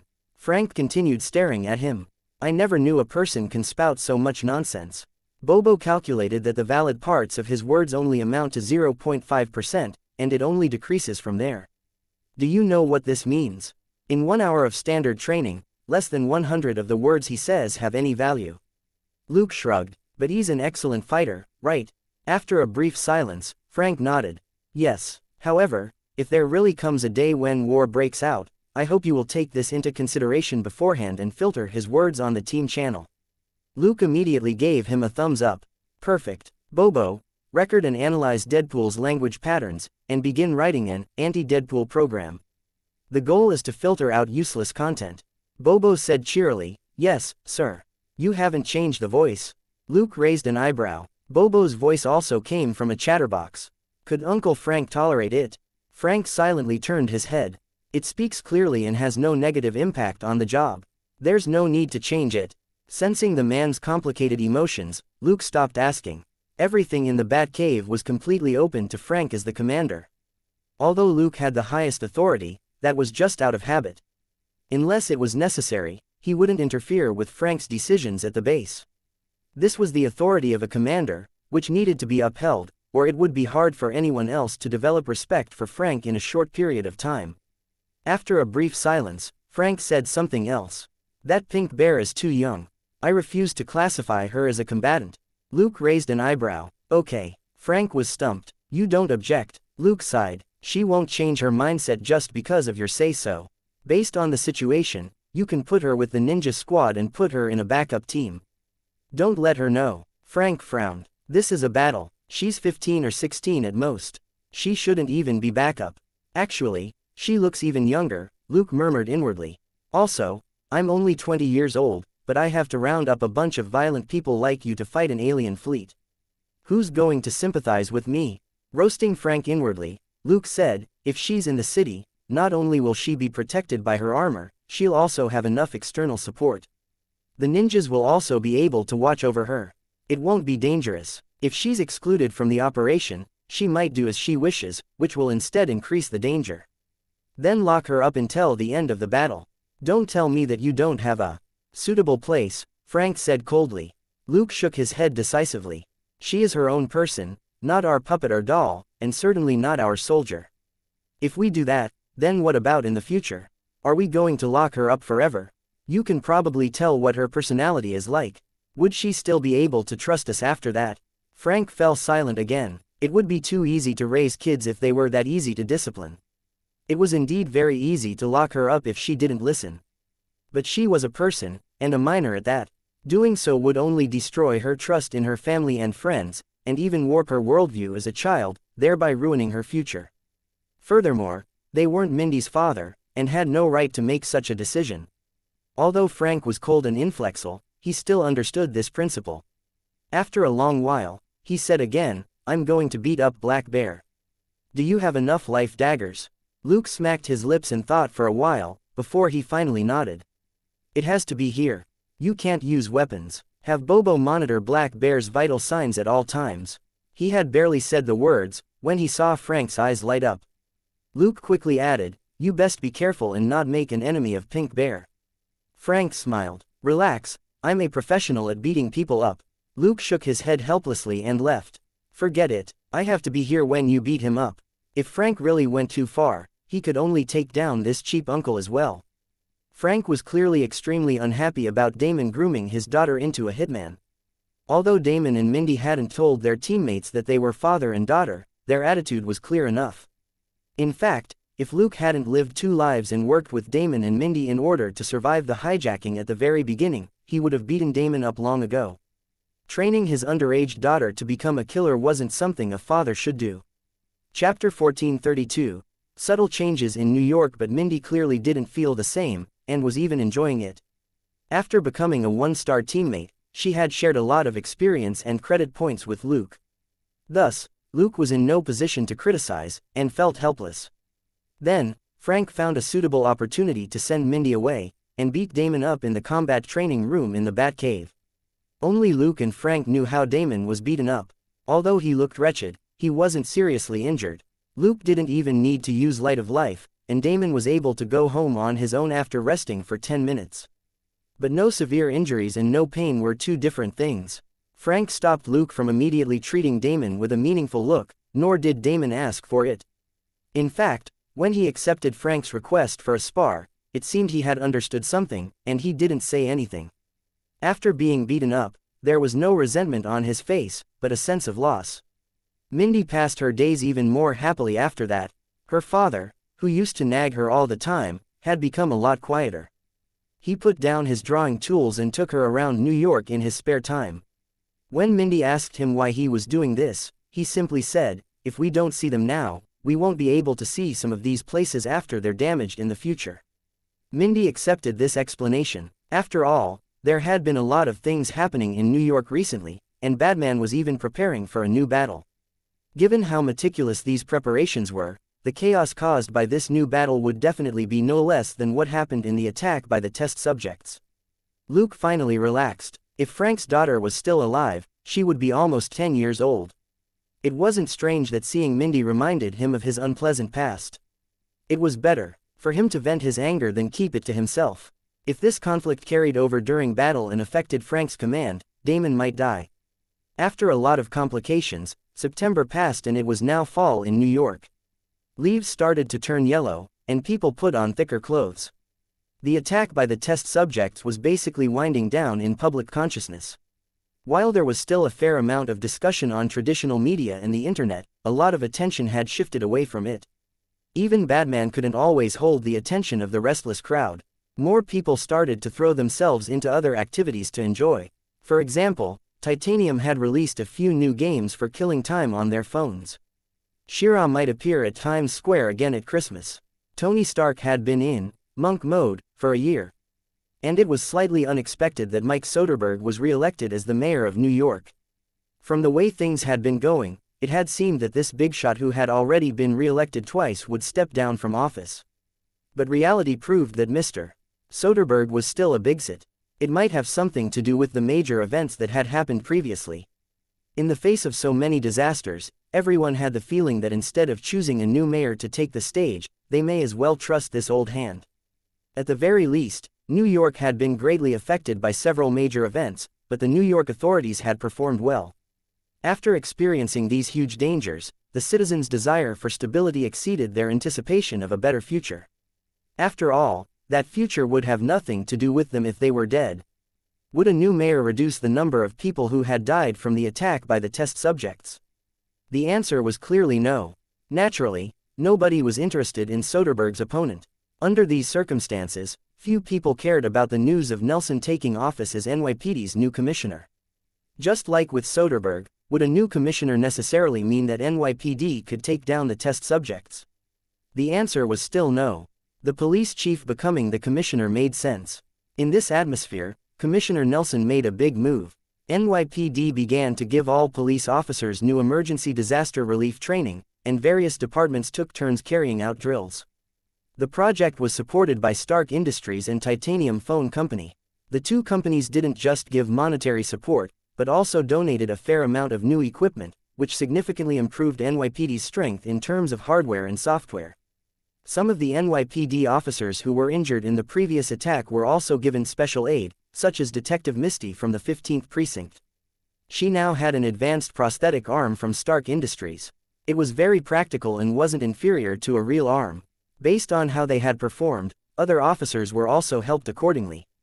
NYPD and the two companies did their best to help these people get back on their feet. Commissioner Nelson and the two companies' popularity skyrocketed among NYPD officers. Nobody would hate being given a little more assurance, especially after they were crippled. The tide of police officers leaving the force finally slowed down. At the same time, a lot of professional knowledge on responding to emergencies started to appear in traditional media and on the internet. It was clear information on how to discern all kinds of danger and how to ensure one's safety. This indeed intrigued many people. It was like how knowledge on what to do in an earthquake spread throughout the country after the California earthquake. People were always quick to understand and remember things when their lives were at stake, in order to avoid running into similar situations. Naturally, this was thanks to Luke. It would be a waste if he didn't use F2F and social media circles to spread the word. One could imagine how deep an impact this could have on ordinary people. Just look at how pseudoscience had spread among the public in his previous life. It took nothing to spread this survival knowledge. He also made use of the Rescue Foundation, which was only officially unveiled in October. It already had a public account authorized by Batman's team, which was updated with this sort of general survival knowledge every day. How did it prove that this authority was real? This public account held a lottery every now and then, and the winners received special prizes from Batman's team of superheroes. The prizes included Enchanted Bat Darts, Black Cat's Baton, Electric Cable's personal autograph, Iron Cage King's fighting tips, Pink Bear's handicraft, the Ninja Squad's 100 secret ways to make a cheese pizza, and so on. Tony Stark was the guarantor, and the Foundation also released a video announcement by Batman, as the superhero's representative, with Tony in attendance as a witness. Of course, those two were the only ones at the scene, while Jarvis was in charge of filming. All the prizes came with a unique serial number and a certificate of proof which guaranteed their authenticity and made them difficult to fake. At the same time, the prizes were random. There was no guarantee that they would be the same in the future. Chapter 1433. Aesthetics and Style. Sure enough, the Rescue Foundation's funds increased rapidly, and most of the money was from Tony Stark himself. The tycoon bought the first set of 3 Enchanted Bat Darts, and the bright BW001-003 engravings on them proved that they were unique. This was the first set, and the first 3, autographed, Bat Darts. Tony spent $3 million on them. Most of this revenue was paid to the Foundation in batches over a period of time. The ongoing profits from copyright licenses would ensure that the Foundation could continue to operate. Interestingly enough, some of the copyright licenses which the Foundation rejected were vetoed and let through by Luke. Because of this, Tony specially contacted him. Is Alfred infected with a virus? Why are you letting some license requests through? Don't you know how outrageous they are? If you've seen the scope of the license, then you haven't seen wrong, Luke replied casually as he examined some external components he had just manufactured. After a brief silence, Tony said, "Are you saying that Batman, Electric Cable and Big Dipper can become the main characters in R18+ comics and shows?" Including as couples. Luke curled his lip. "Do you think they won't draw if I don't give them the copyright? If they're going to do it anyway, why can't I make them pay?" Tony was lost for words. This logic didn't seem wrong, but was it the same thing? It was just like how he couldn't stop the tabloids from gossiping about him, but that was different from allowing them to create whatever they wanted. Just as Luke said, however, this copyright license was limited to these three people. Selena, Blackpink Bears, the Ninja Squad and Iron Cage King weren't included. Clearly, this list had been verified beforehand and this wasn't an arbitrary decision on Batman's part. If these three didn't mind, what else could Tony say? After choking for a few seconds, Tony still felt uncomfortable. "But you're Batman," Luke scoffed. "Batman doesn't eat and drink, and doesn't go to the bathroom." Tony was horrified and blurted out, "Don't tell me you're gay." At the same time, he felt a chill run down his spine. Luke put the modified components into his inventory and rolled his eyes.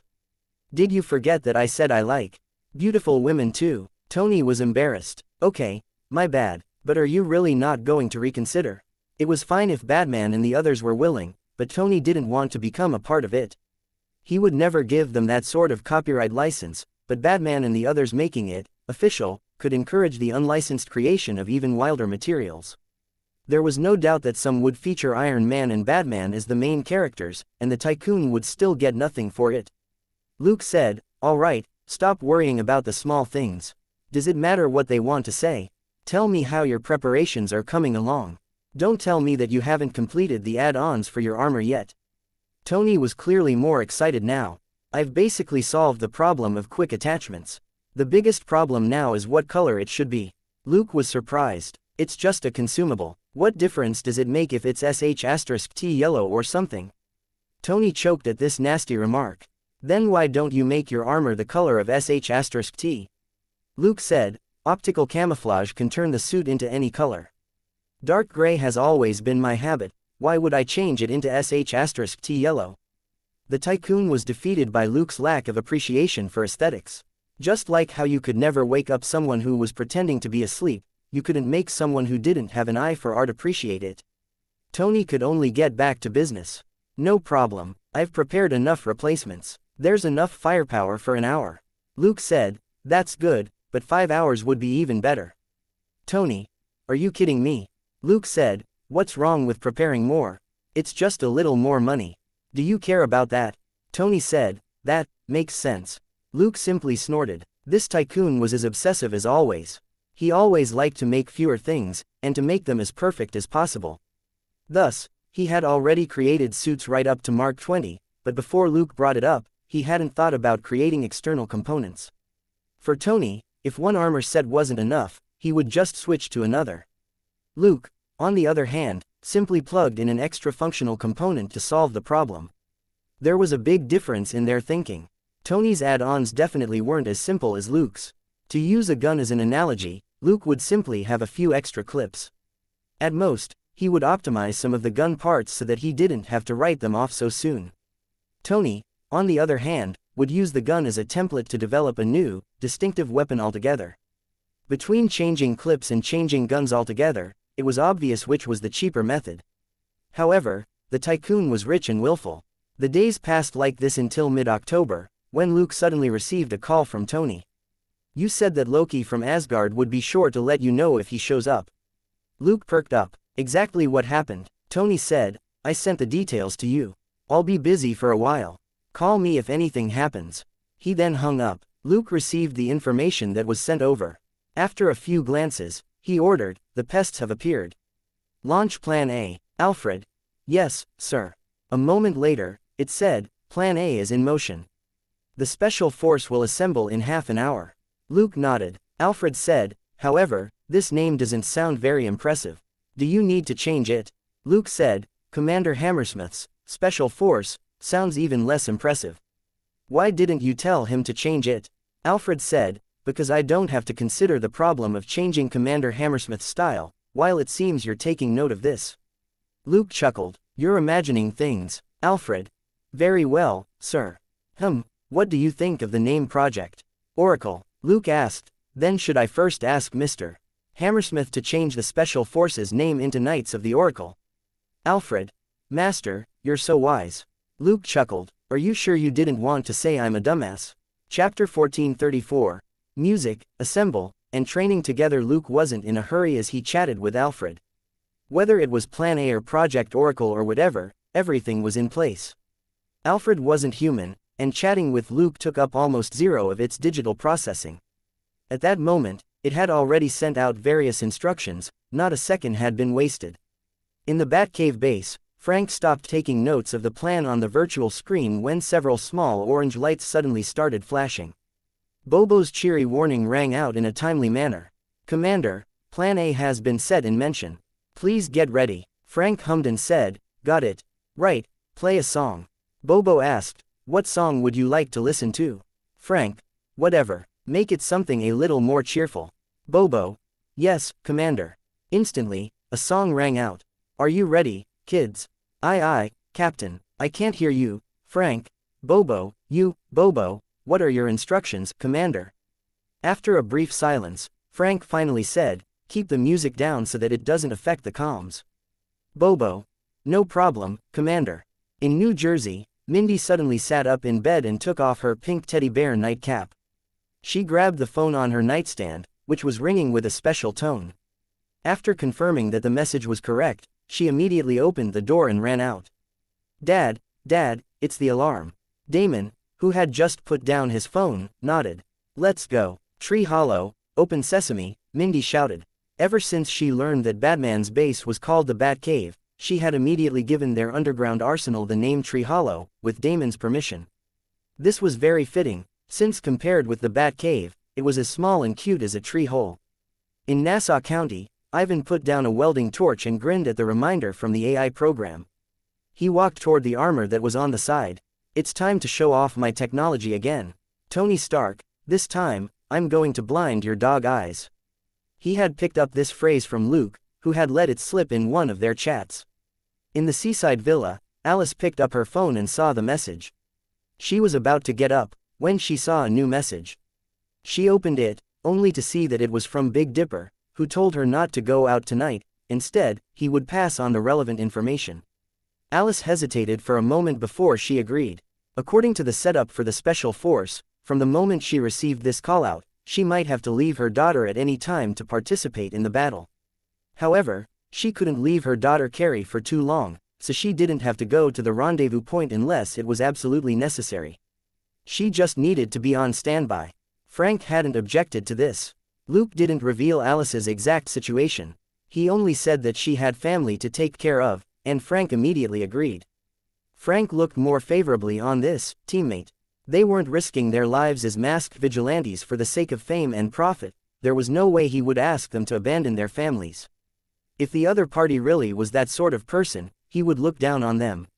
If Damon hadn't shown enough regret, and if Luke hadn't set boundaries, Frank might have really crippled Damon.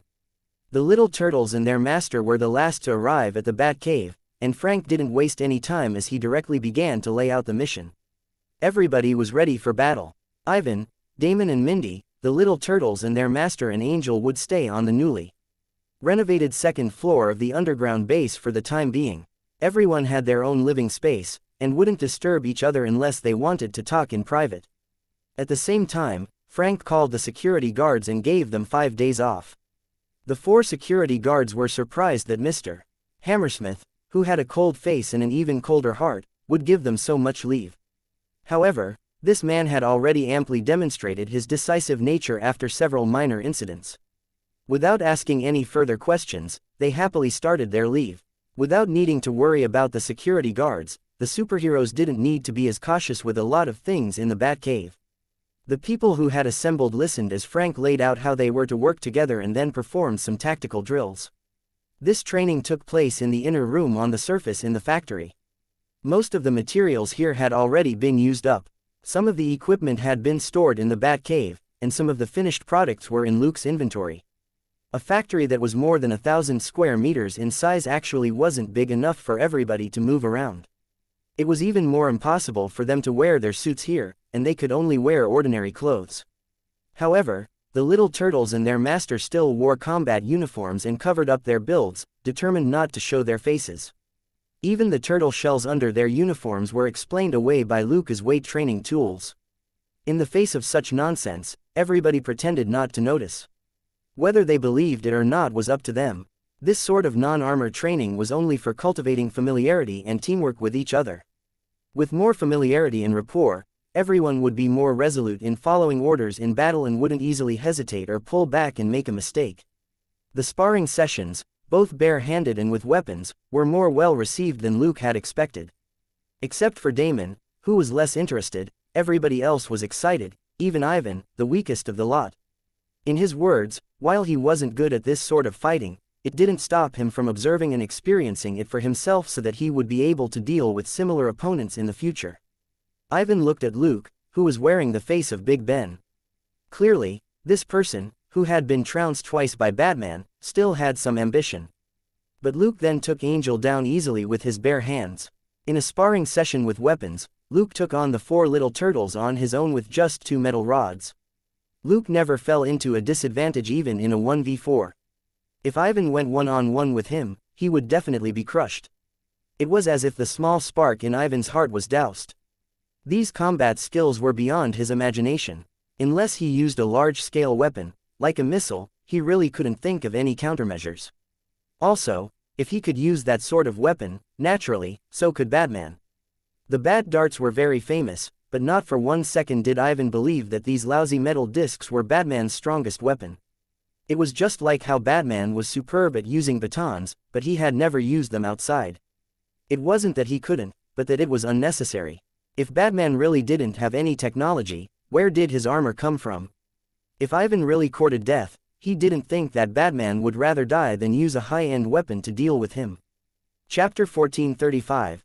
Showtime and Phil's sacrifice. It was already the 3rd day after Luke received word from Tony. Apart from listening to Frank's tactical arrangements, everyone just undertook minimal strength training to ensure that their strength and stamina were perfectly balanced. During this time, Luke received some follow-up information from Tony. Loki had suddenly appeared at a S.H.I.E.L.D. research base, snatched an important item, and destroyed the base. Nick Fury reacted quickly and immediately found a way to get the World Security Council to agree to the formation of the Avengers. While he was convincing the members of the council, Phil had already long informed Tony of the situation, and then came to New York to pick up Captain America. Natasha had flown to Brazil overnight to find Bruce Banner, who was hiding in the slums, and successfully brought him back.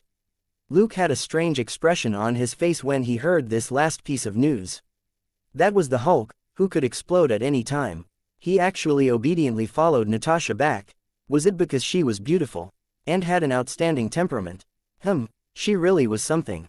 Nick Fury really lucked out when he withstood pressure from the Russians to get Natasha under his command.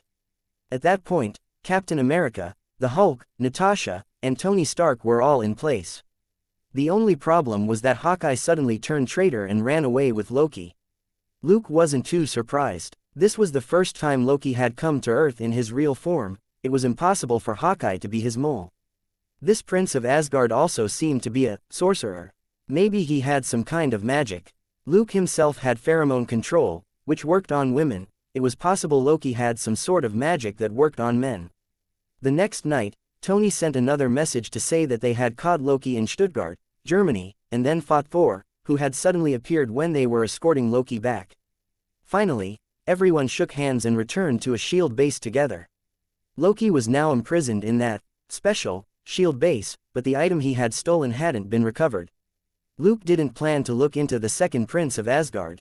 He wasn't that close to S.H.I.E.L.D., and he certainly wouldn't go to one of S.H.I.E.L.D.'s bases. Even if his clone went, it was unnecessary. With Thor there, could Earthlings interrogate the second prince of Asgard? So, even if Luke went, all he would be able to do was just watch since Loki wasn't a woman. Tony didn't say anything about the item that Loki had stolen, but Luke knew what it was. It was a cosmic cube. This thing, called the Tesseract, naturally had nothing to do with Luke's cosmic cube technology company. Luke remembered that this was some sort of space prop. It seemed that Loki had used it to open a portal which allowed the Chitauri fleet to invade Earth. Luke couldn't remember how Loki had used it to open that super huge space portal in the movie. He only remembered that it was on the top of a building. 4 of Luke's mid-sized drones had already taken off to monitor all the tall buildings in New York, especially in Manhattan. But so far, he hadn't discovered anything unusual. He also felt a little helpless about the fact that no one knew how Loki was controlling Hawkeye. In a head-on fight, Hawkeye wasn't very strong. However, this guy was a professional at covert ops and knew the ins and outs of Tony Stark and S.H.I.E.L.D. surveillance. And if he could avoid their surveillance, that meant that he could also avoid Luke's surveillance. Luke even had Tony investigate the interior of Stark Tower, but there was no sign of the Tesseract.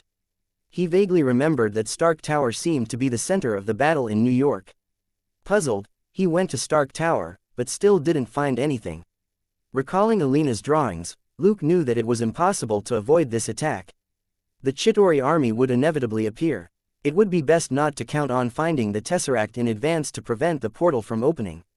It was a good thing he had never placed his hopes on the movies he had watched in his previous life, or he would be stumped by how the plots unfolded. At noon, Tony suddenly contacted Luke and said, "Hawkeye snuck in and destroyed the base. We caught him, but he set Loki free." Bruce Banner turned into the Hulk and charged out of the base. Also, he paused for a moment. Luke said, "Just spit it out." Tony said, "Well, Phil died." Luke's heart skipped a beat, and his face immediately darkened. He couldn't help but tighten his grip, and the coffee cup he was holding was instantly crushed into powder. Brown liquid splattered everywhere. "Are you sure?" Tony was silent for a moment. "Nick Fury told us." He then lowered his voice. "But I didn't see Phil's body with my own eyes. I only saw the video of him being killed." Thinking quickly, Luke waved at Mindy, who was about to help him, indicating that she should stay away. He said in a low voice, "Phil should have been carrying Life 1 and the light dagger." Tony said in a similarly low voice, "Yes, I was thinking the same thing." Also, after Fury released the news, the Avengers stopped fighting among themselves, so, Luke hummed and said, "Phil might not be dead. Nick Fury is using his sacrifice to speed up cooperation among the Avengers." Tony exhaled. That should be the case. The Tycoon was quite fond of that smiling face. It would be a shame if Phil died. Taking out a tissue, Luke unhurriedly wiped at the coffee and cup fragments on his hand. "Who did it?" "Tony. Loki." Thinking for a moment, he added, "He stabbed Phil's left chest with the scepter." It was definitely a fatal injury. A cold light flashed in Luke's eyes. "Yes, but there's still a chance that Phil survived. Both Life 1 and the light dagger could heal wounds quickly." Luke had specially modified a small device for Phil, which would automatically inject him with Life 1 when it detected that he was in critical condition. Both Phil and Nick Fury had light daggers. Even if Phil couldn't move after that, Nick Fury would use a light dagger to save him. Not only was Phil the only S.H.I.E.L.D. member who could contact Batman, he was also Nick Fury's trusted subordinate. The director absolutely wouldn't want him to die. Thinking of the possible scenarios, Luke heaved a sigh of relief. Judging from Nick Fury's personality and behavior, there was a high chance that Phil was still alive. But Luke wasn't going to let Loki go. Chapter 1436. What macho men should listen to, and activation. Throwing the tissue away, Luke said, "Okay, get ready to fight." Loki used himself as a distraction. His escape means that the plan is now complete. I'll be waiting for him in New York. New York? Tony was surprised. Why New York? Luke said, "Maybe because it has the largest audience. After all, Manhattan is the center of the universe." Stumped for a moment, Tony then figured it out. Loki is an egomaniac. If he wants to do something big, he definitely wants a large audience for it. Manhattan truly is the best choice. It was an analysis of Loki's character that produced the correct results. Luke was also amazed. He had only been going on what he knew of the movie plot, and on the drawing of Batman and the missile, and just knew that the plot would unfold in New York. For Tony and Loki to be able to think the same way was probably because the both of them were narcissists. After exchanging information, they immediately got to work. Based on the intelligence they had, Loki was clearly about to take action, if he hadn't already. Both sides need to get to New York as soon as possible. When Luke was on the call, Frank saw his gesture, and he immediately told everyone to get ready. Everybody entered their rooms to suit up. After Luke disconnected, he nodded at Frank. "We can move out." Frank nodded and raised a fist. "Everyone, leave for Manhattan at once. Try to stay invisible as much as possible and look out for Loki and any suspicious activity. If anything happens, report to me." Go. Copy that," everybody replied, including Luke. 10 minutes later, the teammates started to come online on the team channel. Wade and Alice, who hadn't been at the Bat Cave, had also arrived. Everybody began to look for suspicious targets, especially Loki, the big boss. Apart from Frank's sporadic orders to adjust their movements, there was silence on the communication channel. A few minutes later, Wade scratched his head in confusion as he sat on the top of the Empire State Building. "Hey, wasn't the song I sang nice? Why isn't anyone applauding?" As soon as he said that, loud applause rang out in his earpiece. Wade was stumped and even more puzzled. "Wait, our team only has a few people. This applause, that's at least hundreds of people, right? Are there other listeners here? Boss, did you pay them to come?"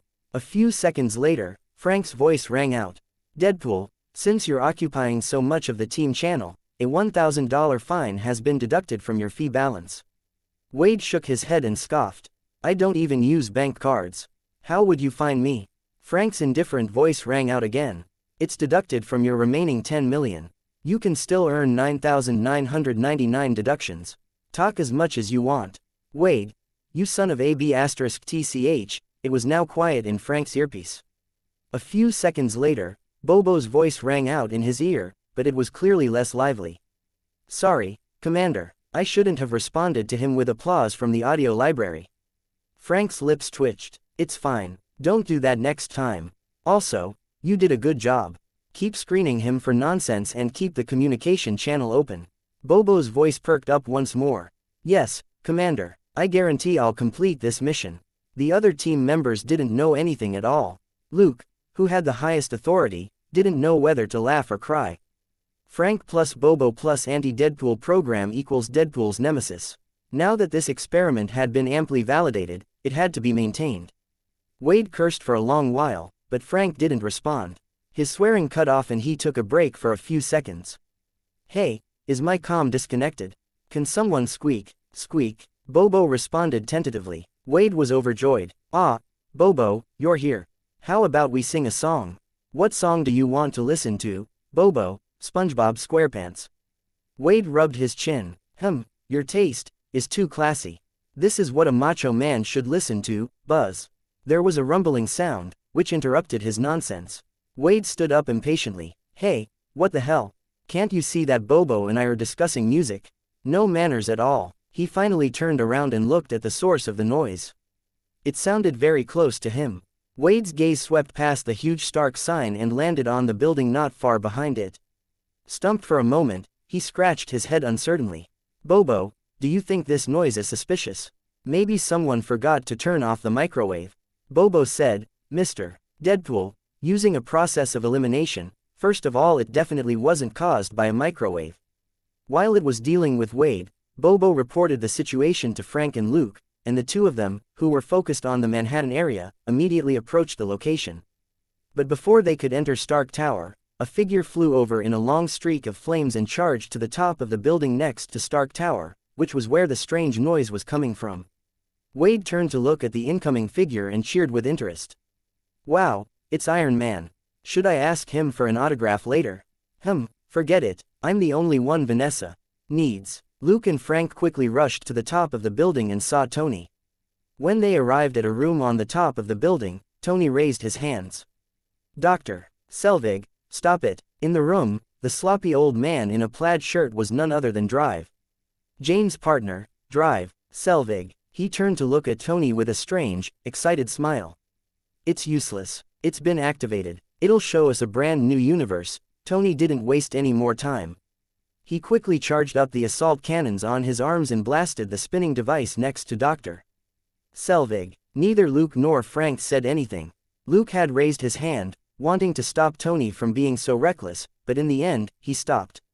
Someone had to give it a try, better sooner than later. Thinking that, he silently retreated some distance away. Frank also backed away and brought his hands up to his chest. If there was an explosion, he would immediately activate the electromagnetic deflection to reduce the damage to the armor. Boom! The cannon fire was blocked 1 meter away from the device. The blue cube in the device released a light blue layer of light which easily deflected the attack. Dr. Selvig, who was standing behind the instrument, wasn't hit directly, but the small shock wave sent him flying into the wall. Chapter 1437. Test, Courting Death, and opening the portal. Seeing this, Tony couldn't help but curse. He knew how much energy this thing had. Since this thing could protect itself, breaking through with just his armor would be impossible. Tony immediately flew to his building and applied to join Luke's communication channel. Luke approved his request, and Iron Man's ID appeared on the communication channel. This guy diverted power from my building to activate the Tesseract. I'll see if I can cut off the power supply. You can stay here and try other methods, anything to stop that thing running. Luke and Frank looked at each other. Without hesitation, Frank dragged over an unconscious Drive Selvig and placed his hands on either side of his temples to give him a light electric shock. Dr. Selvig jerked and abruptly opened his eyes. Frank, how do we stop this machine? Dr. Selvig's eyes were blank. It can't be stopped. It'll keep running. After saying that, his eyes burned with passion again. It'll show us a new universe. Without hesitation, Frank gave him another electric shock and asked again, but the situation was still the same. Just as Frank was about to give Selvig a third shock, Luke stopped him. Do you notice his eyes? Loki must be using some method to control him. It's useless. Just restrain him for the time being. Frank frowned. There was indeed a strange light blue light in Dr. Selvig's eyes, and he didn't look normal. Thinking quickly, Frank tossed the doctor away and reached for a chair on the side, which he threw at the machine. The blue light reappeared and blocked the chair 1 meter away. Looking at the machine spinning faster and faster, Frank said, I'll blow up the roof. Luke immediately understood what he meant. Blowing up the roof might throw the machine off and interfere with its operation. However, Luke didn't think it was likely. Of course, there was no need to stop Frank. Luke simply looked at the image transmitted by the small drone nearby and nodded. The floor below is empty. Make it quick. I'll move Drive Selvig. Although Drive Selvig was being controlled, he might not be completely useless. Luke couldn't let him die so easily. As he spoke, Luke picked up Drive Selvig, threw out a rope dart, and tied him up before he flew to the top of a building not far away. Throwing Drive Selvig onto the roof, he returned to the building where the machine was. Frank had already set up the bombs. His armor was very advanced, but he was used to carrying a few explosives on him. Luke was too lazy to interfere with this personal hobby. In any case, they couldn't explode without a detonator, and the weight was basically non-existent for the armor. As long as Uncle Frank was happy. Luke was fast, but Frank was even faster. Frank didn't wait for Luke to land before he blew up the roof. It immediately shattered and fell. Then, Frank couldn't help but curse, while Luke was mildly astonished but not surprised. The spinning machine remained suspended in the air, and had no intention of falling. This thing clearly wasn't something that they could use Earth technology to deal with. Frank cursed, and a surprised voice rang out at a window. Wow, what's that? Some magic toy you made? Luke was too lazy to turn around. This cheap-mouthed and unruly character could only be Wade. The guy bounced forward like a grade schooler. He bounced over to the machine and reached for the tesseract that was flashing inside. Is this a gem? It looks very valuable. Neither Luke nor Frank said anything as they quietly watched this practically immortal guy court death. From their previous attempts, it was clear that this thing wouldn't let anyone get within 1 meter of it. Wade just so happened to stop at that distance, and he stretched out his hand. Bang! A dark red figure shot out in front of them, instantly breaking through glass and exiting the building. Luke looked at his virtual screen. Wade's armor was already 4% damaged. The image showed that the armor on the arm which had touched the tesseract had directly exploded. Sighing, he sent Wade a private message, "Congratulations. Because of your meaningless test, part of the armor was destroyed to the tune of $500,000. Wade immediately exclaimed over the comms, "What? No, boss, I didn't do it on purpose." Bobo had naturally once again blocked these words from the team channel. Only Wade's and Luke's screens were lit up. Luke said, "All right, 3 strikes and you're out. You still have 2 more chances to get yourself killed. Cherish them. Wade. Ah, thank you, boss. You're so generous. Luke curled his lip. At that moment, Frank suddenly said, fall back. Luke flew out without hesitation. He also noticed the machine suddenly glowing with a blue light which quickly spread out and grew brighter and brighter. They flew dozens of meters, but their eyes never left the machine. After the blue light from the machine spread out less than 5 meters in diameter, it stopped. It twisted and fluctuated for a moment, before it exploded and a thick blue light beam shot upward. The blue light pillar instantly pulverized whatever parts of the building was in its path. The pillar of light shot thousands of meters into the sky and warped at a particular point. A hole appeared, and it quickly expanded to a diameter of 100 meters in a few seconds, creating a dark, boundless void. 10 seconds later, countless black dots charged out of the black void. Their fierce and cold postures were on clear display on Luke and Frank's virtual screens. Frank had seen an image of the drawing. He confirmed the situation at a glance and directly gave the order on the communication channel. The target has opened a space portal above Stark Tower. Follow the plan and listen to me. That was the advantage of being a professional. There were contingency plans for various situations. As long as it wasn't an especially bizarre mishap, Frank didn't need to significantly adjust his teammates' roles and naturally didn't need to give a long explanation of what to do in battle. Time and opportunity were too important during a special op. It wasn't like this in the movies. That was because what happened in a movie had to be explained clearly to the audience. In a real battle, the commander might just use a simple word or a few tactical signals, and team members would have to act immediately. Chapter 1438. Introducing the accessories, and each has their role to play. Luke and Frank didn't immediately fly up, but hovered in the air outside the building. At that moment, in the underground parking lot of a nearby building, the back of a van suddenly rumbled. 2 huge oval shadows suddenly broke out of the van, trailing flames behind them. They then turned and flew straight up. A car had just reached the exit of the underground parking lot at that moment and was about to make a turn. 2 shadows flew past with a loud bang, the massive shock wave making the driver dizzy and shattering his front windshield. After a long while, he finally regained some of his hearing, and couldn't help but curse. WTF, what the hell was that? But right after that, he heard a huge commotion outside the exit. Many people were crying out in alarm and screaming, and there were crashing sounds, followed by a violent explosion. Stunned, the middle-aged man got out and ran to the exit to see what was going on. Suddenly, there was the sound of something crashing and breaking above his head, before the noise got louder. Boom! With a loud bang, a flatbed-like thing fell from the sky and landed 10 meters in front of him. Several metallic humanoid monsters flew through the air. One of them hit the wall on the side of the exit, bounced off and rolled several meters away. The metal figure was silent for a few seconds. Suddenly, it got up from the ground, looked at the man and immediately raised an arm. It wasn't a hand, but something looked like a hand cannon that was aimed at the middle-aged man. He was stupefied. He yelled, "Get out of the way," to himself in his head, but his body had frozen. Suddenly, a pink shadow flitted out of the exit.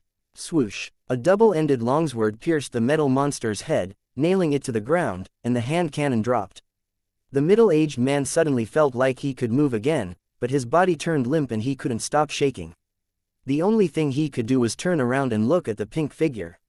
He subconsciously called out, "Little pink bear."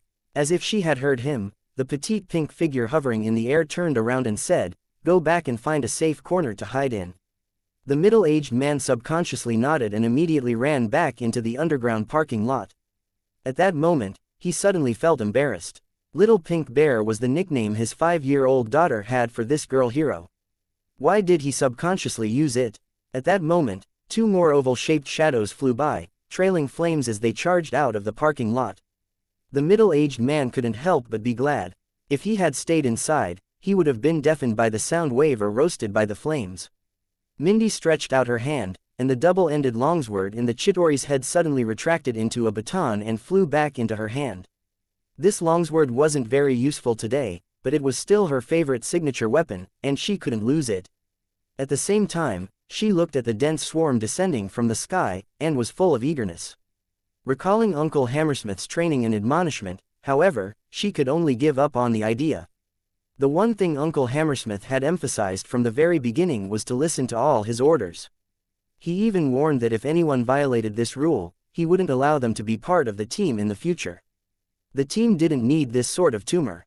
Mindy didn't want to be a tumor, nor did she want to be kicked out of this superhero team. She didn't dare take any risks. Sighing, she turned around and looked at the oval-shaped shadow that flew out of the parking lot. She snorted. This accessory is really ugly. She wished it was pink instead, to go with her armor.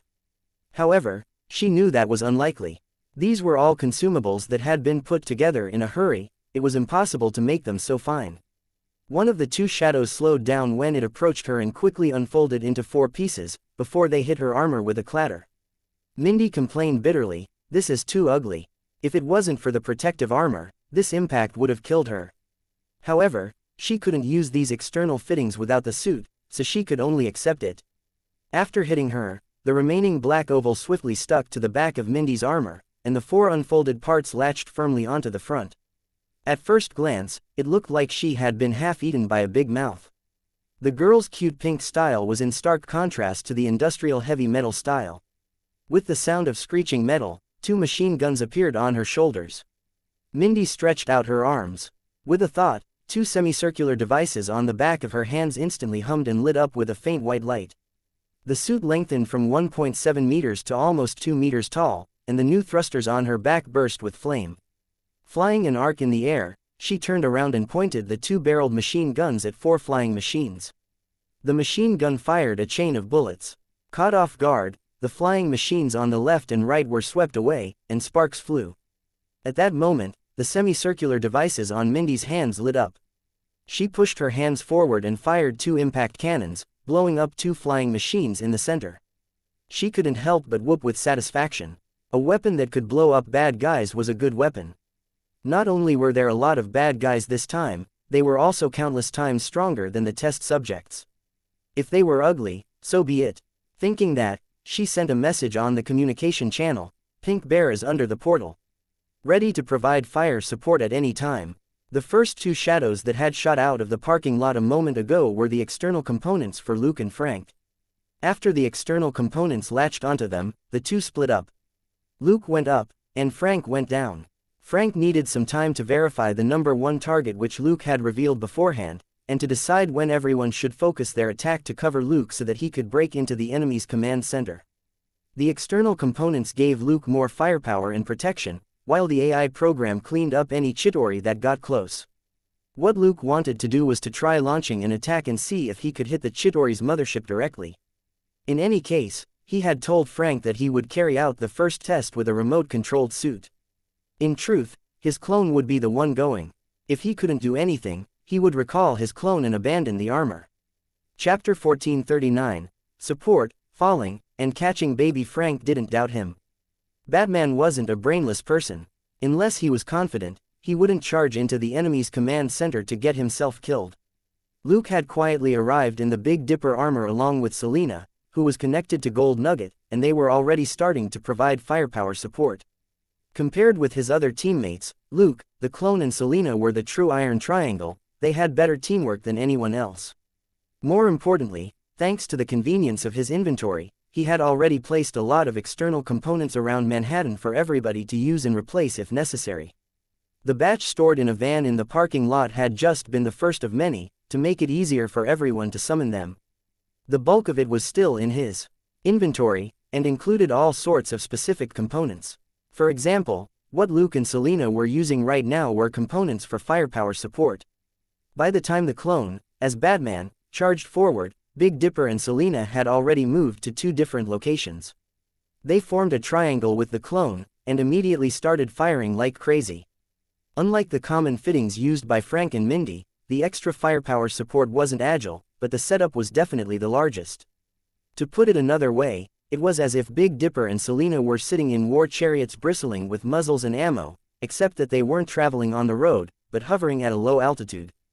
The twin 8-barreled machine guns rattled as fiery chains wove together to swallow up the Chitauri flyers that were pouring down from the sky.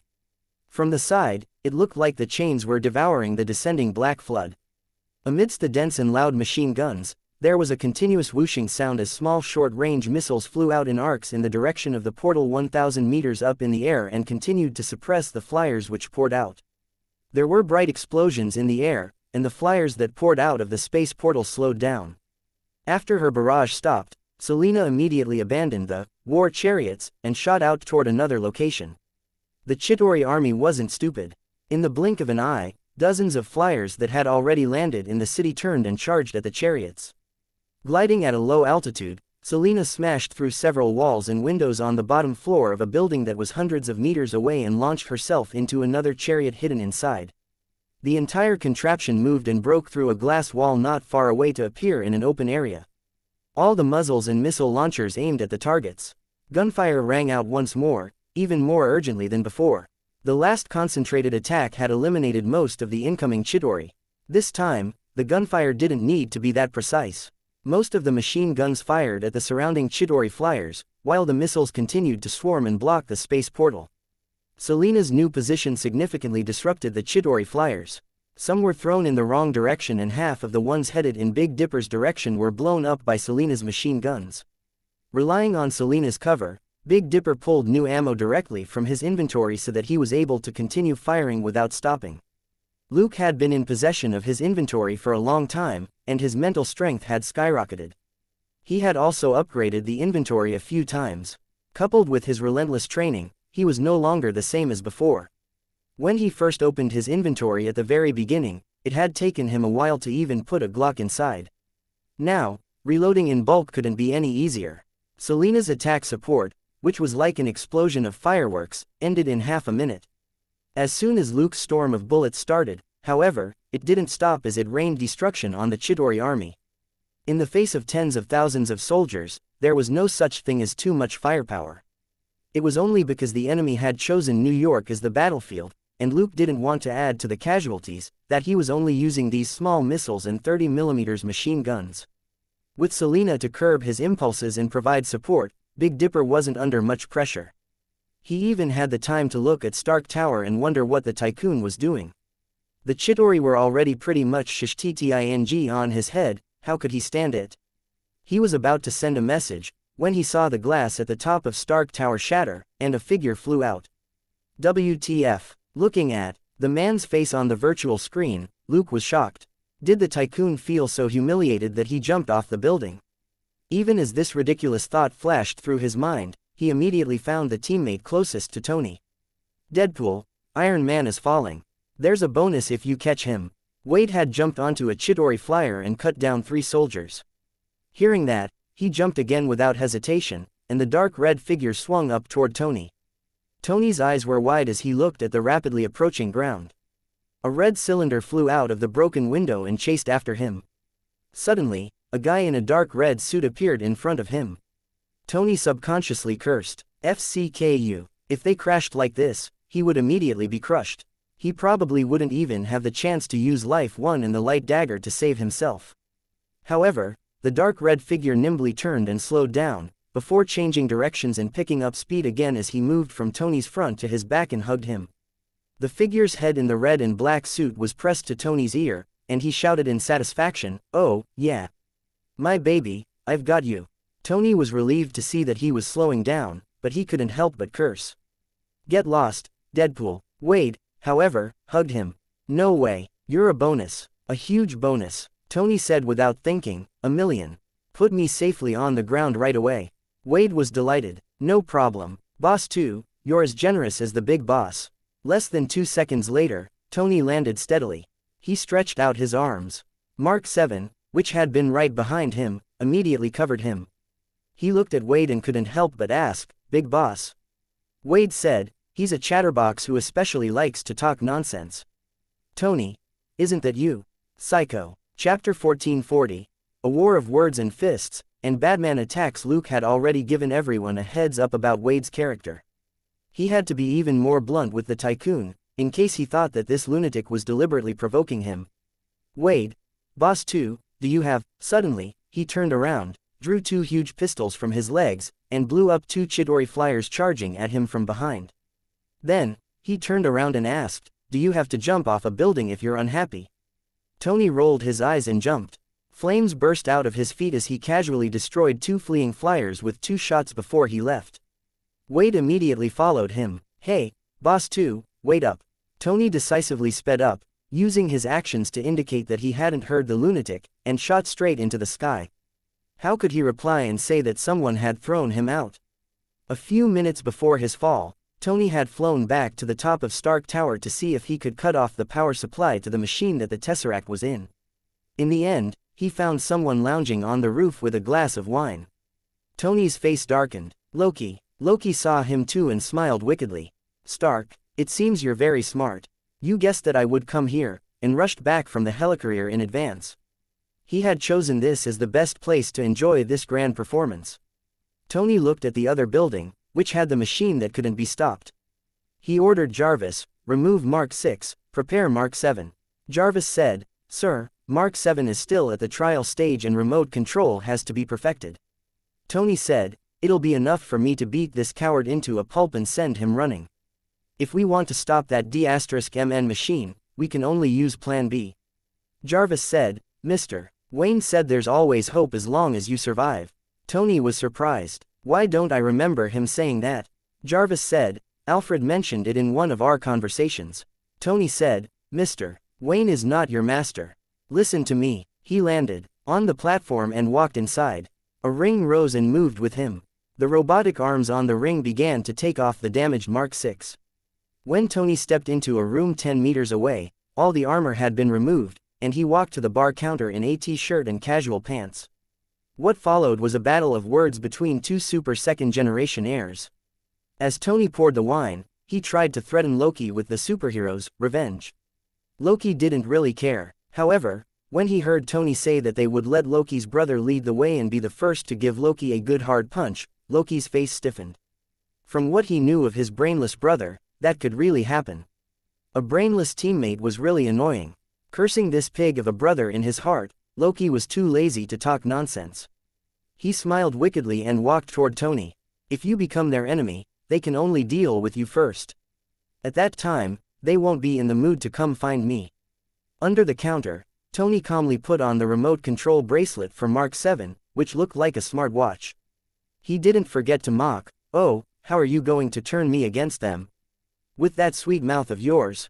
Unmoved, Loki continued walking toward him with a smile. You shouldn't have taken off your armor. It's really easy now. As he spoke, he raised the scepter in his hand, and the tip of the curved blade tapped Tony's chest. Ping! There was a light clink. Loki looked at Tony in bafflement. Kneel. Tony grinned. That fairy stick of yours not working. Stumped, Loki raised his scepter and pointed it at Tony's chest. Ping! Tony suddenly shouted, now. Loki stared at Tony's chest in disbelief, then looked at the scepter in his hand. That's impossible. It's never failed before. Tony smiled widely. There's always a first time. You'll get used to it, little brother. Loki flew into a rage out of humiliation. He grabbed Tony by the neck with his other hand and said, then you can get used to the feeling of falling off a building for the first time. As he spoke, he threw Tony at the full-length window. The tycoon crashed through the glass and fell. Then, Deadpool appeared. Tony hadn't succeeded in getting the last word, and had even been flung out by the enemy as if he were a ball. How could the tycoon tell that lunatic such a humiliating thing? Besides, now wasn't the time to talk. Big Dipper and Selena's suppressive firepower indeed worked very well in the short term. However, in the brief time before Luke and Selena started their attack, more than 100 flyers had already swarmed out of the space portal. Luke realized that this advanced troop wasn't attacking indiscriminately like in the movie. The flyers that rushed out besieged Batman like flies. Most of those that descended attacked Big Dipper and Selena, while only a few flew around and wreaked havoc. It was clear that they were using most of the team to protect the space portal and throwing most of their strength at the three offenders, Luke, his clone and Selena. As more and more Chitauri flyers slipped through the portal, Big Dipper and Selena's firepower support was severely affected. Luke's side, which was already at a slight disadvantage, was now being suppressed. Of course, Tony had to step up. He didn't even have time to deal with Loki. It was also at that moment that Batman, amidst the barrage from the Chitauri flyers, was finally able to kill his way to the portal. Instantly, an enormous shadow that took up slightly under half of the portal surged out. Luke cursed inwardly, but didn't hesitate. He fully activated the propulsion system and abruptly shifted to the side. He brushed past under a giant mouth, but caught on a sharp ridge on the enormous shadow. Hitting the shadow with a thump, Luke spun away. He didn't panic. Physical outburst plus elementary quick reflex plus elementary telekinesis plus mastery of physical techniques, he unleashed all his abilities. As he spun, he stretched out his hands and adjusted himself. The power of the two jets under his feet constantly changed to help him master his momentum. After 3 spins like this, Luke regained his balance. Sticking close to the gigantic shadow's underbelly, he charged into the space portal. At the same time, the huge shadow completely rushed out of the portal, its entire body finally appearing in front of the Earthlings. Frank, who had basically been a spectator the whole time, finally perked up. Black Bear, Attack, Chapter 1441. Worm Sniper, and professional money grubber at Frank's command, Black Bear, who had been quiet since the beginning of the operation, finally launched his first attack today. Thump, bang. There was a dull noise, followed by a violent bang as Damon, who was next to a building, immediately fired. He wasn't in a hurry. He entered the building, exited on the other side, and retreated to an alley corner. In 2 seconds, he melted back into the surroundings, as if he didn't exist. As an expert sniper, second only to both Luke and Frank, Damon had been given a separate mission from the very beginning. He didn't need to proactively clean up the Chitauri soldiers, he even had to manfully resist from getting involved. All he needed to do was snipe. That was because Damon's only target was the big, worm-like Chitauri battleships. Taking one down was far more valuable than taking down 100 small soldiers. After all, there might be many Chitauri soldiers, but they weren't too strong. Slightly more powerful thermal weapons could already do them harm. On the other hand, this worm-like battleship was a combat unit that most superheroes would find hard to destroy. Destroying one ship would significantly reduce the enemy's combat ability, which was very cost-effective. After Damon attacked, Frank immediately took cover. He paid close attention to the first battleship that came out. 5 Chitauri flyers fixed their eyes on him. They surrounded him from 2 directions, and the soldiers fired high-energy plasma beams. There was impatience on Frank's cold face. Annoying little bugs. The armor looked cumbersome with the add-ons, but Frank dropped to the ground and broke into a run, causing the 5 flyers to miss. They banked sharply, slowing down slightly as they turned to face him. Frank turned around and fell back in a half-crouch as the 2 machine guns on his shoulders fired. The 5 flyers blew up before they could react. Frank didn't even look at them at all. He was still staring at the sky. A tiny burning streak shot straight at the head of the battleship at an unimaginable speed. The big worm suddenly paused, and visible flames burst throughout its body. With a loud bang, the first Chitauri battleship to enter Earth's airspace exploded, scattering countless small burning fragments, like dazzling fireworks. In the communication channel, Mindy shouted excitedly, "Yeah, long live Black Bear, 100 points." At that moment, Bobo finally let Wade say something. 100 points. Mindy said excitedly, "That big worm is worth 100 credits. All of us have a tag next to our names. I only have 18 points.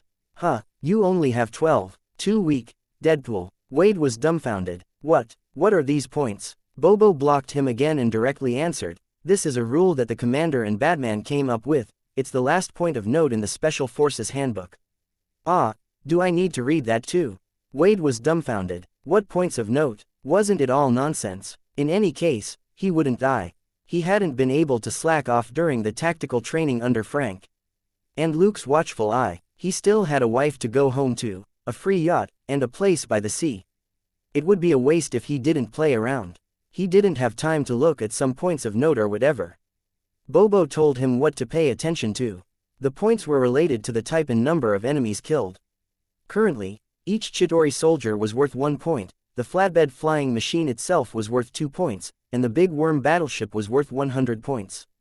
It was also currently the highest ranked unit in the Chitauri army. It was like Damon being the one to take the head of the boss of a group. That was why Mindy had cheered. However, Wade didn't care about this at all. Bobo seemed to know what Wade was concerned about, and read out the next rule. The points were part of the team's reward system, and could be used to request help from the others. Also, all team members had agreed to help out as much as possible to complete their objectives. That wasn't the main point. The main point was that the second rule had an additional clause: the points could also be converted into cash, and 1 credit point was equivalent to $500. Wade's eyes widened when he heard that. "What, cash?" Bobo said without any hesitation. "Yes, $500 for each credit point. Also, Mr. Batman said that this is a temporary thing. After the war, this exchange rate can be increased since money isn't important to him. Wade's eyes turned red when he heard that. He turned to look at the Chidori soldiers who were buzzing around like flies. How is money not important? And it can be increased. With that, he shot out. Previously, he had only cut down the Chidori soldiers with his blades and shot a few more guys who weren't dead yet. At that moment, he no longer wanted to use the double blades that he was most familiar with. Instead, he immediately took out 2 pistols from his legs and fired at a flyer not far away. Boom! It blew up. 1,000. Wade flew through the air and fired at the 3 soldiers that had just fallen to the ground. 500, 500, 500. Bobo reminded him in a timely manner, Mr. Deadpool, I'll automatically record the results for you. In addition, you can summon add-ons which complement your suit. Wade slapped himself in the face and yelled, I'm AD*MN idiot. He hadn't been slacking off. He basically completed the tasks assigned to him. Otherwise, Frank would have long warned him about his behavior. But after years of fighting, he had become more than willing to take it easy. Putting on a suit was fine, but Wade didn't like the big and clumsy external add-ons, so he hadn't used them. In any case, it was enough just to complete the tasks assigned to him. Now that he was in desperate need of money, the gaudiness of these add-ons was nothing. When the 2 machine guns appeared, Wade was overjoyed and sped up. The 2 machine gun add-ons opened fire and blew up a flyer in the first instant. Wade swiftly drew close and fired at the fallen soldiers. Those who weren't dead couldn't be counted as points, and no points meant no money. So, these guys had to die. As he took down the Chidori flyers and soldiers one by one, Wade kept muttering, 500, 500, 1,000, 1,000, Chapter 1442, Deteriorating Situation, Challenge and Reinforcements. Wade was probably the most experienced fighter in the Special Force team, second only to Frank. Even Luke couldn't compare with him. At the very least, Luke had never been on a real battlefield before today. Wade, on the other hand, was a seasoned mercenary. After obtaining the self-healing ability, his physique had further improved, along with his reflexes. Now that he was back on the battlefield and boosted with external add-ons, he shot down the Chidori flyers like they were turkeys, and smashed the soldiers like they were dogs. In this extremely violent and ruthless manner, he killed all the Chidori soldiers who entered his attack range. In a short period of time, he actually created quite a large vacuum of Chidori soldiers. This caught Mindy's attention. In the communication channel, the points behind Deadpool's name jumped rapidly, almost like a stopwatch, up to 56. Her mouth dropped open. Little Deadpool is actually that good. That doesn't make sense. No, I don't want to be at the bottom. She sped up as she spoke. Even though Wade was blinded by money, he subconsciously replied, nonsense. How am I small? I'm famous for being big, Wade. Even my beep is the biggest. This sentence was directly blocked by Bobo. It was a good thing that was the case. Otherwise, Frank and Damon would later shoot dead this guy who couldn't keep his mouth shut. At that moment, Frank was paying attention to Batman's situation. Damon had blown up a large worm battleship with an electromagnetic cannon, which pleased Frank a little. It seemed that it had been the right decision to designate Damon as the big worm killer to shoot down the battleship. In this special force team, Frank was the commander. He had to take charge of the entire situation, and couldn't act as the sniper. Batman would create an opportunity to launch a counterattack on the fleet, while Big Dipper and Black Cat were the vanguard and did their best to draw the attention of the Chidori army's main force. It hadn't been an easy decision to free up Damon to be the sniper. At that moment, Tony was fighting the horde of Chidori soldiers outside the portal, but he was being gradually suppressed. Frank finally asked the Tycoon, "The people on your side aren't here yet?" Tony was flying through the air at top speed, and hundreds of flyers were chasing him. If it wasn't for the fact that he had listened to Luke's suggestion and increased his firepower several times over, he would have already gotten the sh*T beaten out of him. Hearing Frank's question, he said quickly, "They're almost here. They're coming in a cow cart for all I know." Frank ignored the latter nonsense and said directly, "Let them access the channel later, and they can do some cleanup." Dazed for a moment, Tony was immediately sent tumbling hundreds of meters by a plasma cannon. With a loud curse, the armor on his shoulders opened, and a storm of mini-missiles sprayed out, killing a group of Chidori soldiers. Taking a deep breath, he quickly replied, that depends on whether all of you have the capability or not. A rare smile appeared on Frank's cold face. The tycoon was implying that it was useless to talk nonsense. Whoever could fight would be the main assault force, and the other party would naturally be the little brother. Frank's smile disappeared. See the points in the channel. We have more than 1,000 points in total. As for your backup team, good luck. Tony could only snort and stop talking. The rules of the special force were simple and clear. It was similar to a shooting game, except that the targets were real soldiers. One glance was enough for Tony to understand the situation. The special force was already prepared and ready to withstand the invasion of the Chidori army. This definitely wasn't something weaklings could do. Batman's team couldn't be weak. It wouldn't be easy for the Avengers to outdo them. However, Tony knew that this was a deliberate provocation on the commander's part. Otherwise, in the face of the endless army of Chidori that was gradually gaining the upper hand, everyone might feel increasingly powerless. But Tony liked a challenge, and liked being number one even more. So, he played along. Hey, are the cows pulling your cart dead? He asked on another channel. If you don't get here soon, all you'll be able to do is clean up. Alright, there are so many flies in the city, it's still too early for that. A calm male voice rang out. Tony raised an eyebrow and looked down. A shield Quinjet flew swiftly into Manhattan. A dense barrage of machine gun fire immediately blew up a small group of Chidori flyers in the way. Okay, adding a new points tally function to the channel, Tony said. Also including a copy of the real-time points for the Bat team. On the Quinjet, everybody was puzzled. Natasha put on the tactical lenses which Tony had provided them, and immediately saw 2-point tallies. Currently, only Hawkeye, who was steering the Quinjet, had 20 points. There was also an explanation: 1 point per Chidori soldier, 2 points per flyer, 100 points per battleship. That wasn't the main point.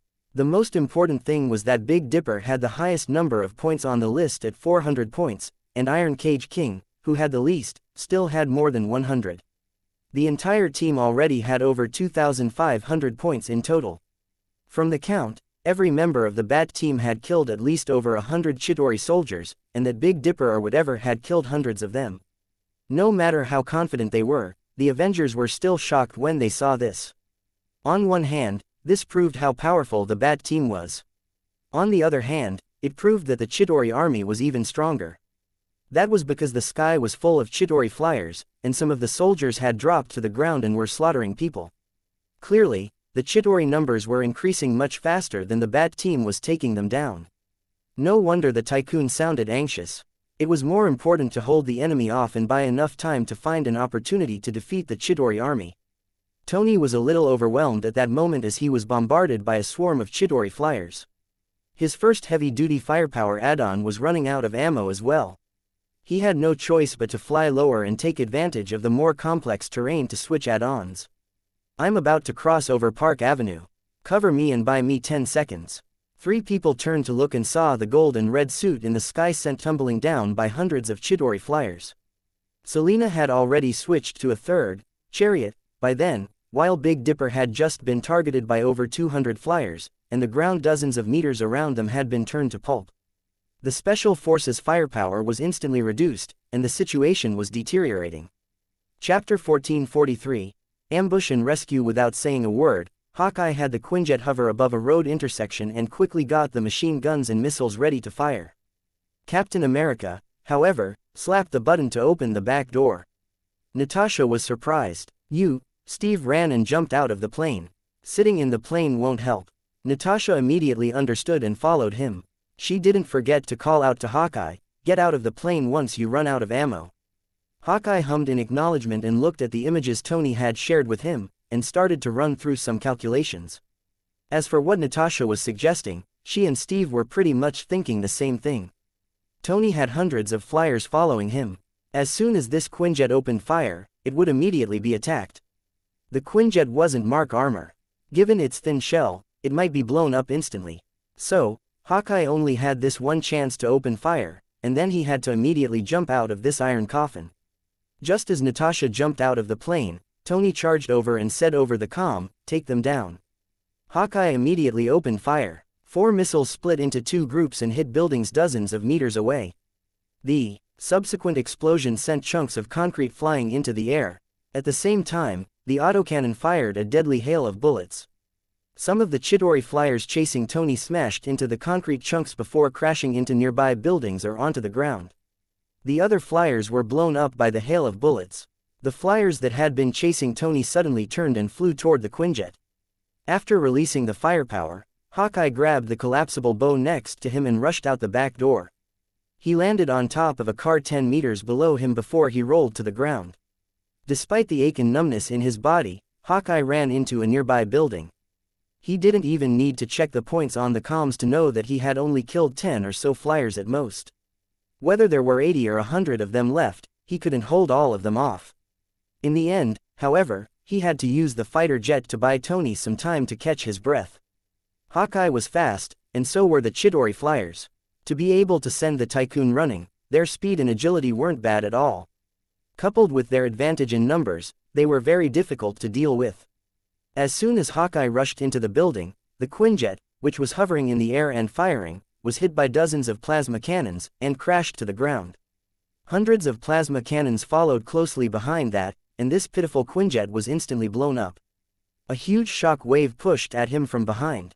Hawkeye jumped into a corner and shouted, "Tony, are you done?" This was a good opportunity. Dozens of flyers had temporarily gathered here to attack the Quinjet. If Tony fired a couple of missiles at that moment, he could blow up a large number of them. A moment ago, the Tycoon, who had just charged past the intersection, cursed inwardly. Hawkeye had indeed done a good job, but the Chidori soldiers weren't stupid. Only a small half of the Chidori flyers had turned to focus on the Quinjet. 50 to 60 others followed Tony, giving him no chance to reload. In such an intense aerial battle, trying to switch external add-ons might cause them to blow up. Just as Tony was feeling annoyed, he suddenly heard a series of explosions behind him. He turned around and saw a bunch of cars, motorcycles, bicycles, lampposts, and signs shooting out from the intersection, which blocked the pursuers for one moment. A huge figure in black charged out from a side street as two machine guns on its shoulders fired. It was Iron Cage King. Tony exulted and turned into another side street and slowed down. His external add-ons that had been waiting nearby immediately arrived. The set he was wearing directly fell off, and the second set then wrapped around him. Less than 5 seconds later, it was in place, and Tony immediately flew back. He couldn't swallow the fact that he had been chased and beaten up for almost 2 minutes just now. He had to get back at whoever beat him up. But when he returned to Park Avenue, his eyes widened. The rampant Chidori flyers that had been chasing him just now were being beaten up by a bunch of people. 7 individuals in suits, including Iron Cage King, surrounded the Chidori soldiers. They had been lying in ambush on both sides of the street. Caught in the crossfire, this group of Chidori soldiers instantly suffered. The flyers exploded in the air. In less than 5 seconds, half of them were destroyed. The figure in pink armor, which was the closest to the Quinjet, fired several missiles in passing. After the Quinjet blew up, more than 10 of the 50 flyers had been destroyed. After reloading and turning around, Tony killed his way back so that only 1/3 of the flyers were left. Now that they were being hunted down, their number was dwindling rapidly. Tony flew back and blew up more than 10 flyers. The small group of Chidori soldiers was destroyed in less than 20 seconds. In the special force, Mindy cheered again.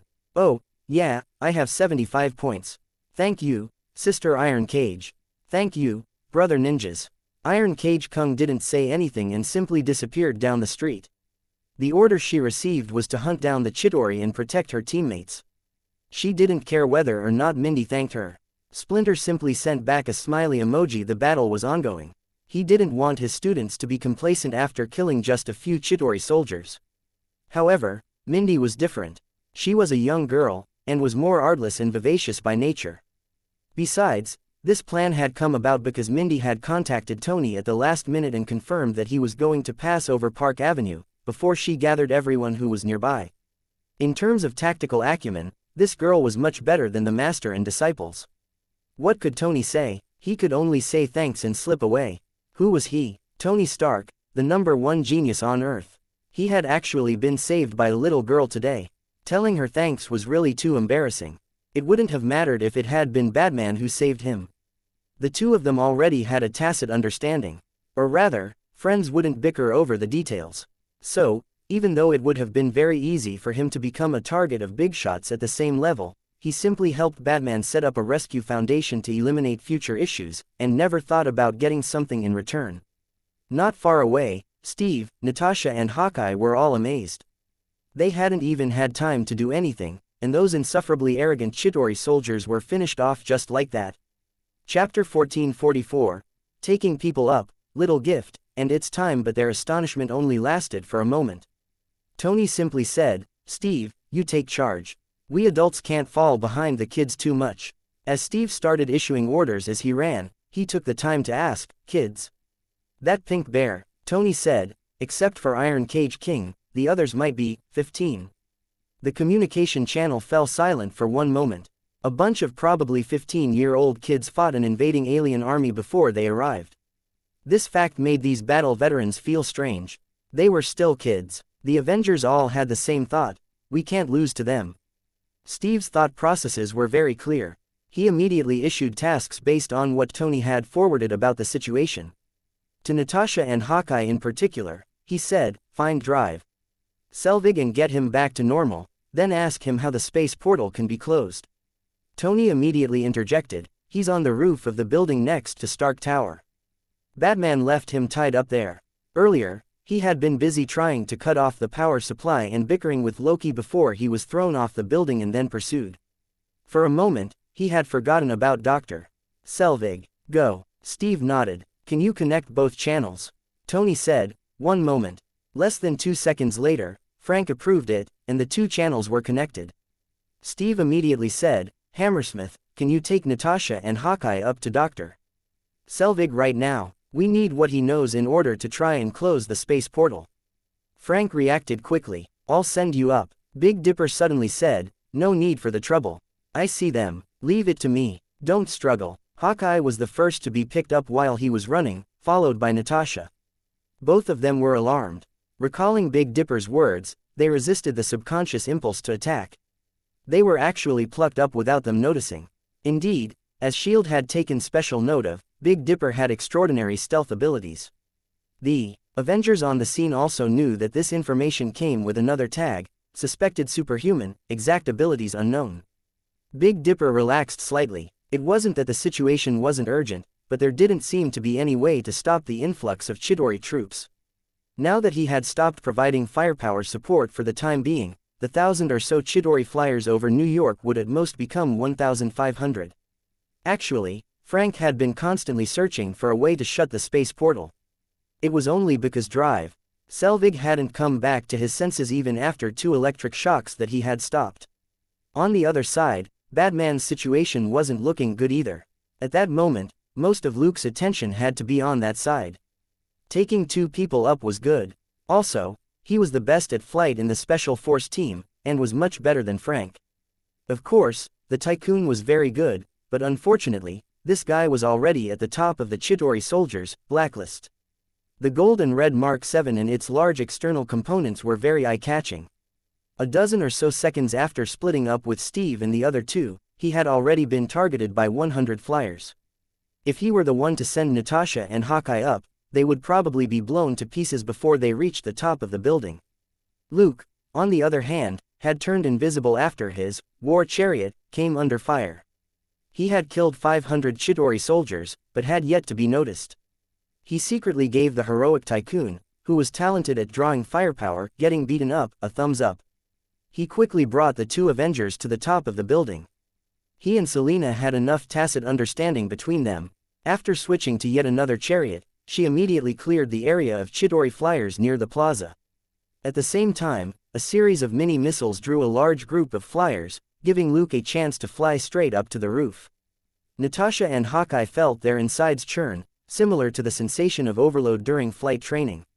It was very uncomfortable. In just a few seconds, however, the pressure on their bodies let up and they reached the roof.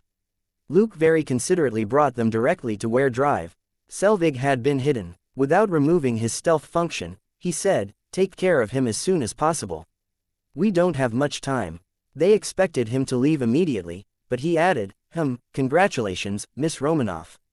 Bruce prepared a little gift for you. Open your heart and accept it later. Don't panic." With that, there was the sound of rushing wind, and they knew that the person had left. Looking at Natasha, Hawkeye then turned to Dr. Selvig. You have experience. You do it. Natasha just smiled. After all, she was the one who had smacked Hawkeye back to his senses. Just as she raised her fist, drive. Selvig suddenly said, Hawkeye, what are the two of you doing?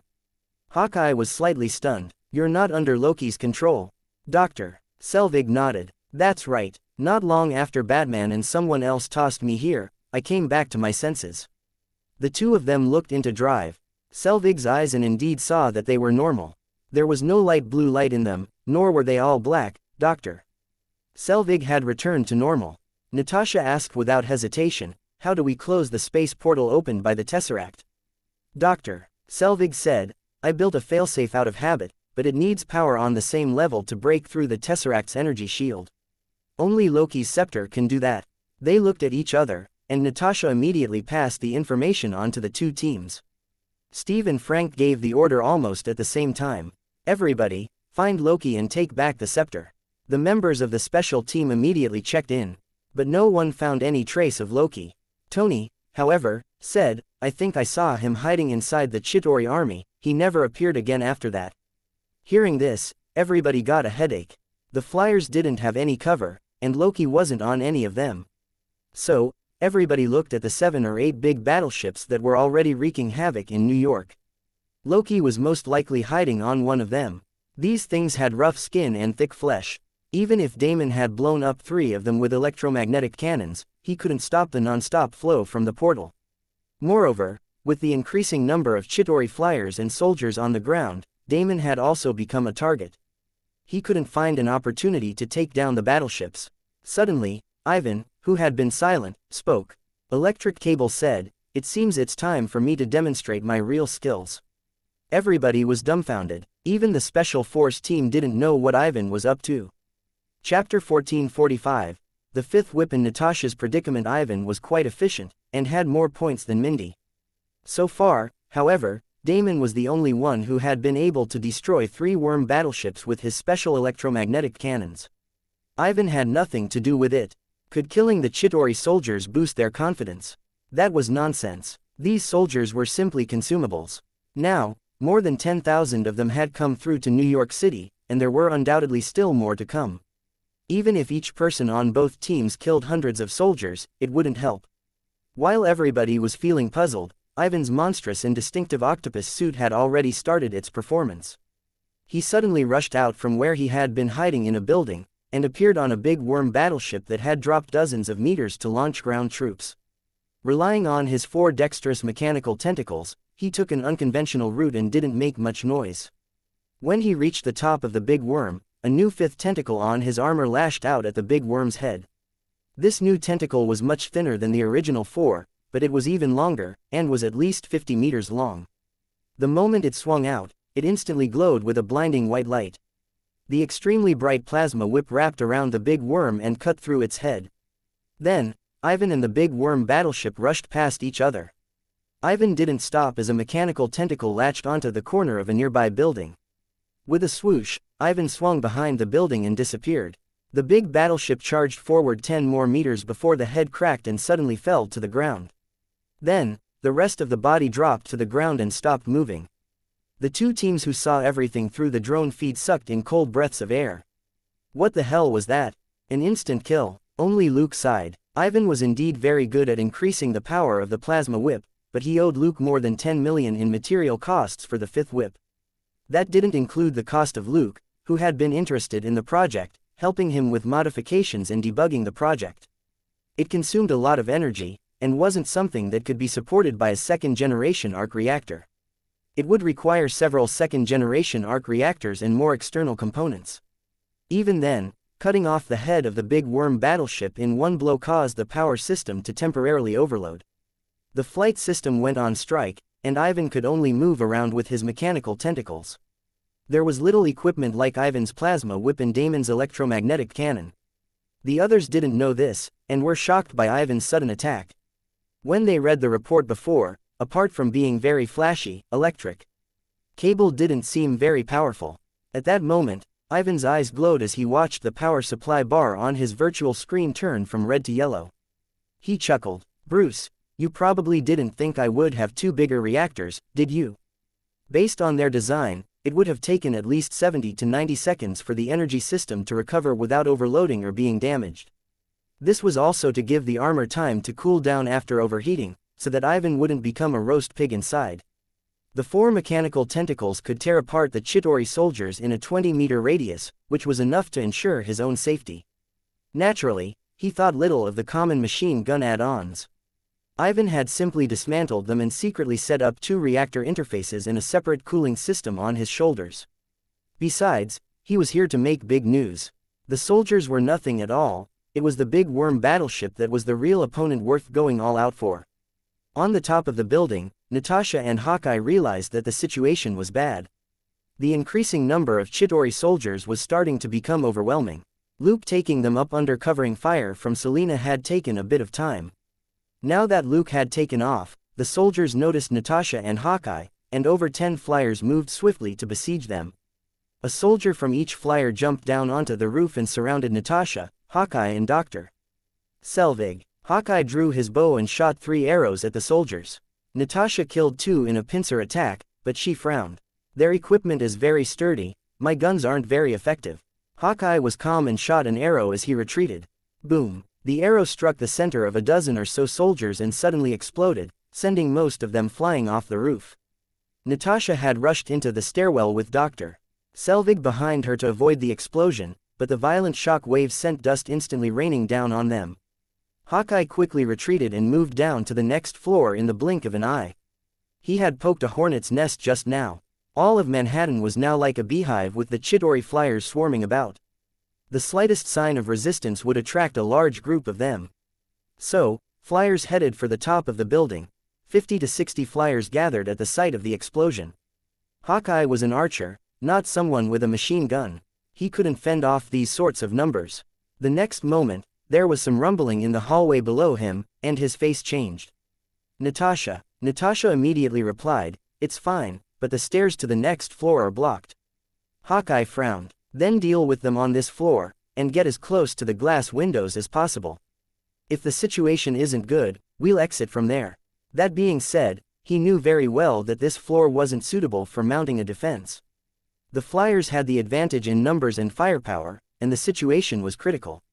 Sure enough, the Chitauri soldiers didn't give them any time to catch their breaths. Dozens of them rushed out from above and below and directly attacked the trio. Natasha and Hawkeye fought and retreated, using the rooms and the walls to try and slow down the other party as much as possible. Natasha emptied her clips and reloaded. "Barton, ready to jump?" Hawkeye nodded, but then said, "With the 3 of us, I can't guarantee if my arrow will hold." Natasha said, "It's better than being killed here. We can get those suits to pick us up." Hawkeye didn't hesitate when he heard that. He knocked an explosive arrow and leaned toward the full-length glass window. Natasha tossed 2 electric shock devices into the hallway. 2 soldiers jolted and then collapsed. Their compatriots, however, didn't hesitate to go around them and continue the pursuit. Natasha quickly ran off. "Barton, get ready." Hawkeye raised the arrow and aimed it at the glass window. Boom. Crash. There was the sound of breaking glass. Hawkeye was stumped. "What's this?" Chapter 1446. Inhumanly rich Batman. Outside the glass window, a black, slightly flat oval object flew over, trailing white flames. It broke through the glass and reached Natasha. The oval object had a grainy texture, and there was an eye-catching, finely drawn black spider on it. Recalling Big Dipper's words about a small gift from Bruce, Natasha got it. "It's probably for me." "So, you have armor too?" Hawkeye had a strange expression on his face. He wanted to say more, but he suddenly drew and shot an arrow, blowing up a Chitauri soldier not far away. "Then you better put it on quickly. I can't hold them off for long." Big Dipper's teasing voice rang out in Natasha's earpiece. "Miss Romanoff really has a big heart. Please stand with your legs and arms apart. It will take 5 seconds for you to suit up in the Black Widow armor before you can move." Natasha did so without hesitation. Big Dipper was a bit of a chatterbox. She didn't really like him compared with Batman, who was trustworthy. The oval object unfurled like a petal and gently stuck to her back. Then, the petal expanded and enveloped her. 5 seconds later, she grabbed drive. Selvig even as the armor module was still expanding. "Let's go." Hawkeye also ran, and fired several explosive arrows in succession to suppress more incoming Chidori soldiers. "Are you sure you can operate this thing?" There was envy in his eyes. Tony, that stingy tycoon, wouldn't hand over the armor even if he was beaten to death, to say nothing of the armor manufacturing technology. For an Avenger to get a suit like Batman's was a dream come true. "I have to make the director cough up a few. One suit. One suit will do." Hawkeye made the decision in his heart. In a regular battle, he and Natasha indeed didn't need armor. But in a head-on battle like today, a thick suit that could fly was a huge boost in every aspect. Although Hawkeye was an archer, he was also very good at shooting guns. The suit would also be very useful for him. These thoughts flashed through his mind. In the blink of an eye, Hawkeye jumped out of the building behind Natasha. During the fall, Hawkeye saw the last of her body finally covered by the armor. As she turned around, flames burst out from her back and under her feet, immediately slowing her descent. One hand wrapped around his waist. She then changed directions and smashed into the building again. By the time the Chidori soldiers caught up, she had jumped out of a window on the other side with Hawkeye and Dr. Selvig, and had reached the bottom of the building. Throwing drive Selvig into an empty room on the bottom floor to hide, Hawkeye looked at the Chidori flyers that were chasing them again. "You're going." He couldn't wait to see the power of this armor that was clearly tailor-made for her. Natasha said, "Okay, stand back and wait a bit." Hawkeye was confused, but immediately got out of the way.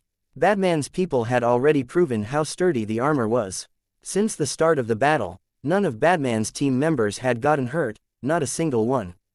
As Hawkeye ran off and observed Natasha from afar, he saw an enormous shadow rush out from the bottom of the building.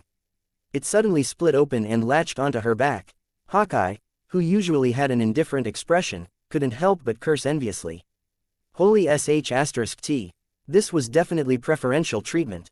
Not only had Batman given Natasha a set of custom-made armor, she could also summon interchangeable parts from Batman. This was the real deal. Natalie took out two thick, short, strange-looking guns from her legs. There were also 2 machine guns on her shoulders, and 2 assault cannons on her arms. 6 muzzles in total were aimed at the pursuing soldiers. She smiled. Showtime. With the combined sounds of different types of gunfire, the incoming Chidori soldiers were turned into countless pieces which fell like rain. Hawkeye swallowed. That was cheating. Recalling how Natasha's pistols hadn't been able to kill the soldiers earlier, Hawkeye suddenly understood how Batman's side had accumulated more than 4,000 points. If there had been less Chidori today, they might have all been eaten up by the other team. Natasha was also astonished. Armor was even more of a hassle than picking clothes. It had to be tailor-made. There was no such thing as universal armor. Coupled with the Black Spider logo, this suit definitely hadn't been made on the spur of the moment. For a moment, she felt like she was dreaming. It couldn't be helped. After all, a certain tycoon fiercely guarded his own armor, as if it were his wife. In comparison, Batman was too generous toward his teammates, and he also gave her, a shield agent, a set. It was unbelievable. This was the first set of armor that any shield agent had gotten, and it definitely wasn't fake. Seeing that there was no movement from Natasha, Hawkeye couldn't help but remind her, "Hey, those Chidori flyers will catch up if we don't leave now." No matter how powerful this armor was, it couldn't withstand so many soldiers at one go. As he was thinking that, Electric Cable laughed wildly over the comms. Double kill. Not far away, a huge worm battleship that had been swooping down was split in half from its head toward the middle of its torso, and it crashed to the ground. A red, blue and white octopus suit swung under it and pulled itself back into a building with 2 tentacles. Ivan, that psycho, had successfully crashed a second battleship today, and had become a strong competitor for the title of Worm Killer. Hawkeye was shocked. "Let's go. If we don't work hard, we won't have anything to do today." Natasha also came back to herself and took a deep breath. "Then let's go play." She had been looking at the relevant data on the armor and its external components. To her surprise, there were still hundreds of external components hidden throughout Manhattan that could be switched out at any time to ensure continuous offensive output. What was even more unbelievable was that Batman was still hiding something. A total of 20 unnamed items had yet to appear. They would be activated at the same time when they were needed to provide extreme firepower support in a very short period of time. However, they were huge and unmanned. Once they appeared, they would definitely be attacked by the Chidori soldiers, which was why they had yet to be activated. Natasha was rendered speechless by this discovery. What the hell was this? Batman's side had clearly come prepared to fight an extreme war. In comparison, Steve came with a shield, she had small pistols and some special equipment, and Hawkeye still had the same old bow and arrow. Natasha was lost for words. Chapter 1447. God of Thunder appears and Batman's in-app purchases suddenly, lightning flashed in the sky and streaked toward Manhattan. Almost all the Avengers had noticed, but not many people from the Special Force team did. Tony was battling hundreds of flyers in the air. Seeing the lightning, he rejoiced and immediately turned in that direction. Behind him were 300 to 400 flyers, and countless plasma cannons swept through the sky as they chased Mark 7. The Tycoon had always been very good at pulling aggro. Finally, he charged into the lightning and brushed past Thor as he called out, "I'll leave it to you." Thor, as a god who had fought for thousands of years, naturally wouldn't let go of such a good opportunity. Seeing the swarm of flyers charging at him, the Mjolnir hammer in his hand was already ready. When Tony charged over, he raised the hammer and swung it forward. A huge bolt of lightning shot out of the hammer and spread to envelop the front half of the Chidori flyers. Like a swarm of mosquitoes hit with an electric swatter, hundreds of flyers exploded and were instantly killed. Frank paid a lot of attention to this god, because he was very doubtful about the information Luke had on Thor. If it hadn't been Batman who said it, he wouldn't believe that a living being could be that strong. He couldn't help but exclaim, "Bullshit. Killing 427 flyers with just one swing of his hammer was too ridiculous." Frank's worldview was shattered and reformed. He had thought that he had been living in reality for decades, but the world had quietly turned into a fantasy movie. Big Dipper, who hadn't said much, suddenly sent a message. "Tony, can Thor do that again?" Tony immediately replied, "I'll ask him." Big Dipper said, "Have him do it again to block the space portal for a short while. 30 seconds would be good." Tony had already flown back and caught up to Thor. 28 seconds left. "Can you use that trick again with the portal?" Thor nodded. "Yes. However, the soldiers are a bother." Tony said, "I'll take care of them." As he spoke, he charged toward Stark Tower. "Frank, Thor needs a lull." "Frank, have him go to the Empire State Building." "Bastet, Big Dipper, clear the area with firepower." "Deadpool, follow and protect Thor." "Copy that," Luke and Selena immediately replied. Wade was about to mention money, when Batman sent him a private message, $100,000. He immediately turned around and headed straight for the Empire State Building. "Copy that." Less than 10 seconds later, 2 war chariots fired again, taking down more than half of the flyers near the Empire State Building. Wade quickly killed the remaining survivors around the building. Tony, on the other hand, flew a little higher. Mini missiles flew out to clean up descending flyers.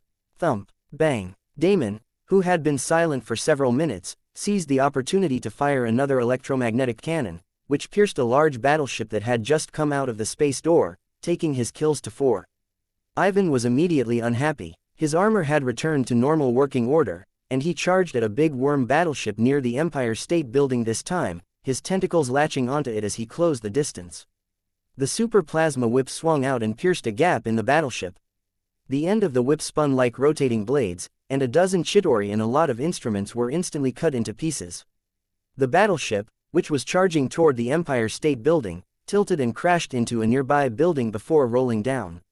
Ivan didn't laugh this time, nor did he declare his count. What was the point of getting just 3 kills? Damon already had 4. Thor was a little surprised to see a fierce battle suddenly break out around the Empire State Building.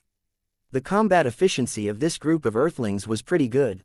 They were holding up well against the weak Chidori. Thinking that, Thor landed on the top of the Empire State Building. In his hand, Mjolnir started to power up again, and lightning spread out from the hammer to cover a range of 10 meters. 10 seconds later, he suddenly raised his head. With bright eyes, he roared, "Ah!" He raised Mjolnir, and a thick lightning bolt shot up to the space portal. The flyers pouring out of it exploded. For the first time, the endless outpouring of Chidori troops was completely cut off. This time, Frank wasn't as shocked as before. Instead, he silently glanced at Batman's ID on the comms. While they were fighting the invading Chidori army, Batman had accumulated more than 1,000 points. He had even killed 2 big worm battleships. Clearly, the enemy he was facing was even more terrifying. Here, at least a dozen teammates were fighting together, and they had a lot of spare parts as support. On the other side of the space portal, there was just Batman in his one suit of armor. At this point, Frank didn't believe that the suit was just being controlled remotely by Batman. If a remote-controlled suit could hold off the Chitauri fleet for a few minutes, then Batman may just as well control hundreds of suits and completely wipe out the Chitauri fleet. Only Batman himself could take on a fleet on his own. When Frank saw the burst of lightning outside the space portal, however, he immediately added in his heart, and maybe this Asgardian god, too. In fact, what the clone had encountered was indeed extremely grim, but it wasn't as hard as Frank had imagined. That was because Batman's trump card wasn't the armor he was wearing, but the massive amount of weapons, ammo, and components in his inventory that he could switch out with a thought. For Luke, there weren't many targets that could make his clone unleash all of its combat ability. He probably wouldn't be able to kill the God of Thunder or the Hulk, those super thick-skinned monsters. Most other opponents could be killed with one or two abilities. Today, he was facing an almost infinite number of Chitauri troops. A full-scale explosion could kill a large number of them, but even more continued attacking. Elementary self-healing, the most practical and also the most covert support, finally came in handy. Ever since he entered the space portal, he had been in full blast mode. If the original owners of these abilities used them without stopping, their hearts and blood vessels would explode, and brain death would happen several times over. His clone, on the other hand, was still in peak condition. The only thing that hurt was that more than 10,000 credit points had been used up in just a few minutes. This was an inevitable consumption of energy in order for his clone to remain in peak battle condition. Why was his clone so amazing? It was because of in-app purchases. Chapter 1448, Fighting the fleet alone and brushing past Batman had been pursued the moment he charged through the space portal. The Chitauri fleet hadn't cared about him at all at first. They continued to send troops into New York and had a small squad go after him. Of course, this small squad itself already had more than 500 flyers. Luke could only keep up his speed and stick to the big battleship as much as possible to block some of the attacks. At the same time, he relied on the fact that his clone wasn't afraid of death to fight the flyers. The bat suit had an exclusive defensive component, which was the only one to use a third-generation arc reactor. The suit hence had an extremely powerful energy system and protective armor. A large third-generation arc reactor was enough to provide a tremendous amount of energy to maintain the electromagnetic deflection system which Ivan had invented. It could effectively deflect and weaken the flyers' plasma beams, while the super armor was able to withstand any unavoidable attacks. Even so, the speed at which the external add-ons were damaged was unbelievable. They only lasted a minute at most before he had to replace them. But 1 minute was more than enough for Luke. Reasonably speaking, it was already pretty good if the firepower from a full set of external add-ons could last 20 seconds against this horde. Once one set was thoroughly ruined, he could still reload with ammo from his inventory a few times, thereby utilizing his gear to the fullest. A few minutes later, the Chitauri fleet realized that something wasn't tight. The enemy the size of a mosquito had an infinite supply of ammo, as well as inexplicably interchangeable external add-ons. On a huge X-shaped mothership, a Chitauri commander noticed the situation. Finally, he ordered impatiently, the invader might have a space device. Don't give him a chance to catch his breath. All flyers, press forward. Ship cannons on standby. Don't worry about damage to the machines. Just open fire. The true Chitauri army was on the mothership. The invading battleships and foot soldiers were nothing more than remote-controlled machines. There was no need to feel sorry over their loss. At his command, the cannons on the mothership that had yet to participate in the battle turned and pointed at Luke. Almost at the same time, Luke felt a sense of crisis. Thanks to his vague intuition for danger, the source was obvious. Alfred also gave a simple notification. The cannons on target 2 are aimed at you. Luke's eyes flickered. It was at that moment that he had Big Dipper ask Thor to block the portal on the other side. At the same time, he finally activated his telekinesis power which he had hidden the whole time. The suit's thrusters weren't very effective in space, even after Luke made some targeted modifications and increased the power supply. With the help of telekinesis, however, Luke could move more flexibly in this vacuum. The Chitauri hadn't been serious earlier, and Luke had also held back. This way, he might be able to approach the huge X-shaped mothership when it still wasn't as vigilant. At that time, the clone could take it down with it. So far, Only 2 of these enormous X-shaped motherships had appeared in the starry expanse. As long as he took down one of them first, he would have enough points for a one-way ticket out of here. It had to be pointed out that the attack on Earth was planned out and directed by the Chitauri on the mothership. All the losses in New York today had to be blamed on the 2 motherships.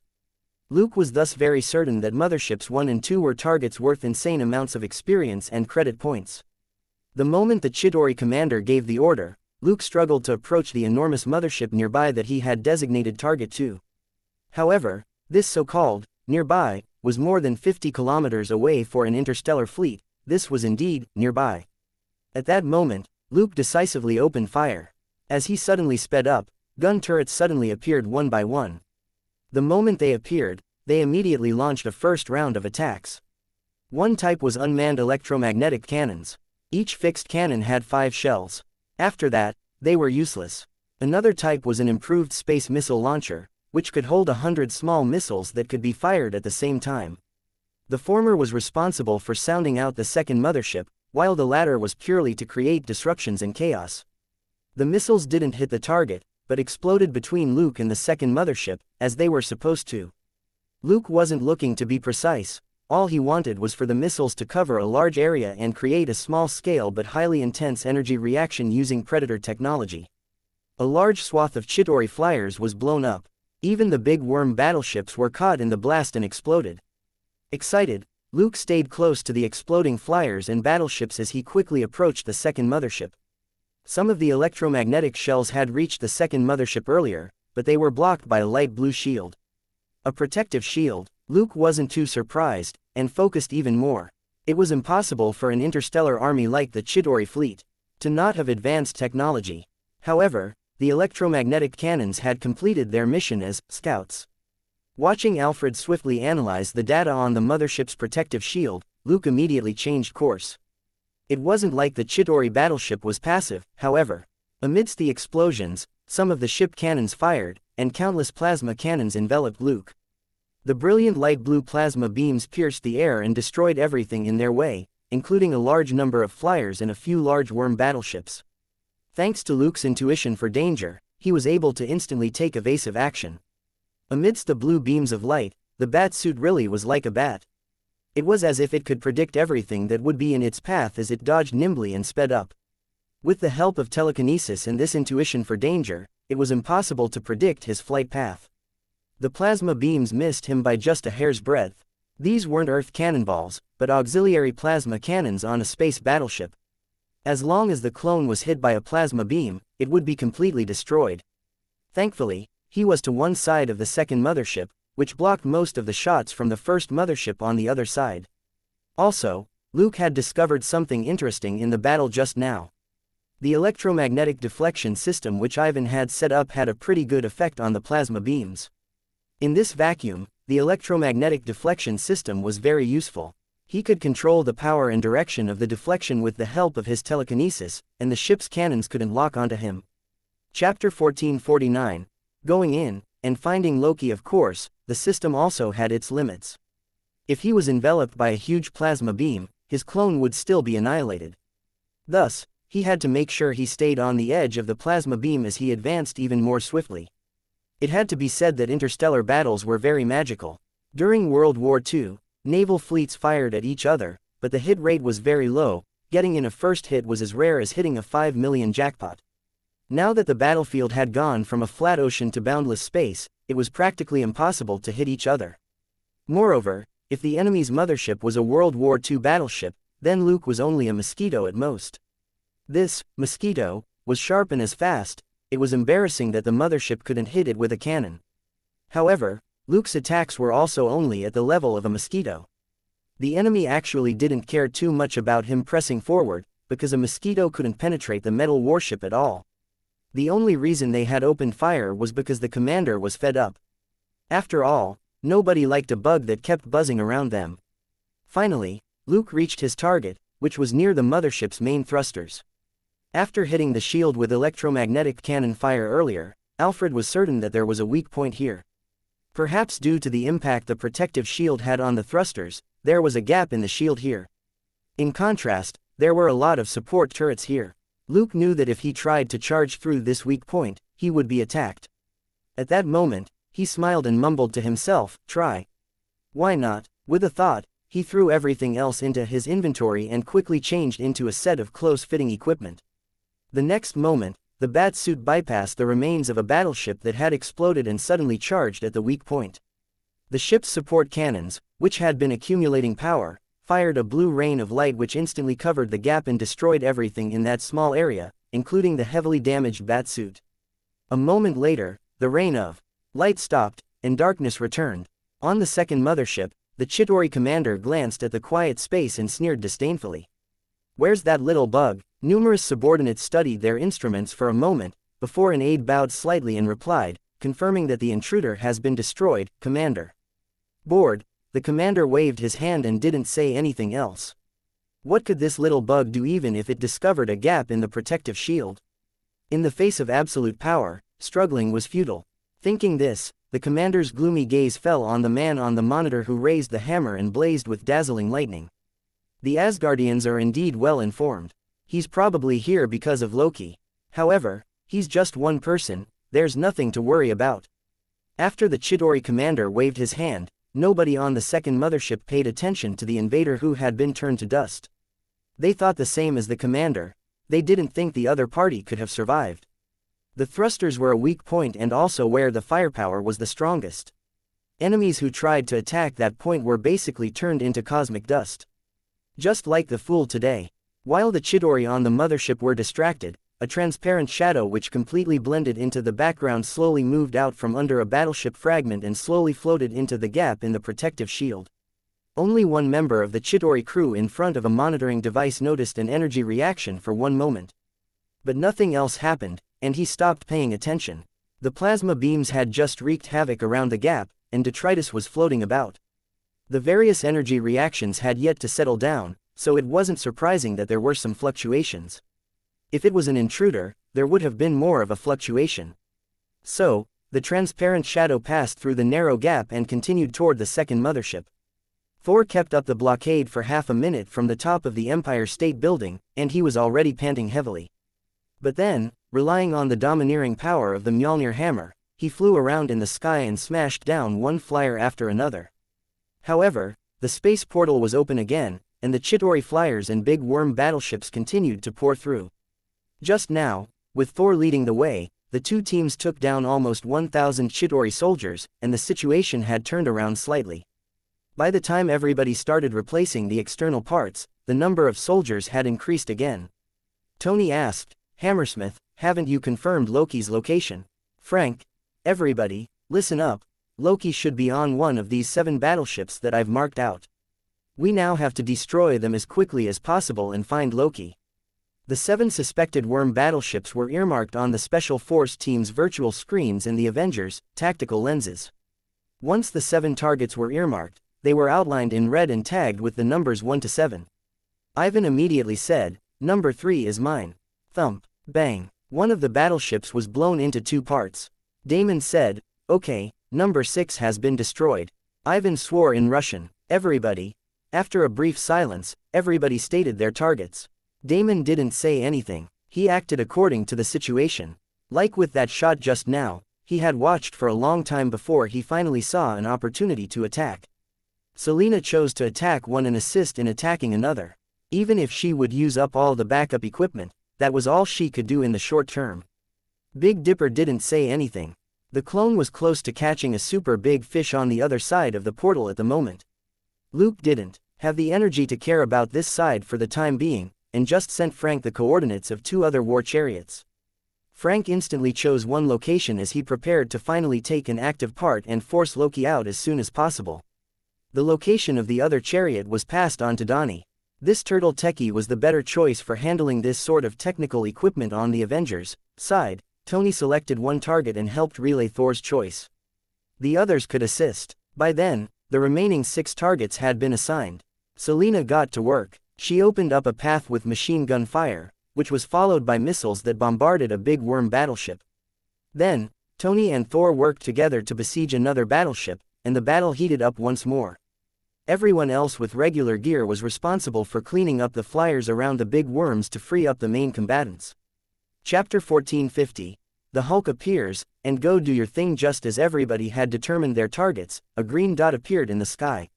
It was moving very fast compared with Thor's flight. The green dot was jumping forward, covering hundreds of meters with each leap. 30 seconds after Tony noticed it, the green dot had already jumped into Manhattan from New Jersey.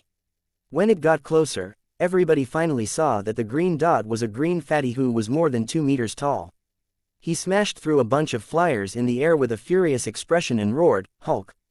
He landed on the ground with a loud crash, grabbed some Chitauri soldiers, and threw them at the flyers that were firing at him. The soldiers turned cannonballs, instantly smashed the flyers into pieces. Tony immediately shouted at the God of Thunder, "I'll talk to him." Thor glanced at the green fatty before turning away. This guy could take a beating. He was also very good at beating other people up. Tony flew over and said from a distance, "Doc, follow me, Dwayne." Boom. As soon as he spoke, the tycoon was hit by a random soldier who was thrown at him. He rolled 7 to 8 times in the air before stopping dozens of meters away. His face darkened, but he rolled his eyes and immediately shouted, "Doc, Loki is in those big worms. Go, I know you can do it." He immediately ran off. He wasn't stupid. All the small fry in Manhattan were now firing at the Hulk. Even without Tony saying anything, this super hot-tempered Hulk would still fight them. So, as long as he drew Drive Banner's attention to Loki's location, there was a high chance that the Hulk would go after the big worm battleship. Sure enough, Tony hadn't flown far when he saw a green dot leap hundreds of meters into the sky to smash into the head of a battleship. The big worm battleship's head suddenly dropped as the bottom half reared up. Then, the Hulk ruthlessly tore the head apart and the huge green body forced its way into the battleship. Less than 10 seconds later, the big worm suddenly turned limp and fell.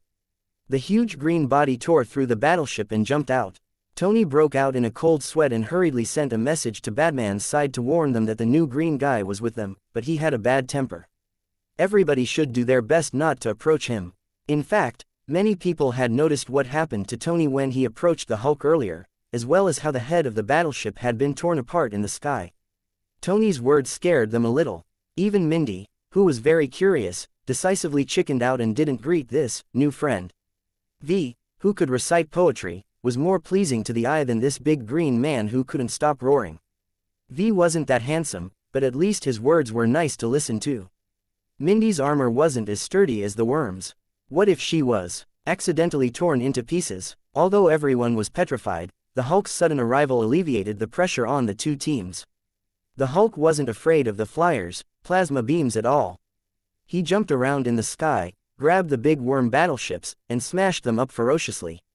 Tony's words in the beginning clearly had some effect. It wasn't clear what the Hulk was thinking, but Drive Banner remembered Loki, the guy who had almost triggered an internal conflict among the Avengers. He had seen Phil sacrifice himself, and Hulk had gone on a rampage under Loki's design, almost turning Natasha into minced meat.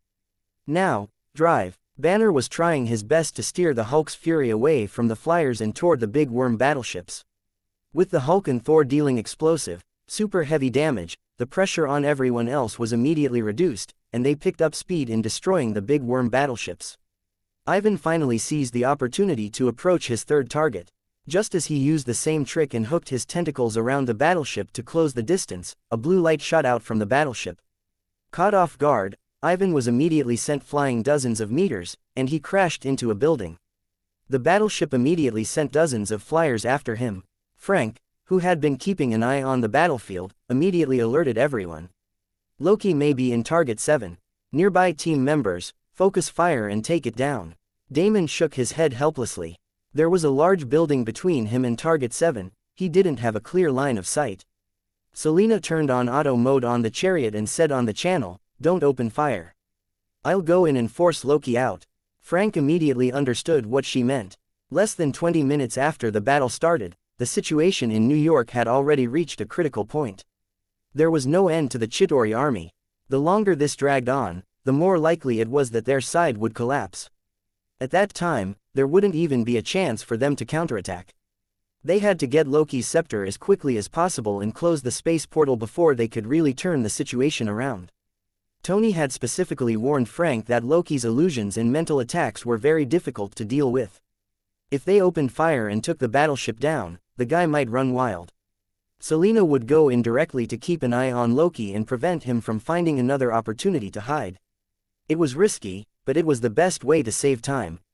Frank didn't hesitate. He decisively told everyone not to focus fire on Target 7, and Tony and Thor rushed over. Loki was Thor's brother, and had probably used plenty of tricks before on his brother. Thor would be able to more or less lock onto the real Loki. Tony's identity was the most unique. He was a core member of both teams, and so had more say. He could effectively resolve any conflict or disagreement that might arise between both sides. Coupled with Batman's affirmation of Black Cat's strength, Frank instantly made a choice. In comparison, Batman might hesitate at the critical moment because of his feelings. Frank was sure that if Batman were here, he would probably stop Black Cat. To Batman's mind, rather than let Black Cat take the risk, they may as well wait 10 to 20 seconds, and let Thor take the lead. Frank's guess was in fact correct. Big Dipper had immediately used Batman's ID to send Selena a private message telling her not to take the lead. Thor, this super tank with thick skin and almost no shortcomings, was the most suitable vanguard.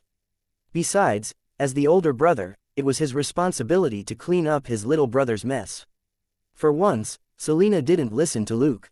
She simply replied, "After becoming a superhero, I can't stay away from danger forever. You've already done enough. Go do your own thing and don't bother me." Luke, Chapter 14:51.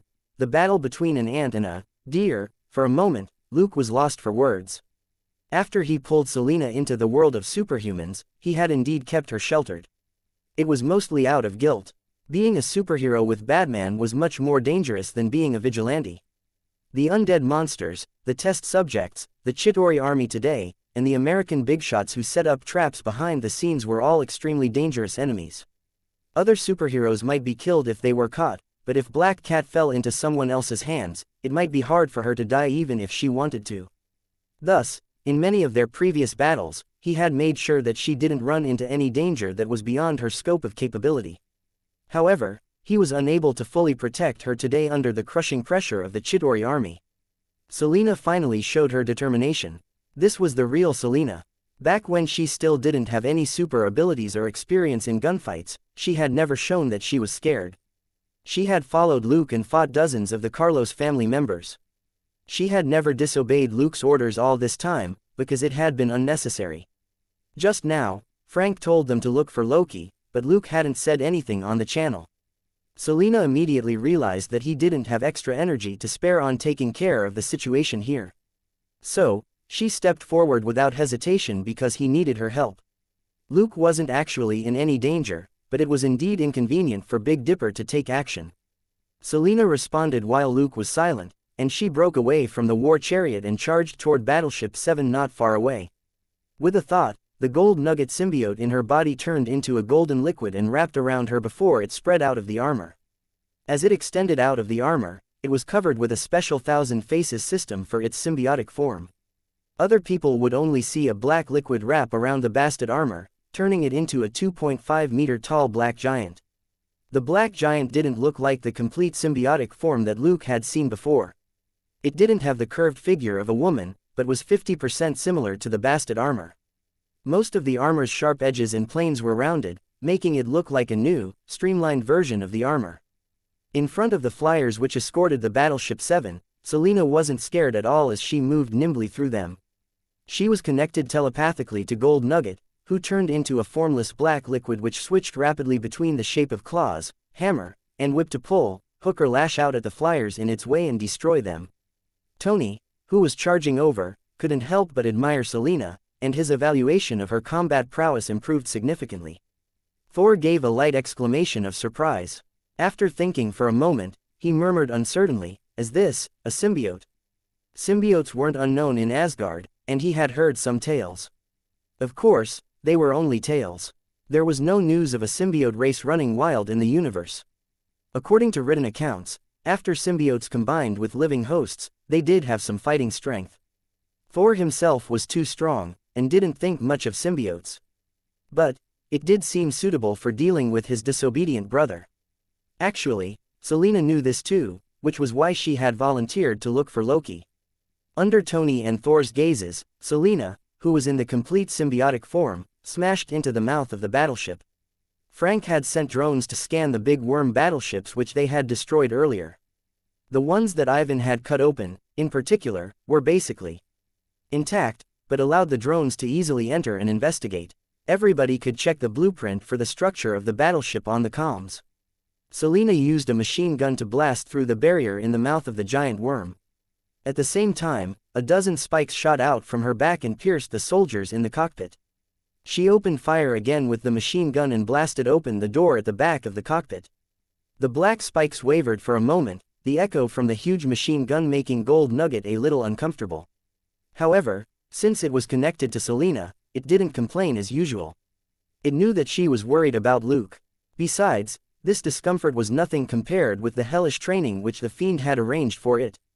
But it couldn't help but wonder, could it be that the Fiend knew this would happen, which was why he had arranged special training for it so much earlier on? These thoughts flashed through Gold Nugget's mind, but it still remained focused and went all out in helping Selena. The black giant moved quickly through the cockpit, not stopping at all. The black spikes on Selena's back stabbed out non-stop, killing all the Chidori soldiers that appeared. Suddenly, a ball of blue light shot out.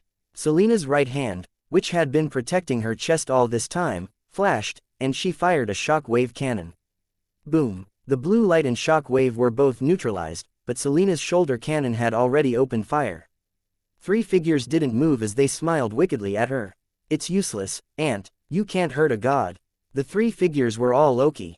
At that moment, he was wearing the horned helmet and holding a scepter, as if the world was under his control. "Aunt, kneel and surrender." Thump thump thump thump. Sensing the information shared by Gold Nugget, Selena suddenly turned around, and swept a corner with gunfire from her shoulder cannon. Bullet holes appeared in the metal wall, and a figure was sent flying 10 meters as it rolled 7 to 8 times. Selena curled her lip. So this was Asgard's second prince. His illusions had indeed deceived Selena's sight and hearing, but his mental attack had exposed his real location. Even as if she pondered, she didn't stop attacking. She locked onto the person and fired non-stop, not giving him any time to catch his breath. Suddenly, Gold Nugget sent a warning. Selena immediately flipped her wrist to point behind her. Bang! She fired an impact cannon that had already been charged. Loki, who was smiling wickedly as he aimed the scepter at her back, flew out again. At the same time, one of the machine guns on the armor turned again to fire at Loki, who had just appeared behind her. Puzzled, then surprised, and finally angry, Loki's expression went through a series of changes in less than half a second. Flying through the air, he waved the scepter in front of him, and a blue film of light appeared to block the incoming bullets. He waved his hand again, and a huge blue ball of light flew at Selena. The machine gun bullets that met the blue ball of light were directly swallowed up. Gold Nugget also gave out an extremely strong warning, and even showed signs of fear. It was telling Selena that the blue ball of light contained a terrifying amount of energy, and she absolutely couldn't be hit by it. Selena's eyes didn't waver. Unaffected by Gold Nugget's warning, she threw out a double impact cannon at the blue ball of light. Chapter 1452. Selena, influenced by Luke. The impact cannon met the blue light, but this time, it couldn't block it. However, Selena had already retreated quickly. A launcher popped up on her armor, and a mini missile whooshed out. The missile curved around to avoid the blue light and charged at Loki, who was sneering behind. The blue shield. Boom. The missile hit the light shield, and there was a violent explosion. All the damage from the explosion was blocked by the blue light. Loki sneered and said, "Aunt, do you think these backward weapons can hurt me? You will be punished for insulting the dignity of a god." Where is he? Selena was nowhere to be seen. Just now, Selena had slowed down the blue ball of light with the impact cannon. At the same time, she had used a missile attack to block Loki's 5 senses. Then, she turned around and ran.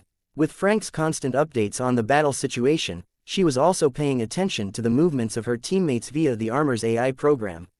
After Selena rushed into the battleship and found Loki, and successfully delayed the other party, Thor and Tony arrived nearby. Why would she continue duking it out with a god? It wasn't like she hadn't learned anything after being around Luke for 2 years. Every practical action he took proved one thing to her: hiding was also an art form. After being subtly influenced by these sorts of tricks for so long, a person would pick up some things no matter how stupid they were, and Selena was very smart. She remembered Luke's words very well. This was something that LAPD had turned into safety rules for students at the police academy, after all. Although Loki had tens of thousands of Chitauri soldiers as reinforcements, Selena had more, reliable, teammates on her side. After all, it was every older brother's duty to beat up their disobedient little brother. Besides, her real target wasn't Loki, but the scepter. She wouldn't be able to grab it in just a few seconds by herself, so why not let the most suitable meat shield do the job? In any case, Thor had thick skin and probably wouldn't die. So, just like that, a certain woman made ample use of Loki's arrogant attitude toward Earthlings to put on an empty show before she directly went into hiding.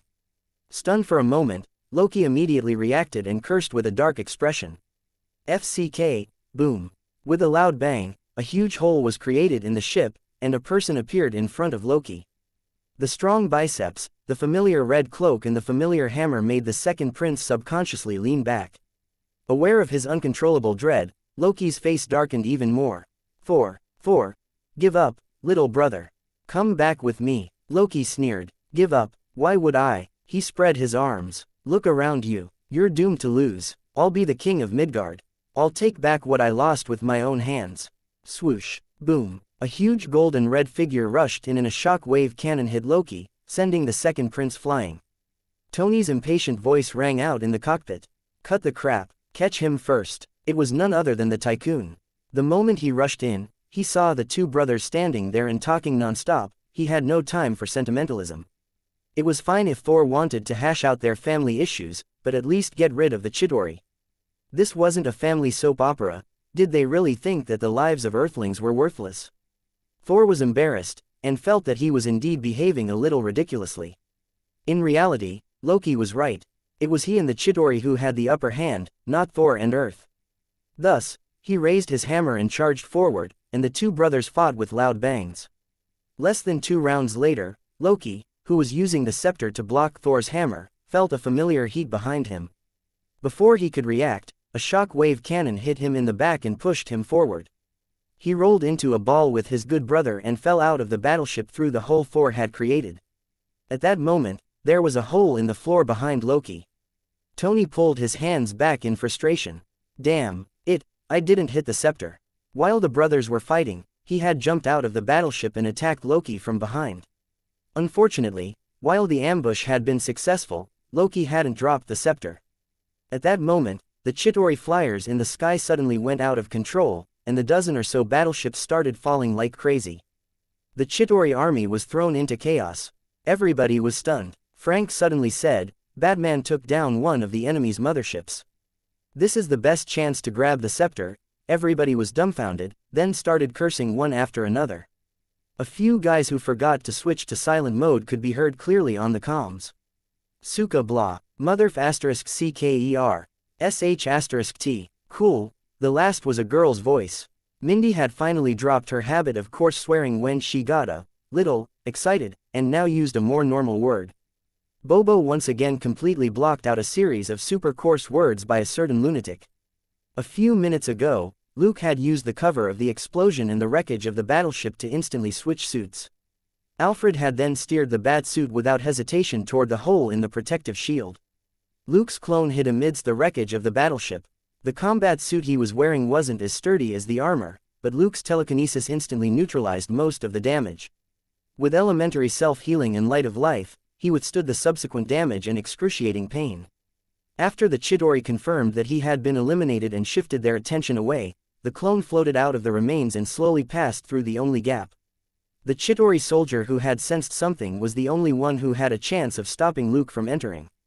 As long as the Chitauri erred on the side of caution and fired a plasma cannon in passing, the clone would definitely die on the spot and be cremated. That didn't happen, however, since he believed he had seen the intruder turn to dust with his own eyes. Luke wasn't just hiding in his suit, he had also learned how to hibernate from vampires a long time ago. The ability to hibernate allowed a vampire to sleep for hundreds of years without needing to eat and drink as their bodies remained pretty much dormant. The clone's life signs were practically at a crawl. Even if it was detected, it would look like part of the remains of the battlefield. That was also why only a slight fluctuation had been picked up by the surveillance equipment of the Chitauri's mothership when the clone passed through the gap.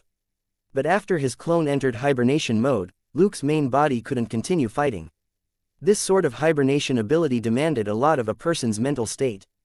At this stage, Luke couldn't fight and at the same time preserve the clone's mental state completely without any fluctuations. Chapter 1453. Salted fish. Luke in pursuit of art. It was just like asking a person who was running to suddenly stop their heart from racing. It was impossible to do. Thankfully, Luke's Star of Justice clone wasn't that scientific, so after it entered hibernation, Big Dipper on Earth still had some degree of consciousness and could receive and send messages. This was also why Big Dipper wasn't one step ahead of Selena when she went looking for Loki. Before they got the scepter and closed the space portal, Luke wouldn't place his hopes on this side. This was the second time Luke was seeing how strong Thor was. As Thor's brother, even if Loki wasn't as good, he wasn't someone who could be killed in a few moves. If they were unsuccessful, the enemy might just hide and let the Chitauri army crush both teams with numbers. If Luke were in Loki's shoes, he would definitely play it like that.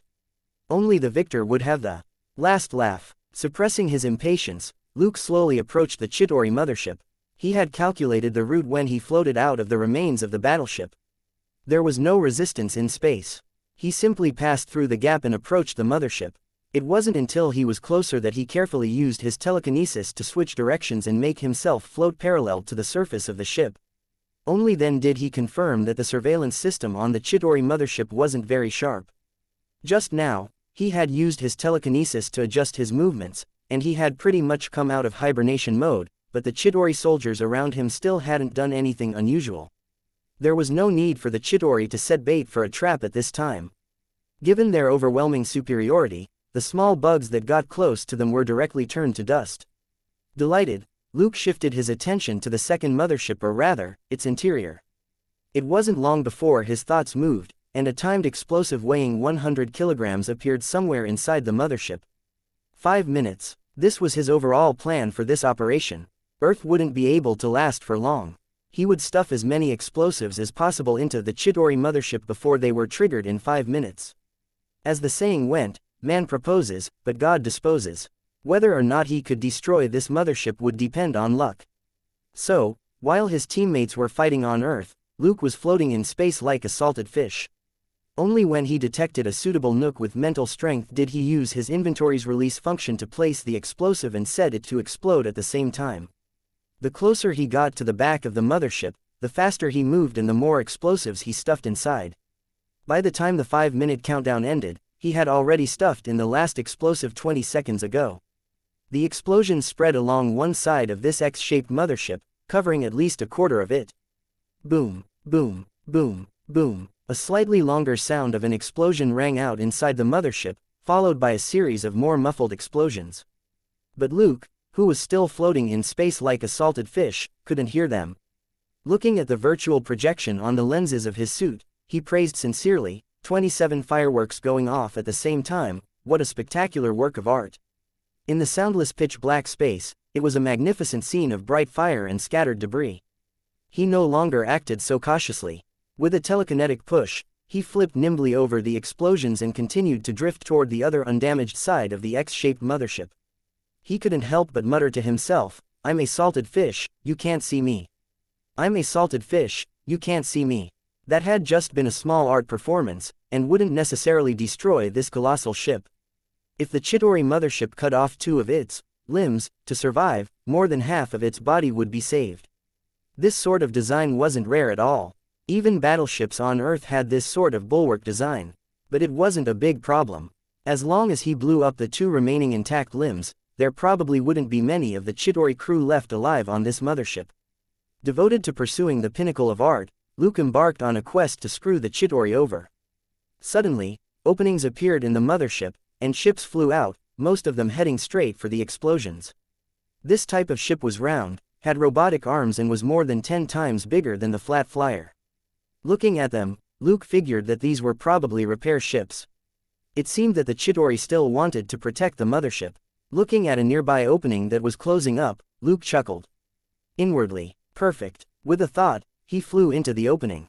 A moment later, it closed behind him, and a door dozens of meters away opened. A bunch of gray-skinned individuals poured out. A round repair ship was moved into this cavernous space once more. Luke was still using telekinesis to keep himself floating in the air. He passed by these people, put down a 100-kilogram explosive behind a pile of boxes in one corner, and set the timer for 2 minutes. After leaving through the door, Luke found himself in a huge passage. There were other passages around him, and ships shuttled busily through them. Following Alfred's directions, he quickly flew toward the center of the mothership. Fortunately, he was able to hitch a ride on a small ship along the way.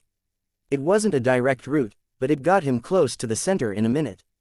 A closed door appeared in front of him, and all ships had to stop before they could enter. Luke wasn't in a hurry. On the way, he had placed 2 more explosives at the end of a passage.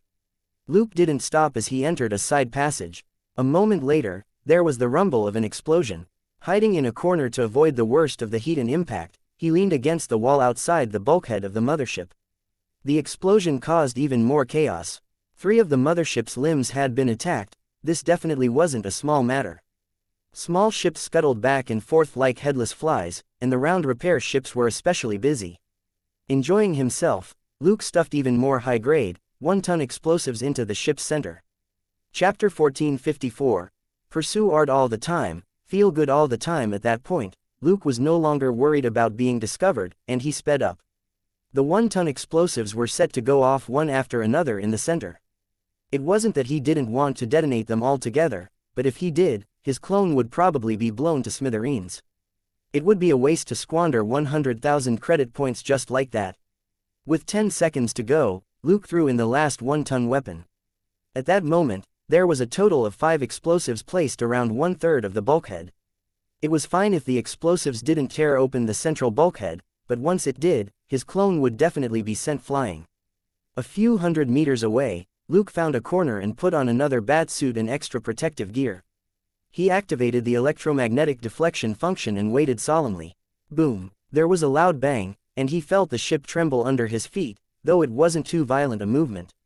A few seconds later, there was another explosion, and the ship didn't stop shaking. At the 4th explosion, the wall of the bulkhead hundreds of meters away suddenly twisted and bulged before it exploded and huge flames spewed out. Luke checked the system notifications. From the series of notifications, 20 to 30 of the Chitauri killed were worth an impressive total of more than 5,000 points each. One was even worth as high as 100,000 points, and 2 more were worth 20,000 and 30,000 points respectively. He was relieved. These individuals were probably higher-ups in the army. However, this was probably just a reward for these kills, and didn't include the reward for saving New York. There was also another Chitauri mothership outside. The Chitauri hadn't lost yet. In other words, most of the gains from this battle were yet to come. Luke, however, wasn't satisfied. The attack just now had only killed the Chitauri in the center. That didn't mean that all the other Chitauri on the mothership were dead. So, after the most violent shock wave of the explosion passed, he immediately charged toward the center. One should never stop pursuing perfection in art. If pursuing art could make you feel good for a while, then pursuing art all the time could make you feel good all the time. Amidst the utter chaos, Luke smashed through dozens of ships and charged into the center.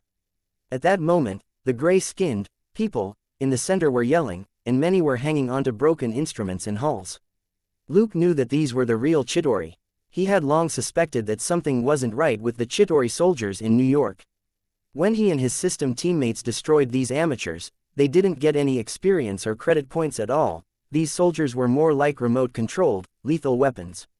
The system wouldn't give him any experience or credit for only destroying the murderer's weapon. As Luke pondered, he swiftly scanned the layout. With a thought, he placed an artwork the size of an oil drum in a gap under the overturned equipment. He started the 30-second countdown. After that, the bat suit sped up and charged through a gap on the other side.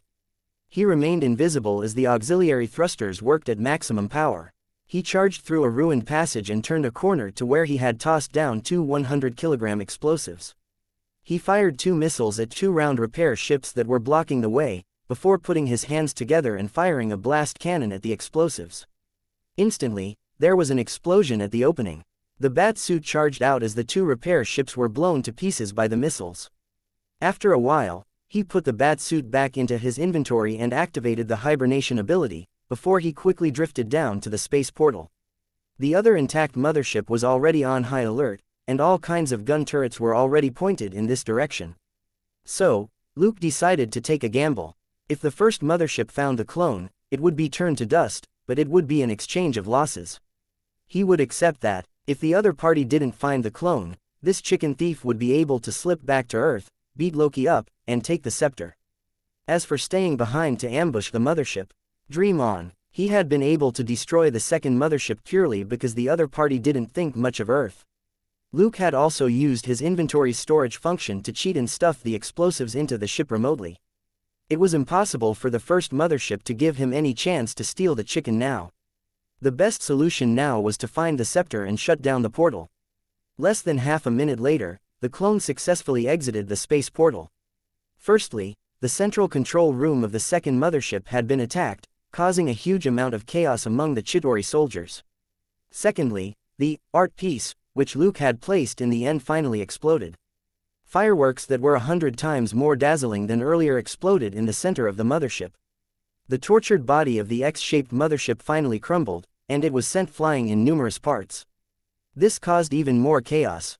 At this point, it was impossible for the first mothership to look for Luke anymore. Even the Chitauri soldiers near the space portal were stopped from entering Earth.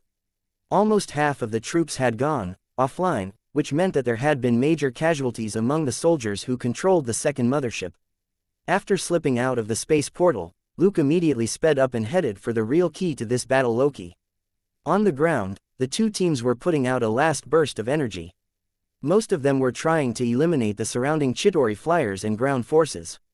Although about half of the Chitauri soldiers were down, there were still thousands of them left. Overall, the Chitauri still had the absolute advantage. Who knew how long this chaos would last? Once the Chitauri were done adjusting to the situation, their retaliation would be even fiercer. Tony and Thor were beating up Loki, but Loki also demonstrated great combat capability, and even Thor looked at the scepter in surprise. The power of this scepter was on par with Odin's Mjolnir. It was made of material that allowed it to clash head-on with the Mjolnir hammer, and the blue energy it released could block the thunder and lightning from the hammer. Tony, who had bulky extra equipment on, was even more restrained. He had been careless at first. Tony had tried to block the huge blue light with an impact cannon, but couldn't. Thankfully, at the last moment, he shifted so that the blue ball of light brushed past him, and a large part of his extra gear looked like it had been bitten by a dog. Looking at the jagged section less than 5 centimeters from his body, Tony broke out in a cold sweat and was keenly aware of Selena's warning not to touch the blue light. He had even ambushed Loki from behind earlier. Loki could no longer act high and mighty and kept casting various illusion spells to divert Tony's attacks. As a result, the only thing Tony could do in this fight was to contain the enemy. Chapter 1455, Battle Royal and Disruption. After several rounds, the two of them still couldn't take Loki down. Seeing that the Chitauri flyers in the sky were about to return to normal, the tycoon burned with impatience and couldn't help but roar, "Thor, can't you FC King restrain your D*MN brother?" Thor swung Loki to the side. "I'm not good with spells," Tony said. "Don't tell me that even you can't see through his illusions." Thor looked embarrassed. "He learned magic from my mother. I wasn't interested." "Tony, all brawn and no brains. It was actually because you were bad at learning, right?" Loki smiled wickedly and grew more and more excited as he fought. "Haha, if he were that smart, he wouldn't always be tricked by my illusions since we were children." Thor flushed at Loki telling tales. "Why don't you mention how many times I've made you cry in fighting contests since we were children?" Loki's face also turned ugly. "Cry? You aimed specifically for my nose. For father's sake, I held back, but can you still beat me now?" Displeased, Thor immediately roared, "If you have the guts, put down your scepter.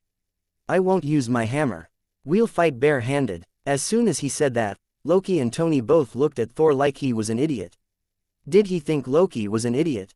Thor could call the hammer back to him, but Loki couldn't do the same with the scepter. The two brothers argued as they fought each other. Tony cursed inwardly and stepped back. The two crazy brothers got really hot-headed as they argued, and they let loose, blue light and lightning flying everywhere. If it was just Thor's lightning, Tony wouldn't be scared. He would just use it to recharge his suit. Right now, however, the blue light and lightning were tangled up together. He didn't want to be cut in half by the blue light the moment he tried recharging the suit. It was a D*MN tragedy working with an idiot who was all brawn and no brains.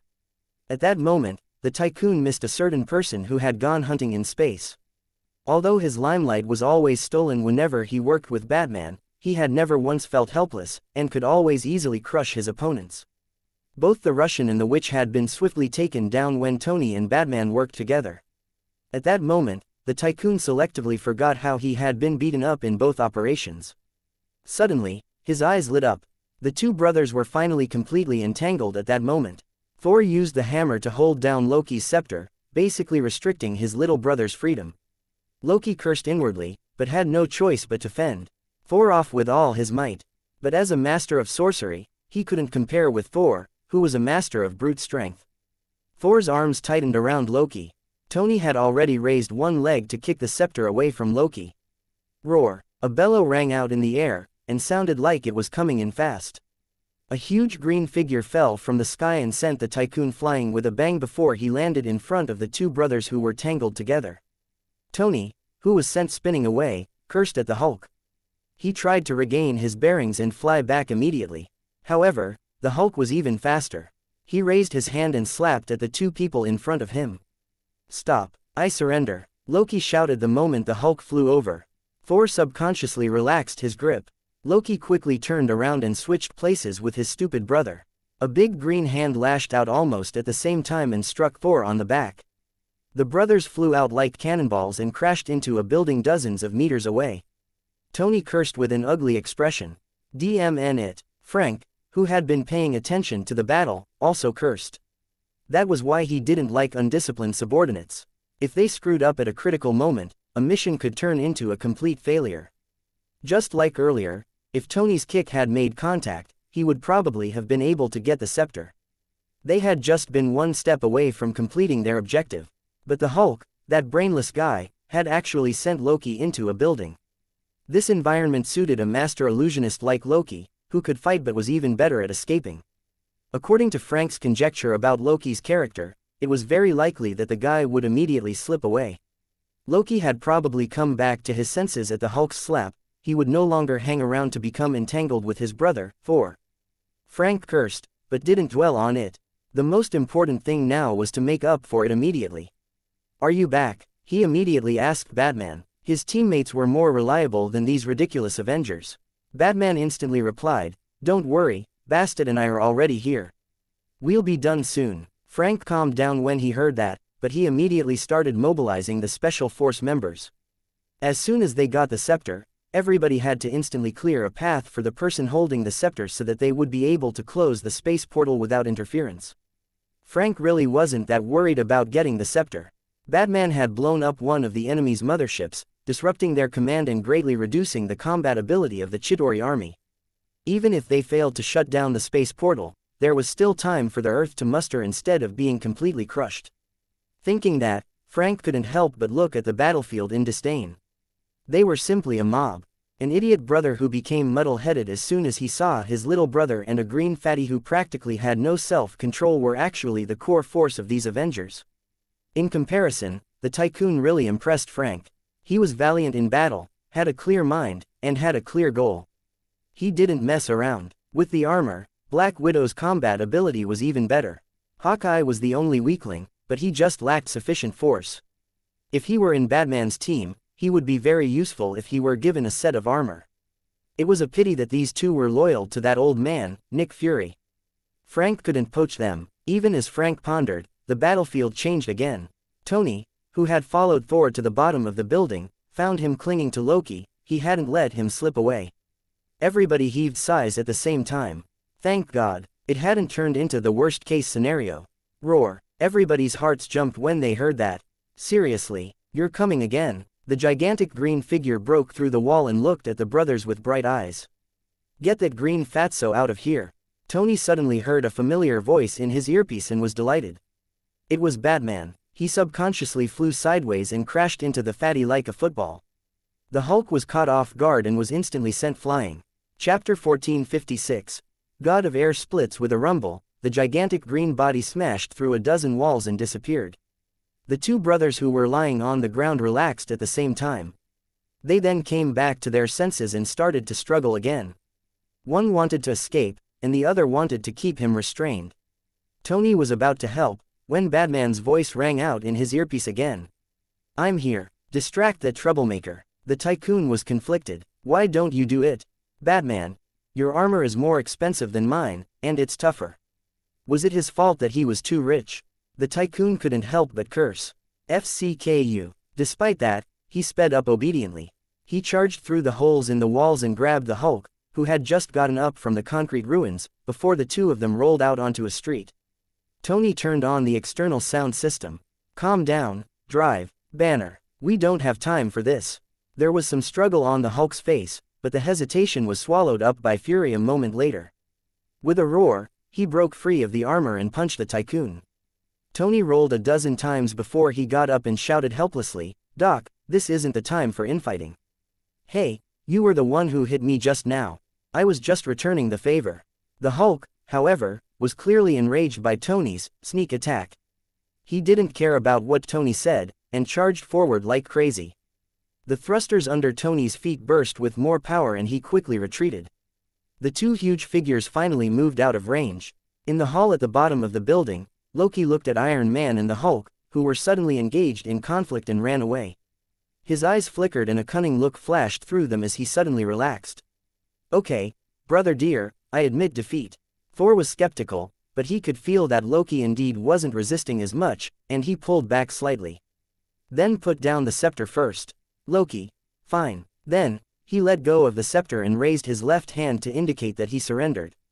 Thor finally relaxed. That's good. After we close the space portal, we'll go back to, he cried out in shock. Loki, however, gave his signature evil smile again and easily broke free from Thor's grip. He turned around and took 2 steps back. His eyes were full of ridicule as he looked at Thor. Brother dear, you are as simple as ever. Thor reached out and felt under his ribs. Gritting his teeth, he pulled out a small dagger. Another trick. The small dagger was only 10 centimeters long, but it was a magic tool made by Loki. Not only could it stab the god of thunder, the magic power contained in it could also weaken him. Even if this weakened state would disappear in a few minutes at most, it was enough for now. Loki smiled happily. This is part of our little game, isn't it? Boom. A loud bang interrupted their conversation as a gold and red suit smashed through the floor and reappeared in the hall. Seeing the two brothers, Tony was extremely worried. Thor, what the hell are you doing? Boom. The fatty broke through the floor and landed in the hall. The Hulk had caught Tony as soon as the latter drew his attention away. After fighting for a while in the air, they switched directions and actually fell back in the spot which they had just left. This coincidence was already bad enough, but the first thing Tony saw when he came back was that Loki appeared to have been successful in his counterattack against Thor, who was seriously injured. The tycoon cursed inwardly. What he didn't know was that 2 other people were also cursing in their hearts.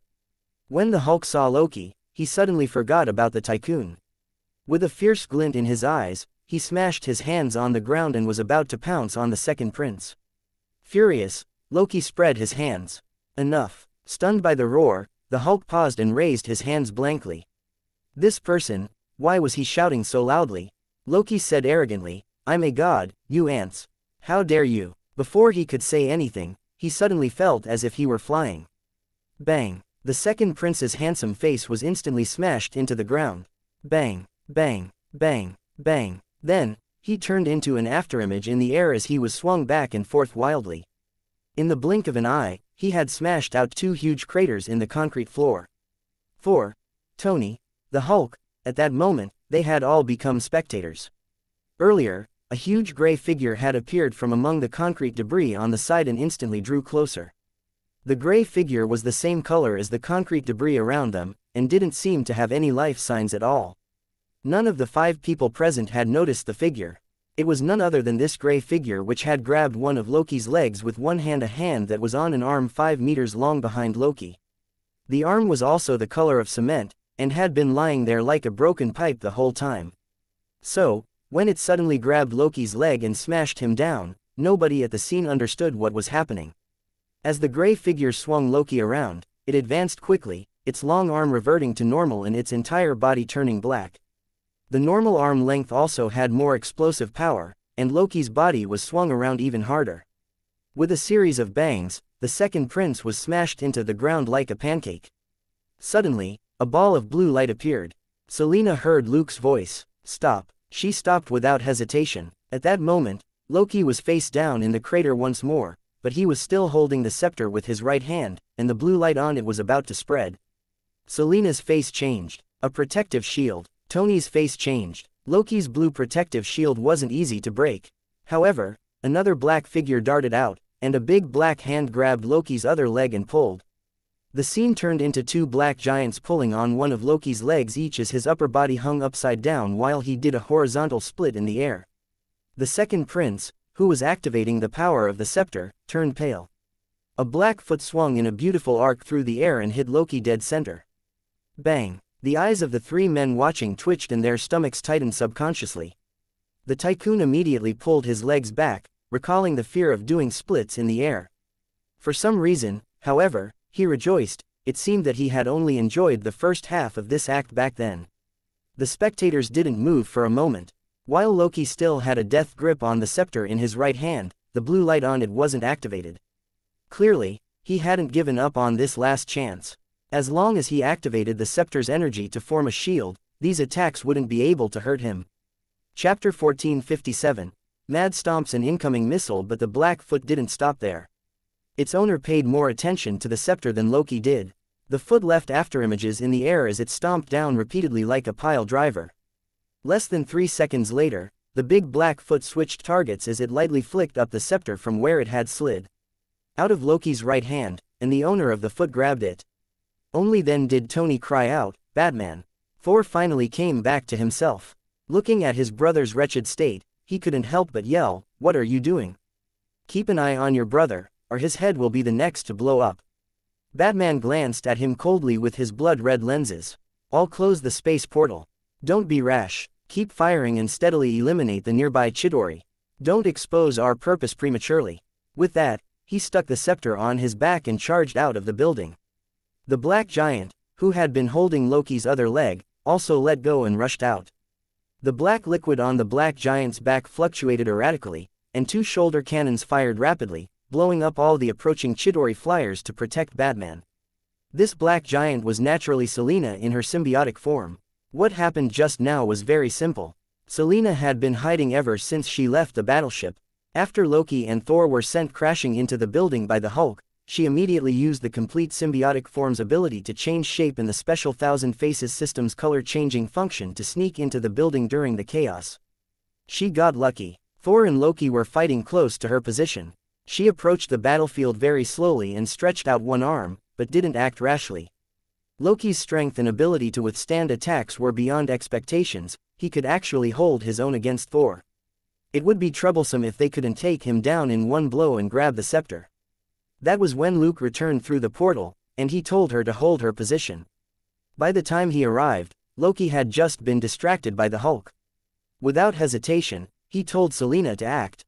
Remembering Luke's warning, Selena hit Loki in the most violent way possible as soon as she made a move. Luke was the second insurance. Seeing that Loki still had the energy to activate the scepter, Luke immediately stepped forward. But even after being kicked in the crotch, Loki still wouldn't let go of the scepter. New and old grievances immediately welled up in Luke's heart, and he stomped on Loki like crazy. With each stomp, he added in his heart, "This is for Shackelford, this is for Grandpa's kitchen, this is for Grandpa's living room, this is for the 1 million needed to build the concrete maze, this is for Phil.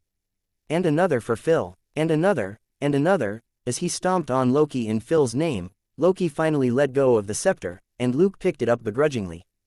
Behind him, Tony was taking advantage of this last bit of time to circle round and have Jarvis sneakily take a 360-degree shot of Loki, provided that the tycoon looked imposing enough in the group photo. With his back to Thor, he stood next to Loki and didn't forget to give a V sign in front of his chest for the drone outside. Next to him, Loki was upside down in the ground, his legs sticking out powerlessly and swaying in the air like wilting willow branches in the cold wind. It was an indescribably desolate scene. Thor stepped forward with a conflicted expression and finally pulled his brother out.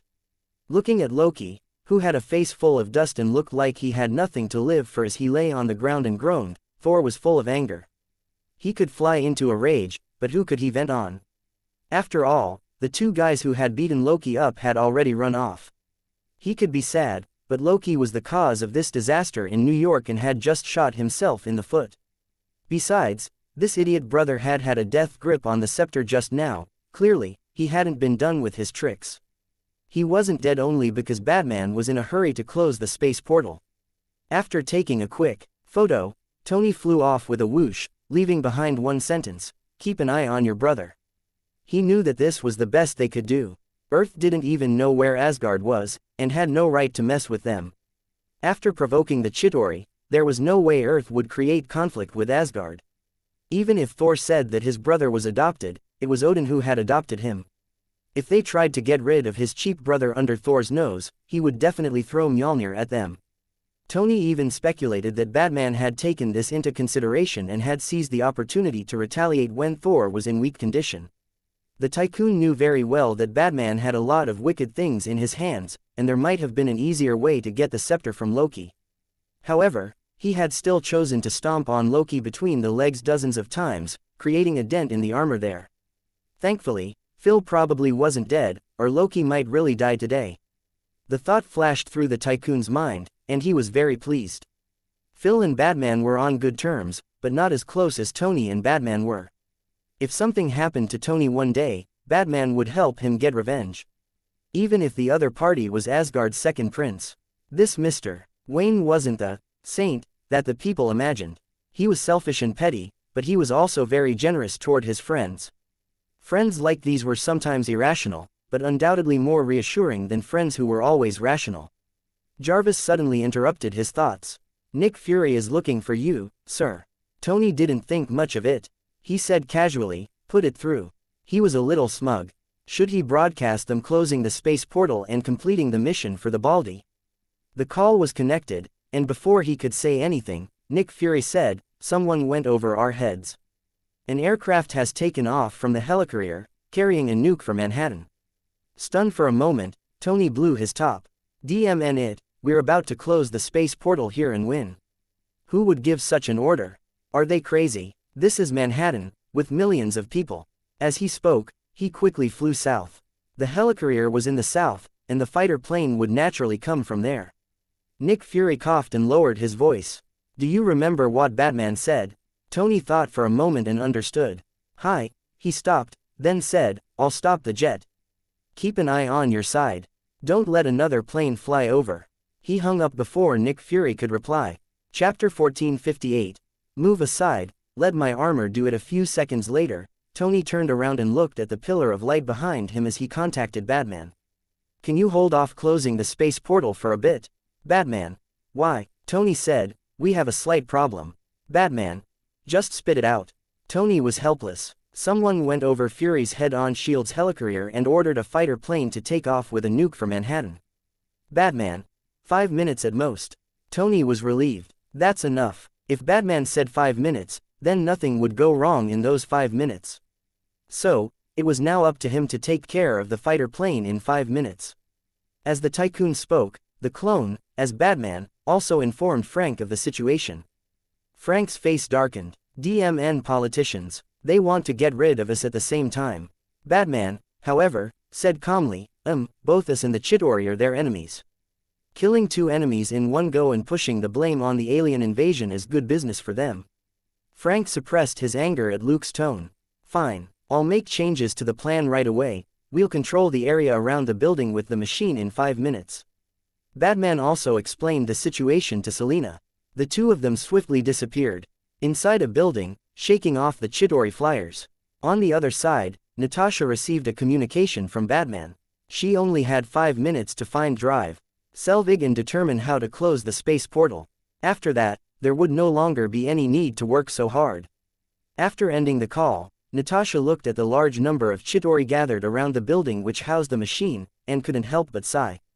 This is the first time in my life I'm doing this sort of infiltration. As she spoke, she contacted Steve and Hawkeye. Help me create a little chaos. I need to go in and find someone. Hawkeye immediately understood. Dr. Selvig, Steve. Then let's split up the task. As the 3 Avengers moved, Selina looked suspiciously at the red dot indicating a teammate's location. Big Dipper was moving stealthily through the sewers not far away. She couldn't help but send Batman a message. Are you sure you want him to be the one to close the space portal with the scepter? Luke immediately replied, he's tougher than you, of course he's more suitable for this job. Selena immediately understood. They had worked with Big Dipper a few times before, and this guy was indeed very strong and reliable. He was much better than the disorderly Avengers. She didn't ask any more questions. Of course, she knew that a fighter plane with a nuclear missile was on its way. At this moment, the only reason Luke had given the scepter to Big Dipper to close the portal was probably because he would deal with the nuclear missile. If this thing really exploded in Manhattan, hundreds of thousands of people would die on the spot. All up, the number of casualties would be more than 1 million.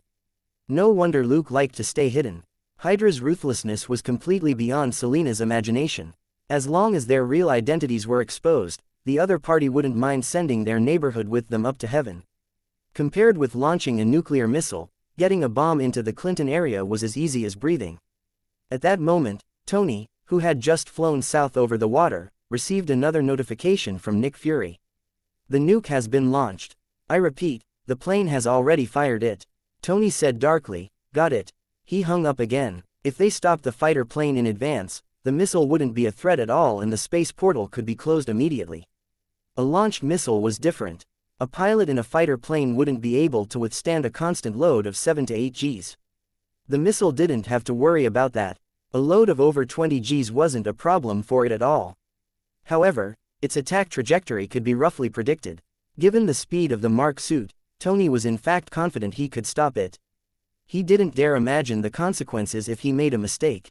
He couldn't ignore the lives of millions of people. At that moment, Jarvis had already locked onto the fast-moving missile on the screen and had calculated the best route to intercept it. Tony took a deep breath and cleared his mind. It was easier to do than he had thought. He grabbed the missile without any mistakes. However, it was already very close to Manhattan, and an explosion here would be very dangerous. A suitable dustbin was undoubtedly very important. The tycoon began to calculate the route. He had to send it into the portal as soon as possible. Suddenly, the familiar black armor swiftly approached him. Stupefied, Tony asked, "Why are you here? Batman? What's wrong with you? Get out of the way and let my armor do it." Tony. "What, Batman? Is there a problem? Why do you have to do it in person when you can safely control the suit?" Tony opened his mouth, only to find that he had nothing to say. As they spoke, the bat suit changed directions and forced Tony away from the missile. "Don't just stand there. The Chitauri army isn't dead yet." As Luke spoke, he focused on the interior of the missile that he was holding up with both hands. He soon found what looked like several remote detonators, and he put them away. It was now impossible to detonate the missile ahead of time. This was just a missile, not a bomb made by terrorists. The remote detonators could be considered add-ons, there was no need to dismantle them. After all, before this, the American military hadn't needed to worry about the enemy demolishing missiles with their bare hands. After that, the building with the Tesseract machine was right in front of him. The thrusters on the bat suit as well as the extra gear he was wearing suddenly exploded, instantly changing the missile's trajectory. At that moment, many people who were paying attention to Manhattan saw that familiar black armor suddenly do a 90-degree turn in the air with the missile and fly straight up. They picked up speed, instantly exceeding Mach 1. In less than a second, Batman charged into the space portal that was thousands of meters high with the missile. On the ground, the two teams had already started fighting even before the missile's approach. Batman had already said that it was just a remote-controlled suit. Once the bat suit charged into the space portal with the nuclear missile, they had to close it as soon as possible to ensure that it didn't threaten Manhattan. With Frank's arrangements, the full support of his teammates, and Selena in her symbiotic form, Big Dipper arrived at the machine keeping the space portal open in a timely manner. The moment he confirmed that the clone had charged into the portal, Big Dipper stabbed at the Tesseract in the machine with the tip of the spear. The light blue light reappeared around the machine, but this time, it couldn't stop the scepter from getting close. Chapter 1459. Victory and separate parties. When the tip of the scepter touched the Tesseract, the turbulent blue energy inside the Tesseract suddenly stopped, and the pillar of light that reached high into the sky faded and disappeared. The huge space portal shrunk in less than 2 seconds and then no longer existed. At the same time, all the Chitauri soldiers, flyers and battleships collapsed as if they were dead. Everybody was relieved. A crisis that could have destroyed humanity was finally averted. Even though everyone had extraordinary stamina, they were now all deeply exhausted. The highly intense battle had lasted for half an hour, and tens of thousands of Chitauri soldiers and flyers had bombarded the place. If anything went wrong, the entire operation might fail, and Earth might be destroyed. The pressure had been too great. If Batman hadn't taken the lead and even destroyed one of the enemy's motherships, they might not have been able to last until now. Frank led them, and the others took down the enemy dauntlessly. There was always ample backup, and no one in either team was injured. That was why everyone could hold out until the end. Seeing Big Dipper slowly descend from the top of the building, everybody gathered around him. Steve was panting heavily. Looking at the Chitauri soldiers around him, he asked in a low voice, "Did we win?" Big Dipper nodded. "We won." A gold and red armor suit to the ground and the visor opened. Tony had a tired smile on his face. "The Chitauri lost. New York is still ours." Everybody looked at each other and gradually laughed and cheered. "We won. We finally won. I'm so tired. Boss, when will I get the money?" Someone said over the comms, but was blocked by Mr. Bobo once more. Only Big Dipper noticed, and he looked up at the top of Stark Tower. A figure in black and red armor looked down from where it was swinging its legs on the edge of the circular rooftop. Luke smiled. "Someone will deliver it to you tonight. You can think about where to go on your vacation." Wade. "Oh, you're a straightforward person. I like you the most, boss. What you like most is my money." Luke chuckled inwardly. He looked away and used Batman's ID to speak on the channel. "Everyone, please remember that Batman has already entered the space portal and is missing, for now. So, we should all leave first.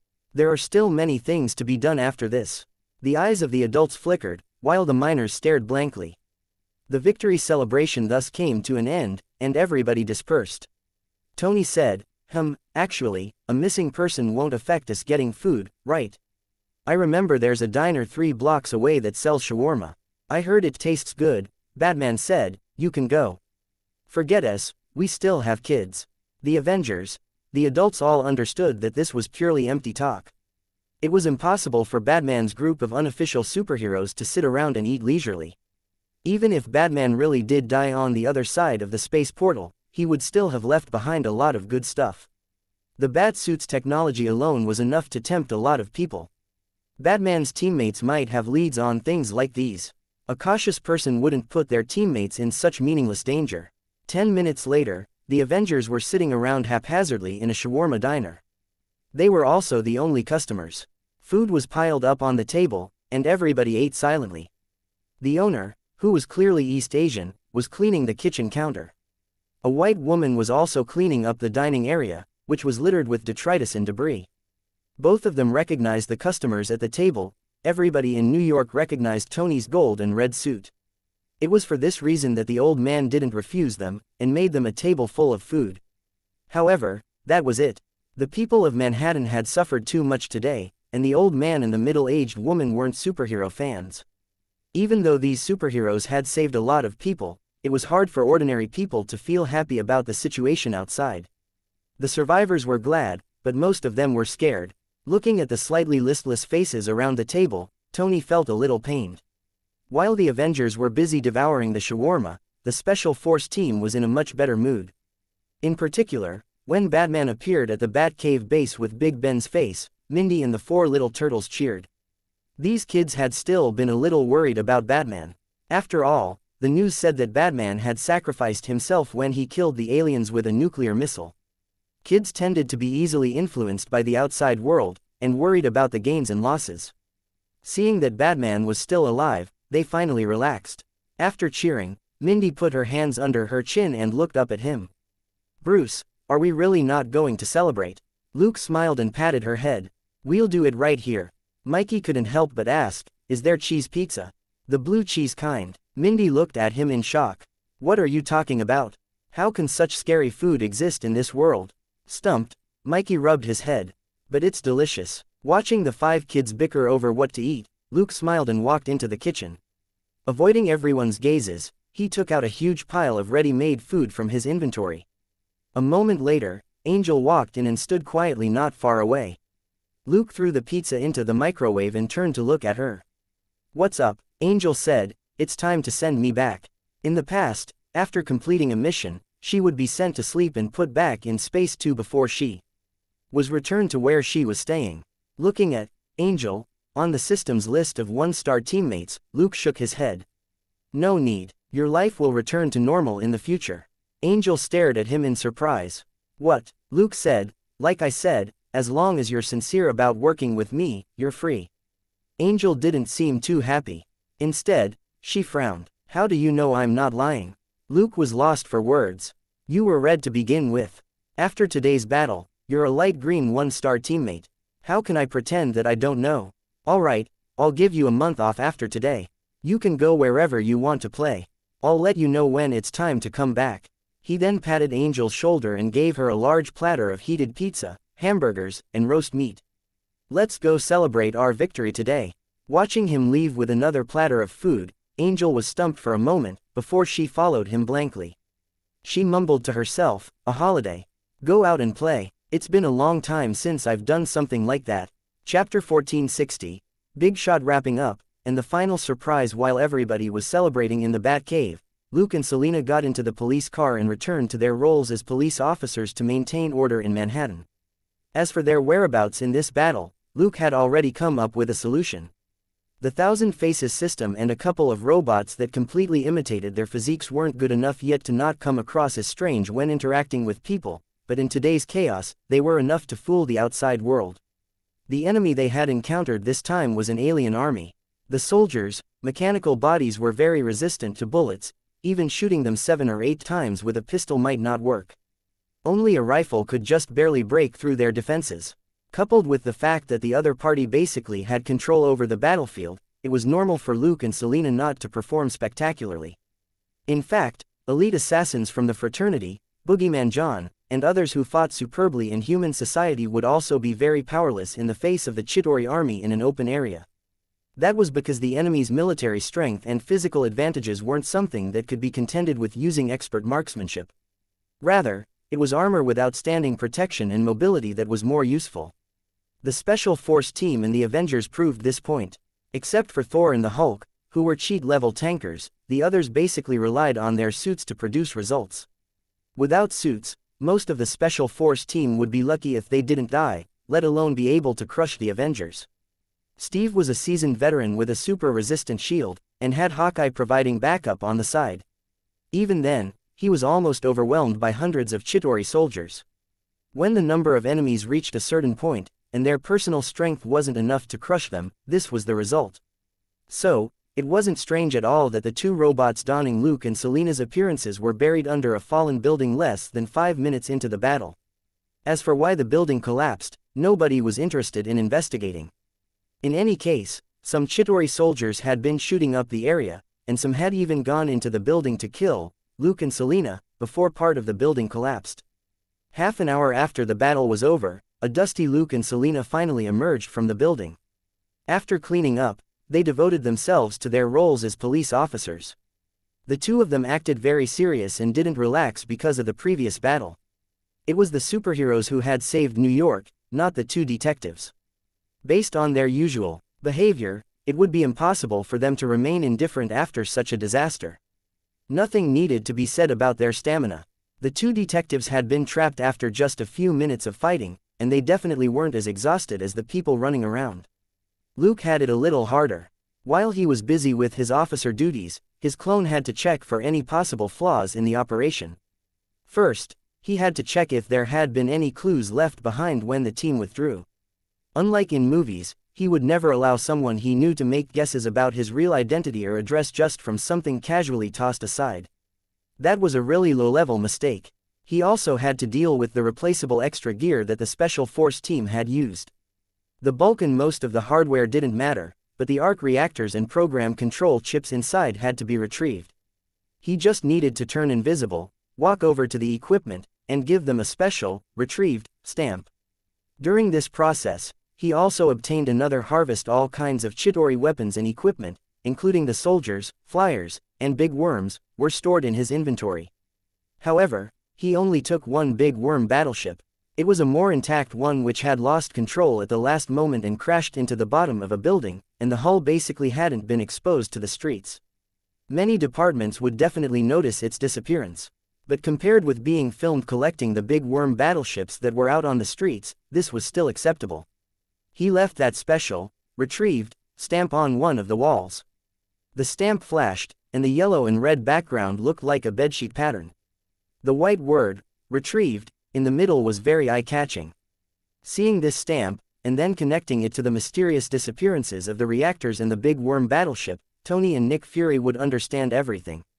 It meant that this was the handiwork of the big shot who sold everything. People who were interested and qualified to know would naturally be able to get this information from the two men. It made perfect sense for this mysterious businessman to retrieve the weapons since he was a supplier. Luke's mood picked up as he stamped and looked at his inventory that was gradually filling up. In this battle, most of the weapons and equipment in his inventory had been used in space on the other side of the portal. The clone had used up most of it during the assault on the first and second motherships. Since Luke's inventory was now empty, it was easier to stuff it with more spoils. No matter how poor the Chitauri's technology might be, they were still interstellar, and much better than anything on Earth. Moreover, it was a completely different matter when they were in Luke's possession. For example, Luke using a Glock was on a completely different level from a regular person using a Glock. Once he had the weapons and equipment to deal with the Chitauri head-on, even the mothership might not be able to escape him. That was right, the first mothership had escaped destruction. After learning a lesson from the second mothership, the first mothership hadn't slacked off at all when Luke charged in with the nuclear missile. In addition to the ship's cannons, it also used all sorts of strange weapons. The clone had been half crippled less than 30 seconds after it charged through the space portal for the second time. Only its upper torso was left. At that moment, Luke could only use telekinesis on the missile to push it on a curved trajectory for 2 seconds and then cover the tip with a layer of annihilation energy. The next moment, the clone was enveloped in the missile's explosion, and everything within a radius of 100 meters swiftly compressed into a small point in the center, before it was completely destroyed. Luke was a little disappointed that his clone had disappeared so quickly. He wasn't even sure if the missile had hit the enemy. Several seconds after he spent 100,000 credit points to summon a new clone, however, the system gave him a long list of experience and credit points. Surprise, Mother F***CKERS. Luke sent the Chitauri off with a cheery goodbye. At the very least, this amount of experience and credit points indicated that the nuclear missile had successfully hit the first mothership and killed the real Chitauri. But after paying attention to the system notifications, he couldn't help but sigh again. He hadn't caught any big fish. Chapter 1461. The Last Ticket, and the team in hiding on the second mothership. The highest amount of points Luke had received for a dead Chitauri was 100,000, while the highest amount on the first mothership was only 5,000. At most, this Chitauri was just one of the top 10 aides. Thankfully, the average number of Chitauri in this group wasn't low. Each of them was worth at least 500 points, and there were as many as 300 of them. His loss of 100,000 credit points hadn't been in vain, and he had also felt what it was like to disintegrate without a trace. However, he hadn't recalled his clone, just to see if there was a difference in the special energy that returned to him between recalling and destroying the clone. The results seemed to show that there wasn't. The energy absorbed and stored by the clone still returned to him after the clone was destroyed. It seemed that the restrictions on the energy returning from his clone weren't as big as he had imagined. Unfortunately, after the special energy returned this time, the fight in New York was already over. It was completely wasted, but Luke didn't think it was a loss. To win this battle, he had estimated that he would lose the clone at least once. He had lost the clone, but had been able to directly attack the first mothership, and none of the Chitauri motherships that had invaded New York had escaped unscathed. 100,000 credit points plus one instance of disintegration was worth it. After a busy night, New York was in chaos, but it had nothing to do with most of the Special Force team. After talking to everybody that night, Luke helped them finalize what they would do after this. The next day, Wade and Vanessa left early in the morning. Wade took with him an anonymous Swiss bank account with a balance of 10 million and a bonus of more than $1 million. It was enough for them to go on vacation anywhere. Wade's request to exchange all his team credit points for money was rejected by Luke. The reason was simple. Services like the armor, weapons, Thousand Faces system and the identities that the team members would use in the future could only be bought out with credit points. Private deals between members could be negotiated. Wade's expenditure in this battle would be at least twice the amount of what his credit points were worth. Generally speaking, one credit point could be exchanged for $500, but a service that could be purchased with one credit point would be worth $1,000 to $2,000. Secondly, certain high-end services could only be bought with credit points and not cash. Luke was doing this so that all his teammates would understand that the Special Force team's battle credits were more valuable than money. In the future, when the situation was right, life-saving treasures like the Light Dagger and Life One would be released to his teammates. Even if Wade wanted to buy them with $10 million, Batman wouldn't make an exception. However, if this money-grubbing person really wanted to use money to buy these life-saving things, it would definitely be because he was in dire straits, such as to save his wife. If Luke didn't give them to him, he might end up making an enemy of Wade. So, Luke simply deducted 2,000 credit points from Wade's amount and turned them into insurance points that could only be used to save lives in an emergency and not in ordinary circumstances. Wade cursed a certain person for being a black-hearted boss. Sooner or later, the team would call Luke out for this tyranny. Too lazy to say anything else, Luke simply sent a message. The credit points are for purchasing products for preserving a woman's youth and looks. Are you sure you don't want any credit points? Wade immediately fell silent. A wife was more important than money. If he could make his wife remain young and beautiful, wouldn't he be the one to enjoy everything? Damon and Mindy flew to Florida in the morning. Damon wanted to make up for his daughter's childhood and take her out to play more before she grew up. The father and daughter had earned a lot of credit points this time. They owed the big shot who sold everything around $5 million, which was covered with just 4,000 credit points. This made the father and daughter, who had been in debt for so long, feel light all over when they went out. Angel, on the other hand, said that she wanted to be alone, and went to Alaska. Alice and her daughter remained in seclusion and had no plans to go out. Ivan returned to his laboratory in Nassau County after the war and started tinkering with the armor again. The battle had inspired him too much. Travel wasn't important to a scientist who was inspired. In any case, when he went to a bar to play, he had different drinks and women every day, which was similar to traveling. The little turtles and their master were even less demanding. As long as they had a comfortable environment and a convenient house to live in, they could stay holed up and watch TV or surf the internet, practice their combat skills and study the safety rules. If they wanted to move around, they could run a few laps in the sewers.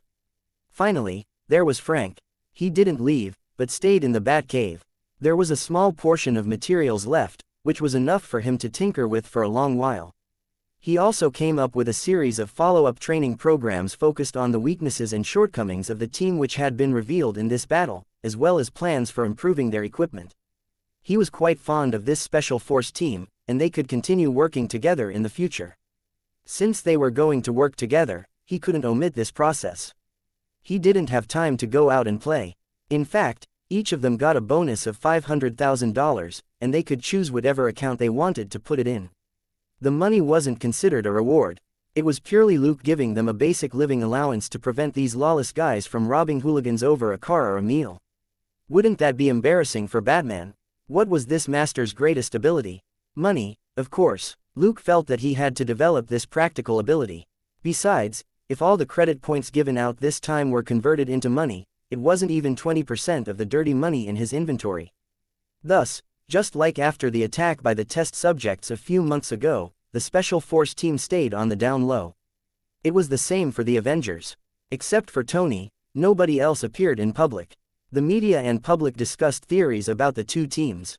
Of course, Luke felt that it was more like a public execution. For example, a certain person with a cheap mouth became most well known for shooting a gun with one hand and handling another type of gun with the other while flying through the air. Because of that, he was bombarded by various PTAs, societies for the protection of minors, famous commentators and so on in America, and was criticized for his despicable and vulgar behavior which didn't befit a superhero.